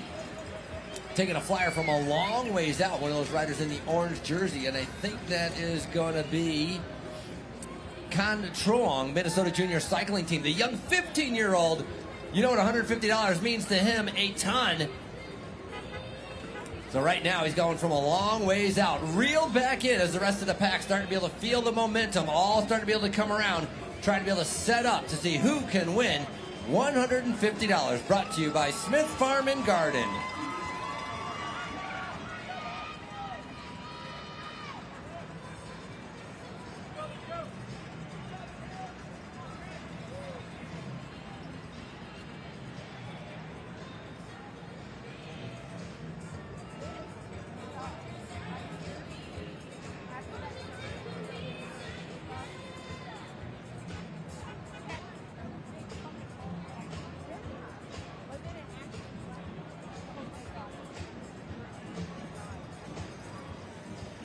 First Pream on the day. Riders taking full momentum. Coming out of the corner. Look at that. They're starting to sprint immediately. They're not waiting around for their mark. They're coming out of the corner. 3 wide. Drag race right down the middle. It's going to be a competition coming down to the bike throw. And that is going to be your $150 winner going to Zach Collier. Or no, excuse me. That's Jackson Clary, the young junior rider that won the race earlier. He talked about he knows he has a good sprint. He just proved it once again as Jackson Clary picks that up. He won the junior race, so this is his second race on the day. 17 years old, $150 in his pocket.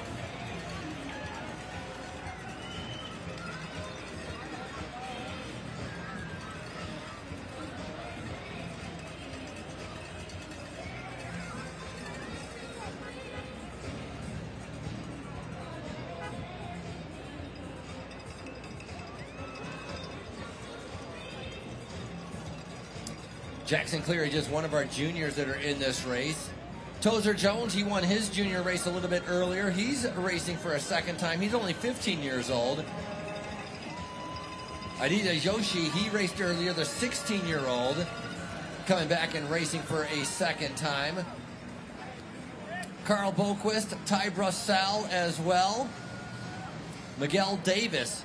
So about 6 juniors are all in this race, racing for the second time. A little bit faster, a little bit harder competition for many of these riders as they're making their way through here on day number 2 of our Tulsa Tough races.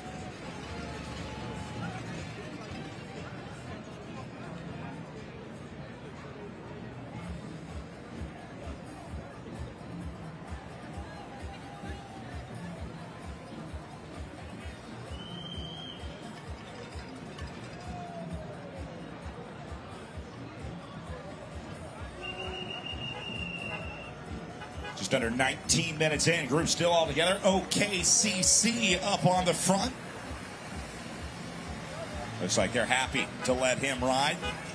Brett Zielinski setting a nice pace for those guys, and more importantly, giving them a nice draft.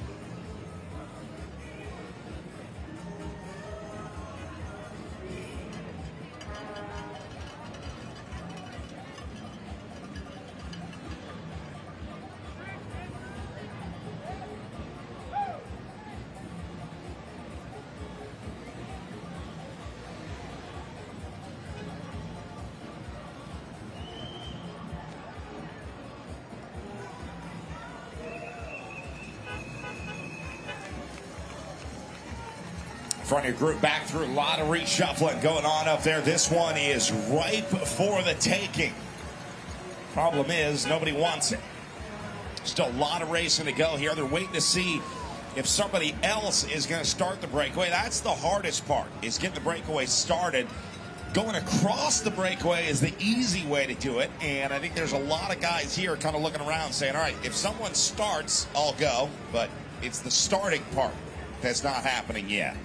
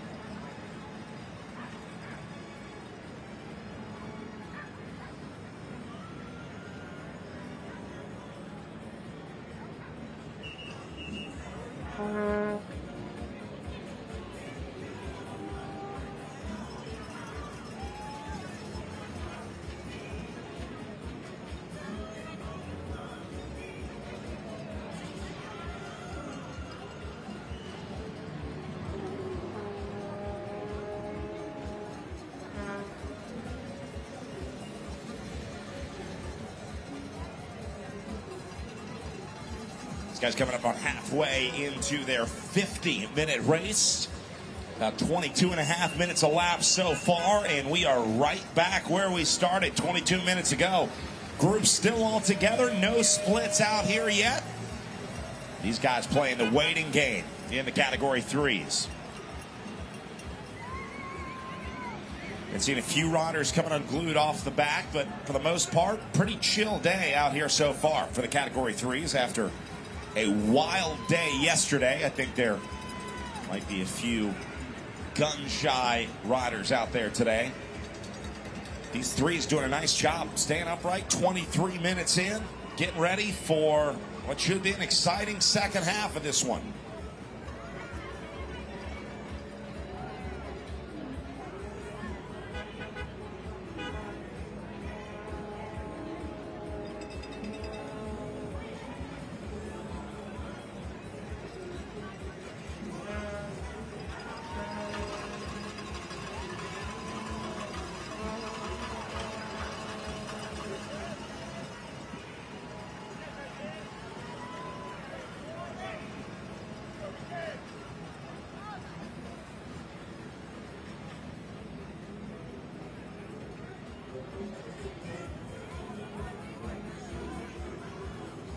Well, here we go. You're going to see a little move when they make their way around the final turn here.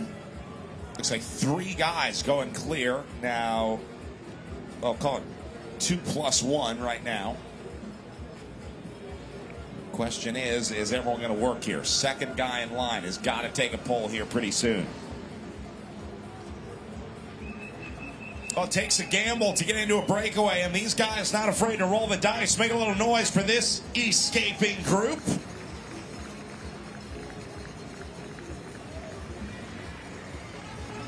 Early signs of a breakaway going up the road here.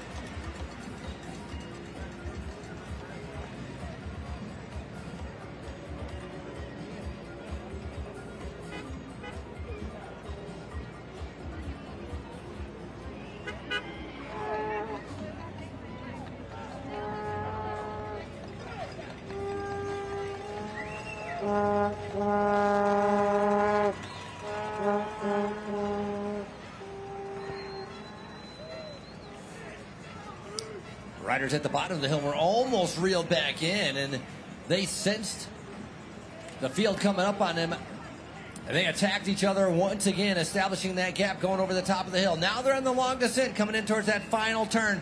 only with about a 3-second gap. Leading him through right there, Kate Pear, Skyway Racing. The 24-year-old coming out of Colorado, not giving up. He put in a big effort trying to be able to get into the breakaway. He wants to stay in the breakaway. That's the rider in the white jersey coming around that turn. He needs a little bit of help. Kate Pear with a little flick of the elbow, trying to be able to get some other riders to be able to come across. Now we got some riders going across the gap. That's going to be Mitchell Beswick in that purple jersey. Here's your top three. Here are the riders going across the gap right now. It's almost all brought back together. Beswick going to weld this one back as he drags the entire field up with him. Just a little too much interest in that group of three up the road.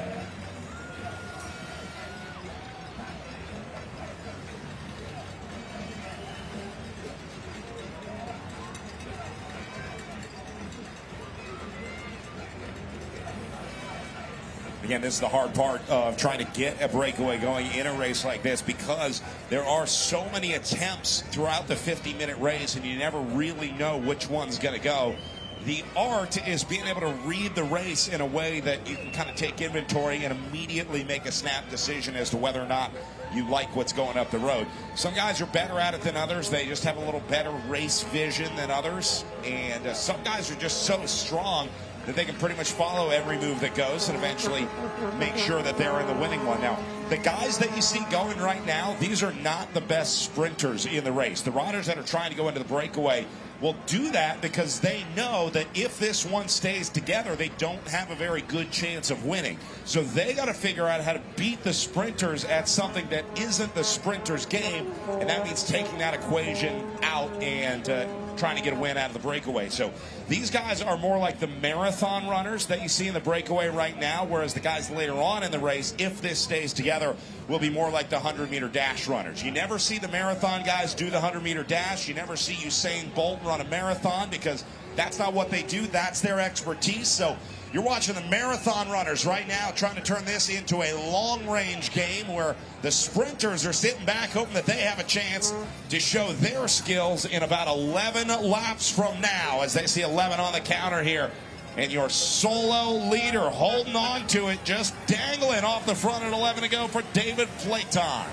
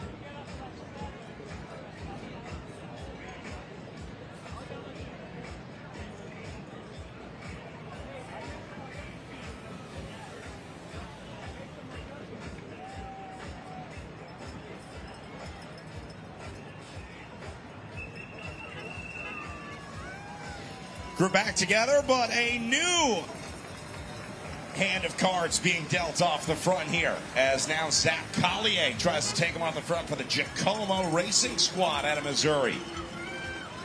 He's going to have a couple takers on his invitation. Problem is, he's got too many takers.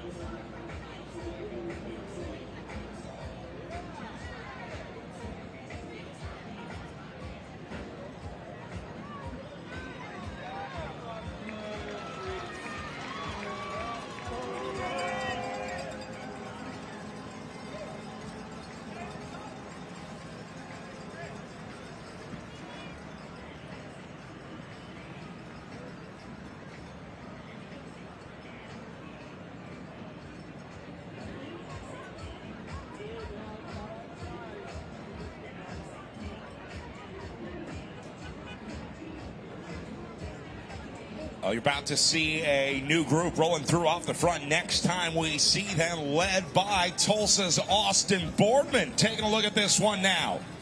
See him in the dark red jersey. Boardman head down on the front. And Austin, I got a Pream for you from my buddy Tony Russell in the TV truck with a $100 cash Pream. Attention riders, $100 cash Pream as Austin Boardman leads the way. $100 cash on the line here, guys. 100 cash, 100 cash, 100 cash. Courtesy of Tony Russell and Bicycles of Tulsa.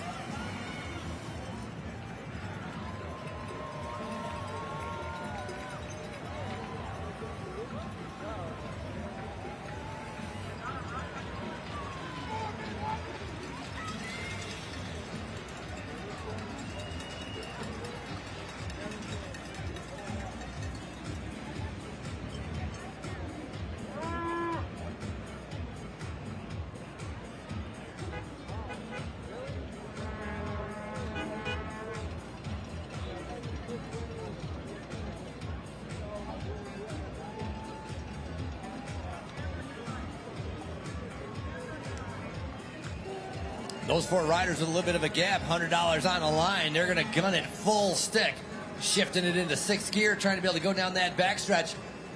A little bit of a crosswind down that backstretch, but if you can get to the final turn, if you look at those flags, very much a tailwind out of the home stretch. You just got to get to that last turn first, as these guys right now coasting, trying to be able to set it up. Skyway Racing trying to be able to look over his shoulder. $100 up for grabs once again, coming from Bicycles of Tulsa.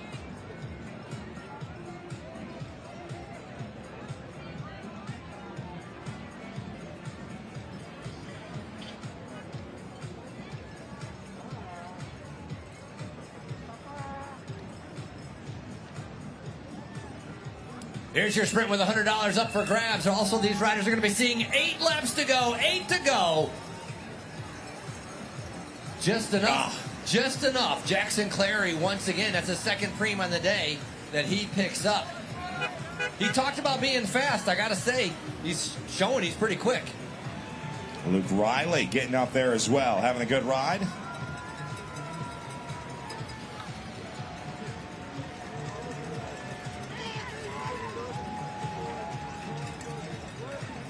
Oh, man, close one on the line. I love a good replay. Great job by our video production team all week. TV truck bringing you live images on the big screen. If you're walking around the venue, don't forget you can stream this live on YouTube for free in HD. So if you're going to leave the venue or maybe take a walk around where you're going to be away from any of the big screens around, be sure to pull that up on your phone. It's right on the Tulsa Tough YouTube page.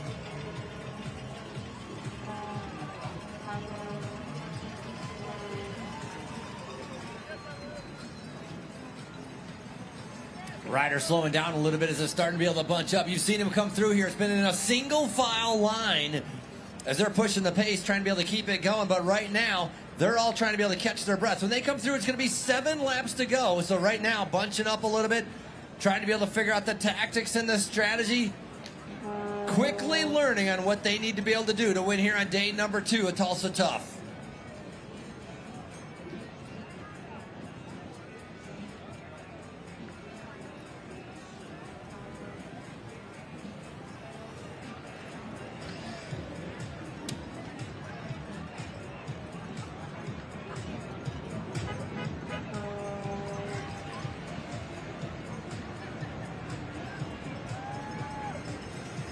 Nice move off the front here, 484, taking a strong look at it. That's the kind of move you want to follow as John Railsback for the Full Send Racing, presented by Mike's Bikes team, coming out of Colorado, puts in a massive dig to get away here. He's got a nice gap, got one with him, 7 laps to go. Might be a little early, but we'll see if he can link up with Miguel Davis here, 424, that purple jersey, trying to go across. Going to need a little help here. Can't do this alone for 7 laps, especially as these conditions continue to change. A little bit of wind starting to pick up out there. Worst nightmare of a solo bike racer. But he is committed to this move.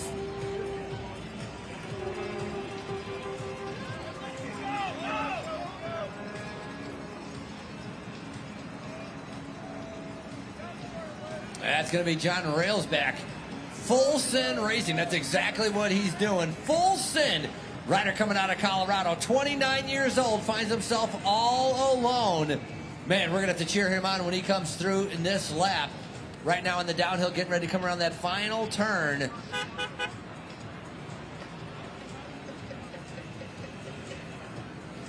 Field sitting up. This is the biggest gap we've seen so far. Here he comes. Railsback. Look at that. Nobody behind him except for one rider. Then there's an even bigger gap.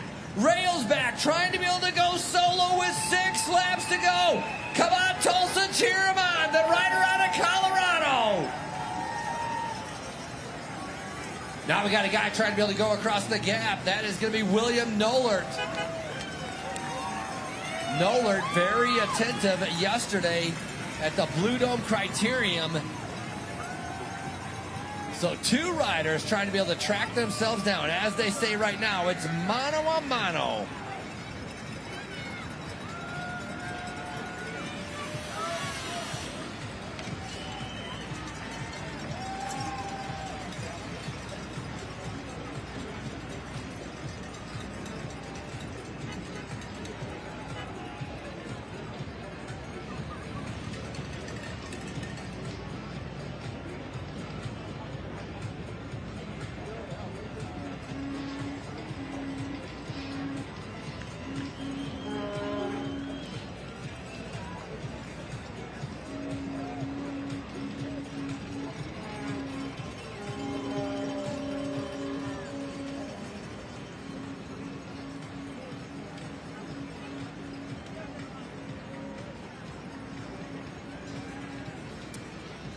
So William Nolert finds himself on the front of that group right now as our solo rider still remains off the front.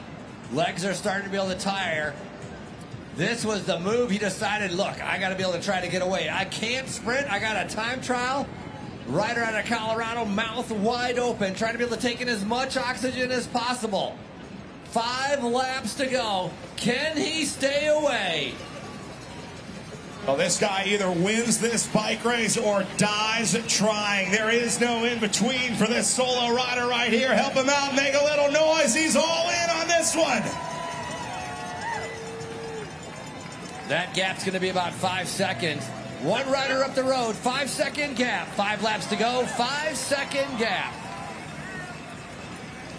A little bit faster lap. Look at the gaps that are opening up in the back of this group. Riders are getting dropped. Riders are coming off the back. That means they are pretty focused on trying to be able to chase down John Railsback. Riding for Full Send Racing came through with a 5-second lead. He's already been away for 3 laps. Can he stay away for 4 more laps?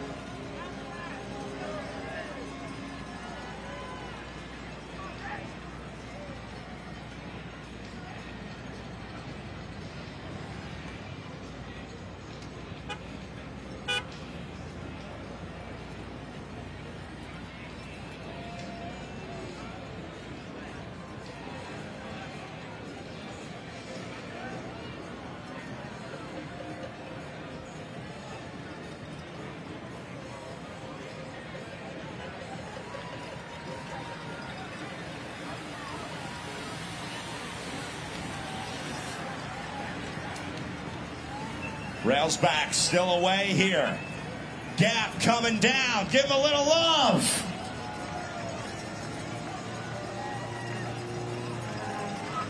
Rest of the field going to calm down here. They don't need to panic about Railsback yet because they still got it. With 4 laps to go, they got him right where they want it. This is like a cat toying with their prey here before they finally take Railsback down. No reason to do it right now. You can let that guy roast, and you'll shut it down in like 2 laps to go, if not earlier. I think rails back, probably realizing that right now, and he'll pull the plug, go back in, and hit the reset button.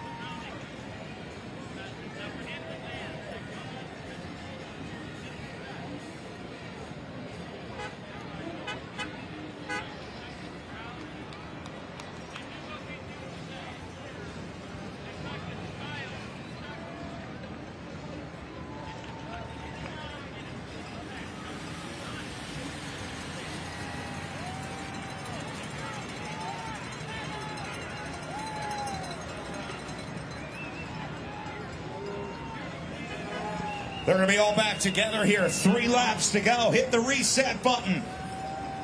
And now the chase is on to try to control this one at the front. John Birchmore from the OKCC squad. Looking over his shoulder.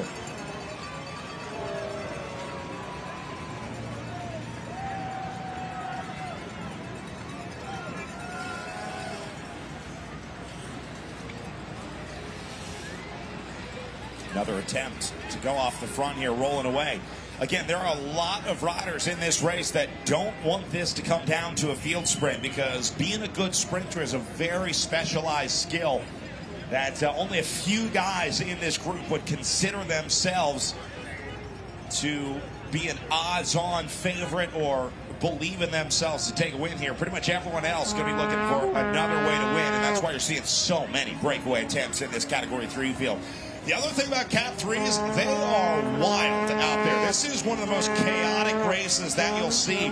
This is kind of the last stop before you get to the 1-2 ranks. So these are the mid-level amateurs. Everybody starts as a Category 5. You go to a 4 from there, then the 3s, and then it's on the 1s and 2s, which will race after this, and then the pros beyond that. So this is kind of like AAA baseball out here, and what you see are a lot of very motivated bike racers that are looking for their shot to try to get a result that can get them into the 1-2s and get them out of the Category 3s here. That often results in a very chaotic last few laps here, as these Category 3s are some of the riskiest racers that you'll see out there.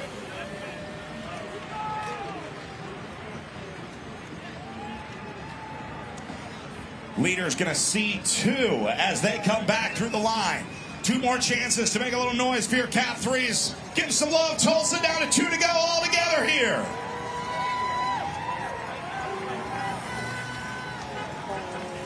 See these guys in the back. Look at the last guy in line there. See how he's coasting, not even pedaling at all? He's just getting sucked along by that draft out in front of him. Now, that's a nice place to hang out and save energy. The problem is the front of this bike race is in a different zip code than that guy right now. So he's going to have to do a lot of work to get back up to the front. That is probably a rider who's just happy to be there right now. He is just targeting trying to finish with the group, which, all things considered, is an accomplishment in itself at Tulsa Tough.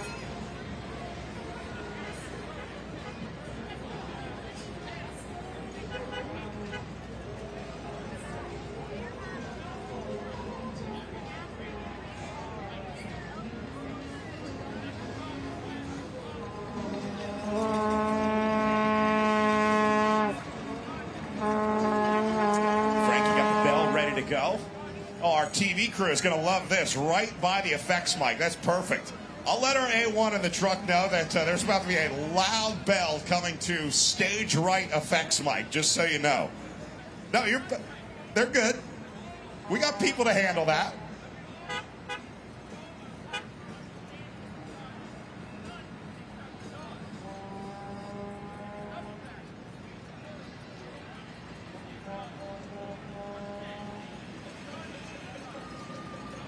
All right, getting ready to ring these riders up for 1 lap to go as they dive into the final corner here.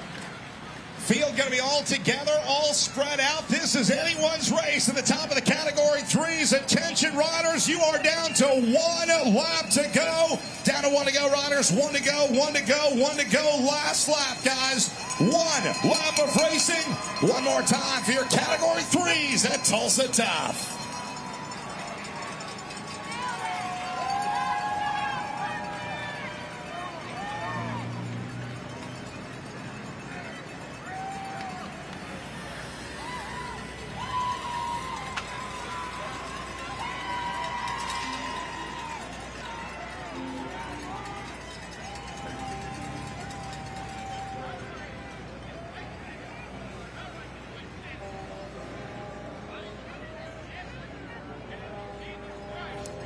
Groups all together right now. Rider out of the saddle, sprinting. Taking advantage of the uphill. That could be where his strength is right now. A little glance over the shoulder. Has he gone too early? Because everybody's on him. He doesn't realize it, but he's doing a massive lead out, trying to be able to keep that pace high. Look at this. Huge group coming around. Guy that just came by was John Railsback. Remember that guy that went away solo? I told you he was going to go all in. Well, there you go. That's the other end of all in. But he wasn't afraid to gamble. He knew what he was getting into. That's just bike racing. If you want to win, you got to risk losing. Watch out for the rider in the white jersey, Jackson Clare. We talked about him. He won the first 2 Preams, the young 17-year-old. Can he come back on race number 2 and win again?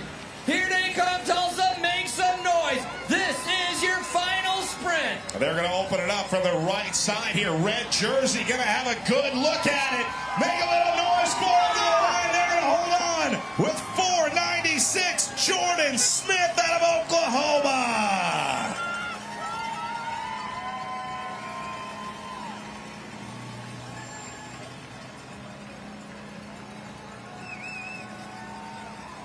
Smith made it look easy.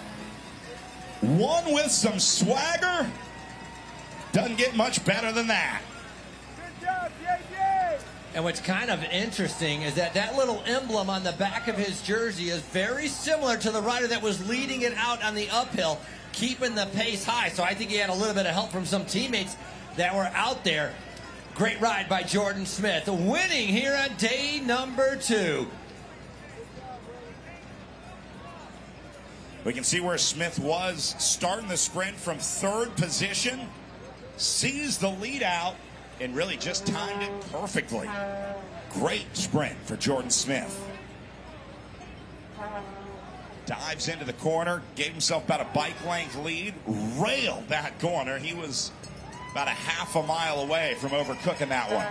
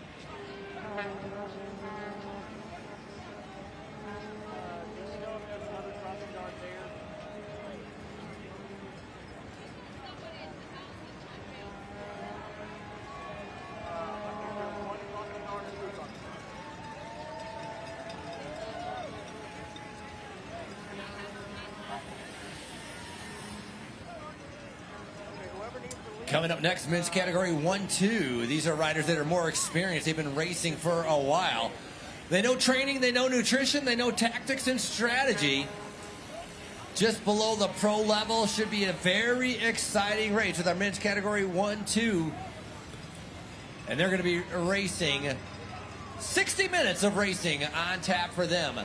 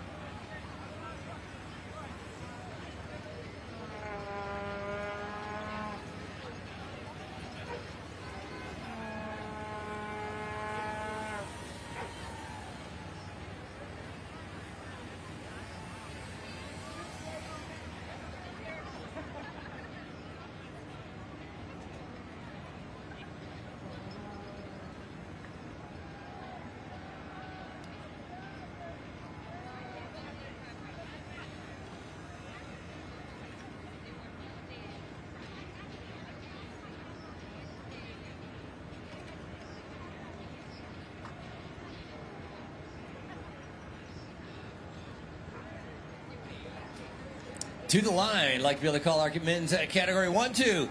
Category 1-2, first call to staging to the line. As you are getting ready once again for 60 minutes of racing. 60 minutes of racing. So as a reminder, top 3 will go to the podium immediately after your race. Top 3 head to the podium immediately after your race. Free laps are over with 6 laps to go. Right behind you on the left-hand side, the state black tent, your state neutral service. You have a crash, a mechanical, any kind of problems, head over there to be able to take your free lap. And again, that ends with 6 laps to go. Do not ride backwards on the course. This is a very big field. 130 riders on the start line. Thank you guys very much for registering and participating in Tulsa Tough. Hopefully you have a great race, as this is day number 2. With that in mind, if you were dropped or you were off the back, if you were out of contention, you may be pulled. As right now, we're coming up on 2 minutes. 1 minute. 1 minute out, riders. 1 minute.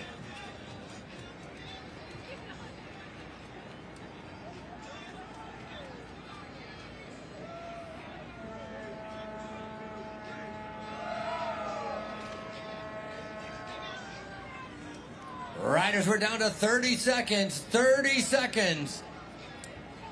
Last chance to drink a little bit of water. Get the gloves on the hands. Hey, Tulsa, you ready for our next set of races? Category 1-2s. Timers are ready. Officials are ready. Riders, you're going to be going on the whistle when I say, riders ready?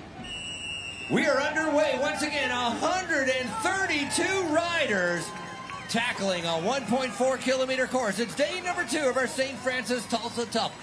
Brought to you by FC Football Club and the Tulsa Arts District.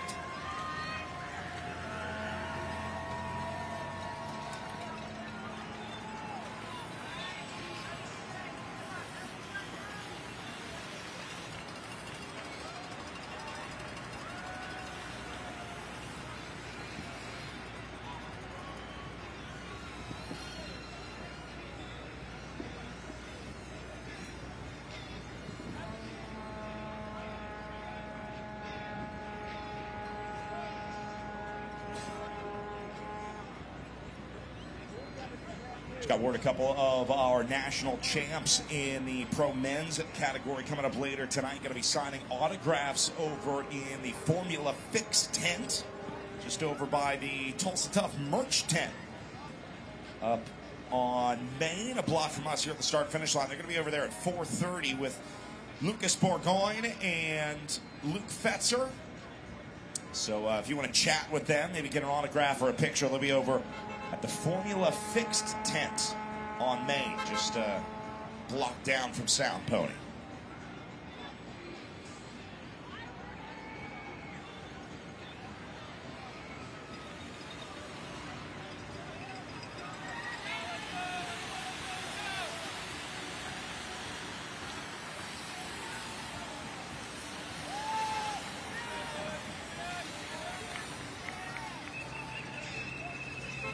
Make a little noise for him. 1 lap down. And already fast tempo being set in the front. They are not messing around. Miles Clark for the Tulsa Wheelman leading things out. As a lot of guys in the back wondering what is going on up there, including former professional national champion Daniel Holloway hanging out of the back of this one. He's the guy with the GoPro on his helmet. Now, there are 2 types of riders at the back of a bike race. Guys that are there because they want to be, and guys that are there because they have to be. Daniel Holloway is there because he wants to be. He is just getting GoPro footage, filming, having a good old time.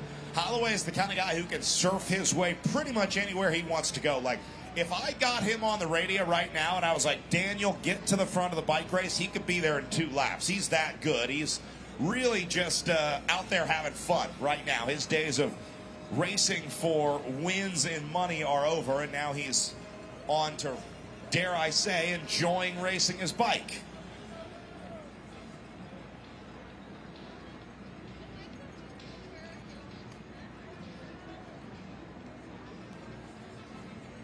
I'm going to see if I can get on Daniel's video. See if I can get him to look up here and get some YouTube fame. Do we get like residuals on our voice if he gets ad revenue? Is there any cut in that for us? I think it just all goes to Daniel. We're going to have a chat about that. I talked to your agent. Very important right now. These riders have to remain in contact. They cannot let the gaps open up. The moment you lose a gap, you're not going to be able to go the speed that the main group is doing. You can see them spread out across the road, getting ready to complete lap number 2. Keep an eye out on the back of that group with that white jersey with the GoPros. We're looking for Daniel Holloway. Where is Daniel? Oh, I'll bet you he's still in the back.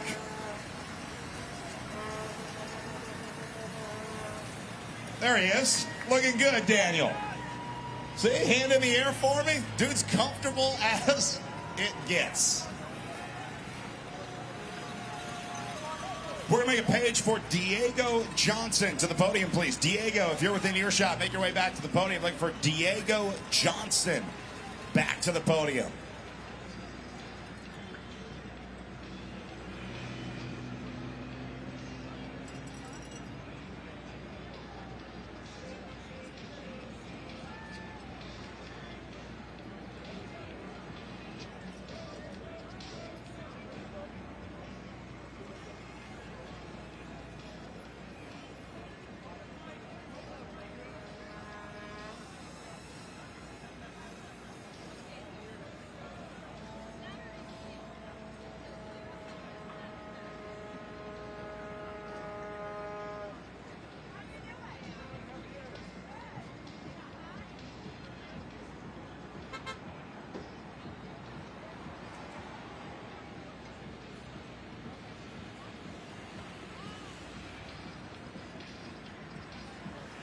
Once again, men's category 3 to the podium, top 3 to the podium. Diego Johnson, make yourself known.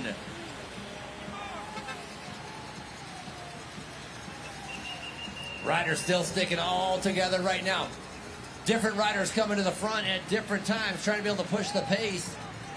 That rider right there with Fount Cycling is going to be Chris Wilson. Fount Cycling Guild is a team out of Washington State.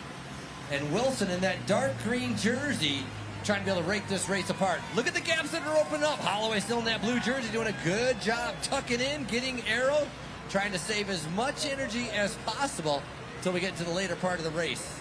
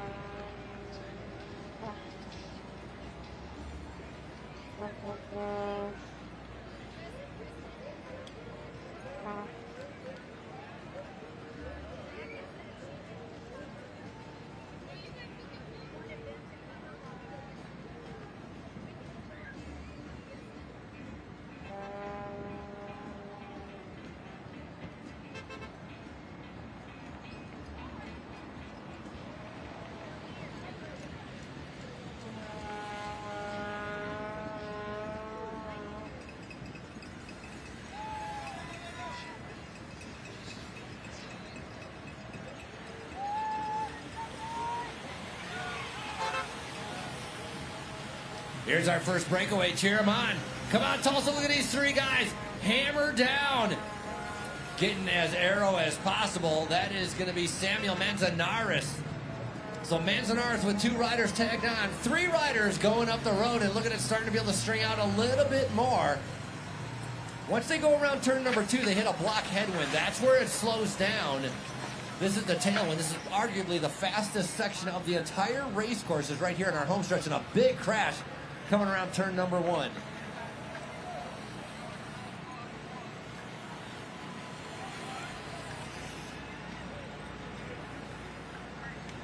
Well, the only good news in a crash for these guys is it happened early enough that they'll be able to first get what's called a free lap. If you go down in a crash, you are allowed to report to the pit, and they will put you back into the race next time it comes by without being scored a lap down. That guy just overcooked that corner. No 2 ways about it.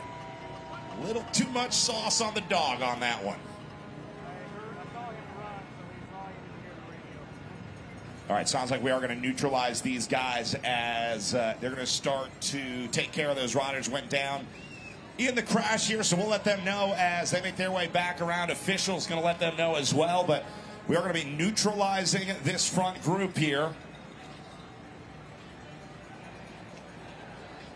And you see the motos, if you're watching on the live stream, letting them know already. So they got the message out there. We are going neutral in the race here as they attend to those riders in the corner.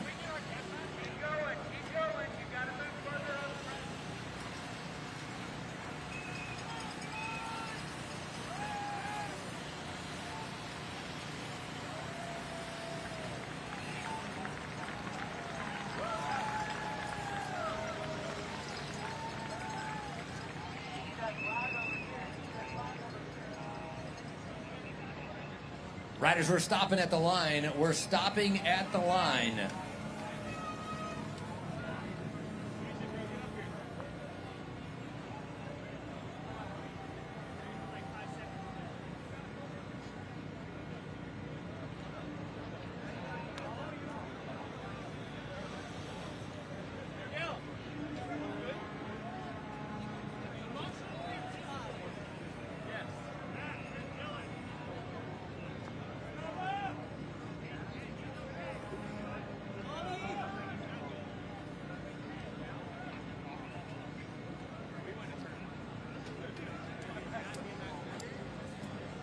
Riders race is neutralized right now. Hey, if you had a problem, go on back to that black tent, be able to get your bike taken care of.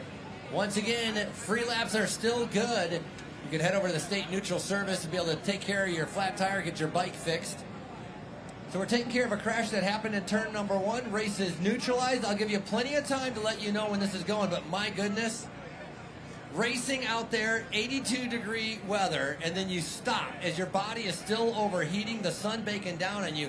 Not a good feeling standing on the start line. Whose legs are swelling up right now? Yeah, exactly. Should I do a Pream, like first lap when you start? I'm not going to do that. I'm not that mean. There were like 2 guys that said yes. It was the 2 guys at the front.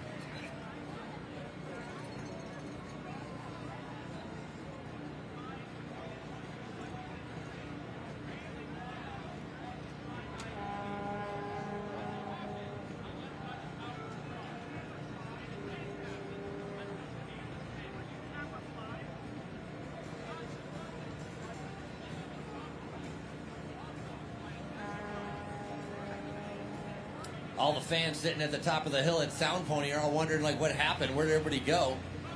Not realizing we have this race neutralization taking place right now.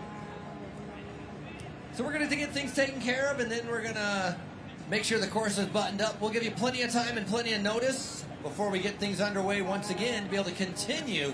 Once again, it's our category 1-2.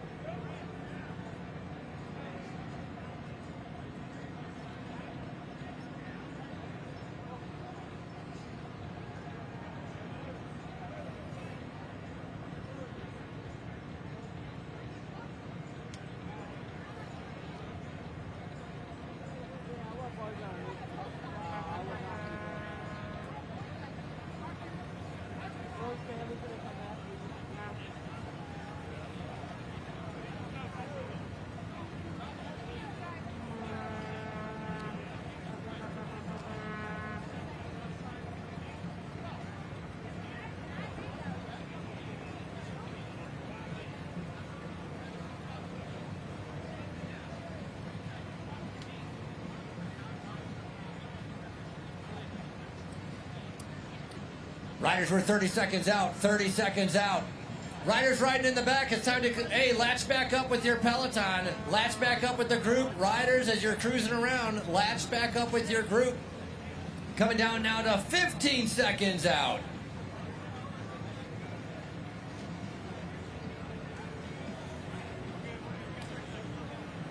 We might get you on next time. We'll see. All right, gentlemen, we are ready to restart with our 1-2 race. You'll go on the whistle. Riders ready. Back underway. 1-2's back on course. How is it out there, Daniel? So-so? All right. He said so-so with a smile on his face, so I don't know what that's worth. He doesn't want to give away how good he's feeling. Got in the breakaway yesterday, that rider. Daniel Holloway, former Criterium national champion. Overall winner of Tulsa Tough as well in the pro division. Out here riding in the back, filming some content as we got race underway once again. Hey, like to be able to move on to our men's category 3 podium. Men's category 3 podium. Riders in our category 3 race for 50 minutes of racing. A great race. In the end, it all came down to a massive field sprint. In third, I'd like to be able to welcome Diego Johnson.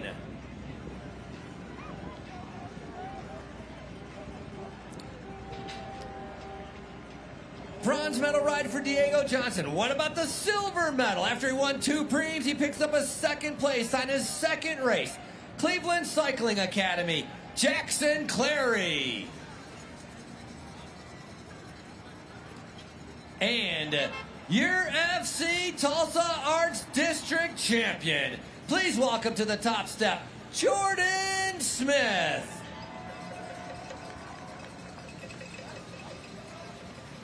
Arms up in the air, that's how we celebrate here in Tulsa. Smith, Clary, and Johnson.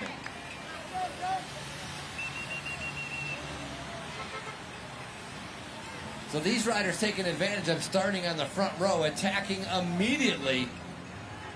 2 riders going up the road and 1 rider trying to be able to go across. That is going to be Kyle Swanson. Swanson out in no man's land trying to be able to bridge the gap to the 2 leaders. Lots of riders still coming through our start-finish line.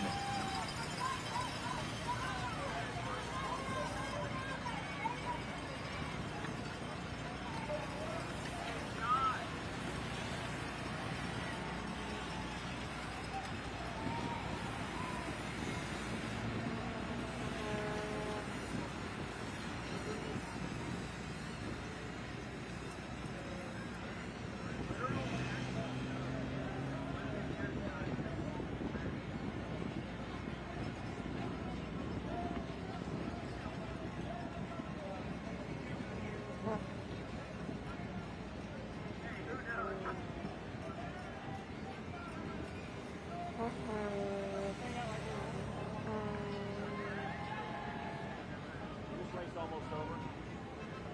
Okay. Things going okay? Yeah.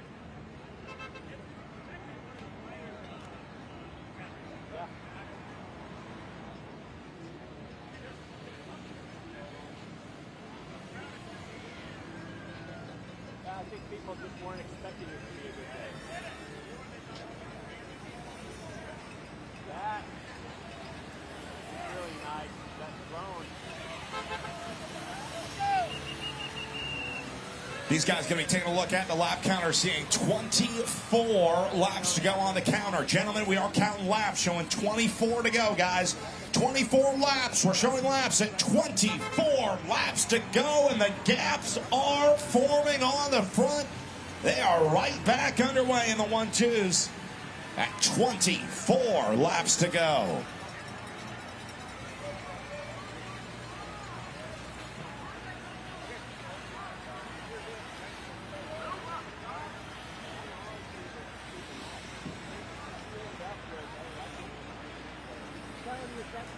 Yep, we'll get you. Oh, okay. Yeah. Yeah. So, when I looked that up here, oh, good. Yeah. Sure?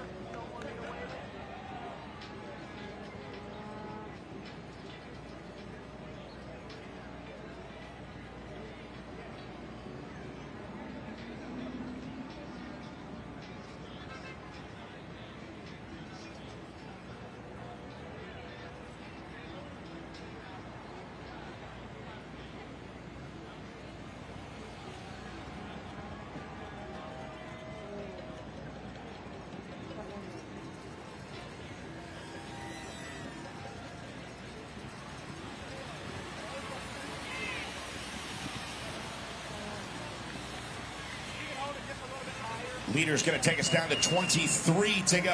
One guy gambling off the front here. We like a good risk taker in Tulsa. See if he gets any help early for a solo guy to go away, but crazier things have happened.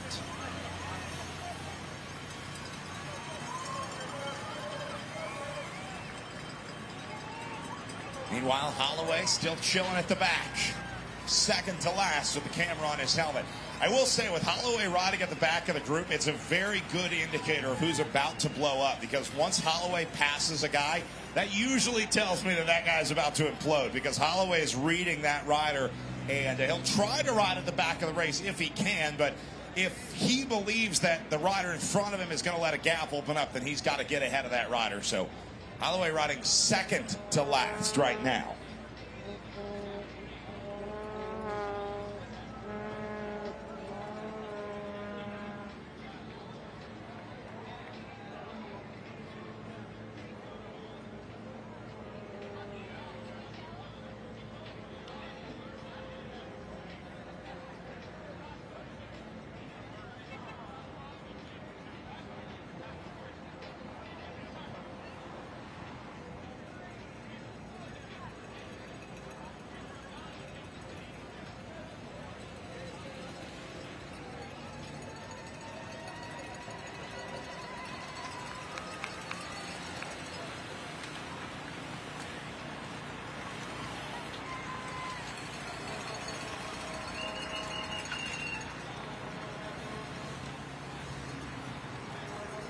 Short-lived time away, down to 22 on the counter.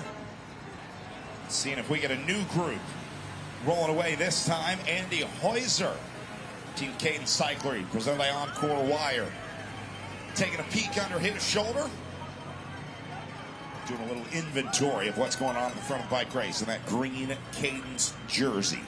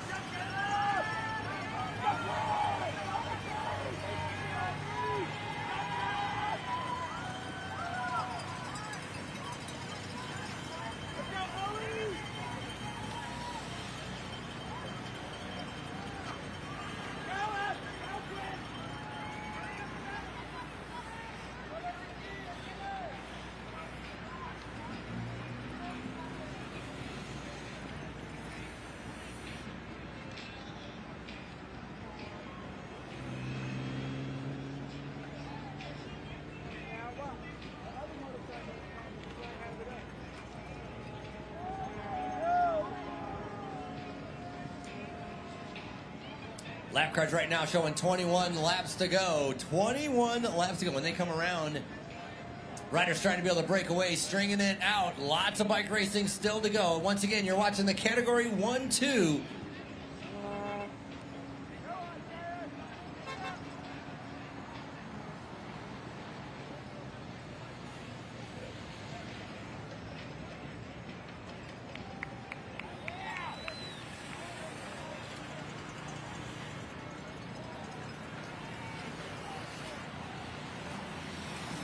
That's that beautiful Audi coming from Don Thornton Automotive Group. The black Audi leading our Pacers through. Riders, lap cards are up. It's 20 laps to go. 20 laps to go. Lap cards are up. 20 laps to go. 20 to go. 20 laps to go. This is the longest I've seen it strung out. Yeah, look how long this group is, front to back. That's about 45 seconds of bike racers without a gap in the race. Bad timing to have to come out of the pit now when you get thrown in the back of the group. Oh, yeah. Not an ideal lap to come out of the pit right there, as they've got riders coming out of turn number 1. They're on the backside, and they're still coming through our start-finish line.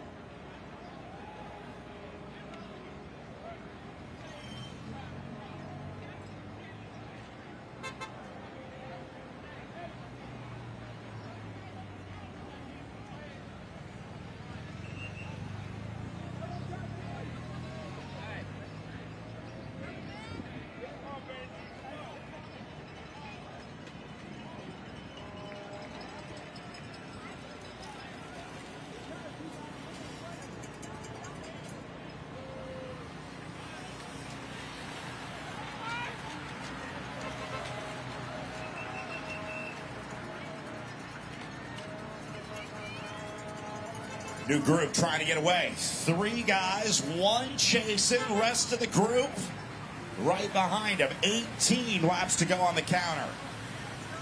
Holloway watch, starting to move up. Not liking what he's seeing at the back of the field, because he's seeing about an 8-second gap back to these guys who now have to close that down.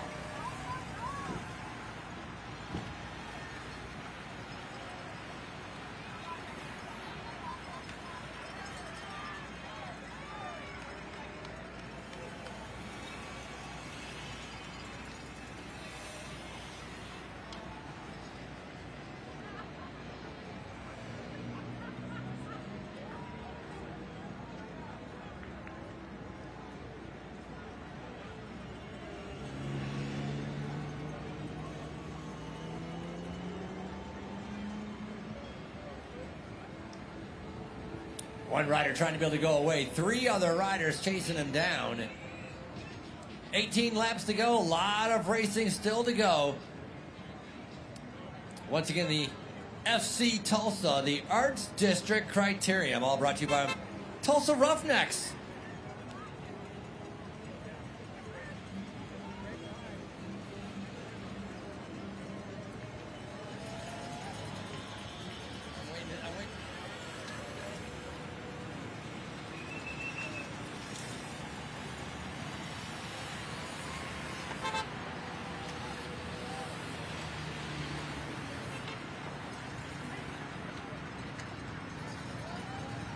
There's a rider on his wheel, and he doesn't even care. He's just continuing to push the pace. That's Grant Wilkie. So Grant Wilkie on the front with United Cycling, his team out of Texas, and he's out of Texas as well. That neon jersey was away earlier by himself. He's been reeled back in. Now we have two riders with about a 3-second gap. A lot of flicking of the elbows. Everybody's got a trigger elbow trying to get somebody else to do the work.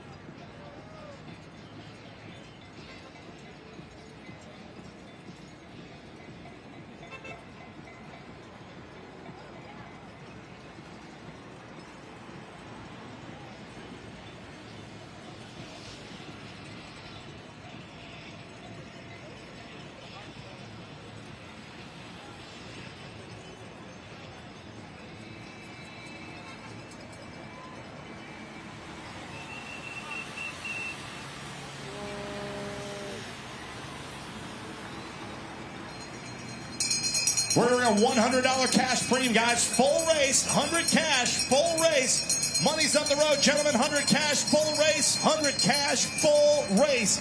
Got to catch the leaders. $100 on the line. Full race, 100 cash.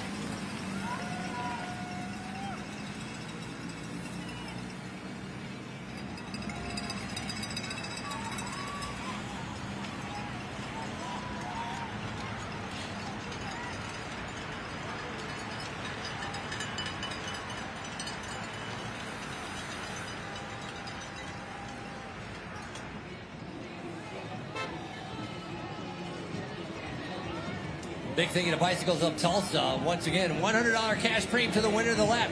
Two riders working together, but now a lot of excitement generating. Some energy starting to be able to build up in the main field as they're trying to be able to track down our two leaders.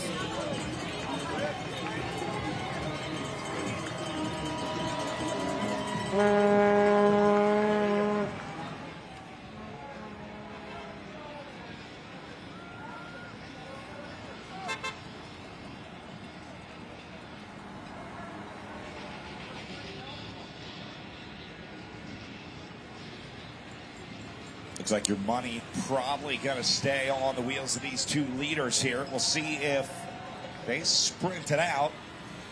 My guess is that they're going to split this $100, but we'll see.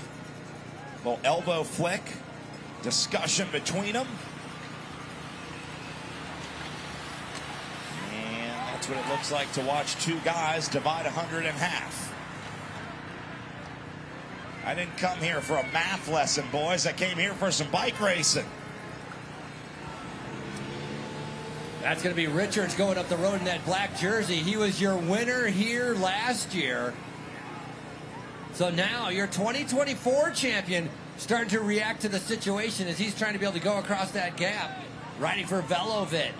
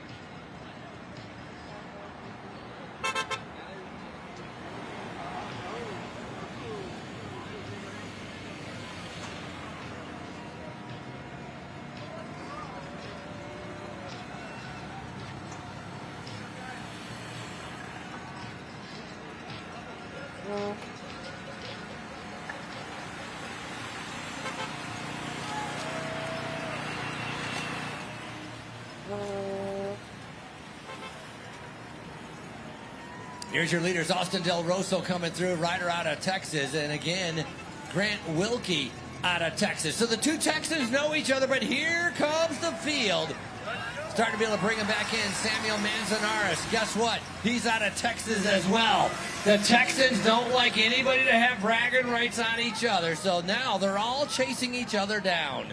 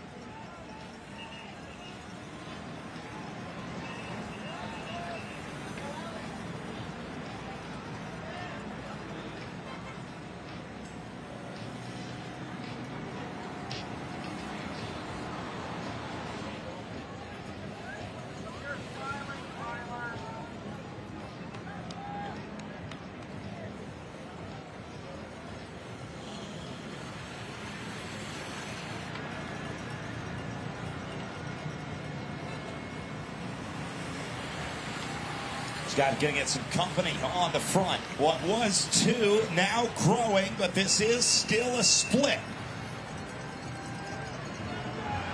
They're going to add 2 more and 13 to go. Call it 4 away.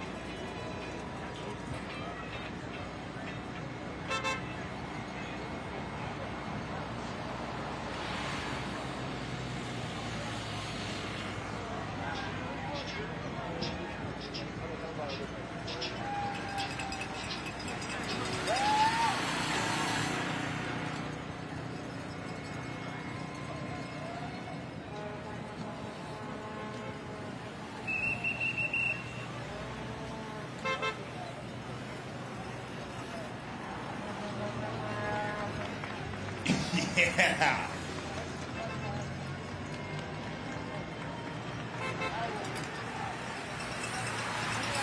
Got to look at Stephen Ruff, one of the legends in this field in the Sound Pony neon jersey tacked onto the back of that group. Tug out, having fun out there, but clearly suffering as well. Ruff just looking back over his shoulder. Back of the group of 4, took a big pull through the line.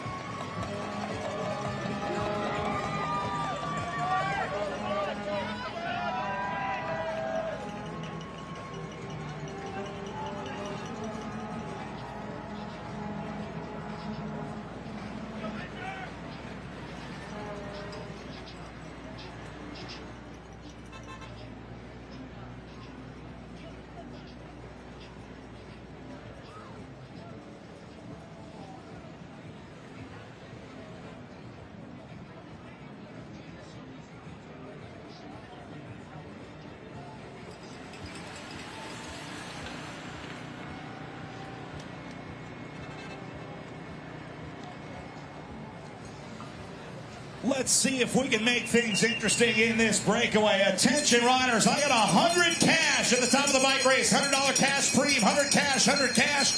$100 cash at the top of the race here. 100 cash to the winner of the next lap. Money's up the road, guys. 100 cash on the line next time through. We're hoping that with 5 guys in that front group, there will be at least one who will not be down to split it. We saw a couple guys already split $100. I'm hoping we don't have a repeat of that, but I think there'll be at least one in here that wants the money and doesn't try and split it. $100 on the line next time through.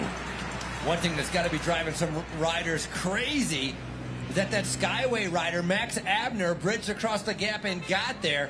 So other riders are thinking about, like, hey, if he can do it, I can do it. But Max Abner, a very strong time trialist, latching onto the back of this group and sitting on right now, trying to recover in the white jersey.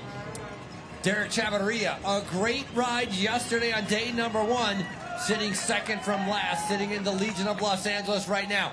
$100 up for grabs, once again, coming from Smith Farm and Garden. I'll bet you Chavarria will give this one a go as well. See Roth into second position. And now these guys going to set up with 100 cash on the line next time we see them through. They're also going to be down to 10 laps to go on the counter. Be down to single digits here pretty soon. But meanwhile, this front group got to sort out who's buying dinner at Sound Pony after this. Here goes Roth, launching the sprint out of the final corner. A Chris Benjamin on the line. They're going to overtake Roth as Chavarria will get it done for $100 cash.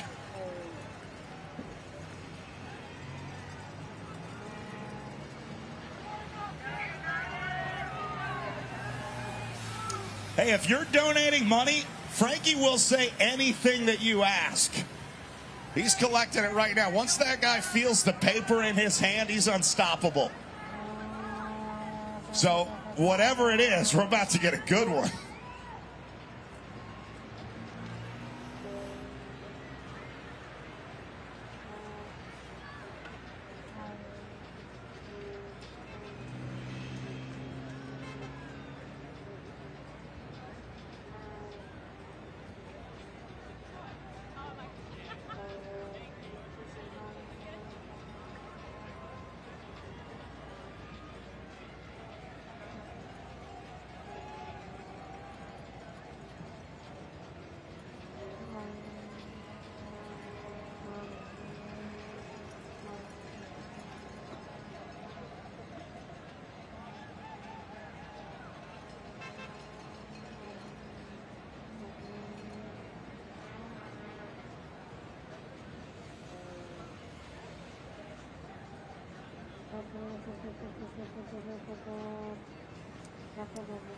Stefan Roth, a long time, used to be a good road professional, guaranteed almost for sure. He's probably won races here at Tulsa Tough, absolutely for sure, making his way into that front group. He's going to be the oldest rider in that breakaway as well. Roth coming through at 44 years old in that neon jersey.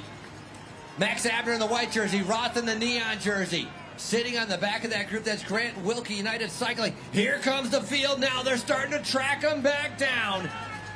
9 laps to go. Holloway starting to be able to move up as well. The rest of the riders staying in contact with each other, not giving up, as Josh Worley, Pegasus Racing, currently last man standing in the back of the group.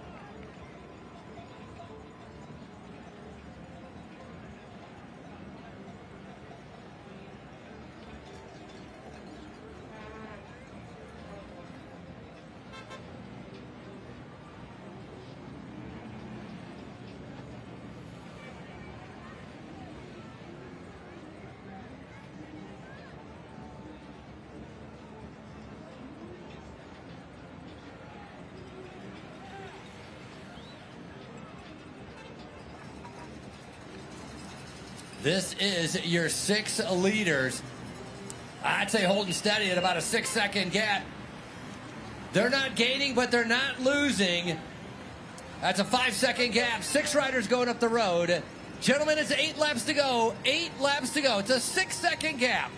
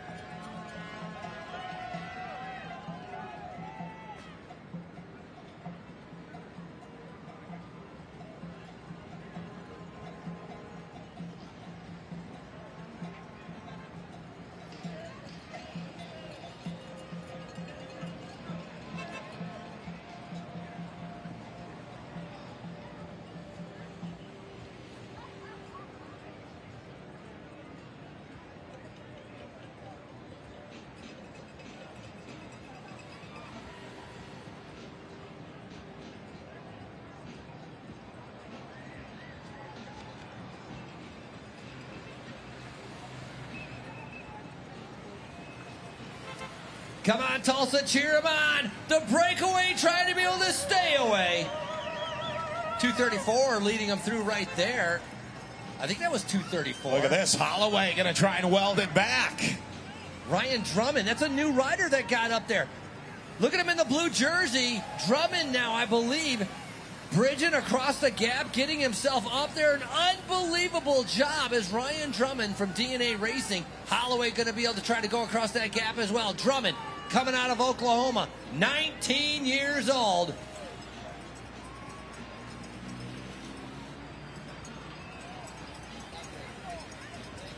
We've seen his sister racing a lot. Aubrey Drummond raced for that Butcher Box squad, I think. And spent some time with Goldman Sachs ETFs as well. And now, little bro gonna get out into the breakaway here, do some work. Stephen Roth still contributing. This group's getting bigger and bigger, though. It's amazing. They're just dangling right at like 6 seconds. Seems like it'd be so easy to go across this gap. Yeah, that group was a group of 5, so got to give a lot of respect to that rider in the blue jersey. And look at him. He's driving it so hard, he's starting to rip the race apart. Chavarria, the only rider that can go with him. 5 riders now down to 2 with 6 laps to go. Well, this is a great example of how you can be too strong for a bike race, as Drummond has just split this group with Derek Chavarria, and now Roth going to have to go across. Then all of a sudden this breakaway's got a problem with Drummond in the blue jersey here. He is way too powerful for this.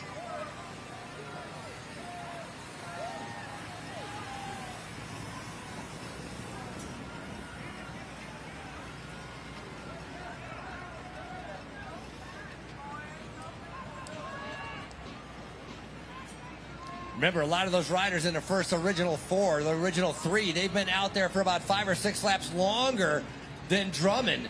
Drummond was sitting in, saving his legs, fresh legs, jumped across the gap, has now split the group, and Roth now on the attack on the outside part of the corner, trying to be able to keep this race apart. His best chance is to make sure he's in that front group. He is not going to be a sprinter, so he's going from a long ways out. A little bit of gamble, a little bit of risk, but a huge reward at the end of the day. This breakaway reminds me of one of those classic rock bands where there's like one original member left and they've like cycled through everyone else. At one point, this was 5 entirely different guys up the road. They've lost some, they've had some come across the gap. The roster has been on rotation up in this front group, but looks like they're now finding their rhythm again, as Drummond was the latest addition, and he was maybe a little too powerful for those guys early on here.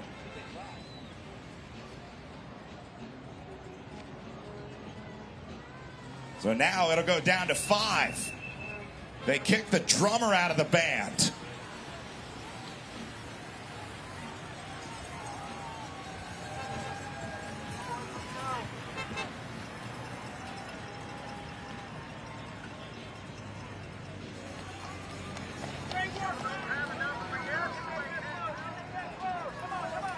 Riders, 5 laps to go, 5 to go, 5 laps to go.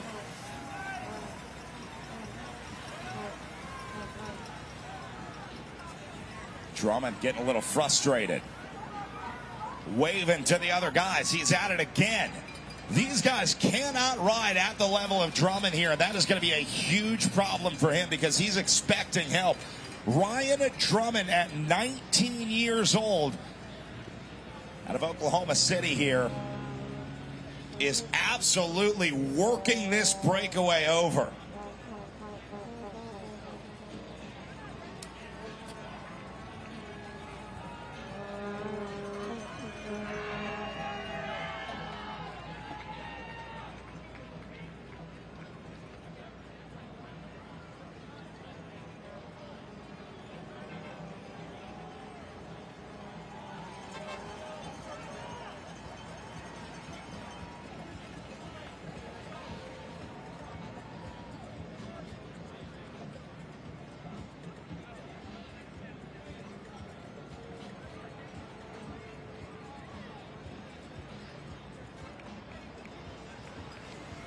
Here we go, back to the front.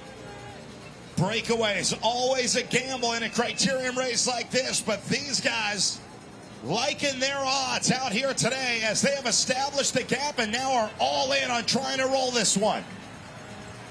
Chavarria looks over at Rolf. Rolf looks back at the rest of the crew. Drummond says, I already tried to get you guys to work together.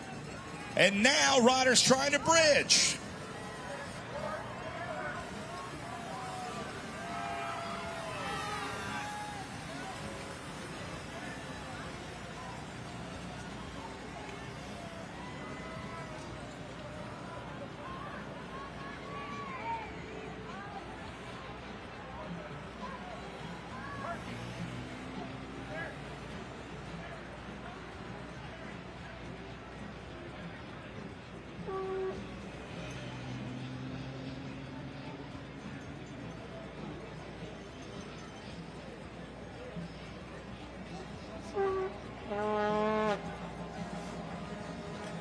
This breakaway certainly being driven by Ryan Drummond, the mayor of this group of 5 up the road right now.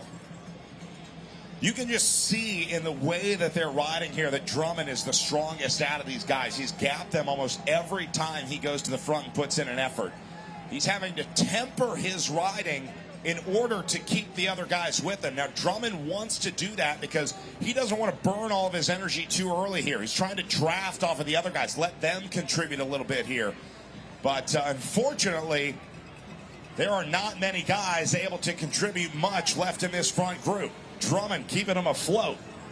Right now, they got one rider sitting on the back in the white jersey, Max Abner. Watch out for him a little bit later on. A good time trials. All riders are going to be seeing 3 laps to go. Cheer them on, Tulsa. It's 3 to go, 3 to go. Can the brakes stay away?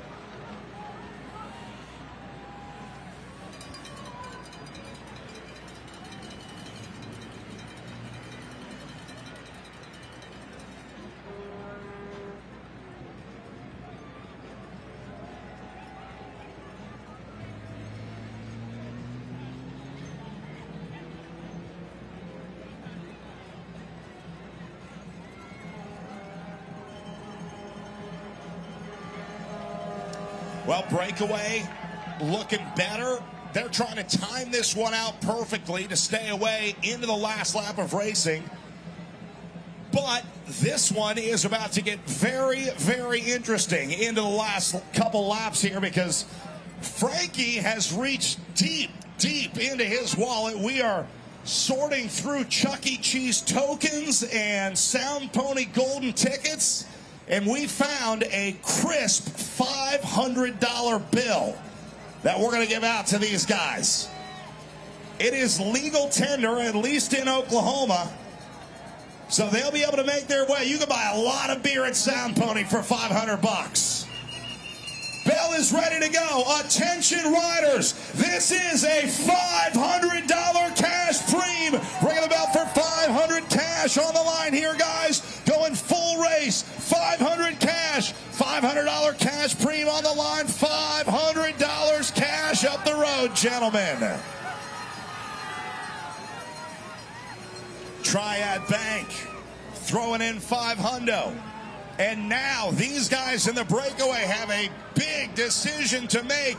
Do you take the money and run, or do you try and hold on for the glory and the win here? You probably can't do both. So now you got to decide which of these last two laps are you going all in on. Stefan Roth going to have a go at it. The Sound Pony jersey looking to do his home squad proud here. Roth all in on this one. Absolutely love this ride from Stefan. A former professional here, but now he's going to have Derek Chavaria on his wheel. This will be a rematch of the other Pream sprint that we saw earlier, with Roth in yellow and Chavaria in the gray. Chavaria, only 22 years old, half the age of Stefan Roth. That neon jersey, 44 years old, a former road professional, getting ready to be able to come down. Then they're going to be able to keep going to try to be able to win here on day number 2. $500 on the line from Triad Bank. Here comes Chavaria. Ring that bell, because it's one to go. Come on, Tulsa, one lap to go. 500 cash on the line. Chavaria going to take it, but one lap to go of racing. Last lap, guys. Breakaway's falling apart. One lap to go. Here's your main field right now. One to go, riders. One to go, one to go, one to go. Cannot believe this field let that breakaway go. You're going to see the ball that they dropped rolling past the line here very soon. They had the opportunity. They just could not get their act together. And now these 5 riders up the road are going to sort out this podium. Roth back to the front. Now Chavaria just sprinted. He's going to need a little time to recover here, but that also means that he's got very good sprinting legs today. Oh, Chavaria is blown. Doesn't look like he has any legs at all. Stefan Roth trying to be able to react to it. On the uphill right now. One rider with a 1 second gap. Roth has welded it all back together. 5 riders. Abner still has not taken a pull for the last 4 laps in that white jersey sitting on the back. Drummond, he was the one that was driving it the entire time. Who's going to be the most courageous coming out of that final turn? Max Abner was the guy in college who never contributed to the group project, but still put his name on the assignment, as he has been sitting on the back of this one. Let's see if he sprints out of here. Roth going to lead it to the front. Drummond and Chavaria coming around that final turn. Watch out for that blue jersey. Drummond trying to be able to hold him off. Chavaria coming through from Legion of Los Angeles. Your $500 Pream winner and your winner here in FC Tulsa, Chavaria. Brian Drummond going to take second out of OKC. And the rest of your field rolling through to wrap up their day as Derek Chavaria hits the ATM and gets the win here today.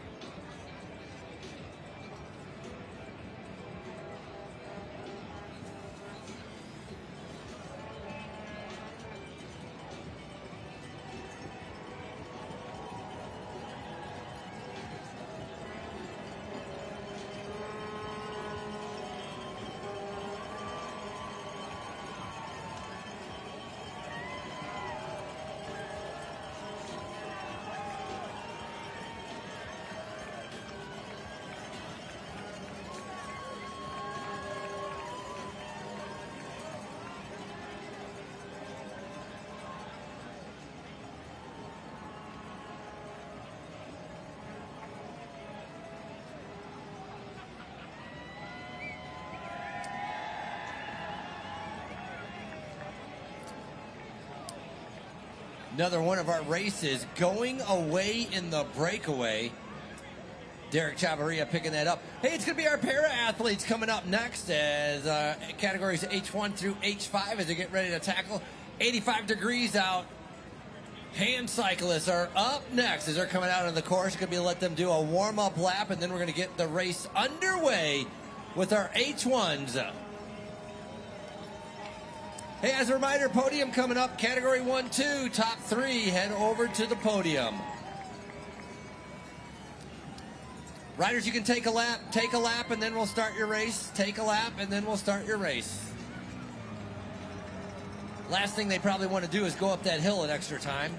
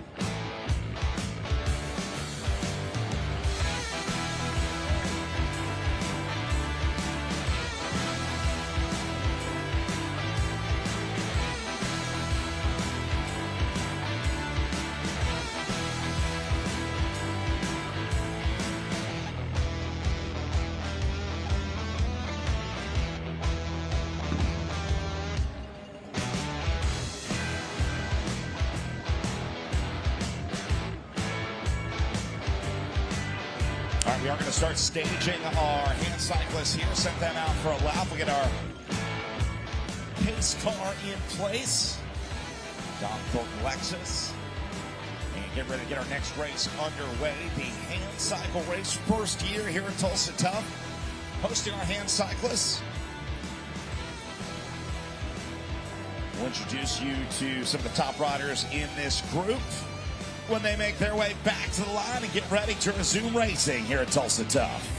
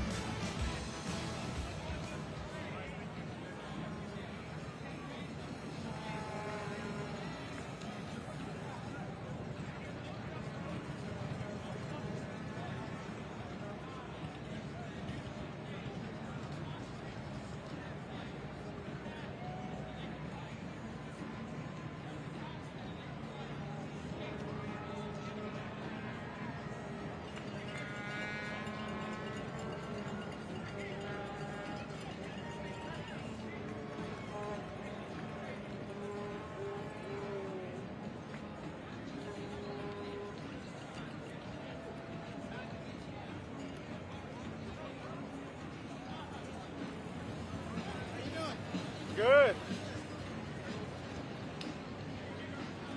I saw your friend at the.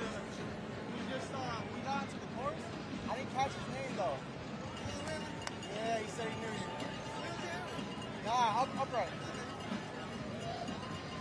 But then again, I heard your name like 20 times on the chorus line yesterday, so could be anyone.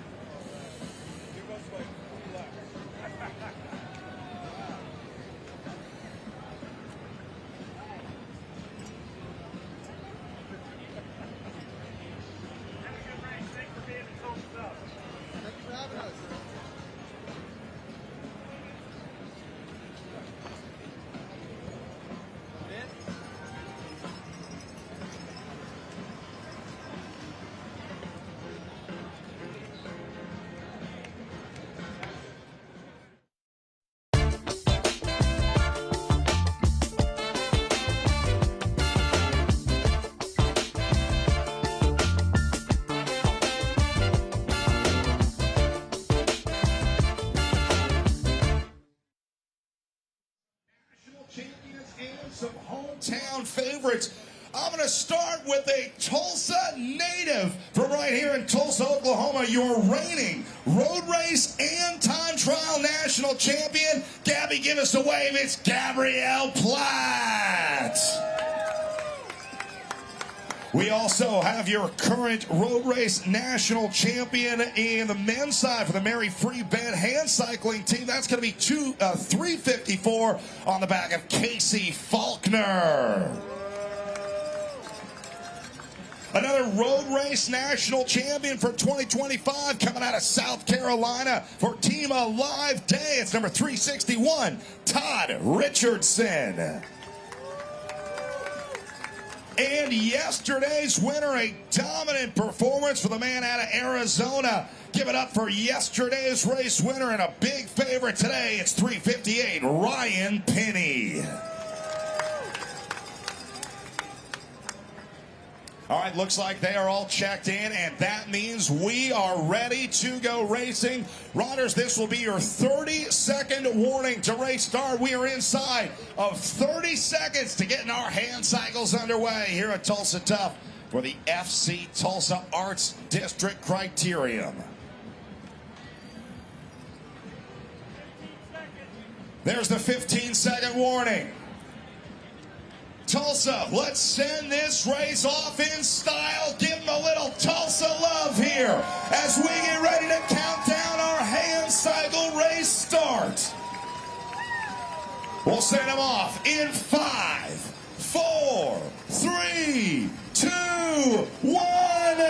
Hand cycles underway. Let's go, Tulsa.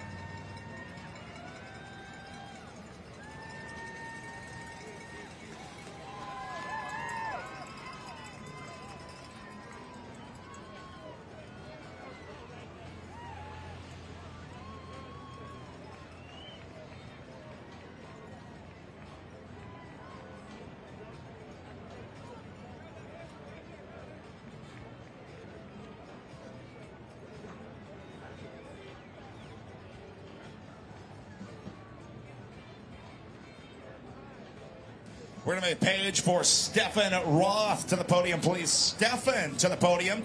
Oh, there he is. I see a sound pony. Is that you, Stefan? Yeah.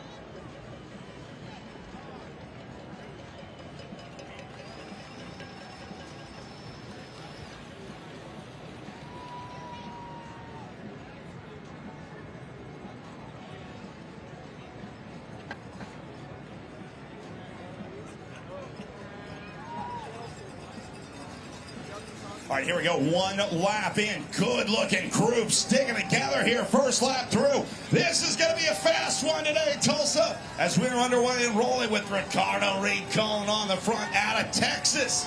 Setting tempo early on here. You can see how close those riders ride together.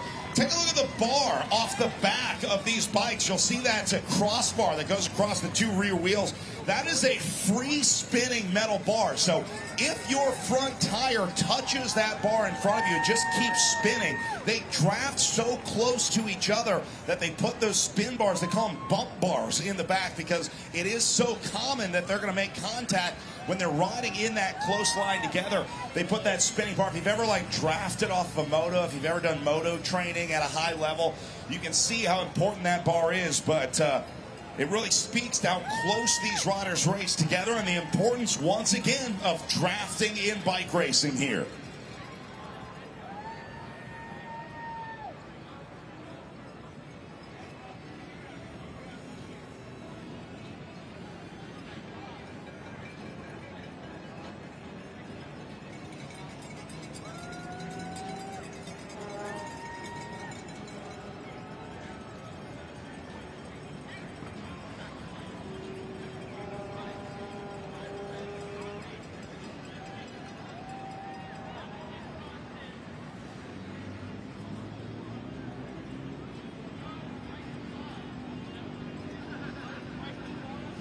All right, looks like we are good to go with our 1-2 podium. Let's get started with third place on the day, riding for Sound Pony. It is my honor to welcome back to the podium in Tulsa your bronze medalist, Stefan Roth.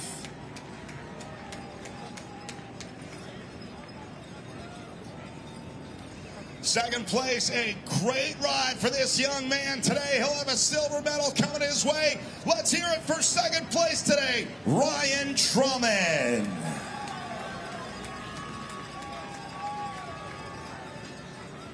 And your race winner, riding for Legion of Los Angeles, top step belongs to Derek Chavarria.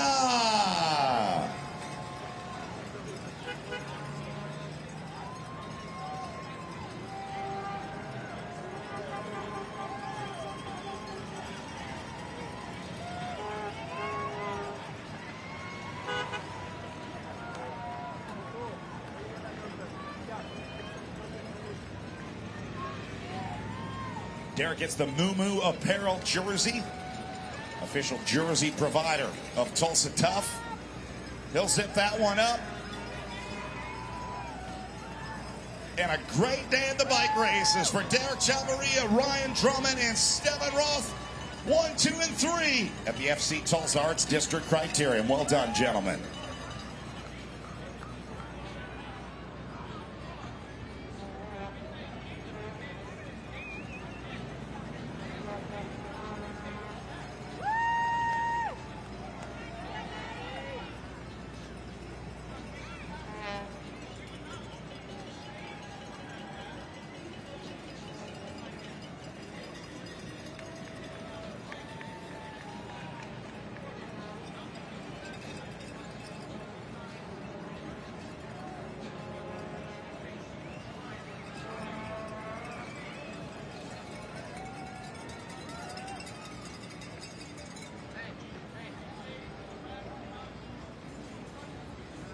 Meanwhile, hand cyclists making their way up to the top of the climb here, about to drop their way back down.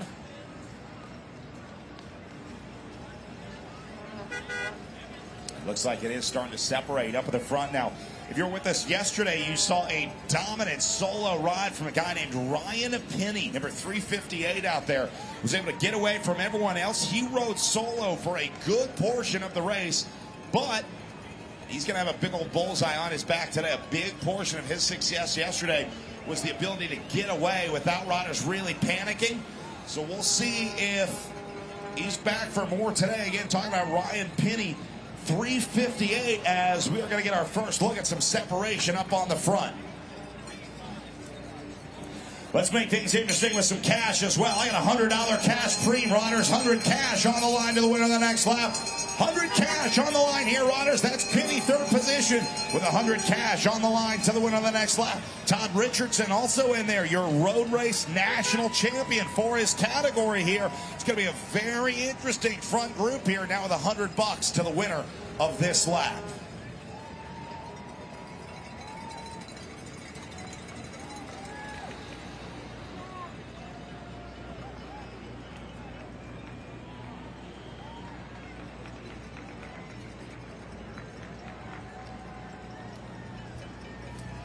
Heads up, another rider coming through.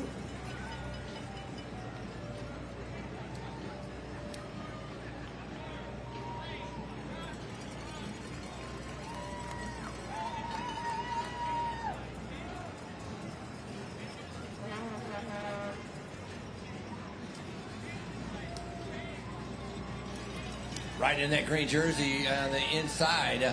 Coming out of Oklahoma, Gabrielle Platt making her way through. Doing a fantastic ride. He was out there yesterday as well. Abishai Vanderhoff.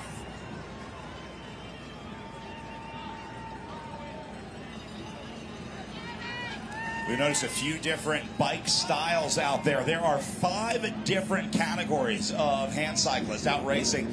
It goes H1 through 5, H5 being the most able-bodied, and H1 being the highest level of impairment in the 5 categories here. So these guys race together, but some of them will be scored separately based on their impairment category here. So you'll see a mix of riders in this front group, but now we're starting to see even more separation on the front, and I think Ryan Penny is getting down to doing what Ryan Penny does best here.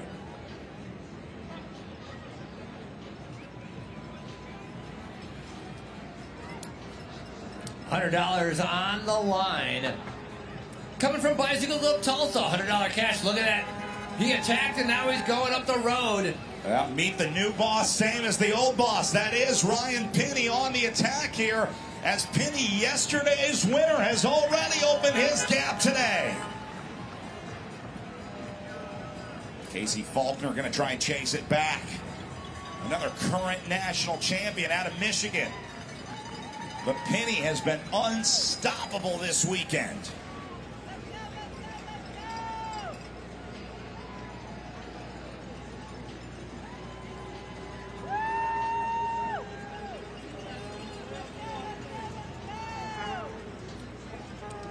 Dan Stites doing a good job. Got a rider just in front of him. He's going to try to be able to get up there, be able to get into that draft. Remember, these riders can save a ton of energy if they can just ride behind each other or ride with someone.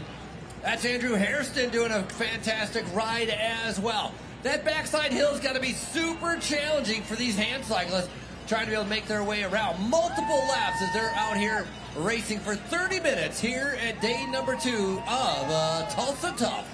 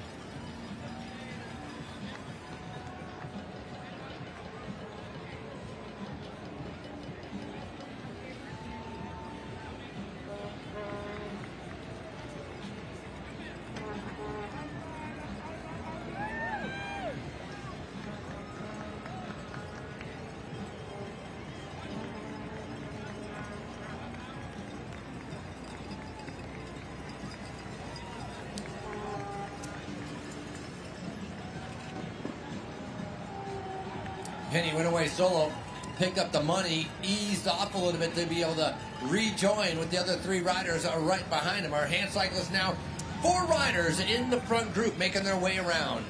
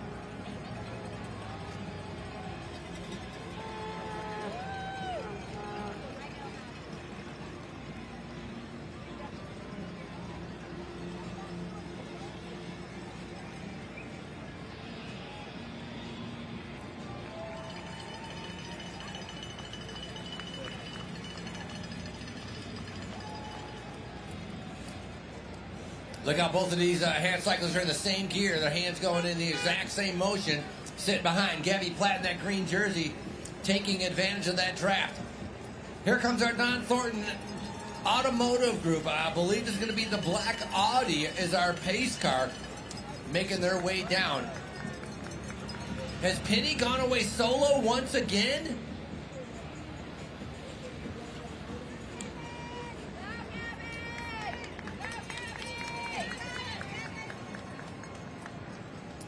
Abishai, awesome job. Keep her going. You got your leaders coming up behind you. That's Abishai coming through. Here comes your leaders. And for our leaders for this group right here, we're going to do a $100 Pream. $100 Pream for this group right here. $100 Pream, $100 Pream, $100 Pream. Once again, a big thank you to Smith Farm and Garden. $100 going to whoever crosses the line first from those 4 hand cyclists once they make their way around.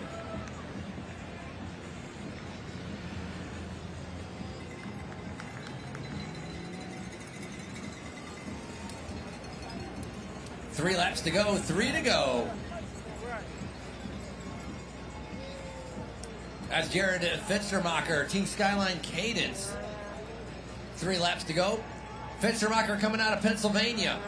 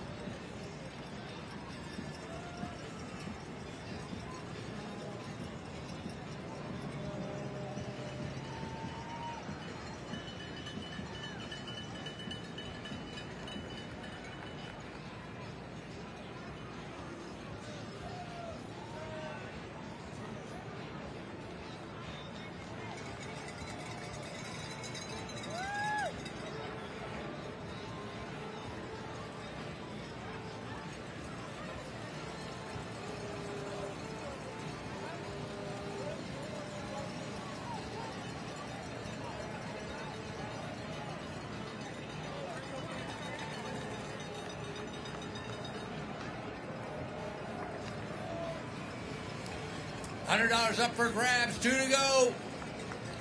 Penny picking it up. Will he keep going? 2 to go.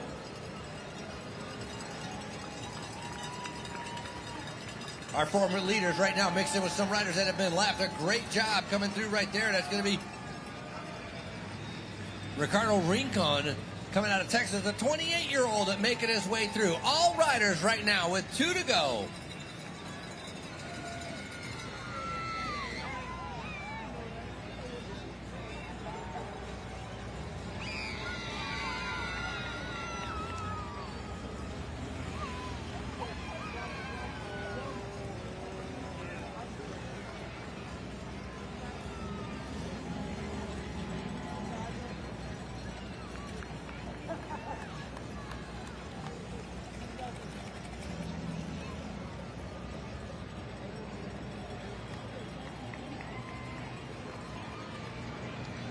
Yesterday was day number 1 for our hand cyclists, battling it out at Blue Dome. Now they're coming right here to the FC Tulsa Arts District. Day number 2 for our hand cyclists. Penny picked up the right win on day number 1. Kenny double down, Kenny double up.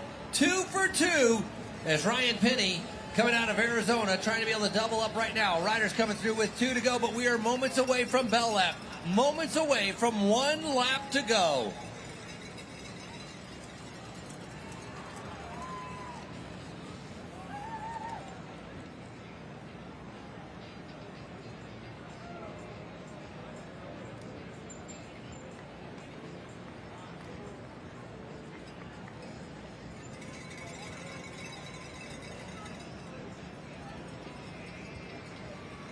That's Andrew Hairston, U.S. Virgin Islands Cycling, coming out of North Carolina, makes his way through. Here comes our lead automotive. Will the 4 riders or the 4 hand cyclists be together, or have they been separated? Here comes 1, 2, 3, 4. They're all still in contact with each other. Everybody coming in now, receiving 1 lap to go. Come on, Tulsa, cheer 'em on. Gonna be a good one here as we send him out for one more time around. Down to 1 to go. Let him hear you. Tulsa at 1 lap to go. 1 to go, riders. 1 to go. 1 to go. Look at that train rolling by at 1 to go.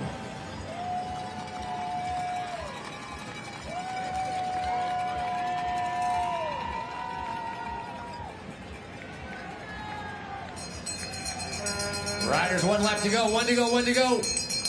Final lap, final time on the uphill.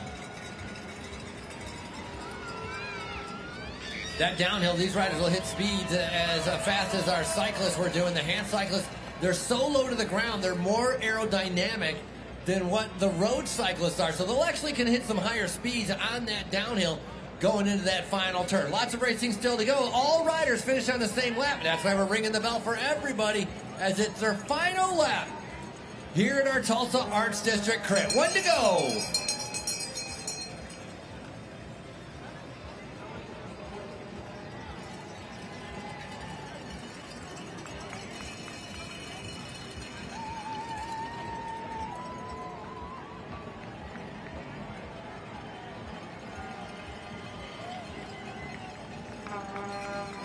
One to go, 1 to go.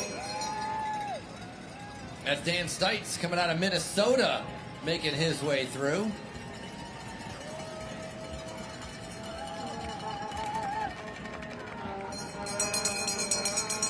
Final lap, final time, 1 to go.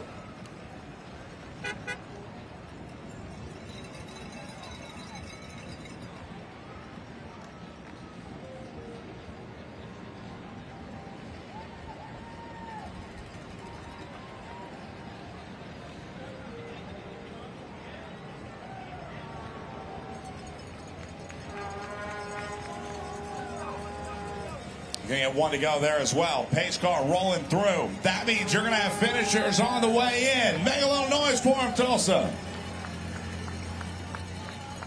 Ryan Penny going to add another one, as he'll take 2 days in a row, and now your group going to sprint it out behind him. And that'll be Casey Faulkner getting the best out of the group.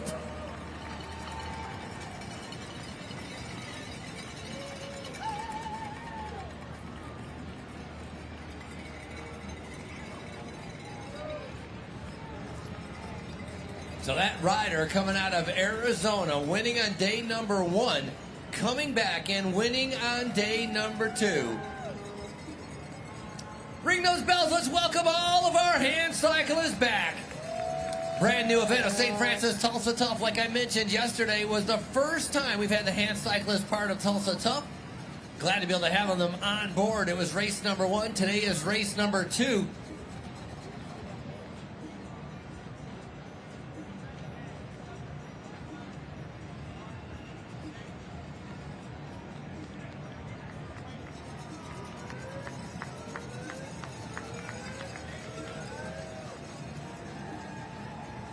Welcome back, riders. All done. All hand cyclists are done. Heads up. We got finishers coming across the line. Congratulations. Awesome job out there.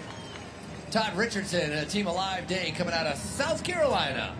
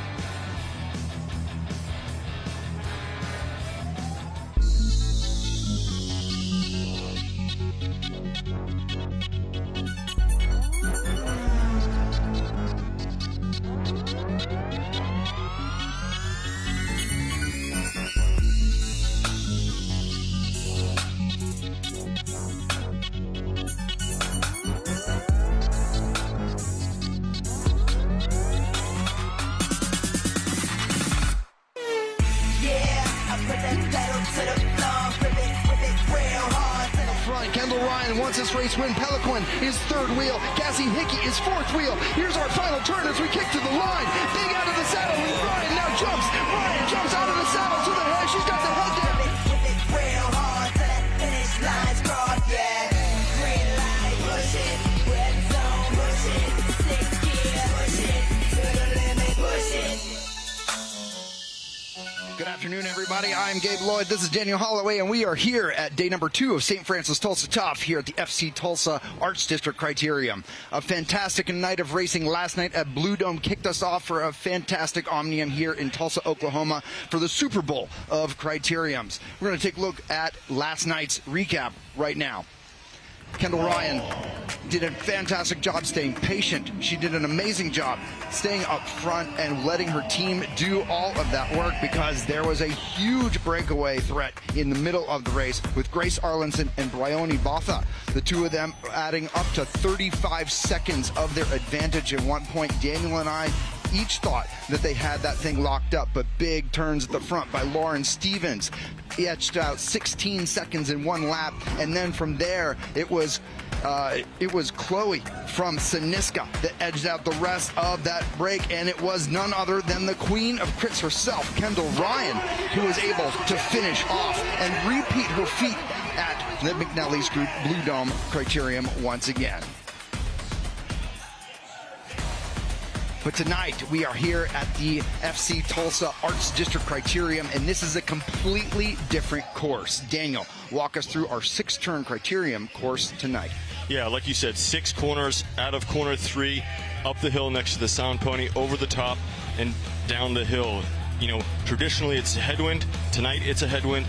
Makes it very, very tricky to time your sprint correctly. If you're low on riders and you start your lead out too early, there could be a swarm right in the bottom half. So it's getting the timing perfect, launching your sprinter into that final corner. There's so much momentum and it's so fast. There's not a ton of time to come around to the finish line. And even with those different course dynamics, the Queen of Crits has proven herself here in the past. In 2024, Kendall Ryan was leveraged her teammates at the Legion of Los Angeles to claim both days. And she's here in the pink in 2024, taking the win right here in the FC Tulsa Arts District Criterium, and she is looking to repeat that feat. We had the chance to talk to Kendall this afternoon, right before today. Let's jump into that and see what Kendall has to say about tonight's Criterium. It was super stressful, but I just had to be patient and trust my teammates and trust that everyone have the common goal of the sprint. I think tonight's going to be similar, but I think there might be a chance for a breakaway, but I'm prepared and I'll be heightened senses, so I'm ready to go.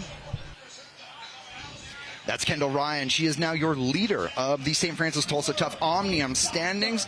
With one night of racing down, our Omnium reflects results from last night, but to notably take a look who's second, third, fourth, and so on. Alexis Magner, her sister, in second. Cassie Hickey, your U23 national champion, in third. Odette Lynch from Australia in fourth. Andrea Sear, a ACC champion in the past, in fifth. Josephine Palaquin from LA Sweat in sixth. Erica Carney, the legend, in seventh. Lauren Stevens, who had a fantastic impact on the race last night, finishing out in eighth. Aline Seitz for Butcher Box getting it in ninth, and Riley McMullen, your ACC sprint champion from last year, getting herself into the mix. We're now calling up our top seeded riders here at the FC Tulsa Arts District Criterium to kick off the second night of racing here at the 2025 St. Francis Tulsa Tough.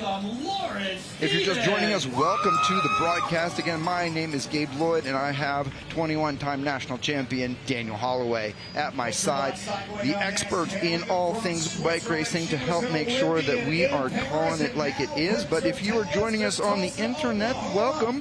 Feel free to chime in on the YouTube channel or to hit us up. We are here to make sure that you guys know what is happening. So don't be shy, but also be nice, because we are out here calling all those shots. Big thanks to everybody that tuned in last night and helped us out. We did hear you. We do appreciate you all. And we're going to see you here. Now, this is your call-ups happening right now. As you can see, our top 10 from last night getting themselves recognized on the start-finish line. These women are going to have a big advantage here on this course, I believe, because the course tonight, as Daniel was articulating, is quite different than in McNally's group Blue Dome. Yeah, you hit the hill with the tailwind out of corner 3. So it's a more elevation change today consistently. It's going to add tired legs from yesterday, especially with how hard the women raced last night. There's just probably a little more fatigue than this group might be used to into this one. And if the aggressive racing continues like it did last night, it's primed for a breakaway. More riders are going to be on their toes, so I don't think it's going to go away quite as easy until that right mix gets away and the peloton looks for that rest. I'm very curious to see how Legion responds tonight. I think they had to really gamble and wait for this race to come together. In a way, they really benefited from the work that Lauren Stevens and Sinisco with Chloe Patrick did very late in the race. Yeah, I had went on the Legion coffee ride this morning, so I got to talk to both men and women teams about their races. And the women especially, there was a crash that we didn't see. That's we saw part of that chaos in the pit that we talked about. We didn't actually see the crash. But both Checkers riders were caught out in it, had to do a lot of work, but also Holly Breck and Laurel from Legion were also caught behind it. So that's why we did see Kendall isolated for that little bit of time and doing that work. Okay. Some LaSweat riders were caught up in it as well. So that did kind of throw a wrench in the plan, so to speak, and why Kendall was isolated for a small amount of time. But we did see Holly Breck come back, in the last lap and do a massive turn to help Kendall in terms of just outright closing the gap.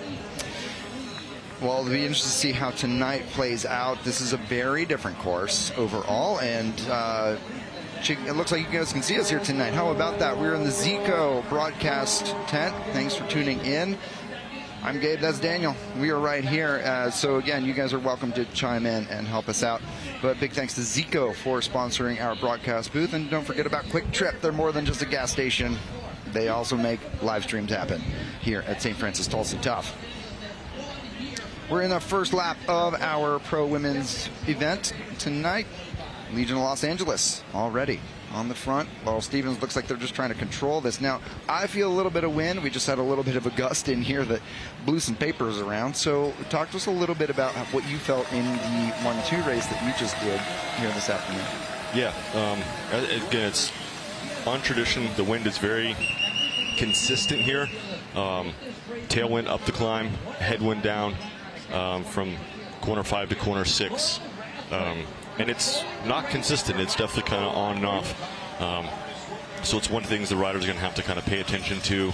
And there's no rhyme or reason to the wind. It's Mother Nature. But just understand how it feels out there when it is breezy, how much effort it is to kind of go against that. So right now, looks like we're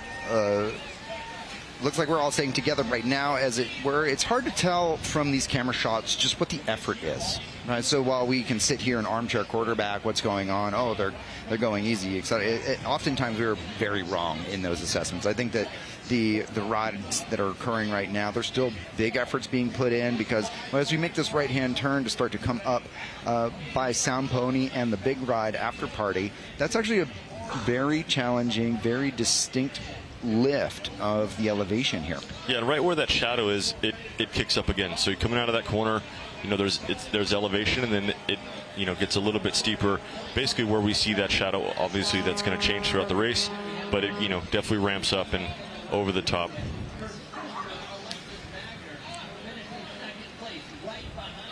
And now we're coming up around the top of the course. Field still all together. We're on lap number 2. We're just 3.5 minutes into our pro women's race here tonight. This is the second night of racing. Again, last night we were in Blue Dome, which is the McNally's Group Blue Dome. Criterium kicks off our Omnium. There's 3 days of racing at the St. Francis Tulsa Tough. And a lot of the riders are very focused on the Omnium results. So as we highlighted that, we put that graphic up in the open to represent what our top 10 riders are. But there was one notable that was not in that list. Not to necessarily negatively call it out, Daniel, but Olivia Cummins, unable to even finish the race last night. Yeah, spoke to Nicola Cranmer from the owner of the team. Olivia crashed at Collegiate Nationals, I think, and is still slightly recovering or had a time off to come from that. So she's not here on peak form, unfortunately. So, I think that's what we saw kind of last night with how hard that race kind of ended up being. So we're not seeing peak Olivia Cummins, but hopefully she's, ever professional, maybe needed a day in the legs to come out. Yeah, I mean, we definitely thought that Olivia would be one to watch. We thought that Olivia would be one to watch in order to affect the overall dynamic, but now with her feeling the effects of a crash at Collegiate Nationals, that dynamic, of course, will now shift. So she's notably absent, but we also saw some new names in those top 10s. Josephine Pellequin from LA Sweat was mixing in. She was following Chloe Patrick across, and she was able to get herself into the mix. Now, she did lose some positioning late in that sprint. Once it really opened up full gas, she gapped off a smidge and finished in 4th overall. Yeah, she didn't quite fight for the wheel like she should have in those closing meters. She needed to be more aggressive to hold the position, because I believe she was pretty much right there with Kendall on the wheel coming out of 6. Yeah. And just left the door open for people to sneak underneath. Weather here today at Tulsa, Oklahoma, it's 84 degrees, sunny with a little bit of clouds. It feels like 90 because it's 57% humidity, but for all intents and purposes, a very nice day here in Tulsa. I have memories of being here last year. It was like 110 degrees and sweating through the tie, but tonight is just very, very nice. I think that these conditions will be very good, and notably, I think, Daniel, you talked last night about how when you're on the start line and you're just like overheating before you're even moving, that can really change the dynamic of the field. Yeah, absolutely. And look at that. Olivia Cummins, I believe, took that Pream that we just saw there. So she's back in action. She's, getting those legs opened up. But, for those two riders, her and Riley McMullen, the narrative's going to shift. Olivia's just going to start doing as much as she can, monitoring the race, and let Riley do as little as possible and set her up for the finish. But, funny enough, we just mentioned Olivia, that she wasn't on her top game, but she comes out here and takes a Pream lap 6 minutes into this race.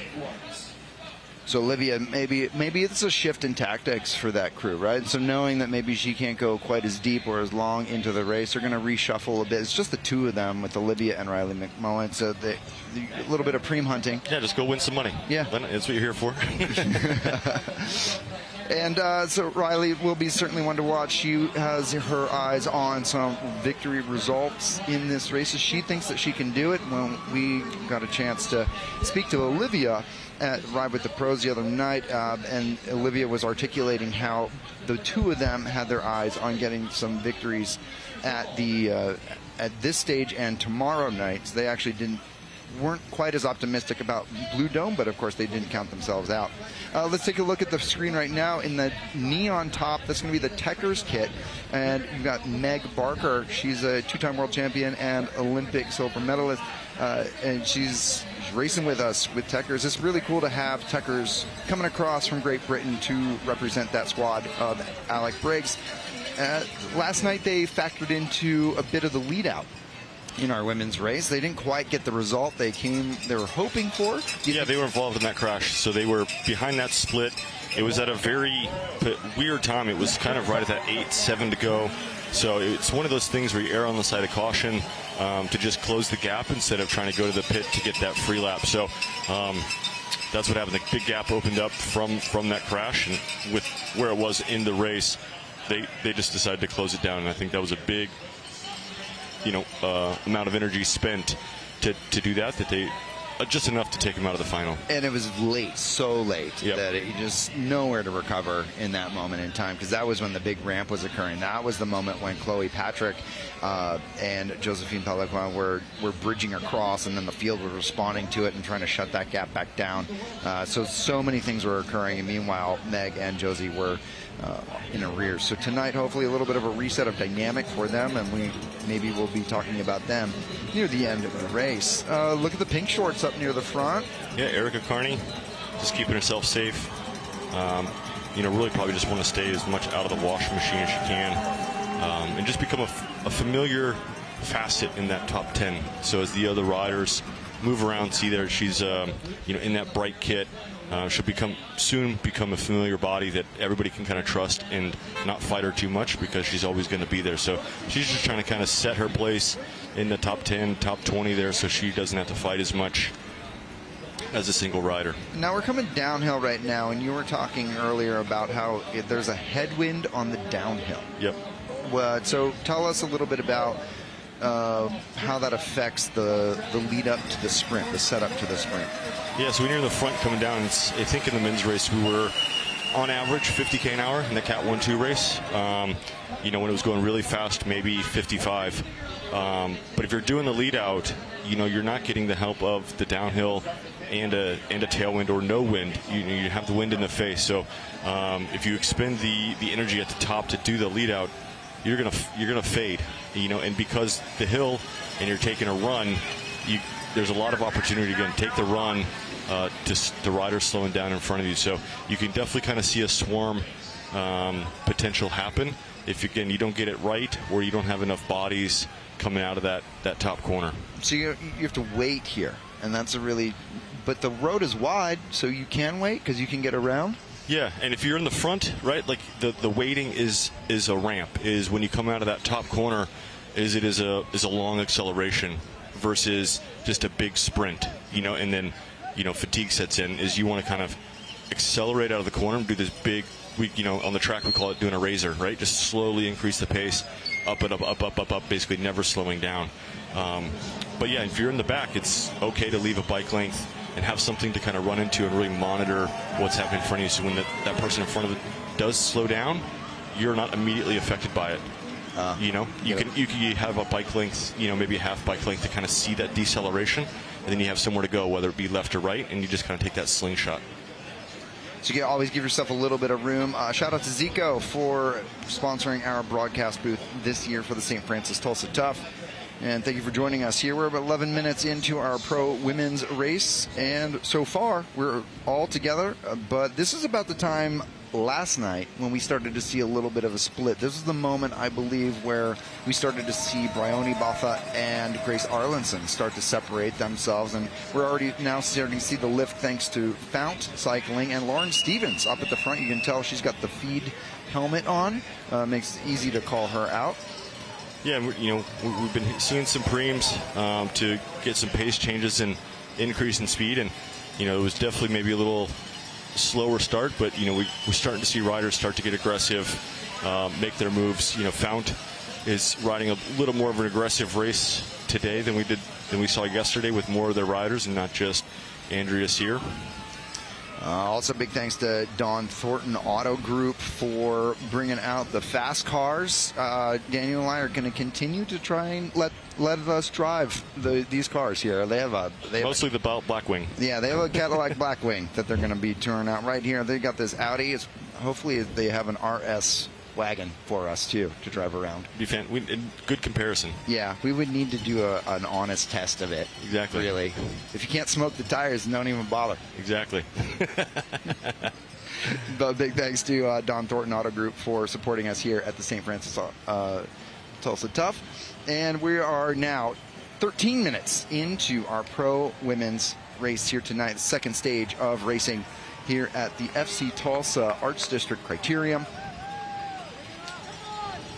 Altogether, we've had some Preams. We have, and yet our pace has stayed together a bit, and we are already starting to see a few riders suffering from the pace at the back as they come by us here off camera. As the front of the race now starting to come close to us, Laurel Rathman starting to casually be off the front, it looks like. Yeah, with the kind of quiet seated acceleration. Nobody from the back seems to be that interested to chase, except for this one Kingdom Elite rider. Here we go. So Rathman, this is an interesting tactic to me. That's not Kingdom Elite. Well, we'll take an eye on that when they come by us here and make sure we get that right ID as they come by. We'll be able to see that number. But why do you think Legion of Los Angeles is using one of their three in this way right now? Yeah, just put pressure on the other teams. Techers is chasing. It's going to put Sinsica on the back foot. And Laurel is just so strong that she's going to be able to really make more than one team chase to bring her back. Again, this allows Holly and Kendall to just not take ownership. Like we heard Kendall say, is they were going to be very attentive. They weren't going to get caught on the back foot again, and this is definitely ensures not getting caught on the back foot in any scenario that could possibly break out. So just real quick for my benefit, would this be a scenario like what Jumbo Visma did at the Giro a few days ago, where they put Wout in the break to then help their finisher later on, kind of thing? So is this something where like Laurel can now control the brake dynamic and intentionally bring it back together, or just be there for Kendall late? What's the deal? No, Laurel just wants to drive it, get that breakout as big as it can go. Again, make the other team's chase as long as possible. It's an unlikely, but it is a plausible scenario that if Laurel and this other rider establish a pretty solid gap, then another group could go across, and therefore Kendall and or Holly should be there for it. So, those gals will have a teammate up the road to go across to.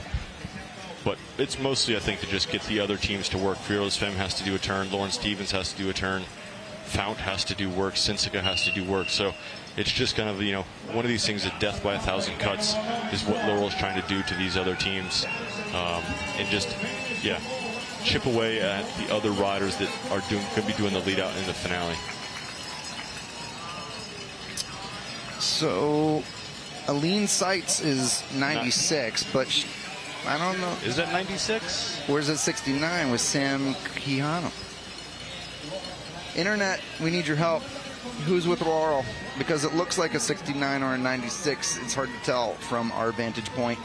Help us out with this ID. We can see you on the YouTube comments. So give us a shout and let us know who is riding with Laurel right now. We want to make sure that they are recognized and get that team some cred so that those sponsors keep coming back and supporting all things bike racing. So Laurel Alfman of Legion of Los Angeles right now.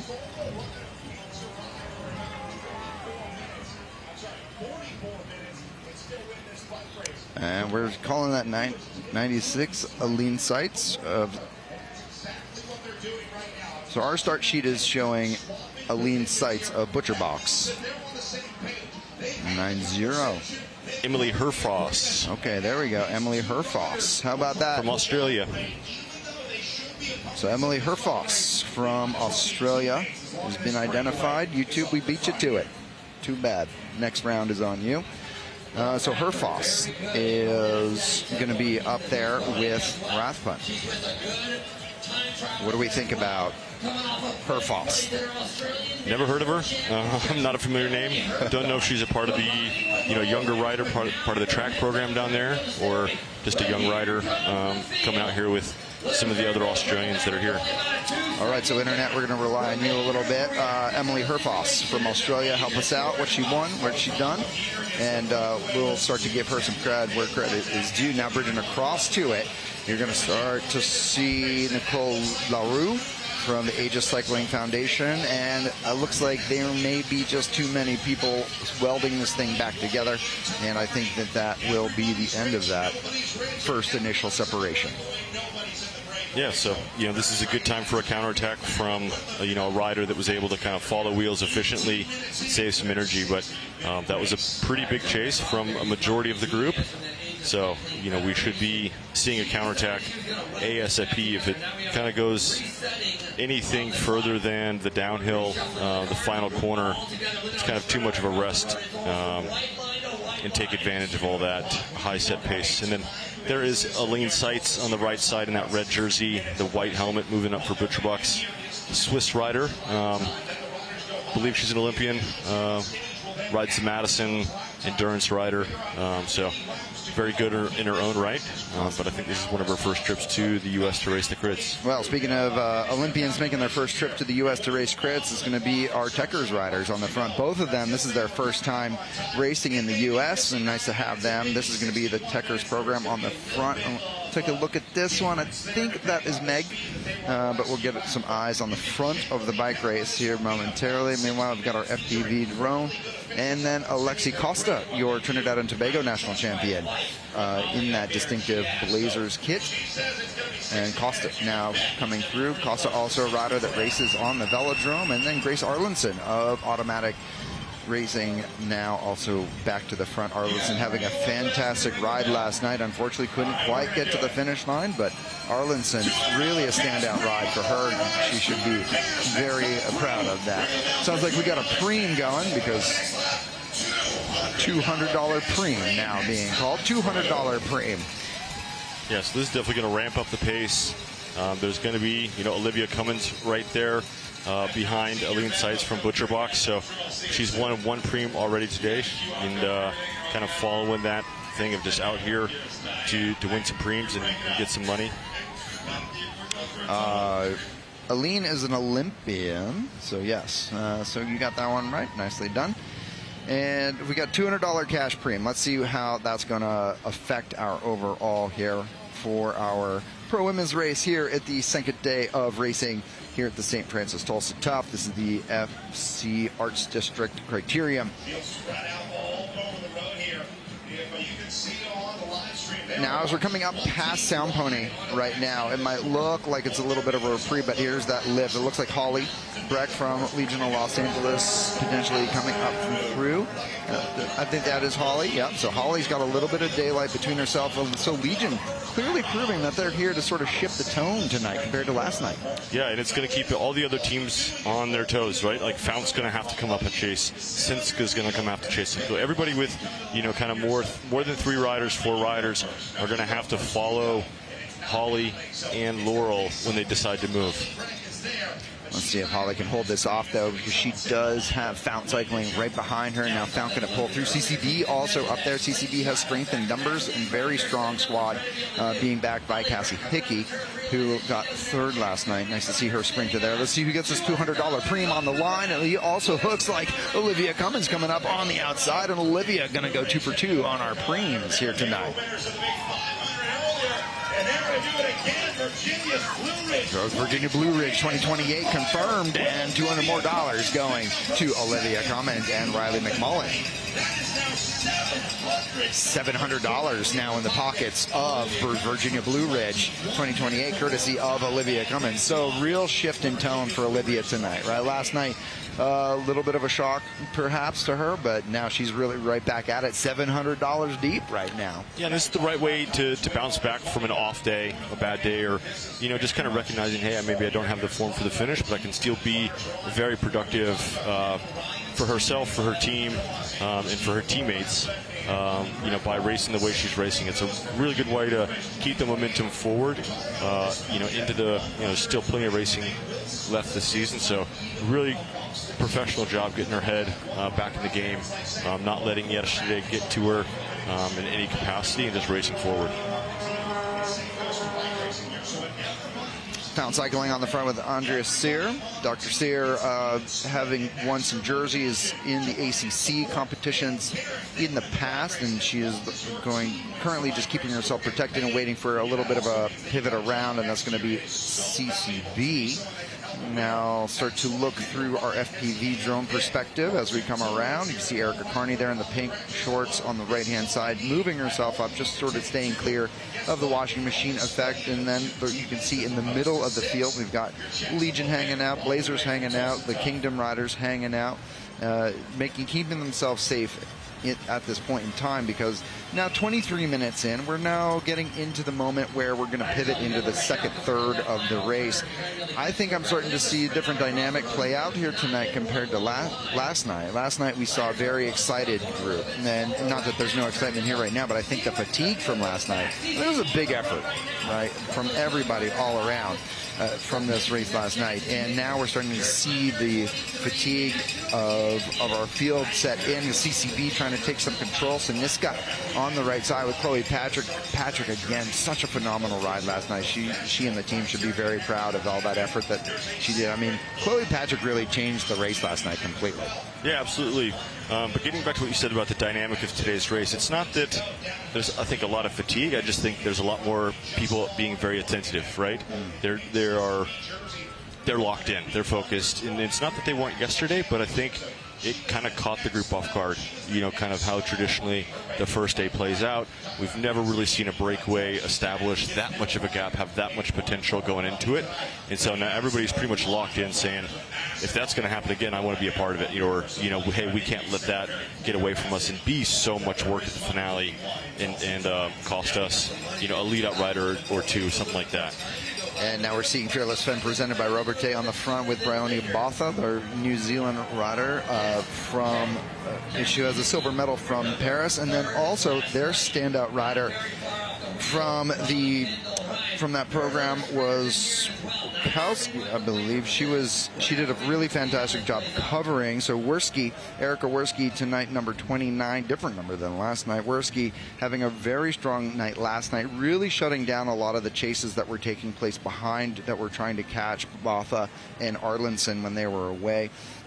Werski having really a standout MVP teammate ride, but nevertheless Odette Lynch from their program able to step up and get herself into the final results as well. So Fearless Femme could be one to watch here if they keep their squad together and really leverage the strength of their lead out, because they also have Paula Munoz, a very experienced rider.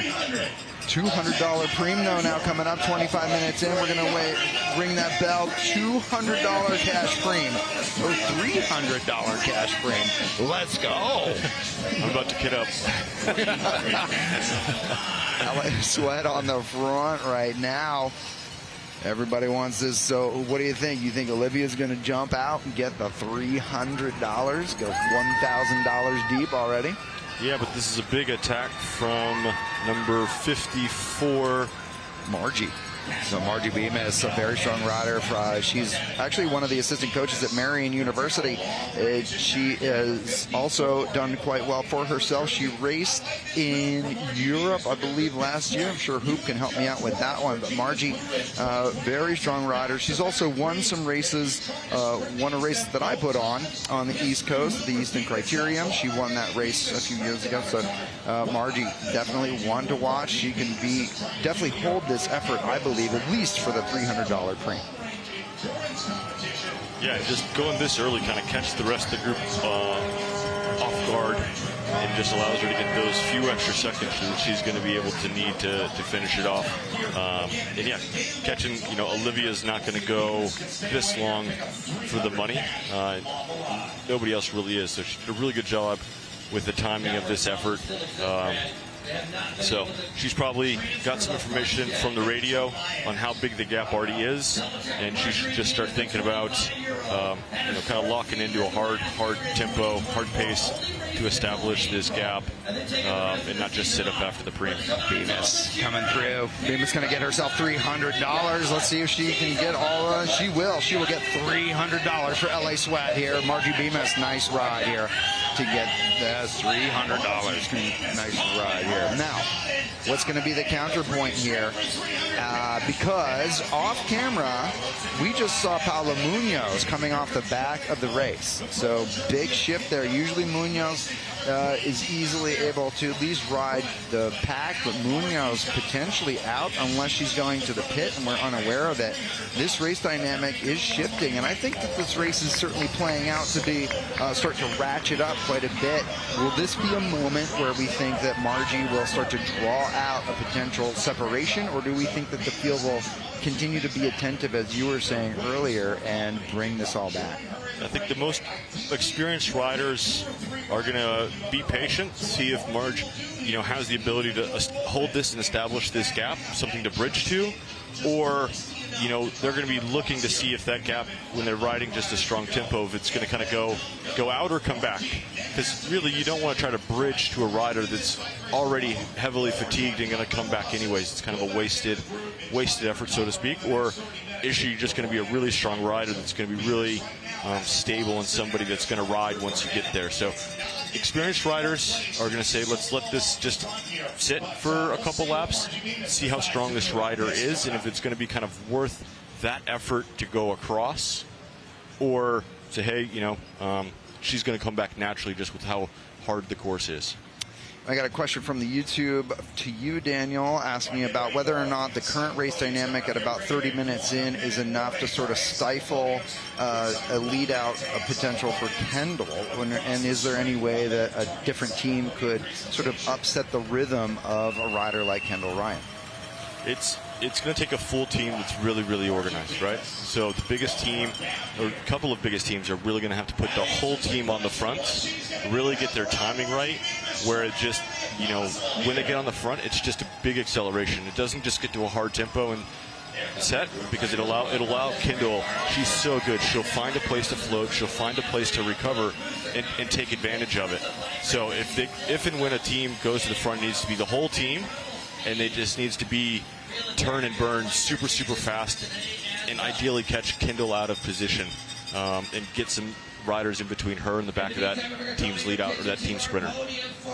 Love to hear it. All right, Daniel Holloway giving the lowdown on that one. Meanwhile, back on course, Grace Arlinson is taking up the chase at the front with Andrea Sear right behind for Fount Cycling, because they're going to try to reel in Margie. And there you see Andrea on the front right now with Arlitson's second wheel, and it's going to be Worski from third wheel right there. And thanks to the YouTube comments, Worski has a history of, she was on DNA Pro Cycling prior to this. So nice. Big thanks to that for your help out there. And this is about the same time last night, 30 minutes in, that Grace Arlinson and Byrony found themselves off the front. So it's enough time for some fatigue to kind of accumulate. Most people kind of want to take a deep breath, so we could potentially expect something to go if riders start to get really, really aggressive.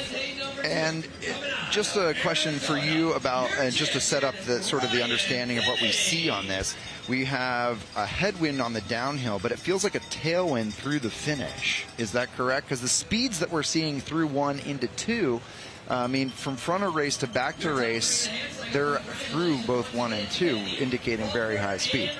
Yeah, there's a little bit of a breeze. I wouldn't say it's a direct, consistent tailwind. It's just kind of maybe how stuff is funneling here through the buildings.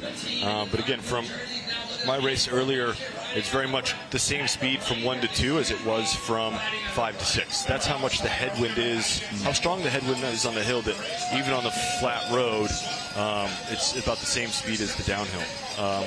When you're just riding, of course.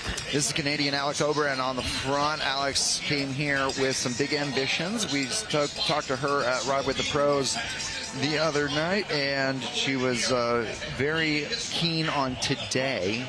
Now, she initially said tomorrow, and I said, Alex, I've heard that a lot today. And she's like, well, Saturday then. Let's go for Saturday.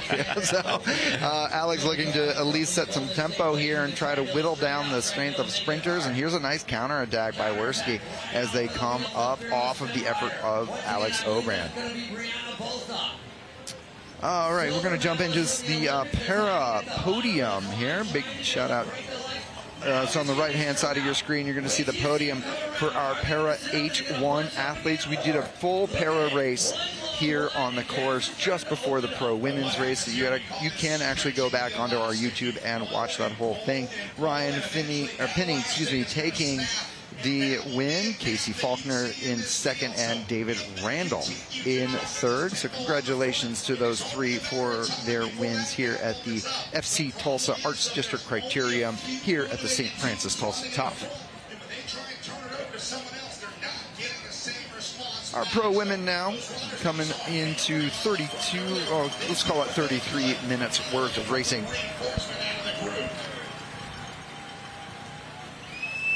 There's some big moves here, big counter moves.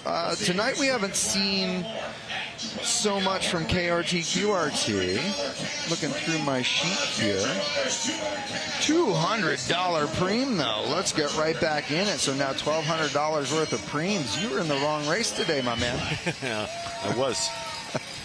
So $200 Pream now being rung here. Some big money at our FC Tulsa night, and interesting characters at the back of the field, even with Josie Knight looking like she's struggling a wee bit, starting to gap off that wheel. And we can kind of see, I mean, looking at the back of the field, some riders that are back there, the body language gaps opening. It's like the race, the fatigue is starting to accumulate, and I think that might have been Boutine. Yeah. That is out, and I mean, she's such a good rider, and if she's kind of coming out halfway through the race, that's kind of the wear and tear of this on and off pace that's been happening. Yeah, Andrea Boutine of Fountain Cycling Guild coming off the back right now. Very indicative of just That's Lauren Stevens putting in a massive dig up the top of the hill, across the top. And I think this is, you know, she's setting herself up, I think, for some money, but this is a rider that can roll right through that Pream, carry the momentum.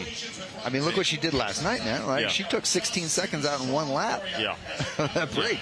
Like, Stevens. Ooh, crash on the left side at the top. All right. So riders down on the backside, on the left side of the stream. We'll see who is involved in that. Racing is still live, though. There's plenty of room and plenty of time for those riders to get themselves up. Meanwhile, Lauren Stevens has a clear gap over the rest of the field. Let's see if she can hold it all the way to the line. She's on the hoods. We use a big lift from the behind, though, to try and get onto that wheel into the draft. If they can get there, the foreshortening of the lens is tough to see. Here's a big lift. Oh, and it's going to be a throw at the line. Oh, wow. Stevens missed it out. And that's Ricardo, I believe, from KRT-QRT. That was exactly who I was looking at. We're going to take a look at that Gina Ricardo getting that Pream. We're going to take a look at the crash, though, real quick, thanks to Quick Trips, our replay squad. Oh, and that biker rider, yeah, just gets a little caught out to find them, you know. Yeah, hard to see here, but the Vikers rider just getting a little caught out. But they should have some time to get themselves back into the mix. And then the Pream, though, that played out, nice lift. I was actually looking for Gina Ricardo on the sheet before we rang that Pream bell because she was so active last night, and Ricardo was able to just sort of take a run at the wheel of Lauren Stevens, and then make that slingshot pass and get that $200 Pream. That's a really good example of how the headwind on the downhill can really affect a solo rider, right? Lauren did the big attack up the hill, and by the time she's getting halfway or, 50 meters down to that corner, that fatigue had accumulated enough that she wasn't able to kind of lift coming out of that corner. She was, could only hold a certain pace, where Ricardo was able to kind of follow wheels, take the run, do a really good last corner, and then take a run and use a slingshot into Lauren to take that Pream. So a very good example of how you can, win this race by leaving a little bit of space and taking a run at the wheel. So we are going to neutralize this race, apparently. So we're going to stop the riders at the start-finish line, is what I'm being told. We're going to do a rolling neutral. It's unclear. So they are going to hold them. I can see the officials at the start-finish line, so we are going to neutralize.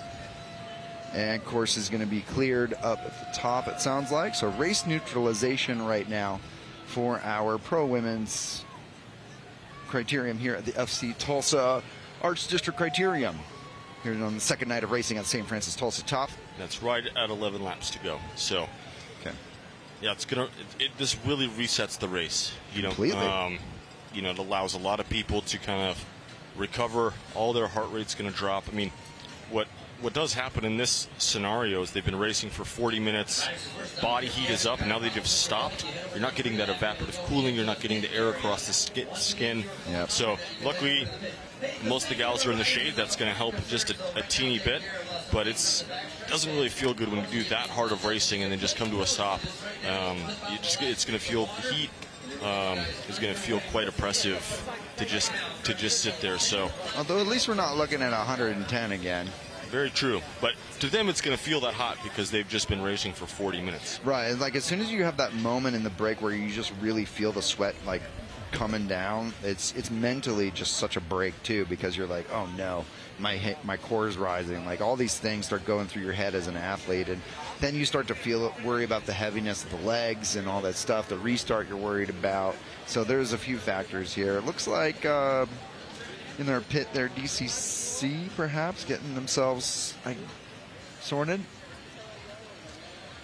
So riders will be able to go to the neutral pit to get themselves sorted and make sure that their equipment is okay. Erica Carney also getting herself sorted out in the neutral pit.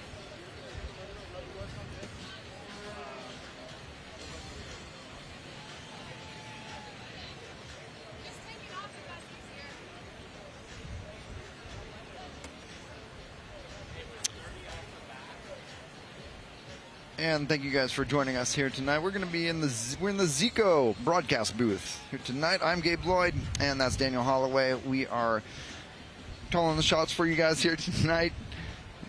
Thank you guys for helping us out on our YouTube, and of course our friends from around the country tuning in and helping us out. Right now we are in a race neutralization of our women's Pro 1-2 race, and we're going to make sure that everybody is safe and accounted for. Rider safety, of course, the top priority of any bike race that happens in America. And so right now our riders queued up on the start-finish line once we get the all clear from our USA Cycling officials. But we only have 11 laps remaining.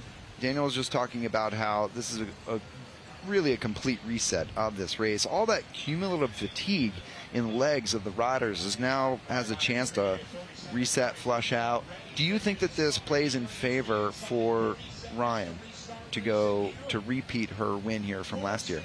I don't think it for a rider of her level, it doesn't really affect her too much. What hurts her is that some of the domestiques get some time to rest, that were chasing early, attacking early. It allows those riders to kind of recover and get a second chance to, again, add to a lead out, whereas a team that had 6 used 2.5 riders, at this point they would have kind of been lost. Now they get to be back in the game and impact and save more energy for those finishers. So that's how it affects a rider like Kendall, is that teams kind of get back to full strength rather than those riders kind of disappearing from the race because of the workload that they put in. Got it. All right, we're looking at 10 laps now to go. So we're going to restart this race with 10 laps remaining for our FC Tulsa Arts District Criterium. Meg Barker put herself right up on the front initially, but I'm sensing a little bit of a shift already. We're going to maybe take a look at who is going to really drive this pace, but the speed, it appears to be a little, just a shift initially off the front, but we're now going to see Alex Obran from the Golden State Blazers on the front right now, looking down through, and she sees Meg Barker from Great Britain of Tucker's program right behind in that draft, and we're going to start to see the shape of the field become pointy at the front. Fearless Femme, presented by Robertet, also getting themselves up into that mix as we restart this race with 10 laps remaining, just 10 laps to go. This is very little time for these professional women. A lot of things can happen, but notably we have a very full course still. We have had some notable riders find themselves out of contention. Paolo Munoz, unfortunately, out of this race. Andrea Boutin also coming off due to pace. But here we are. We got a very strong field here. And that's a cool thing about St. Francis Tulsa Tough as an Omnium. It is the Super Bowl of Criterium racing, and everybody wants to be here, so they have no problem filling up the race course with our riders. It looks like Erica Carney is going to be pushed in from the field. Oh, wow. Erica's pushing the... This is... Wow. Erica loves to push. Yeah, I mean, that's just her. I mean, unfortunately, that DCC rider was heavily affected. She should just jam the brakes, go back, and be like, you're standing in my way, it's... Be clear about the process. That rider, I highly doubt is going to find herself back in this race. Erica is just kind of latching on, going through corner 1. Definitely the veteran of the rider, again, pushing the limits of when to be released, not end up at the back. But I mean, we saw that last night with Seba pushing in Clever Martinez in that pro men's race, right? There was like this very clear, get in there, get forward, because they sort of understand too that the speed that they're traveling when they enter into the race is going to sort of feather them into sort of mid-pack. But I think the rules that the officials are trying to enforce right now is that you go into the back of the field. Yeah, you should be placed at the back. And it's like, I mean, to prevent riders trying to take advantage of that is make a bullpen, right? Like, don't be so open air, you know, a gate, if you will, that you can't game the system, you know? Don't leave. So, you know, the officials could help by making them, you know, getting some resources to create a space to, you know, not have riders push the limits or take advantage of the situation. And then it's clear for everybody, you know. The rider can't go early because there's just a hard stop. You know, when the flag goes up, you can go. Not, you know, there's not so much space to kind of get around it. Sounds like a cool idea. We'll see. We can do those little freeway lights like they do in LA too, or you just can't go until you're given the all clear for the on ramps. Arlinson on the front right now. And this is going to be a butcher box rider now going to try and enter from the pit. Look, he just needs a flag in his hand. Yeah. Now, bizarre. But then they just let that person go. As soon as the first person goes. So, okay. I mean, she does end up kind of at the back. But that was a rider like Erica Carney in her ability. She would have been like bang top 10. Yeah. But it's, again, it should be the same for everybody in every circumstance. Consistency is key. Rather than being different every time. But all right, I'd really love CCB to, like, with 8 to go, line up. Just get all riders together, find your space. Doesn't mean you have to go super hard, but just collect as a team. They've got the numbers to do it. It would set the tone. It would keep whoever their sprinter is, or final two people, together in a safe spot. They're just kind of scattered a little too much at this point.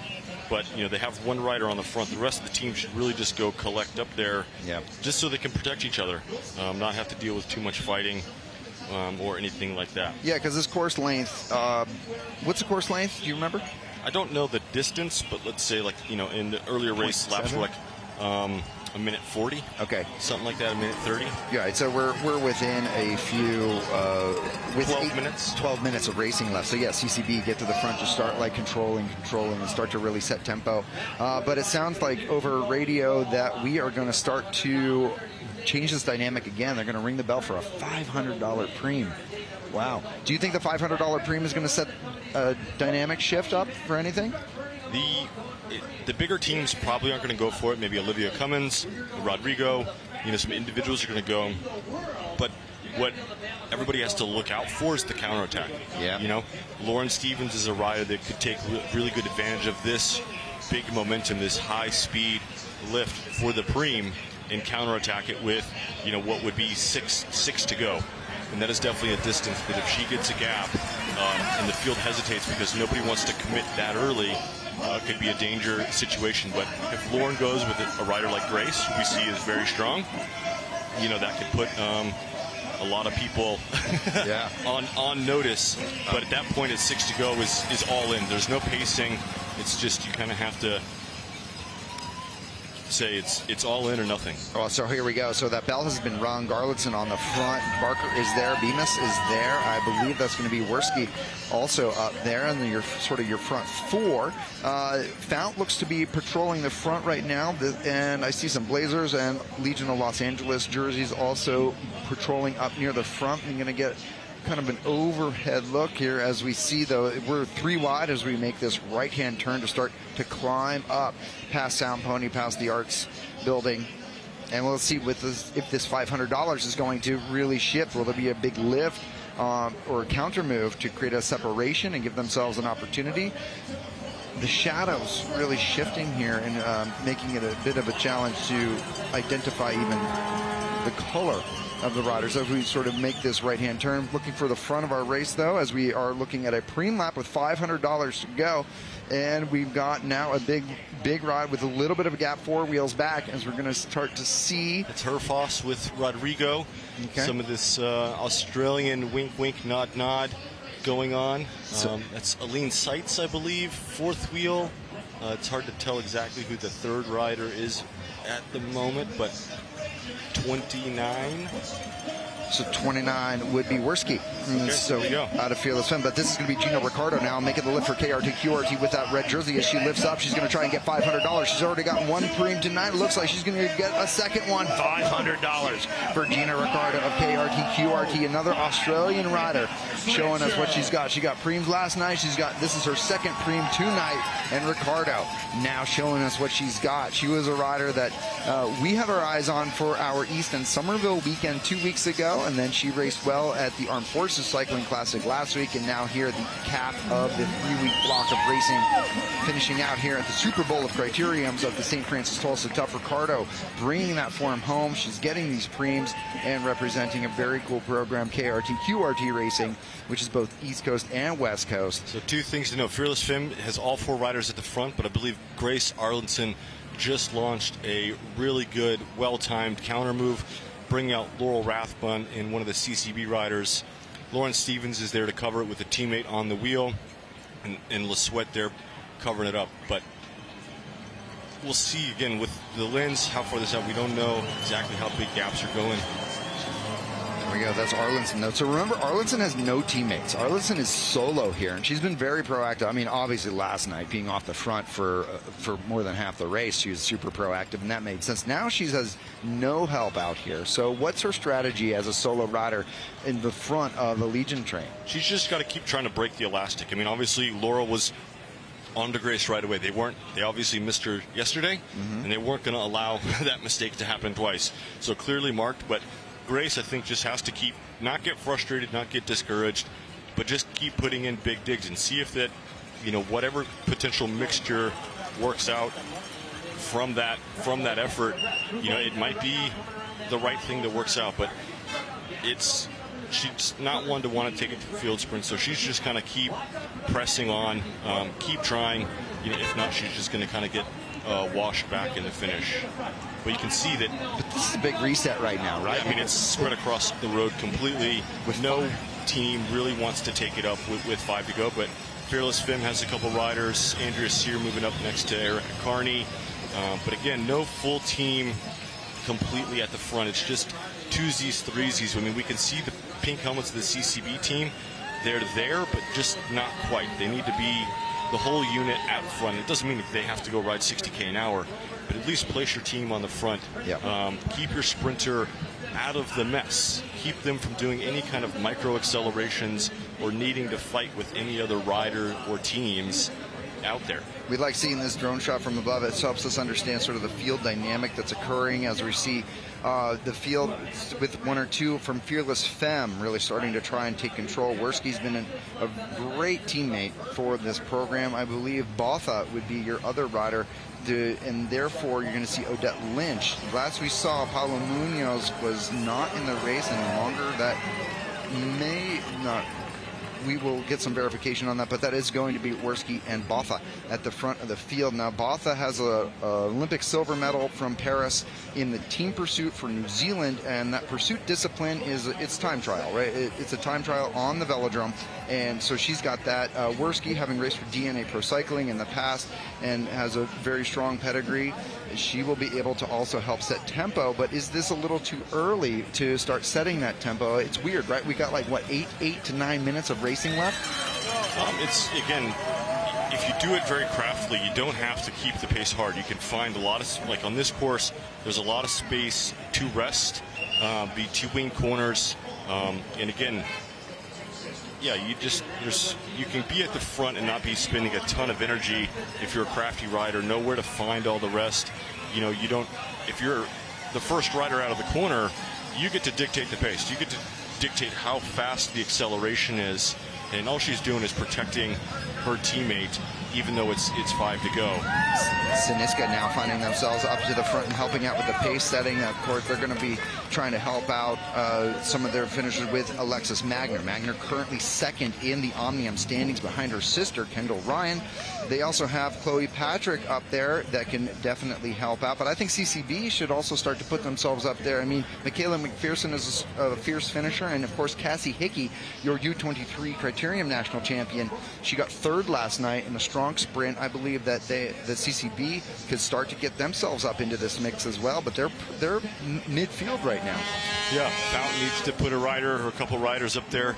You know, again, this is one of those things where Fearless Femme and Siniska both have riders up there, and they're sharing that workload, and it just allows their sprinters to kind of anchor down behind the train and, you know, kind of tell the other teams, like, hey, this is our spot because our team is working. If you want some respect up here, if you want some space, put a rider, put 2 riders up there, and we won't fight you as hard. But the teams that are setting the tone, you know, are saying, hey, you know, this is our space. We have the right to be here without being bothered too much. You know, it's the job of the other teams to fully come around or place somebody in that rotation to keep the pace high. Yep. So there's draft and less fighting going on. Now coming into 4 laps to go, we're going to start to see a little bit of of course, acceleration and pace, but who is driving that pace, and will it be a cohesive unit here? 3 laps to go, excuse me, so 3 laps remaining in our FC Tulsa Arts District Criterium. This is the second night of racing here at the St. Francis Tulsa Top, and it's going to be Alexi Costa on the front for Golden State Blazers, your Trinidad and Tobago national champion, trying to lift, and I think Alex Obrand is going to be their protected rider. Now, Costa has to manage this effort. She can't go full on right now, but she needs to contribute to this pace setting because Obrand is going to benefit from having higher pace at the front so that she doesn't get swarmed. But you can start to see other riders like number 80 in there. That's going to be Barker of the Techers program. Definitely a good sprinter. Meg Barker finishing on the podium at Somerville just a few weeks ago, so she definitely can surf these larger criteriums. But tonight, a little bit of a shift. Now here comes Chloe Patrick on the right side of the screen. Bryony Balfa in that red helmet at the front, looking left and right for Fearless Femme, presented by Roberte. A little bit of confusion, it seems, as to who is going to take up the responsibility, because they know exactly how long their leadouts can last. Here comes CCB with Michaela McPherson on the front, number 21, and right behind her, number 20, is going to be Cassie Hickey. So McPherson now doing the shepherding around to try and keep Hickey up near the front. We're going to be coming into 2 laps to go. This is going to be within about 4 minutes of race time. But Erica Carney also now patrolling. What are you seeing, Daniel? I believe 87 is Riley McMullen. So first time we've kind of noted her to be floating around the top 5, top 10 there. This is a really good sprint for her if she finds a clean run to the finish. But yeah, now we see Sinska coming to the front to protect Alexis Ryan, but Fearless Femme has really decided to take control. But again, Alexis has told one of her teammates, hey, just go up there, set a hard tempo. I need that ability to, you know, sit in, find the back of the train, and you know, that's my spot because I've got a teammate working up there. 2 laps to go now, and Siniska on the front with Fearless Femme, presented by Roberte fighting, and now CCB presented by Levine Law Group, trying to get themselves into that lineup with Butcher Box, it seems like, with Aline Seitz trying to get herself into that mix. So we're going to see nice fighting for wheels. You can see just 5 wheels back, you've got shoulder-to-shoulder racing there, trying to fight for those positions. Love to see this perspective of the race right now, because you can really tell how hard and how fast they're going, and who's also carrying speed through turns as they start to lift up past Sound Pony. Yeah, Alexis really needs another teammate with her. Ideally, Chloe Patrick, who has really good acceleration. But as we see, you know, Alexis kind of getting boxed in and swarmed a little bit. Yeah. You know, she needs a teammate to do that effort and not have her do it. That's just taking a little bit out of her legs. But now you see Kendall, you see Legion on the right side, Holly Breck, Laurel Rathbun with Kendall on the wheel, getting shepherded around. Even with 2 laps to go, they're keeping a really cool head to not too far forward too early, but also not getting swarmed in any way. Bryony Balfa on the front right now for Fearless Femme, presented by Roberte, going to try and set up Odette Lynch for a win. They're going to be coming into 1 to go here. They may have done this a little too early, though. You can see them first and second wheel. Look at those stars on the shoulders there of Kendall Ryan. She is sitting about 11 to 12 wheels back. She's got Aline Seitz of UTC Butcher Box on the shoulder there as they start to wind into this final 1 to go. 1 to go as we start to lift up. This is really where it starts starts to matter. What is going to happen here, Daniel? What's the dynamic? Because here comes Margie Bemis on the right-hand side. There needs to be a big acceleration to this corner so you don't get swarmed if you're at the front. But we see Lauren Stevens come underneath with a teammate on the wheel. And again, she is a rider that can take this all the way to the, basically the bottom corner for a teammate. She's really experienced, knows how to ramp the pace correctly from corner to corner, not just be a big thing and wear herself out. So we're really going to see what happens, but you could see a fight for that wheel. Big fight. As they're just kind of going shoulder to shoulder, as Byrony is playing no games and making sure her teammate is in the front. Brownie's being fierce right now. She's lifting up. She's not letting anything go. And that was Lauren Stevens right in front of Nicola Rue. And yet that's starting to fall apart. Here we come on the right-hand side as we start to lift up, and we're challenging up on the right shoulder. And we now have a new rider on the front of the field as we come around. It's going to be Holly Breck of Legion of Los Angeles. Kendall is 5 wheels back. 5 wheels on the back. wheel. And so 5 wheels back is going to be Kendall Ryan. That's a good spot for her, but she needs to move up. Maybe just a smidge, but maybe not. She is the queen of crits. She knows exactly how to pull this off.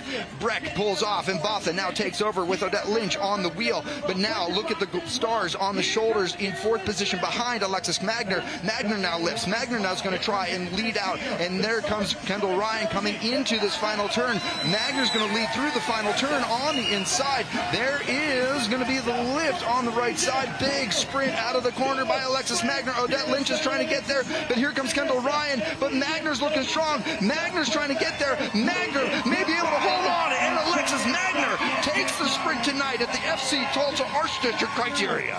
What a beautiful move. She timed her acceleration into that final corner just absolutely perfect. It was just enough for her and not for anybody behind her, who happened to be Kendall Ryan, as she went shoulder to shoulder with Riley McMullen through that corner. And not a perfect line, not any ability to carry the same momentum that Alexis did. And that was the biggest difference, even though Alexis went a little early and Kendall got a chance to run. It was just not enough momentum from behind from Kendall going shoulder to shoulder, whereas Alexis got a super clean run and it and just was able to accelerate at the right time and perfectly carry momentum into the finish. So that's how you do it. That was the rush. She felt that. There was 2 Fearless Femme riders in front of her, and she felt the stall, right? She felt that lag. That's a lack of experience from Fearless Femme, not racing this course, not understanding this dynamic. Their sprinter should have gone just before Alexis did, but they don't have the experience here like Alexis, and she made the perfect move based on years and years of being here, knowing exactly what that's like, and the timing perfect. Yeah, Magner will now go into the leader's jersey for the St. Francis Tulsa Tough Omnium. After taking the win here tonight, she was second last night. She will now go into the lead.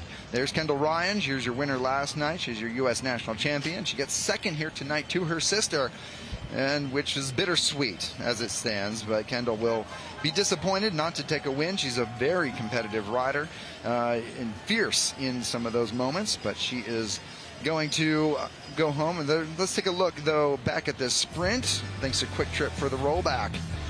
So here we are going down the hill. This is the top 10 riders. Fearless Femme on the right side, but you see Alexis make the perfect move, and Kendall and Riley going shoulder to shoulder. Look, Kendall just has to wait. She wants to go, but she just couldn't take the perfect line to do it like she would prefer. And so yeah, and Magner really carried that speed, as you talked about earlier as well. And with that carrying of speed, there's really just not enough time. You see Kendall start to make up a little bit of ground there. Chloe Patrick also unable to come out of the box. Excuse me, that was Riley McMullen, unable to come out of the box and get in front, but though she did get in front of Odette Lynch. So looks unofficially like Alexis Magner, Kendall Ryan, and Riley McMullen finishing in the top 3 here at your FC Tulsa Arts District Criterium. This sets up a great story for tomorrow. Sister versus sister, tied on points. It doesn't matter about winning. You have to beat your sister. Yeah. How do you race that race? They both also want to win. Alexis has won Crybaby Hill before. Kendall has not. She wants that on her resume, as any pro crit racer wants Crybaby. So it's going to be a story to be written. It's going to be very exciting. How much tactics, how much games is going to be played, because hey, I just have to beat this one rider. Obviously, we have to see how the rest played out to see who's third, fourth, what that gap looks like, how much room they have to play, and how much they're just going to mark each other. You know, I don't really care about what's up the road because they're not in the Omnium. I just have to beat you. I'm willing to play this game. And that could maybe neutralize the race perhaps tomorrow. That could be big shift, but I think Alexis really wants to get race wins. That's the cool thing about the sisters is that they really like winning, right? Yep. They don't necessarily like negative neutralized races. They really do appreciate being able to come in and put their hands in the air, stand on the top step of that podium for the race, and then the Omnium becomes sort of that beneficial moment there. But thanks for joining us here in the Zico broadcast booth here at the St. Francis Tulsa Tough, and thanks again to Quick Trip for putting on our broadcast and bringing Daniel and I out to bring you guys all the action. Thank you guys for tuning in on the YouTube. Be sure to share it out with your friends so that everybody can tune in and see what we do here in Tulsa, Oklahoma for the Super Bowl of Criterium racing here in America. Next up on the schedule will be our pro men's races, and so stick around. We're going to get right into that action in a moment's time. Gentlemen, you will start on the chief referee's whistle, so we say, riders ready, let's go!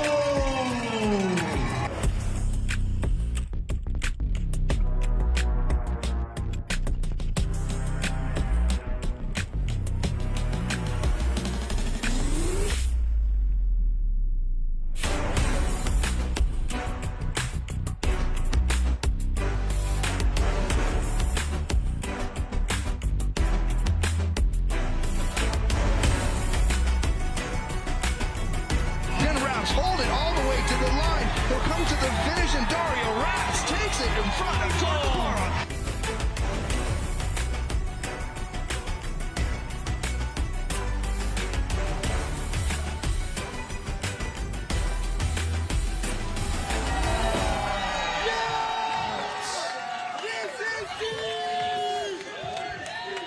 This is he. Welcome back to the St. Francis Tulsa Tough. Day 2 of racing. We're at the FC Tulsa Arts District Criterium. I'm Gabe Lloyd. This is Daniel Holloway, and we are here to kick off our second night of racing. Before we get into it, though, we're going to talk with Luke Fetzer. He is on Team Cadence Cyclery. He has some thoughts on today's race and how it'll play out. Yeah, most definitely. There's a big downhill coming into the final turn. It's known as America's fastest turn. So I'm my 180-pound body is going to be railing through that a little bit faster than Lucas. I think I got gravity on my side. It's a long sprint as well, so that'll be in my favor. So we'll. I wouldn't say I'd be protected as much as Lucas, but the guys will be helping me a little bit more. They'll be doing what I was doing last night for them. And in this race, historically, we've seen a break go away at certain points, but sometimes it does get brought back. So for you tonight as a finisher, are you going to be opportunistic and looking for a break, or are you going to sit in the Sprinters Lounge for a minute and wait for the race to come to the final? I think I'm going to be sitting in the Sprinters Lounge. I don't want to blow too many bullets trying to make it in the break. It's a really hard course to stay away between the uphill, downhill, and all this wind. There's not many sections that you could really get away, so I'll be optimistic, and I'll be sitting back with my boy Lucas.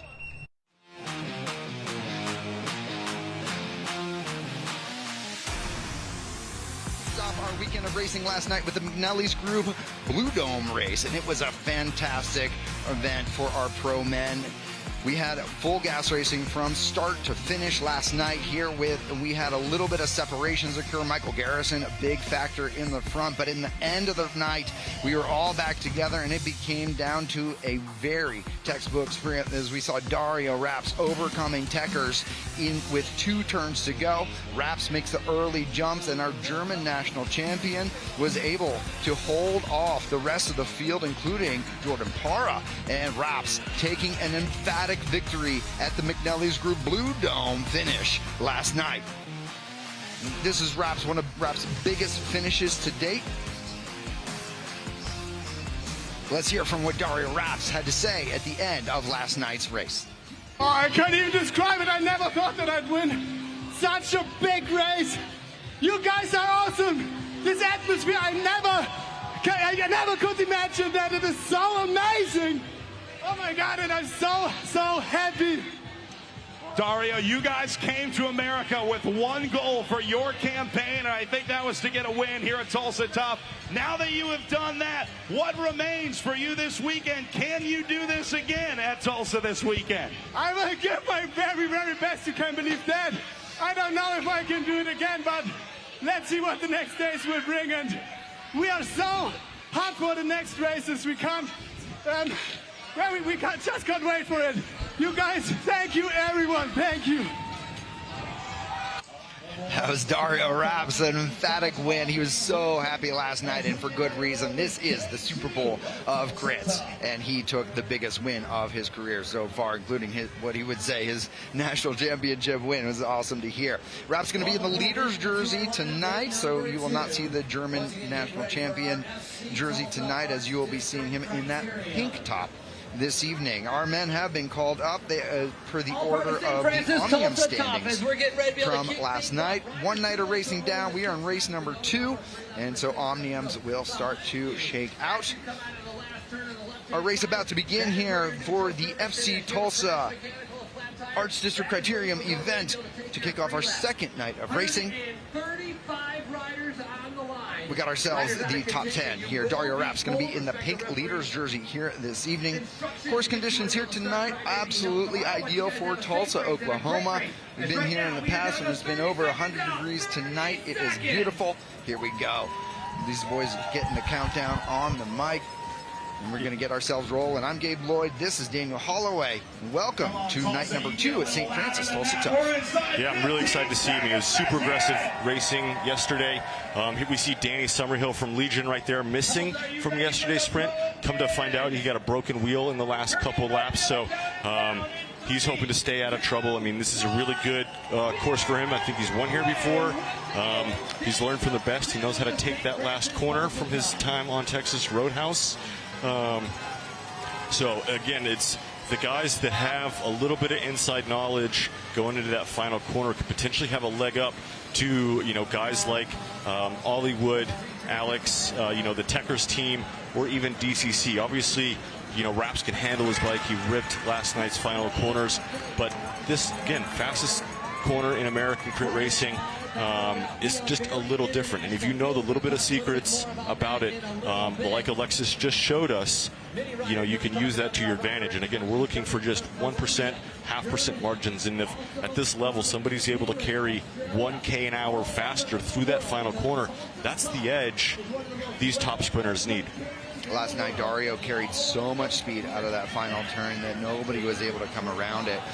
Eli on the front there for that program, putting a little bob and weave there at the front. But this is the first lap of our pro men's race here tonight at the FC Tulsa Arts District Criterium. And we are getting ourselves underway here tonight. We're going to get some of our top finishers, hopefully Alexis Magner or Kendall, into the booth here, so don't go away. We've got our top women coming into the booth in a few moments' time, just to get their perspective on what's going on. Looks like at the front of our men's field, got some words being exchanged, and DCC going to take up control at the front, while Golden State Blazers will file in behind and try to get them everything under control. Big fields here at the St. Francis Tulsa Tough, but let's take a look at our course. Daniel, what are we looking at here tonight? Yeah, beautiful 6-corner course in the Arts District. Up Main Street, up the hill is the Sound Pony crowd that is absolutely rowdy. It's only getting louder as the night goes on, as people have been there since 9 a.m. Hydrating with certain types of liquid, so very, very fun up there. But again, the key feature on this race is not the uphill, is the headwind on the downhill that can cause absolute chaos. Typically, as the sun sets, the day goes on, the wind calms down, so the men don't necessarily have it as big as the women to deal with. But again, if the wind stays up, it stays consistent, it can wreak a little bit of havoc in those final laps. But until the sun really starts to set, it can make the breakaway dynamic play in that thing. You know, one guy, two guys, be very hard to stay away, as you need the downhill as a piece of place to recover. But with a headwind, you know, you got to keep on the pedals or a break, the gap can just evaporate because there's going to be guys, launching attacks or using energy to close. So it's going to take 6 guys. I mean, the breakaway wasn't that big, but they had absolutely monsters last year. I think that was a little special. The field was playing a little more games than typical. But again, it's going to take, the right combo breakaway to make it happen. So right now, our field still all together. We're just 3 minutes into racing, 2 laps in. Brody McDonald on the front of the field at this a few moments ago. Kingdom Elite also here. They've got Brian Gomez available to race with us. Gomez, a very strong rider. This is Maximilian Schmidbauer. This is his first year not in the World Tour. He was one of Matthew van der Poel's key domestiques in the World Tour for the past few years. And he's now racing solo program with us, which is awesome to see. And he's got DCC right behind him. So our European riders getting to the front, including, looks like Bostock from behind. Hard to see. I don't see that number quite yet. Oh, there we go. Let's take a look at last year's finish, if we will. Because last year, what happened here on the right side of the screen, this is last year's race. We had Garrison, Cowan, and Augustine all together. And then all of a sudden, Augustine just lifted, and Cowan tried to respond. Garrison intentionally gapped the wheel, forcing Cowan to chase, and it ultimately led to Moritz Augustine taking the win here for DCC. Yeah, very bizarre tactics happening last year. Garrison missed the move, bridged the move, went back, got back in it, and then all of a sudden just playing games. It's... He is the absolute wild card. I was, again, with coffee with the Legion riders this morning, and they were talking about, just absolutely insane. Speed week, he rode the last 10 minutes of Spartanburg solo, and I was told that he rode 490 for 10 minutes solo. I mean, that is just absolutely insane, to just have that in your back pocket at any time. And he's an absolute wild card. He's racing by himself, so you just don't know what he's going to do or why he's going to do it or when he's going to do it. So it wreaks havoc to programs when you try to lay a plan, set up for a lead out, set up for a breakaway, think that you have a breakaway established, and everybody's there except for Michael Garrison, and he just full sends and, completely resets the race in a way that you're just not expecting.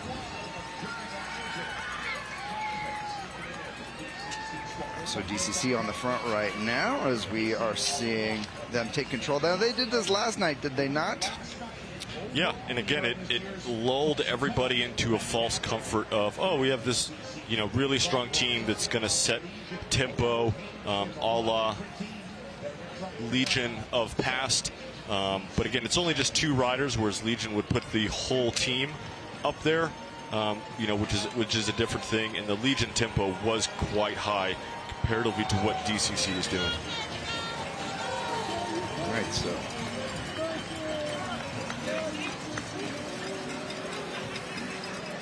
this is the second night of racing here for the St. Francis Tulsa Tough. And we've got a few guests here in our booth. We may get them on the air for you all here. Some of our celebrities who are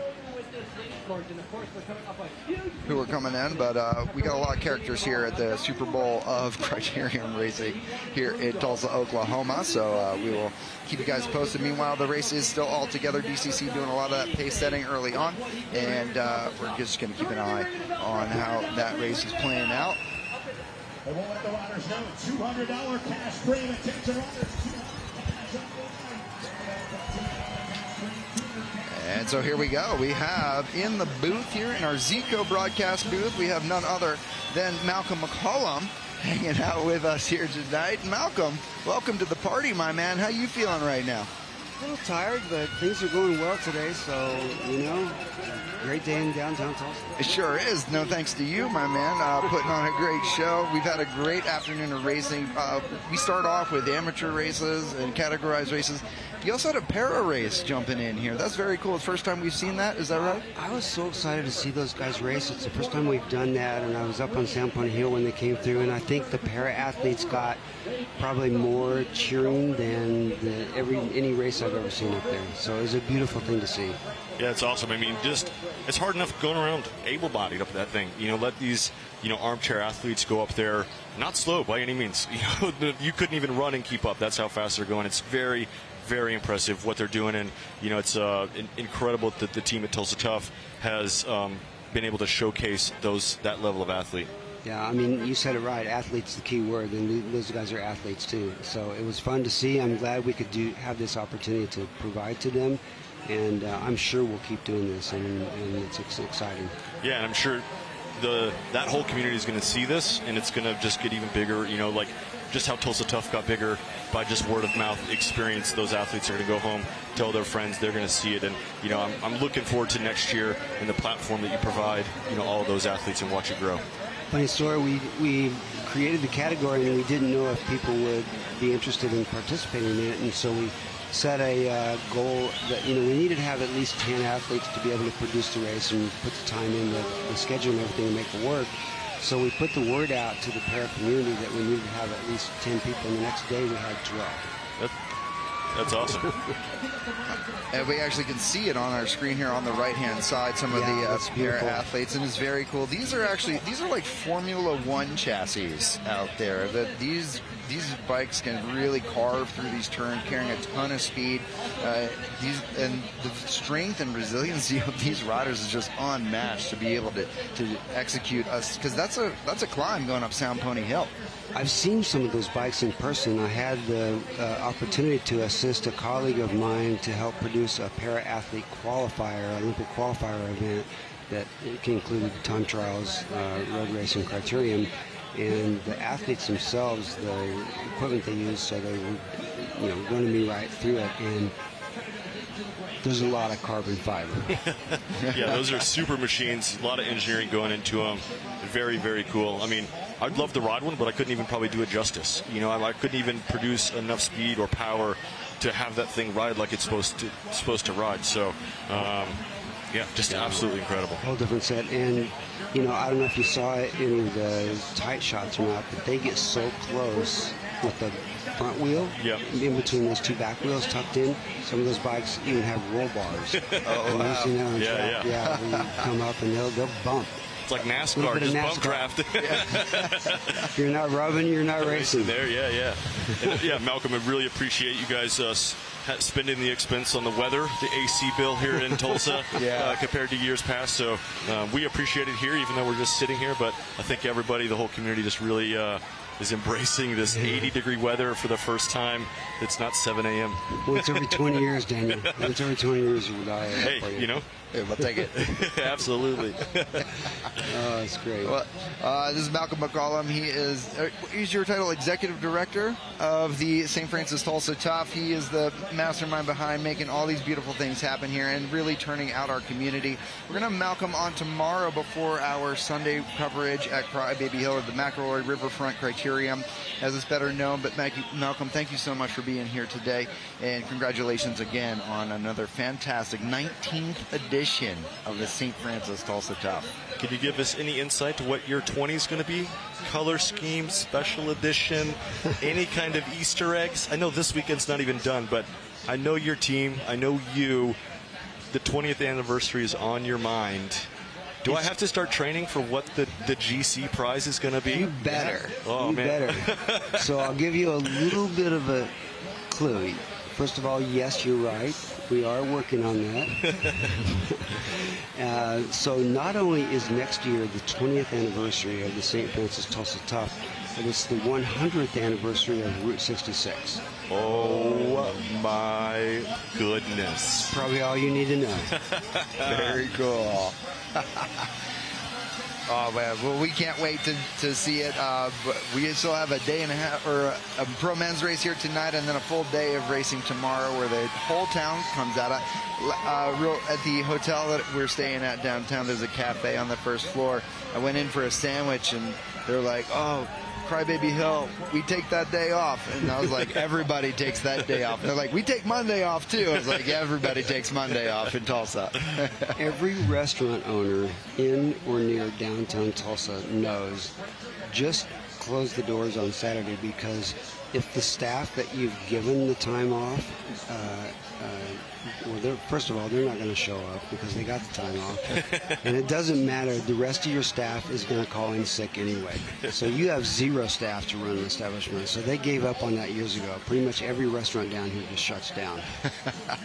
It's amazing. I love that everybody knows that. It's just like, it's so cool how woven into the fabric of culture in Tulsa that this event has become. And that's truly a testament to all of your team's hard work and all of the great connections that you have founded here for this event here in Tulsa, Oklahoma. So Gabe, thank you, Malcolm. Yeah, Gabe, I'm glad you mentioned the team's hard work, because I get to be the face and the voice of the event, but I've got like 800 people behind me and some just amazing support crew, and the staff of this event is what really makes it happen. It's what allows me to sit here and be on Easy Street on Saturday. They're doing all the work out there. They're amazing.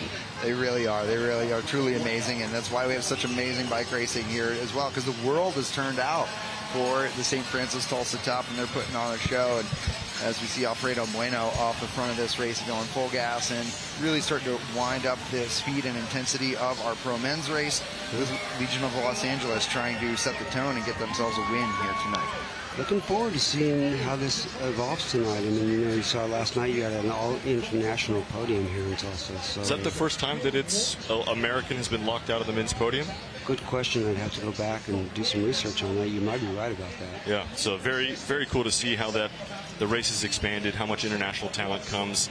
And yeah, I think, to my recollection, I think that's the first time an American has been locked out in some fashion of the podium. So we've got work to do. We had, up your game there. Well, I do know we had over 100 foreign athletes registered this year alone. That's amazing. I guess we're going to ask the team how many different countries that is. But 100 is so many. That's just amazing how much people just come here and make it part of their year. Be interesting. Last year we were at 44 states and 16 countries. Wow. Big numbers here.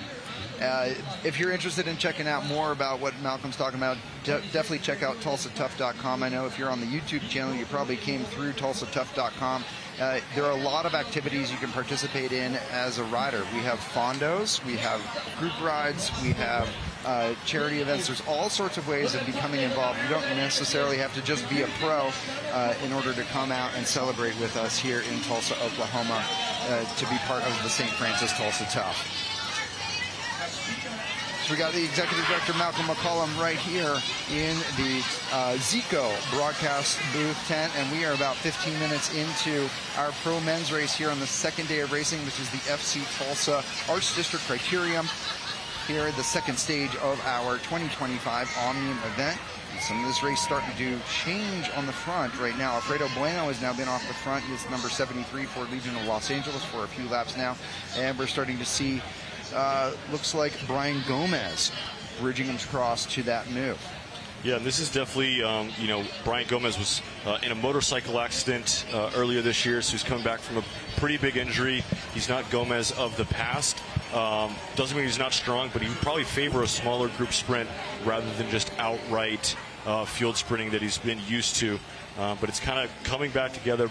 Bueno is again getting locked up a little bit. Again, such a hard course with that headwind downhill to do it by yourself this early in the race. But here we see Brody McDonald doing the counterattack. Yeah, nice, well-timed move. It's a matter of who he's brought with him. It's going to be one of your feed athletes, Daniel. Yeah, that's Christian. He's a local Colorado guy. Works for the feed. Incredible guy. Young in experience. Big on horsepower. He's been learning a lot this year, but he is definitely a bit of a dark horse. If it's a small move off the front, he's going to be able to inject a lot of pace and be able to do it for the full duration of a race like this. we were just joking about what the prize is going to be for next year. Somebody on the YouTube comments asked whether or not that Blackwing by Don Thornton Automotive would be a prize worth racing for. Malcolm, what do you think? Can we convince Don Thornton Automotive to give us a Blackwing?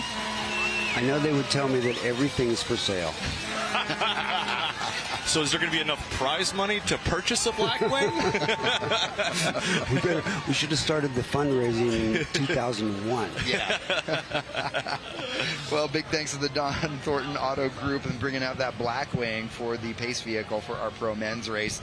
Daniel and I are eager to give it a test drive, so if they're interested, we can certainly see if we can light up those rear tires. Have you gotten to take a hot lap in the car? You know what the funniest thing is? In 20 years, 19 different St. Francis Tulsa Toughs, I've never even sat in one of those pace cars. Oh my God! This is the one to do it. Yeah. You better get an orange flag out and stop that car and go for a couple hot laps. It looks pretty nice. We got some bike racing going on right now, 18 minutes in, and we have some new faces putting themselves on the front of this Yeah, that's race. Aaron Beebe from First Internet Bank with the DCC rider behind him. Alex Cowan, part of it with the Bikers rider in fourth. So they are definitely wanting to push the pace. First Internet Bank, I don't think, has a pure sprinter, but they've got good horsepower if they can find themselves in a move off the front. But here in a Pream, small gap, you got Robin Carpenter monitoring the field, kind of slowly reducing the pace and allowing this move to get a gap for Alex Cowan. We know he rides this course super well. He was a key figure in the breakaway last year. So he knows how to ride this course. So we'll see if this little move continues to pull out some gap, or how it goes up the hill and into this Pream lap. We got a $200 Pream on the line. I got a question from about how, Malcolm, how your Pream structures work with your sponsors. Like, are these individuals, or is it Zico getting in on the Preams? Like, how would you, other race directors out there, how would you go about getting some Preams into their races? That's a really good question. So when we budget for the event, we budget a certain amount that comes out of the St. Francis Tulsa Tough kitty, so to speak. What usually happens is we have any number of donors that come to us and say, hey, we're going to chip in on this. Tonight's race is really interesting because we have a local bank, Triad Bank, that gave me $3,500, and they said they want it all in the pro men's and women's race on Saturday. So there you go. I mean, we had a lot of Preams in the pro women's race, and I think Olivia Cummins came out with $700. Triad Bank did that. All right. Just another local bank. Very cool. Supporting the community, and they're amped to see what these athletes do with it. And then does Triad Bank have a tent out here, and they're hanging out, they're partying with the rest of Tulsa here? I think you'll find Triad right up next to Sound Pony. There you go.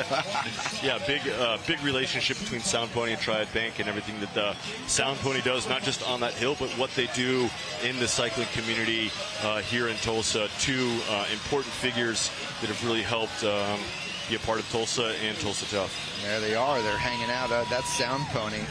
That's Sound Pony Hill. This is an iconic thing. If you've ever raced here, or you have certainly heard the sound coming out of Sound Pony right now. That's right across from where the big ride after party has been in the past as well. So a whole lot of action occurring there on Sound Pony Hill. And here we go. We got our first kind of break established. It's probably 10 seconds. It doesn't look like that much with the hill, but you have bikers. You have Alex Cowan. You have Brody. Not sure the Blazers ride is the moment, just offhand. But you have Akil Campbell has made that move with Aaron Beebe. So some key teams, some key riders that are going to have a lot of help from the back, not chasing, with two guys coming across. A Techers riders bringing another DCC rider. So now those two DCC riders need to have a quick conversation and say one of us has got to commit fully while the other one gets to rest a bit. This is a 70-minute race here tonight, Daniel. So we're about 22 minutes into it. At this point in time, strategy-wise, what are we looking at from DCC or Legion of Los Angeles? Are they happy with this split, going to let it sort of ride, or do they have to, do we have a little bit of, like, we want to see more control? What's your thoughts? Everybody's just kind of executing strategy, setting the tone, putting the race in the direction that they wanted, before the race even started. So Techers probably said, hey, we want to be in the move with, whatever it is. DCC, they got the horsepower, they got the numbers, saying we need to be in the move, ideally 2. Legion has placed a rider in there. Again, there was so much chaos last night. It was changing so fast that it was like, hey, we need to be present, be at the front, and when you get there, ride. We don't want as much chaos, so help extend that gap as fast as possible and let the teammates behind kind of control what's going on. Got some very strong riders in this move, and there's more collaboration than what we saw last year as well, right, Daniel? Yeah, it's a bigger number, which kind of gets tricky to DCC, but it's early enough that all these guys should kind of know, to stay focused, keep your head on, put the work in, establish the gap, and then kind of evaluate. Have the communication, whether it's via radio, whiteboard, or whatever with the team on the side to decide, like, okay, hey, we like this, we like our situation, continue to press forward, or, hey, kill the breakaway passively, get to the front, at the top of the hill and kill the speed, make it hard for the other guys, to ramp the speed back up, get that fatigue accumulated in the other riders there. That way their team that, missed it or wants to be a part of it doesn't have to do a massive chase from behind. You're kind of killing the bait from the front. So we're still seeing things get sussed out. Foundation is sending a rider across, tagged by Legion, probably Robin Carpenter, it looks like, kind of based on some body language. It's Barboza from CRC Foundation trying to bring that back. He's a big diesel and can definitely put in some power. But in this break, we got very strong riders, all collaborating very well right now. Is that Jim Brown from the Blazers? Yeah, Jimmers is in there. Yeah, I mean, a guy that is ultra dangerous, and even more so at a move like this. He's got the engine to kind of just do his turns, but very, very rapid in the finish here. Real quick, we got Matt Bostock, Akil Campbell, Jim Brown, Andreas Meyer, Juan Pablo Zapata, Aaron Beebe, and Alec Cowan in there. There's 8 in that move, so big move here. A lot of very strong riders. Akil from Trinidad and Tobago, he's won national championships from down there. He has gone to world championships for Trinidad and Tobago on the track, and Andreas Meyer is in this move. Yeah, now we can kind of see DCC has had that collection, had that quick conversation. They've, kind of established one guy to really, really hammer the pace home. The other guy gets to sit on. They've got to be careful, because if it disrupts it too much by really letting one guy set, we can see the splits happening. Now, both DCC guys are gapped off. They've missed that little split and just adding work because they just want Bostock in the rotation. So it's a fine balance to save a rider, but also just not kill the momentum of the group because they're wanting to get too crafty too early. So, Akil, Aaron Beebe, they need to continue to work, continue to extend this gap, even though they're not the main players, they're not on big teams that are in charge of the pacemaking and extending of the gap. It's a little later they can start to be crafty. Beebe does not, even out of a small group like this, want to sprint. He's got to find a way to extend himself in this situation.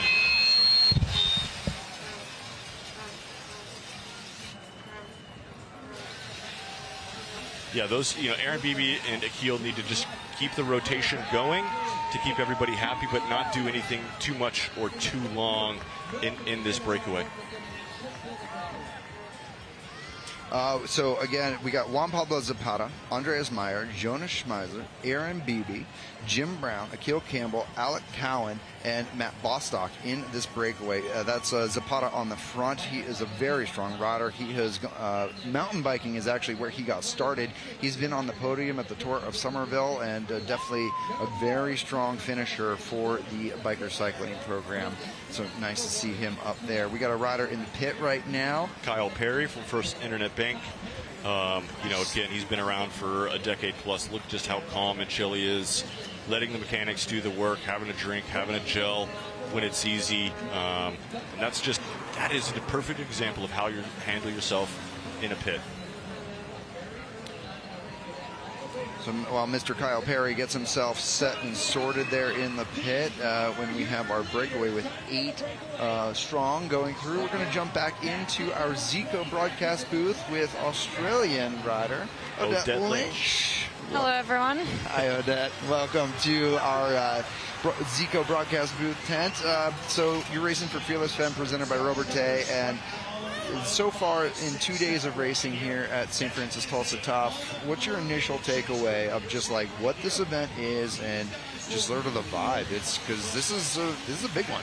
Yeah, I think this is like my second year of racing, really, and my first year of racing over here in the US. And I know everyone before I came here was saying like US Crits, where it's at, and then coming here, like I think seeing the crowd, and especially the crowd yesterday, like every single straight was fully lined with people screaming and like, oh my God, everyone's here cheering, and it was like really, really like electric atmosphere, and I think that just really added to everything, and really like brought that intensity like on top of all the racing intensity as well. So it's just been really, really cool to see, and really intense racing too. Like really, I've had to learn a lot. I think like all these girls racing have done it 5 or 6 years in a row now, I've heard, which is like crazy to me, and I'm sort of like, oh my God, like all these people are so experienced, and like I feel like I'm learning something new every day. So it's been really cool. So let's jump into last night at the McNally's Group Blue Dome event, where you saw all the 20,000 people cheering you on. You had a teammate, Bryony Botha, on the breakaway, and your teammate, Worski, I believe, was helping out a lot, because I thought you were being protected in there. But tell us what it was like from your perspective out there last night.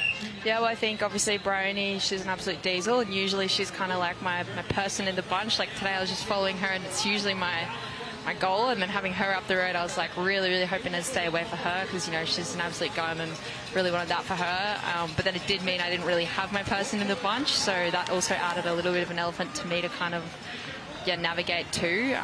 So I was sort of more on my own, but then Erica was up there sort of trying to cover things when needed and cause a bit of disruption, which obviously came back together on the last lap, but I think hopefully it kind of gave everyone something to watch and made it entertaining for everyone. So, it sure did. It was a thrilling race for everybody. I mean, the fact that there was 35 seconds at one point, and then it came back down together on the final lap, and you got in that sprint there a little bit. Walk us through that last lap, or even just the final 500 meters, because it looked like it was just move after move after move there. I think, like I said, like a lot of the girls here have done these courses before, so they sort of know exactly where you need to be and move up for that final sprint. Like as a sprinter, it's like everything's so instantaneous, and if you miss a move or slightly take a corner too slow, like that could be a whole sprint done. So I think, rewatching the footage, even seeing like, I was quite far back compared to like, Kendall and that, and then as soon as they went, they just absolutely launched. And if you're coming from a few wheels back on that final corner, it was just like, oh my God, like there's so much road to make up. But like I've got 2 fourths now, which is obviously pretty frustrating, but like I don't know, I can sort of taste it. Hopefully something will come out of it soon. Let's talk about the FC Tulsa Arts District Criterium, which is tonight. You got 4th again, which is a very solid, just off the podium, a little bittersweet there, but since it's a fresh memory, walk us through that final sprint, because from our perspective it looked like Alexis Magner, Kendall Ryan, and Chloe Patrick were very proactive in those final few moments. You were also right in the mix. Bryony trying to lead you out with 2 to go. Did you do a little too much too early, or what was going on? Yeah, I think like what I'd sort of learned was I'd often got into these sprints like too many wheels back, so like, look, we do just need to be like further on the front, and I do think we did that well today. But then just on that last corner, I think we took it a little bit wide, which opened it up for Kendall and the Siniski girls to just like cut right through, and as soon as I saw them, I was like, oh gosh, like I should have just gone. And then like I said before, with the sprinting, it's like if you miss something like that, it's like you really got to make it up. And then I did like Riley like hit my wheel in that sprint too, so I kind of was like, oh well, that was kind of my sprint done there. But I kept going and got in 4th. So we were actually just seeing some clips from Friday last night, really quick, and maybe we'll bring up some clip from tonight as well to reference what you're speaking about. But I think what I'm hearing is a little bit about our sport is so it's not just about fitness, it is also about craft, right? Daniel, to your right, 21-time national champion. He has been the Omnium champion here how many times? 3, I believe. Three-time Omnium champion here. He's a legend. You walk down the street, autographs get signed, right?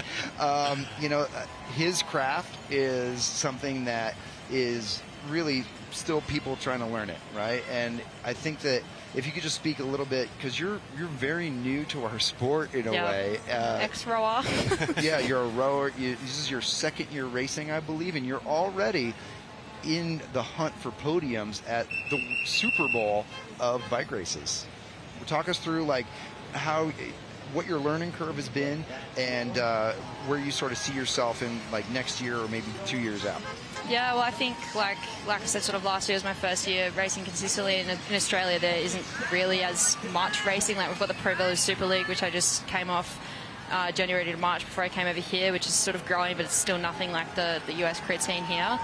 And yeah, in terms of learning racecraft, my boyfriend races too, and I've kind of learnt a lot off him. But still, every day, I feel like I'm learning something new. Sort of even just holding a position in the bunch and always moving forward, how to take corners in different races and speeds and attacks, and just knowing when to move up as a sprinter zone, how to conserve your energy. I think that's really important. And yeah, it's always something happening. Yeah, Danielle, can you talk a little bit about just how long it sort of takes to sort of get the moment where instinct is able to kick in and allow your physical ability to really capitalize upon getting those results?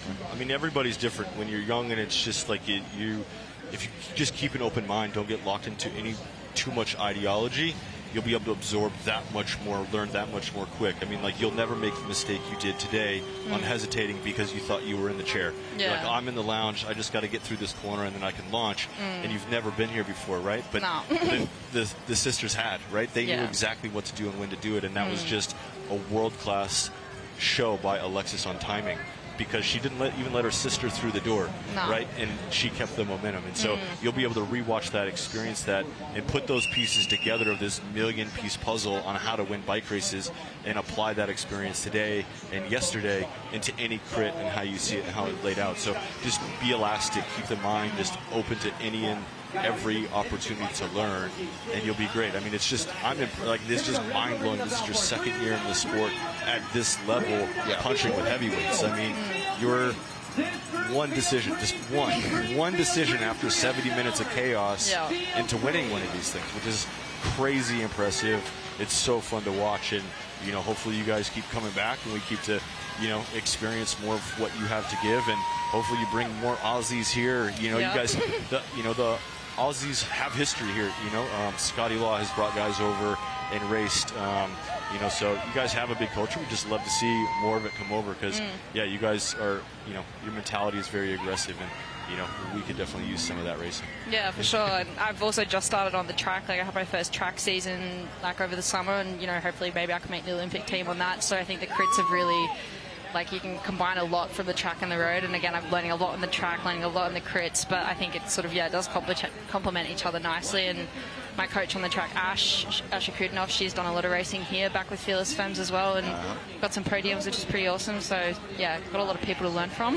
You got some great people to learn from, including the guy sitting to your right. He knows his way around a velodrome once or twice as well. So right now, just jumping into the bike race real quick, we've got a $300 Pream, I believe, that is coming around, and we are going to see what the field dynamic is going to be. We had a group of 8 up front. Looks like we are starting to come back together. Did I miss something, Dan? Yeah, I mean, that group was working well together.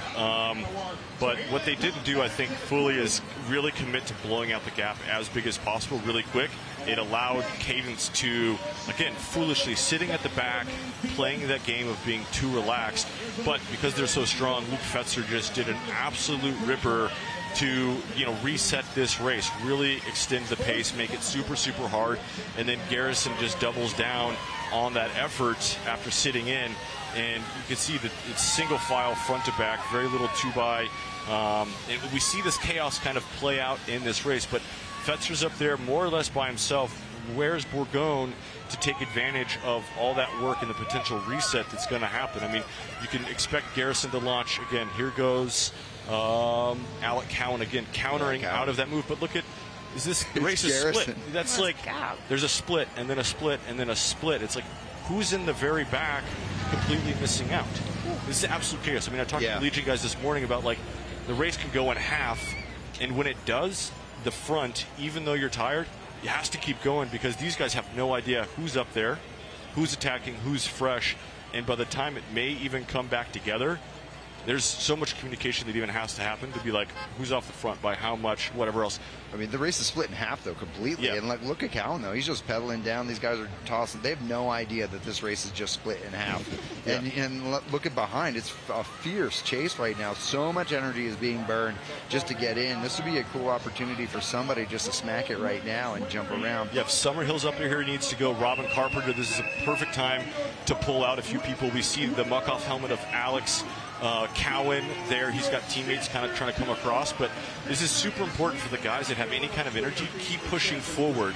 You know, the experienced guys here, the guys that are ahead on the shoulders. There's 2 Jumbotrons here, which is, you know, corner 1 and at the top of the hill that you can see a lot of the race develop and go on. So the guys in the front are going to be able to have a breath, look at the Jumbotron, see how big the gaps are, and see what they want to do with it. But, you know, if I'm a director with any kind of horsepower in this group, I'm saying keep the pressure on, keep the pressure on, keep the pressure on, because the elastic's going to snap. You know, it's been, you know, 5 or 6 laps with Fetzer bridging that gap, closing it back down in this reset that, you know, there's another group that can kind of come out of this. Look at that look that Cowan just gave. He just looked back and realized that there's a gap behind the wheel 30 or so. You know, that's Carpenter. Oh, that's Carpenter. Oh, Eder even Frere, worse for everybody. BB, Clever Martinez, a biker's rider. You know, there's the horsepower right there, but, you know, you see Alex Cowan and Danny Summerhill from Legion about 15 wheels back. They really need to, you know, Cowan has obviously been off the front a lot, but Summerhill, I think, needs to look for an opportunity, kind of wink, wink, nod, nod to a guy like Garrison or somebody else that has the HP to take him off the front and really take advantage of this split. We've got. I just want to get one more question in here. So the 2 of you have raced here today, right? So you did the pro. You did the 1-2. Odette did the pro one for our women. Odette and Daniel, walk me through right now with this moment in time. 38 minutes in, we're coming into the final third-ish of the final half of the race. Do we think that fatigue is going to just start to accumulate in legs, and we're going to start to see snaps occur? Go ahead, Odette. Yeah, well, I think, like, how many guys starters were there today? 130. Oh, well, even, like, watching here, like, you can see if you're out the back, that moving forward is, like, nearly impossible. So I think definitely if you're not in that top third, like, your race is almost done at this point. So definitely I feel like doing that little pinch there, like, it doesn't look like anything, but, you know, 40 minutes in, it definitely starts to feel like something. So I feel like we will start to see a few more splits if the guys are actually attentive and keep attacking, keeping aggressive. And what do you think, Daniel? Do you agree with Odette that if you're in the back half of this race, your day's done already? Unless you're very special. I mean, the one person that I see absolutely, like, back 10 wheels is Ty Magner. He's the only one that, you know, outright looking quickly has the craft.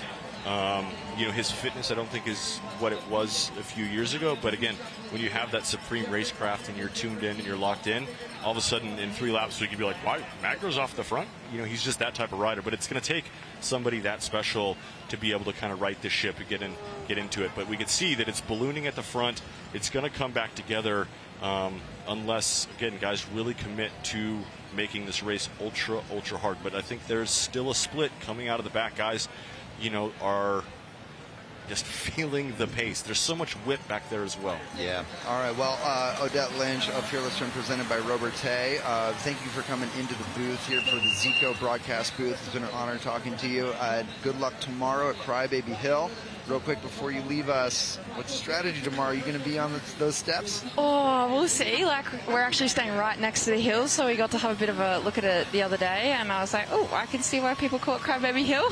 So I think, I mean, hopefully it'll feel a lot faster in the bunch than driving up it in a car, but we'll see how it goes. Apparently the atmosphere is also electric there, so I'm keen to see what that's like, but keen for it to be done, to be honest.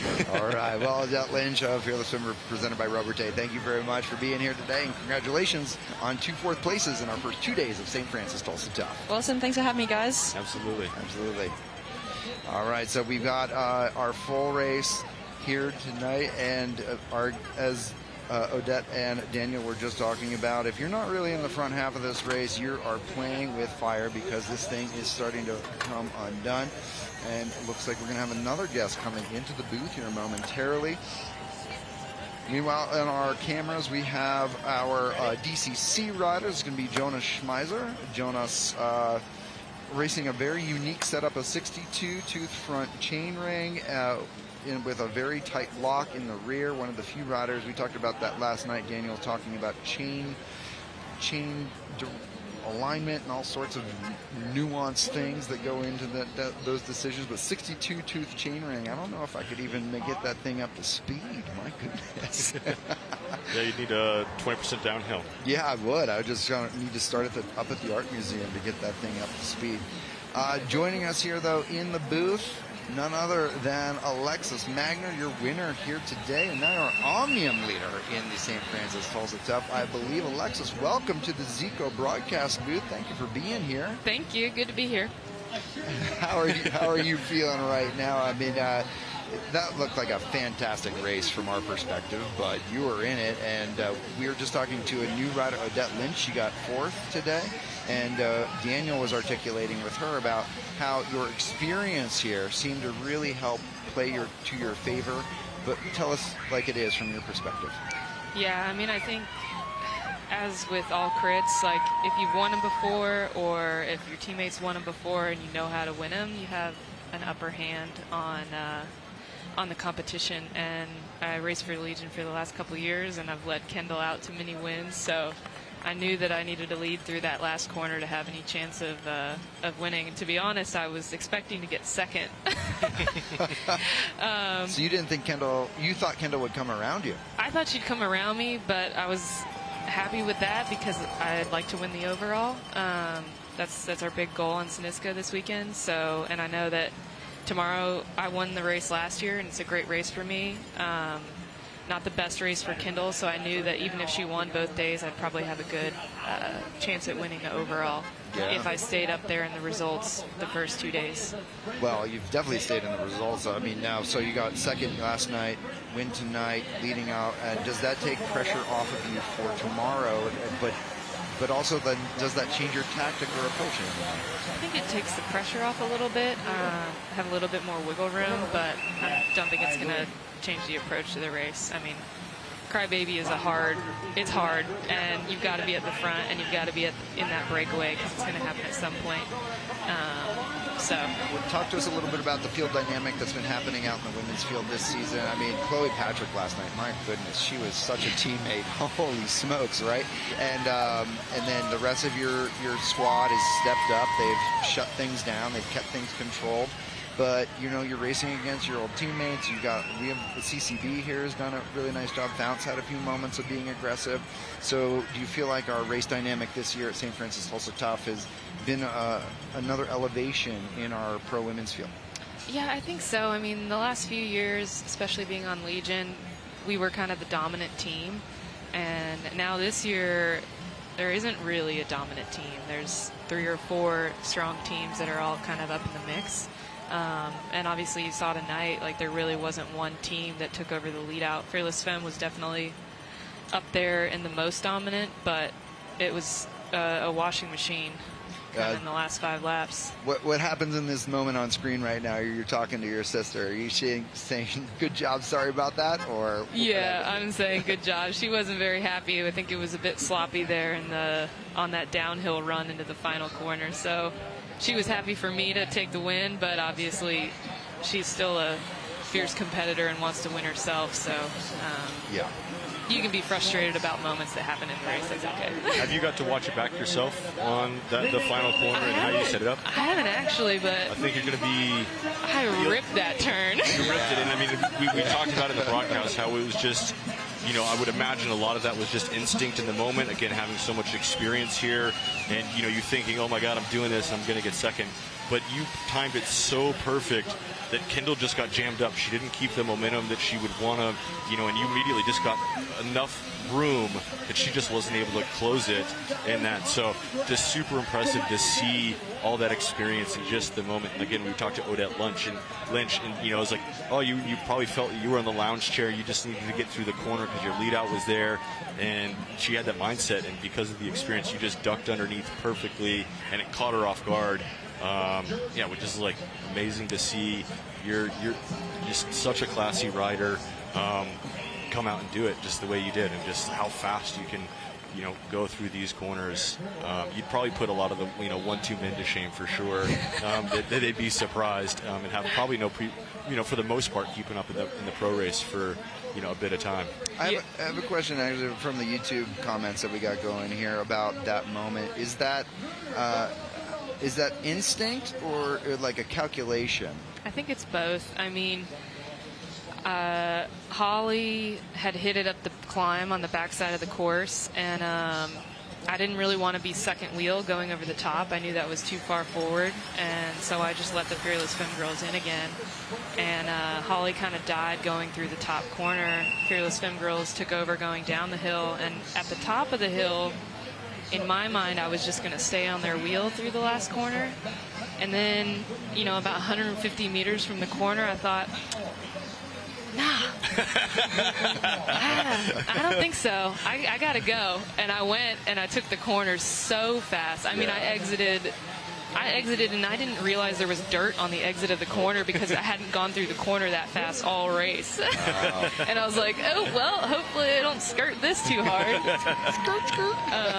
Yeah, I think it's a calculation, but it's also instinct. It's just, I have a long sprint, but it's not, I don't have like a super high peak power, so I need to give myself time to get up to speed, and I knew that going from the corner is probably my best shot. So just for my layman's terms, you use the downhill as a way to accelerate, kind of like the banking of a velodrome, to then get you up to speed. You carry that through and you just roll that gear to the finish line? Well, so I came into the corner, I was in a massive gear and going so fast that I didn't want to chirp the back tire, so I was in a really big gear so I could start pedaling sooner. Okay. And then I laddered up a little bit so I could jump. Oh. And then once I started sprinting, I was like, oh my God, my legs are dying. So then I did a Ty Magner and just got in a massive gear and was just muscling it. And I thought Kendall was going to come by me. I was looking. Like, oh my God, no one came. Okay, sweet, I won. Guess I should post up. Speaking of Ty, he's playing a lovely game at the back. He might be hurting right now. So can you give us some insight? We were talking about one who was just absolutely strung out, that if you weren't in the first third of this race, you're going to have a long day, and maybe your day was going to be early, but he was the one guy that I noticed back there that has all the craft and ability to right the ship if and when needed. But you being his wife, can you give us any insight to the game he's playing, where his headspace is at? We know it's his final year racing. I know last year he was maybe, I don't know if disappointed is the right word, and he didn't want to leave his career on that note, and this was kind of the year to right the ship. It's still very long. But what can we expect out of Ty this weekend and then the rest of the year? I mean, I think he's got some extra motivation now that he's finally announced to the world that it's his final year. But also at this point, knowing his fitness, he knows he only has a couple matches. Yep.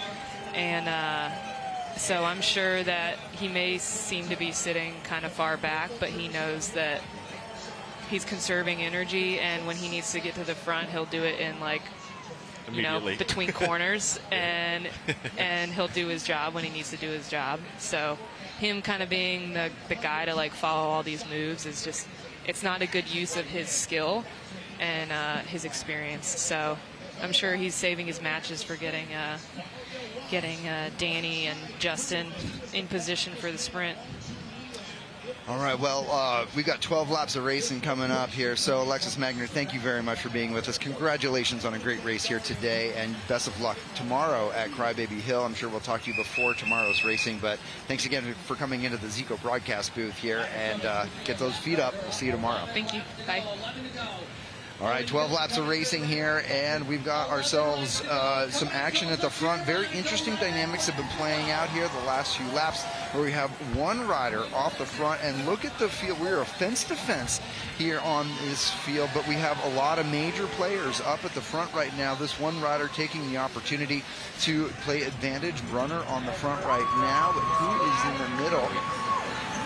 Yeah, we just got, he's got an earpiece to the live stream. Ty Magner, I think, is now in the top 20, just reading the race beautifully, understanding and knowing, trusting the race number 75 there. Just knowing the pace has got to come off. I mean, this race has been pretty bananas, from 10 minutes into, roughly this point. We've seen a lot of breaks come, go, a lot of bridging, a lot of reshuffling. That it seems like this is kind of the collectively the group kind of needed a bit of a reset, but these 10 laps are going to be fireworks as guys start to jockey for position. We see DCC in the fight. We've seen them in the pit a lot as well. For whatever reason, I think half the team has been in the pit, but now we see 2 Legion riders off the front with Cowan and I believe that's Bueno. Alec Briggs of Techers, first internet bank rider, maybe. Yeah, so we now have sort of a bridge here. So Alec Briggs of Techers has gotten himself into the mix here, and Bueno looks to be the rider from Legion of Los Angeles who's now made contact with that one rider. And that's Riley Wrightsman's second wheel for first interbank. And, a guy that on this course, has the engine. I know we didn't see, he kind of got, knocked off the brake yesterday, but he's a guy that, in the move can add horsepower, but it really has come back together. We see Dario Raps there in the pink leaders jersey, not his German national team jersey, so he's been lying low. This is kind of the first time we've really seen him be a part of the action. But he's moving up, and and I think that he's starting to put himself in a position where he's getting ready for the finale. Somebody on our comments asking about, could one solo rider take it all the way to the line? I think that with 10 laps to go, that's going to be a hard ask. Yeah, 10 laps to go on this course in these conditions, near impossible.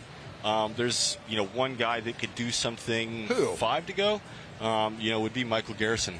Depending if how much water he's taken on. But, again, he won Spartanburg solo. The last 10 laps he went away, and word on the street is that his power for that 10 minutes was around 490.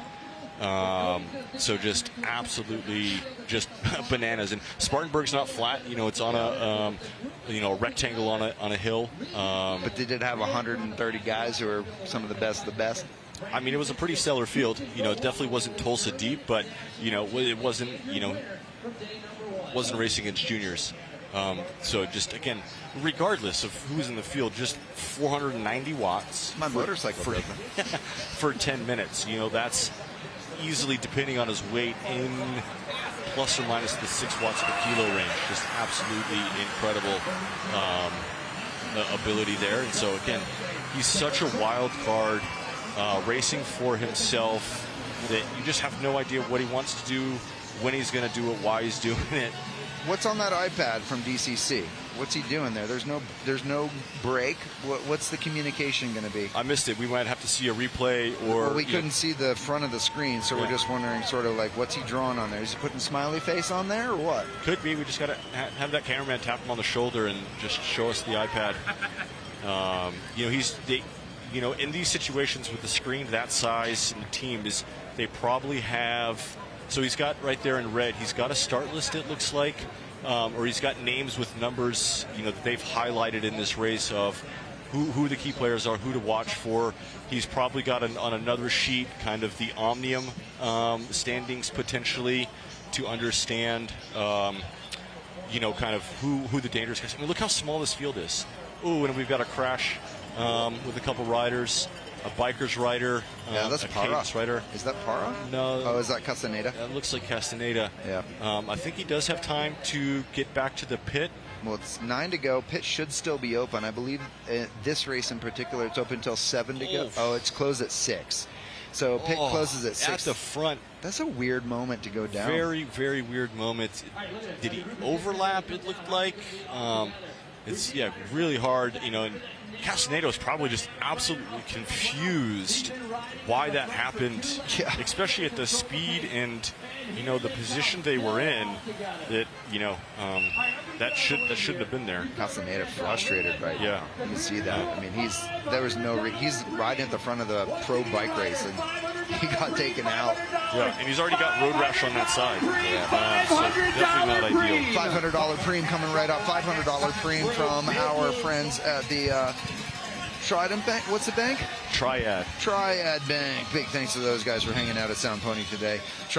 Looks like Butcher Box getting up there. Eddie Huntsman second wheel, but Alec Cowan in third wheel. Ollie Wood right behind there. It looks like from Techers.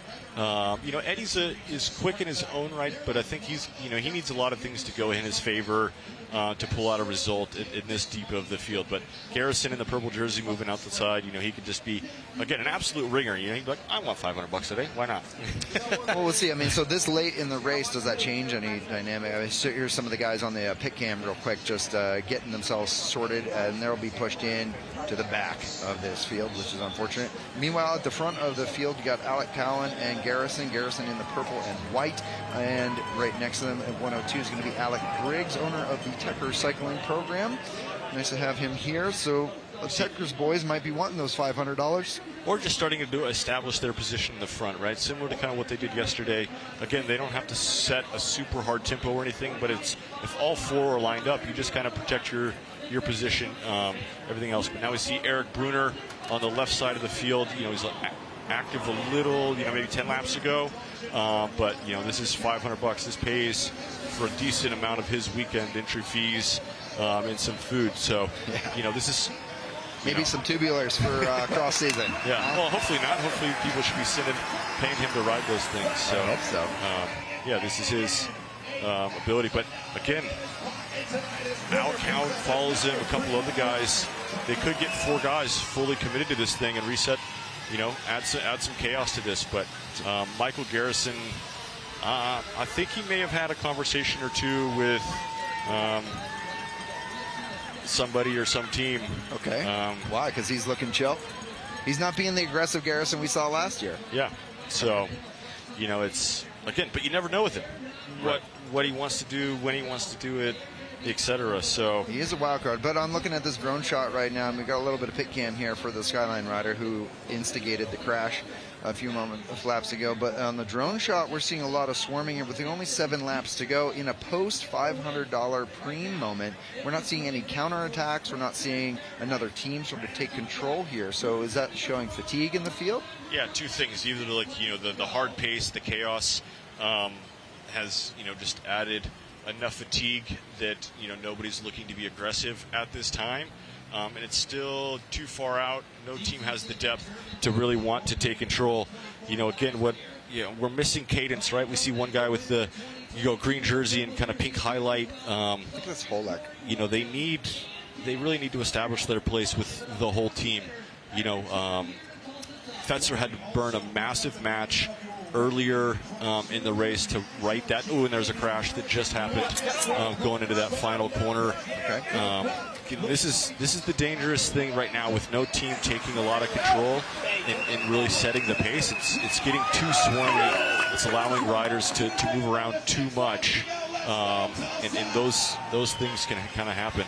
But Bourgogne kind of moving up now in there. But again, he's not surrounded by teammates. He doesn't have anybody doing that work for him. And so here's that, the people from the crash. This is our final turn. It looks like Schmidbauer is involved in that crash. He's trying to get his rear derailleur figured out. So Maximilian Schmidbauer, potentially one of those riders. That's unconfirmed.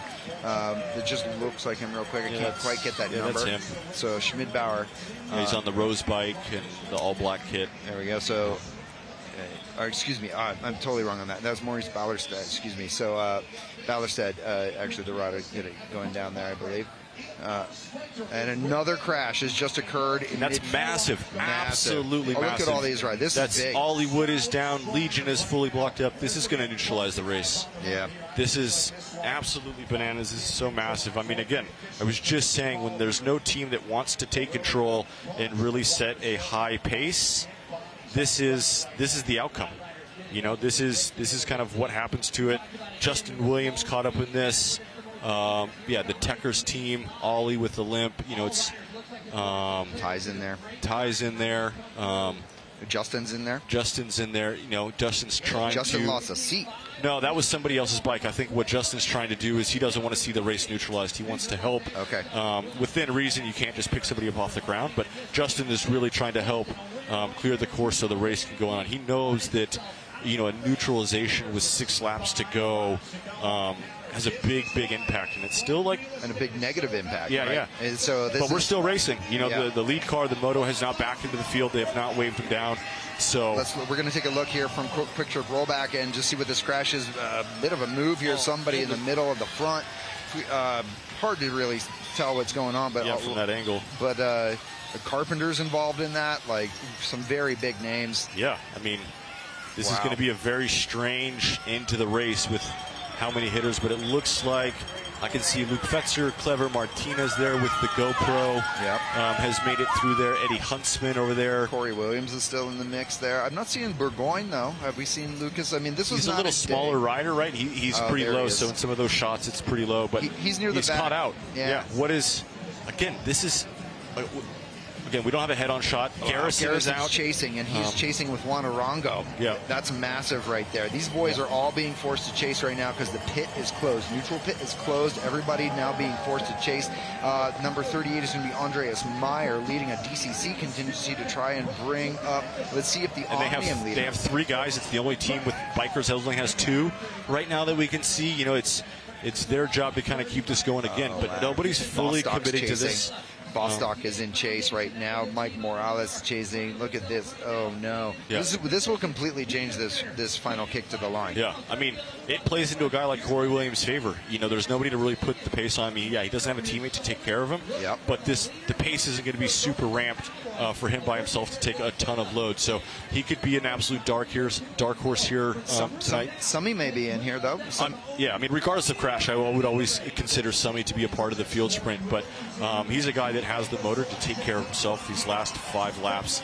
And he knows how to go through this final corner. But DCC has the numbers to take control, take care of their leader. So there's going to be a big fight behind this train.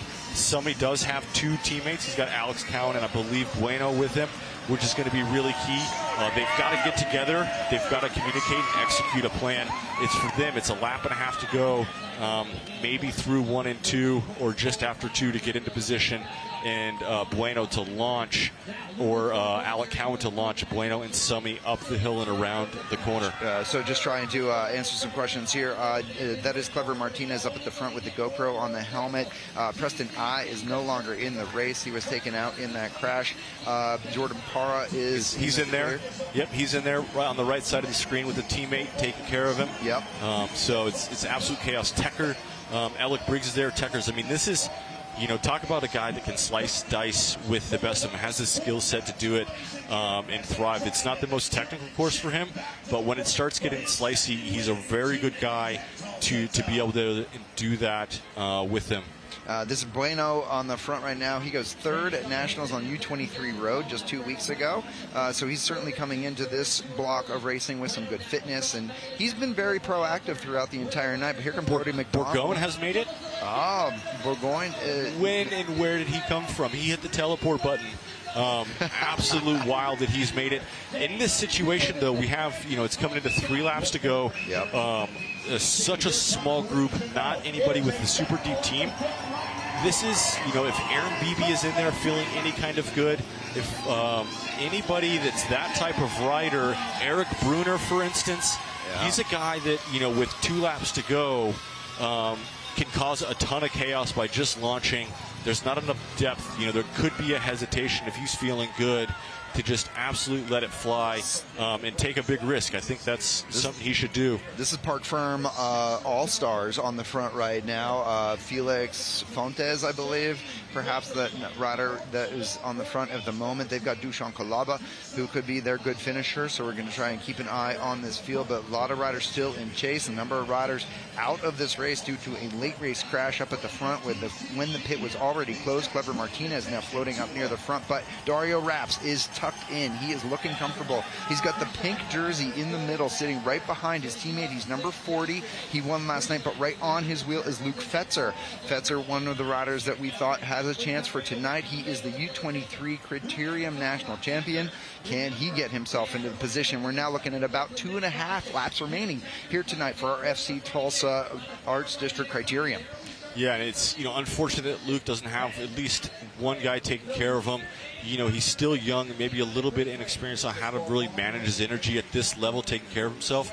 But now we see Legion, I believe, moving up to the front with bikers. Yep, so this is the time where, teammates have just kind of, commit to just making a really high pace and passing it off to another team with an individual to keep that pace high.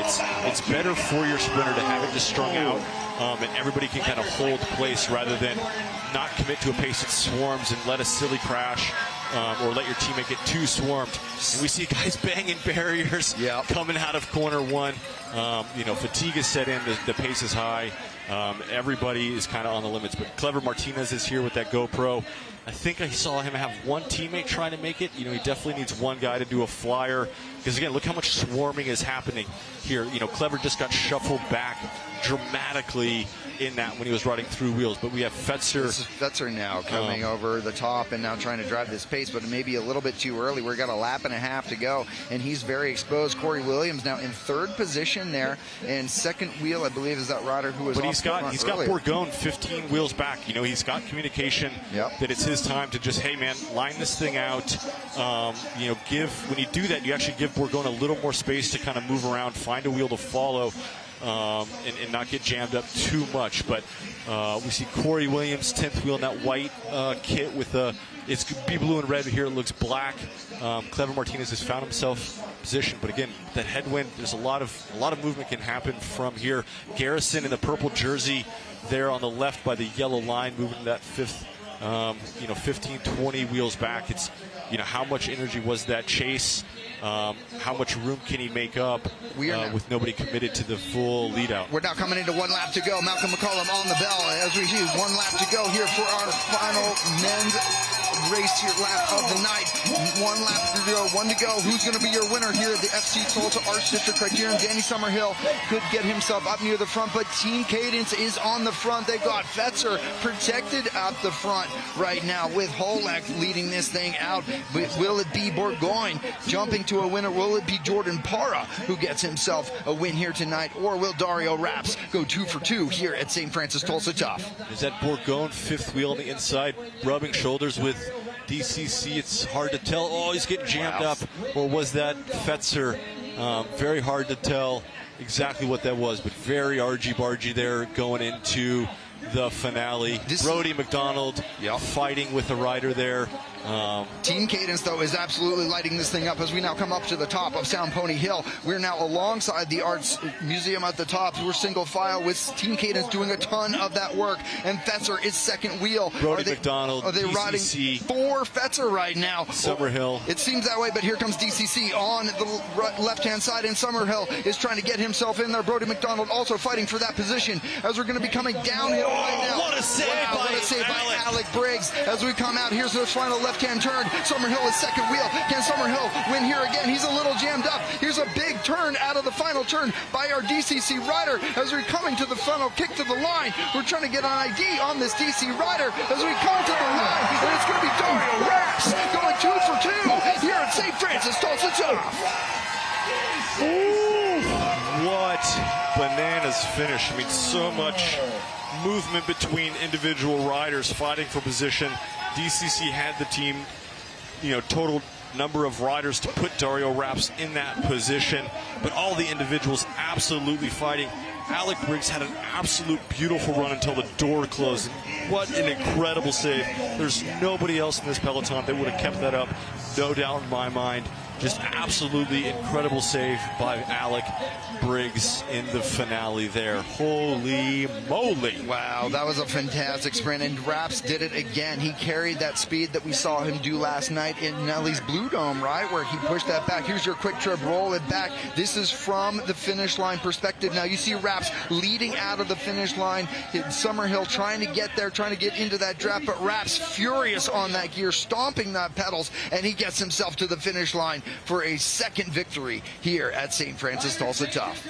Amazing, can't believe it. Here's the drone shot. Alec Briggs on the right side, moving up, and that's the bikers guy getting Dushan Kalaba moving to the right. Bikers, just absolutely. I mean, Alec Briggs is just, you know, threading the needle, finding the razor line of where to move. I mean, Alec was actually just trying to do as little, not touch the brakes as little as possible, because I think he was going to try to shoot a different gap, but just got enough overlap there to catch him out. What an absolute save.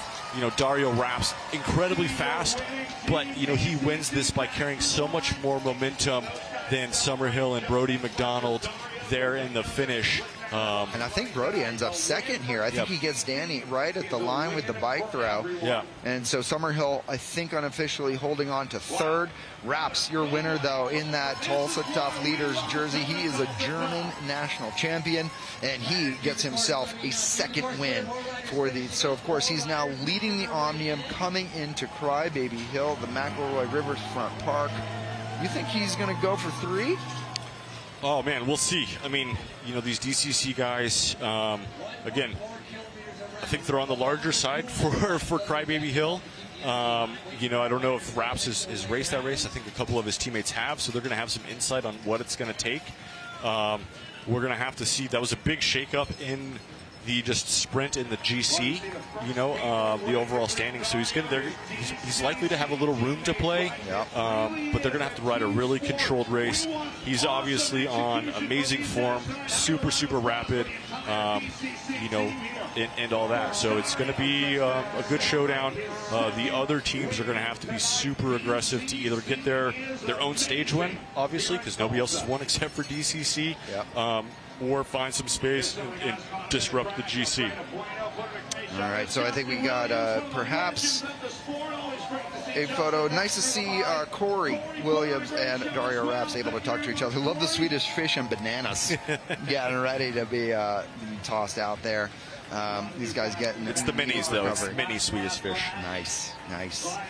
They couldn't find the Haribos out here.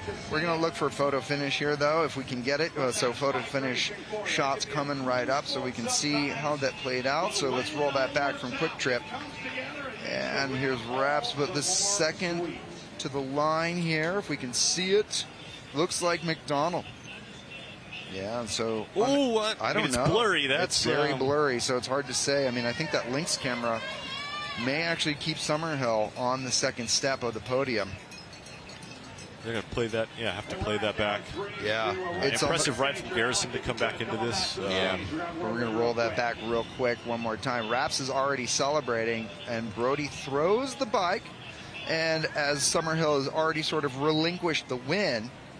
We need CSI to come in here and do the enhance, I know, and we'll find out what tires they're riding and all that. So we'll let our production team get on that. I'm sure Tony's got it. Yeah, wild race. It's really unfortunate to see that massive crash. It really disrupted it, but super impressive by the riders. They were in that to have the forethought, the head on the shoulders to help the race overall clear all of that. At least let the officials and anybody there assess the damage, see if they really truly needed, if somebody needed medical help, and give them that space to do that evaluation. Or again, just help clean it up so we can get the riders off the course and continue the race, which was amazing. And hats off to Justin Williams for stepping up and clearing course himself, moving fence, getting riders out, being very proactive about making sure that that race could continue, because as we were saying during broadcast that if this race stops with 6 to go, completely different race. And even though Danny didn't get the win, I think that it would have not played into Danny's favor in any way, shape, or form if we'd had a full reset. Yeah, absolutely. So just that's 20 years of experience, cool head, really, helping the race. No personal agenda there other than just seeing the race continue on in that situation. there's a lot of things that go into bike racing, and experience not only helps you win races, it also helps you to contribute into the overall well-being of the race itself. So thank you to everybody who helped out. We hope everybody will be okay, and we hopefully see everybody on the start line tomorrow for our McElroy Riverfront Park Criterium, better known as Crybaby Hill. We're going to get some words with Dario Raps hopefully at the finish line with Brad Sonar. And then, of course, don't go anywhere because we got podiums that will be broadcast as well. We've got great celebrations. We've got individual podiums for today's races, as well as the St. Francis Tulsa Tough overall podiums that we will be awarding. And we'll get you at least the leader of the Omnium going into day 3 of the 3-day Omnium standings for the St. Francis Tulsa Tough.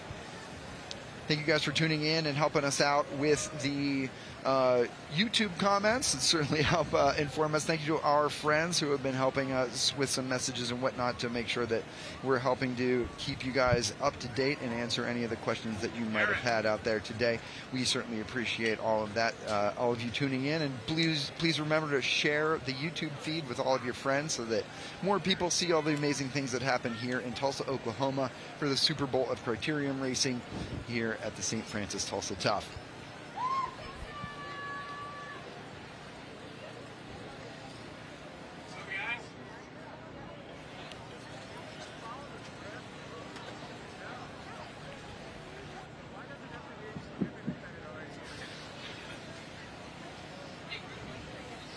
And so we're going to have a guest here in the Zico broadcast booth real quick to...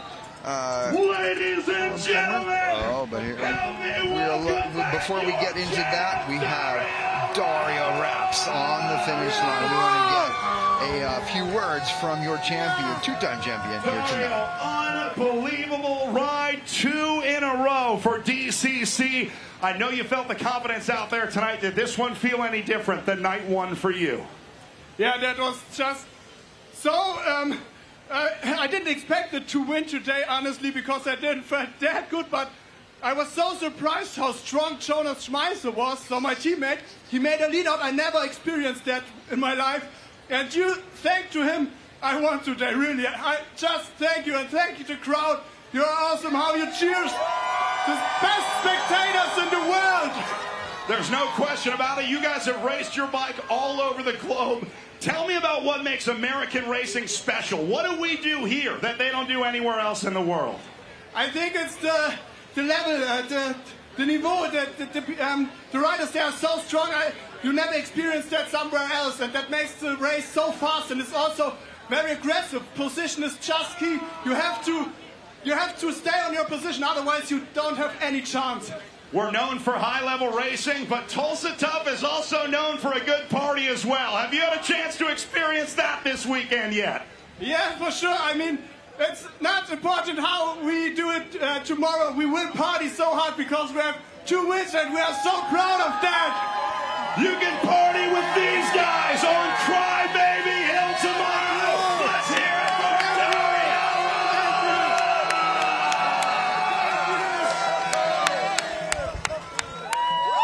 Absolutely amazing ride.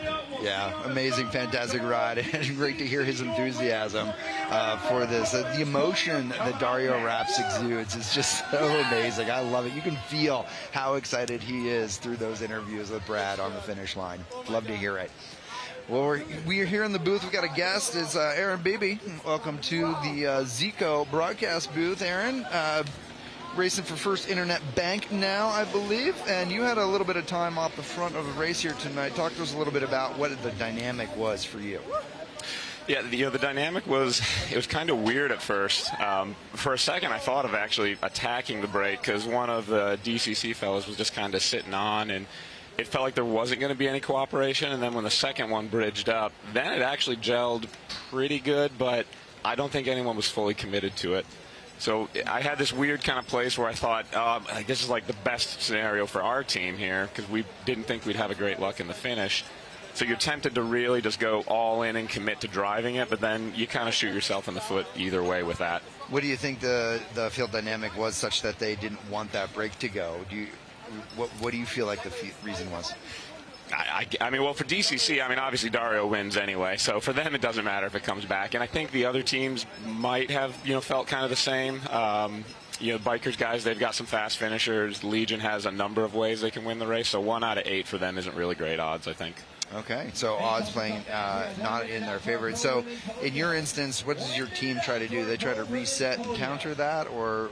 Yeah, I think we definitely thought our best shot of success would have been the breakaway. So Kyle was up there trying to get into some of the next counter moves. So I think we were just hoping that one of those would stick, because we're a first entrants. We've been around for a little while, but we're still coming together as a group this year, and we got some guys who haven't done this race before. So trying to expect Tulsa Tough novices to just put it together for a lead out at the finish, it's just not reality. Totally. Yeah, I mean, you saw that move, and you knew you had the horsepower. I understand you were definitely in a tricky position. I think post-reflection, you have some hindsight. Would you do it different? Would you fully commit to that move to get it established and then figure out how to make something out of 1 out of 8, even with fatigue in your legs? But it's, you versus 7 versus it, playing out how it did. Real quick before we jump into that, so we got our pro women's podium coming up real quick, and so we want to let that play out, because we want Riley and Kendall and Alexis to get their time here.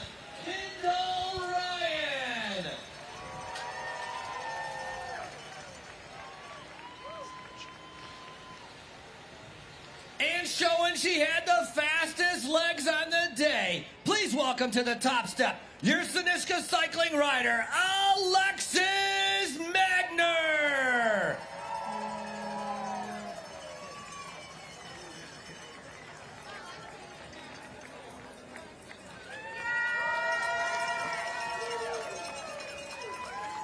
Your top 3, Magner, Ryan, and McMullen.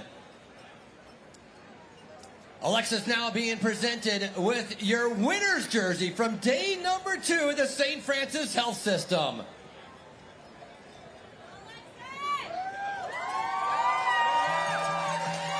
Once again, the celebration continues with our top 3.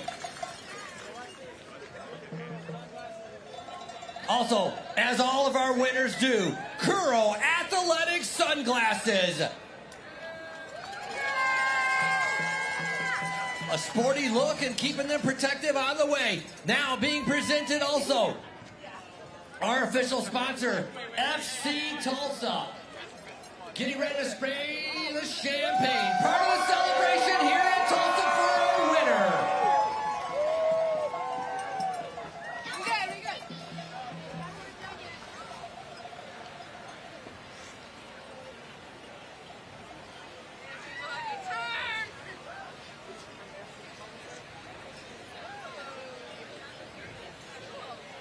Looks like those are cool. Race number 2, part of the What is Tulsa it? Arts District. The Tulsa They're putting them on. Roughnecks. Let's go. Being presented with our soccer jerseys. Oh, this is the FC jerseys. That's right, yeah. Oklahoma's premier professional soccer team playing in the USL. That thing's sweet. Where do we go? Put it on backwards. All right, this is the FC Tulsa jerseys. FC Tulsa is the soccer pro soccer team here in Tulsa, Oklahoma. So in the FC Tulsa night, they are awarded soccer jerseys on the podium, at least for a little bit. One rider will remain on the top step as we have a changing of the lead. Your brand new leader overall here at Tulsa Tough. Please welcome, putting on the leader's jersey, Alexis Magner.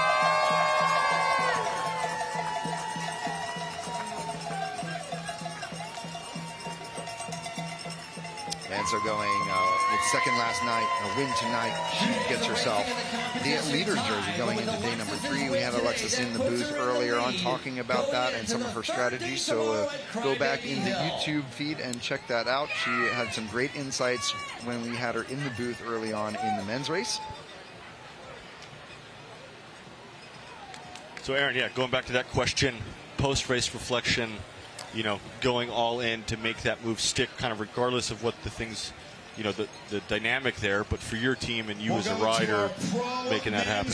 You know, maybe it would have been smarter to, you know, just keep driving it harder. I'd keep an eye on my speed going up the hill, and I think I took a pull at one point, you know, from the bottom to the top, rolling like 28, and the next lap around, whoever else was pulling was going like 24. Yep. So it's hard to think that even if I went all in, it would have stayed away. I don't know who was pulling behind, but it seemed like whenever they started pulling, it came back pretty quick. So all right, we have our pro men's podium now up, and starting off with Brody McDonald officially being scored in third. Welcome to the podium, Danny Summerhill.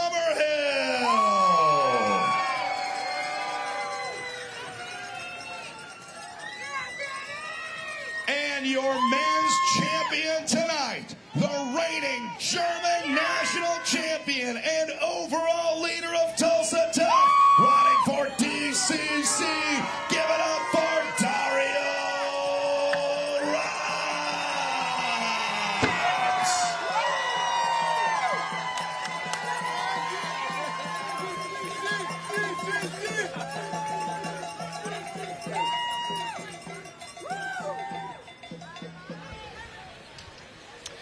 So German national champion Dario Raps on the top step.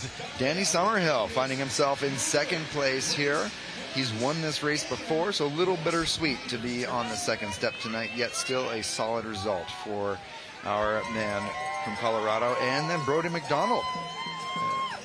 Definitely coming up through. He has been racing for a long time, actually, so nice to see him start to find podium steps at the Super Bowl of Criterium Racing here in St. Francis Tulsa Tough.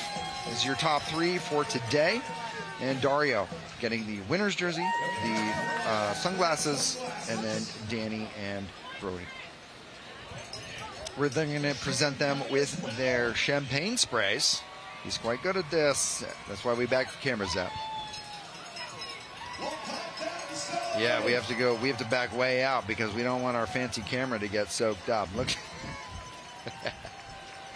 And we're going to have our FC Tulsa jerseys presented next. Big thanks to FC Tulsa soccer team for their support here for our second day of racing at the St. Francis Tulsa Tough. And get ready for Crybaby Hill tomorrow.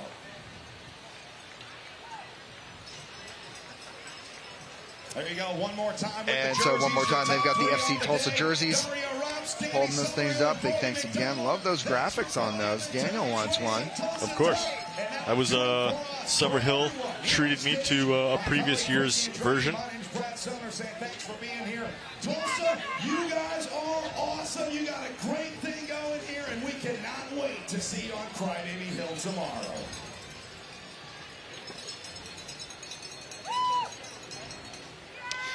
So Dario Raps now getting his Omnium jersey. So the pink jersey is Omnium, blue jersey is the stage. And so that distinction being made. Dario wore the Omnium leader's jersey today in the race, and he will continue to wear that into tomorrow as the 2-for-2 winner in the St. Francis Tulsa Tough standings. Such an excitement from this young man. I love to see it. If he takes Crybaby Hill, I saw some comments on the YouTube, he will never have to buy himself a beer in Germany ever again. I love to see that. And I think maybe the only male that would have taken 3-for-3. Wow. As well at Tulsa Tough. You never did it? I could never tame Crybaby Hill. Yeah. All right, this is our last lap here. Malcolm ringing that bell. We'll just walk through this one last time. Last lap of our pro men's race. As we come through, we had Team Cadence on the front right there. Fetzer in second position, trying to set up their man Lucas Burgoyne, and that was Brian Gomez in third position as we really start to wind it up, coming up the Sound Pony Hill. These guys really starting to extend the field and extend the advantage, but it was DCC that really got themselves together at the front, starting to overtake and starting to build that momentum.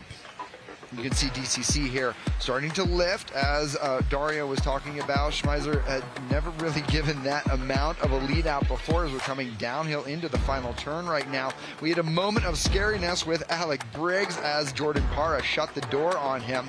Nevertheless, at the front of the field, DCC finding themselves in perfect position to lead. Dario wraps out, and Dario goes 2 for 2 at the St. Francis Tulsa Tough Omnium here today. Danny Summerhill going in second, just ahead of Brody McDonald at the line.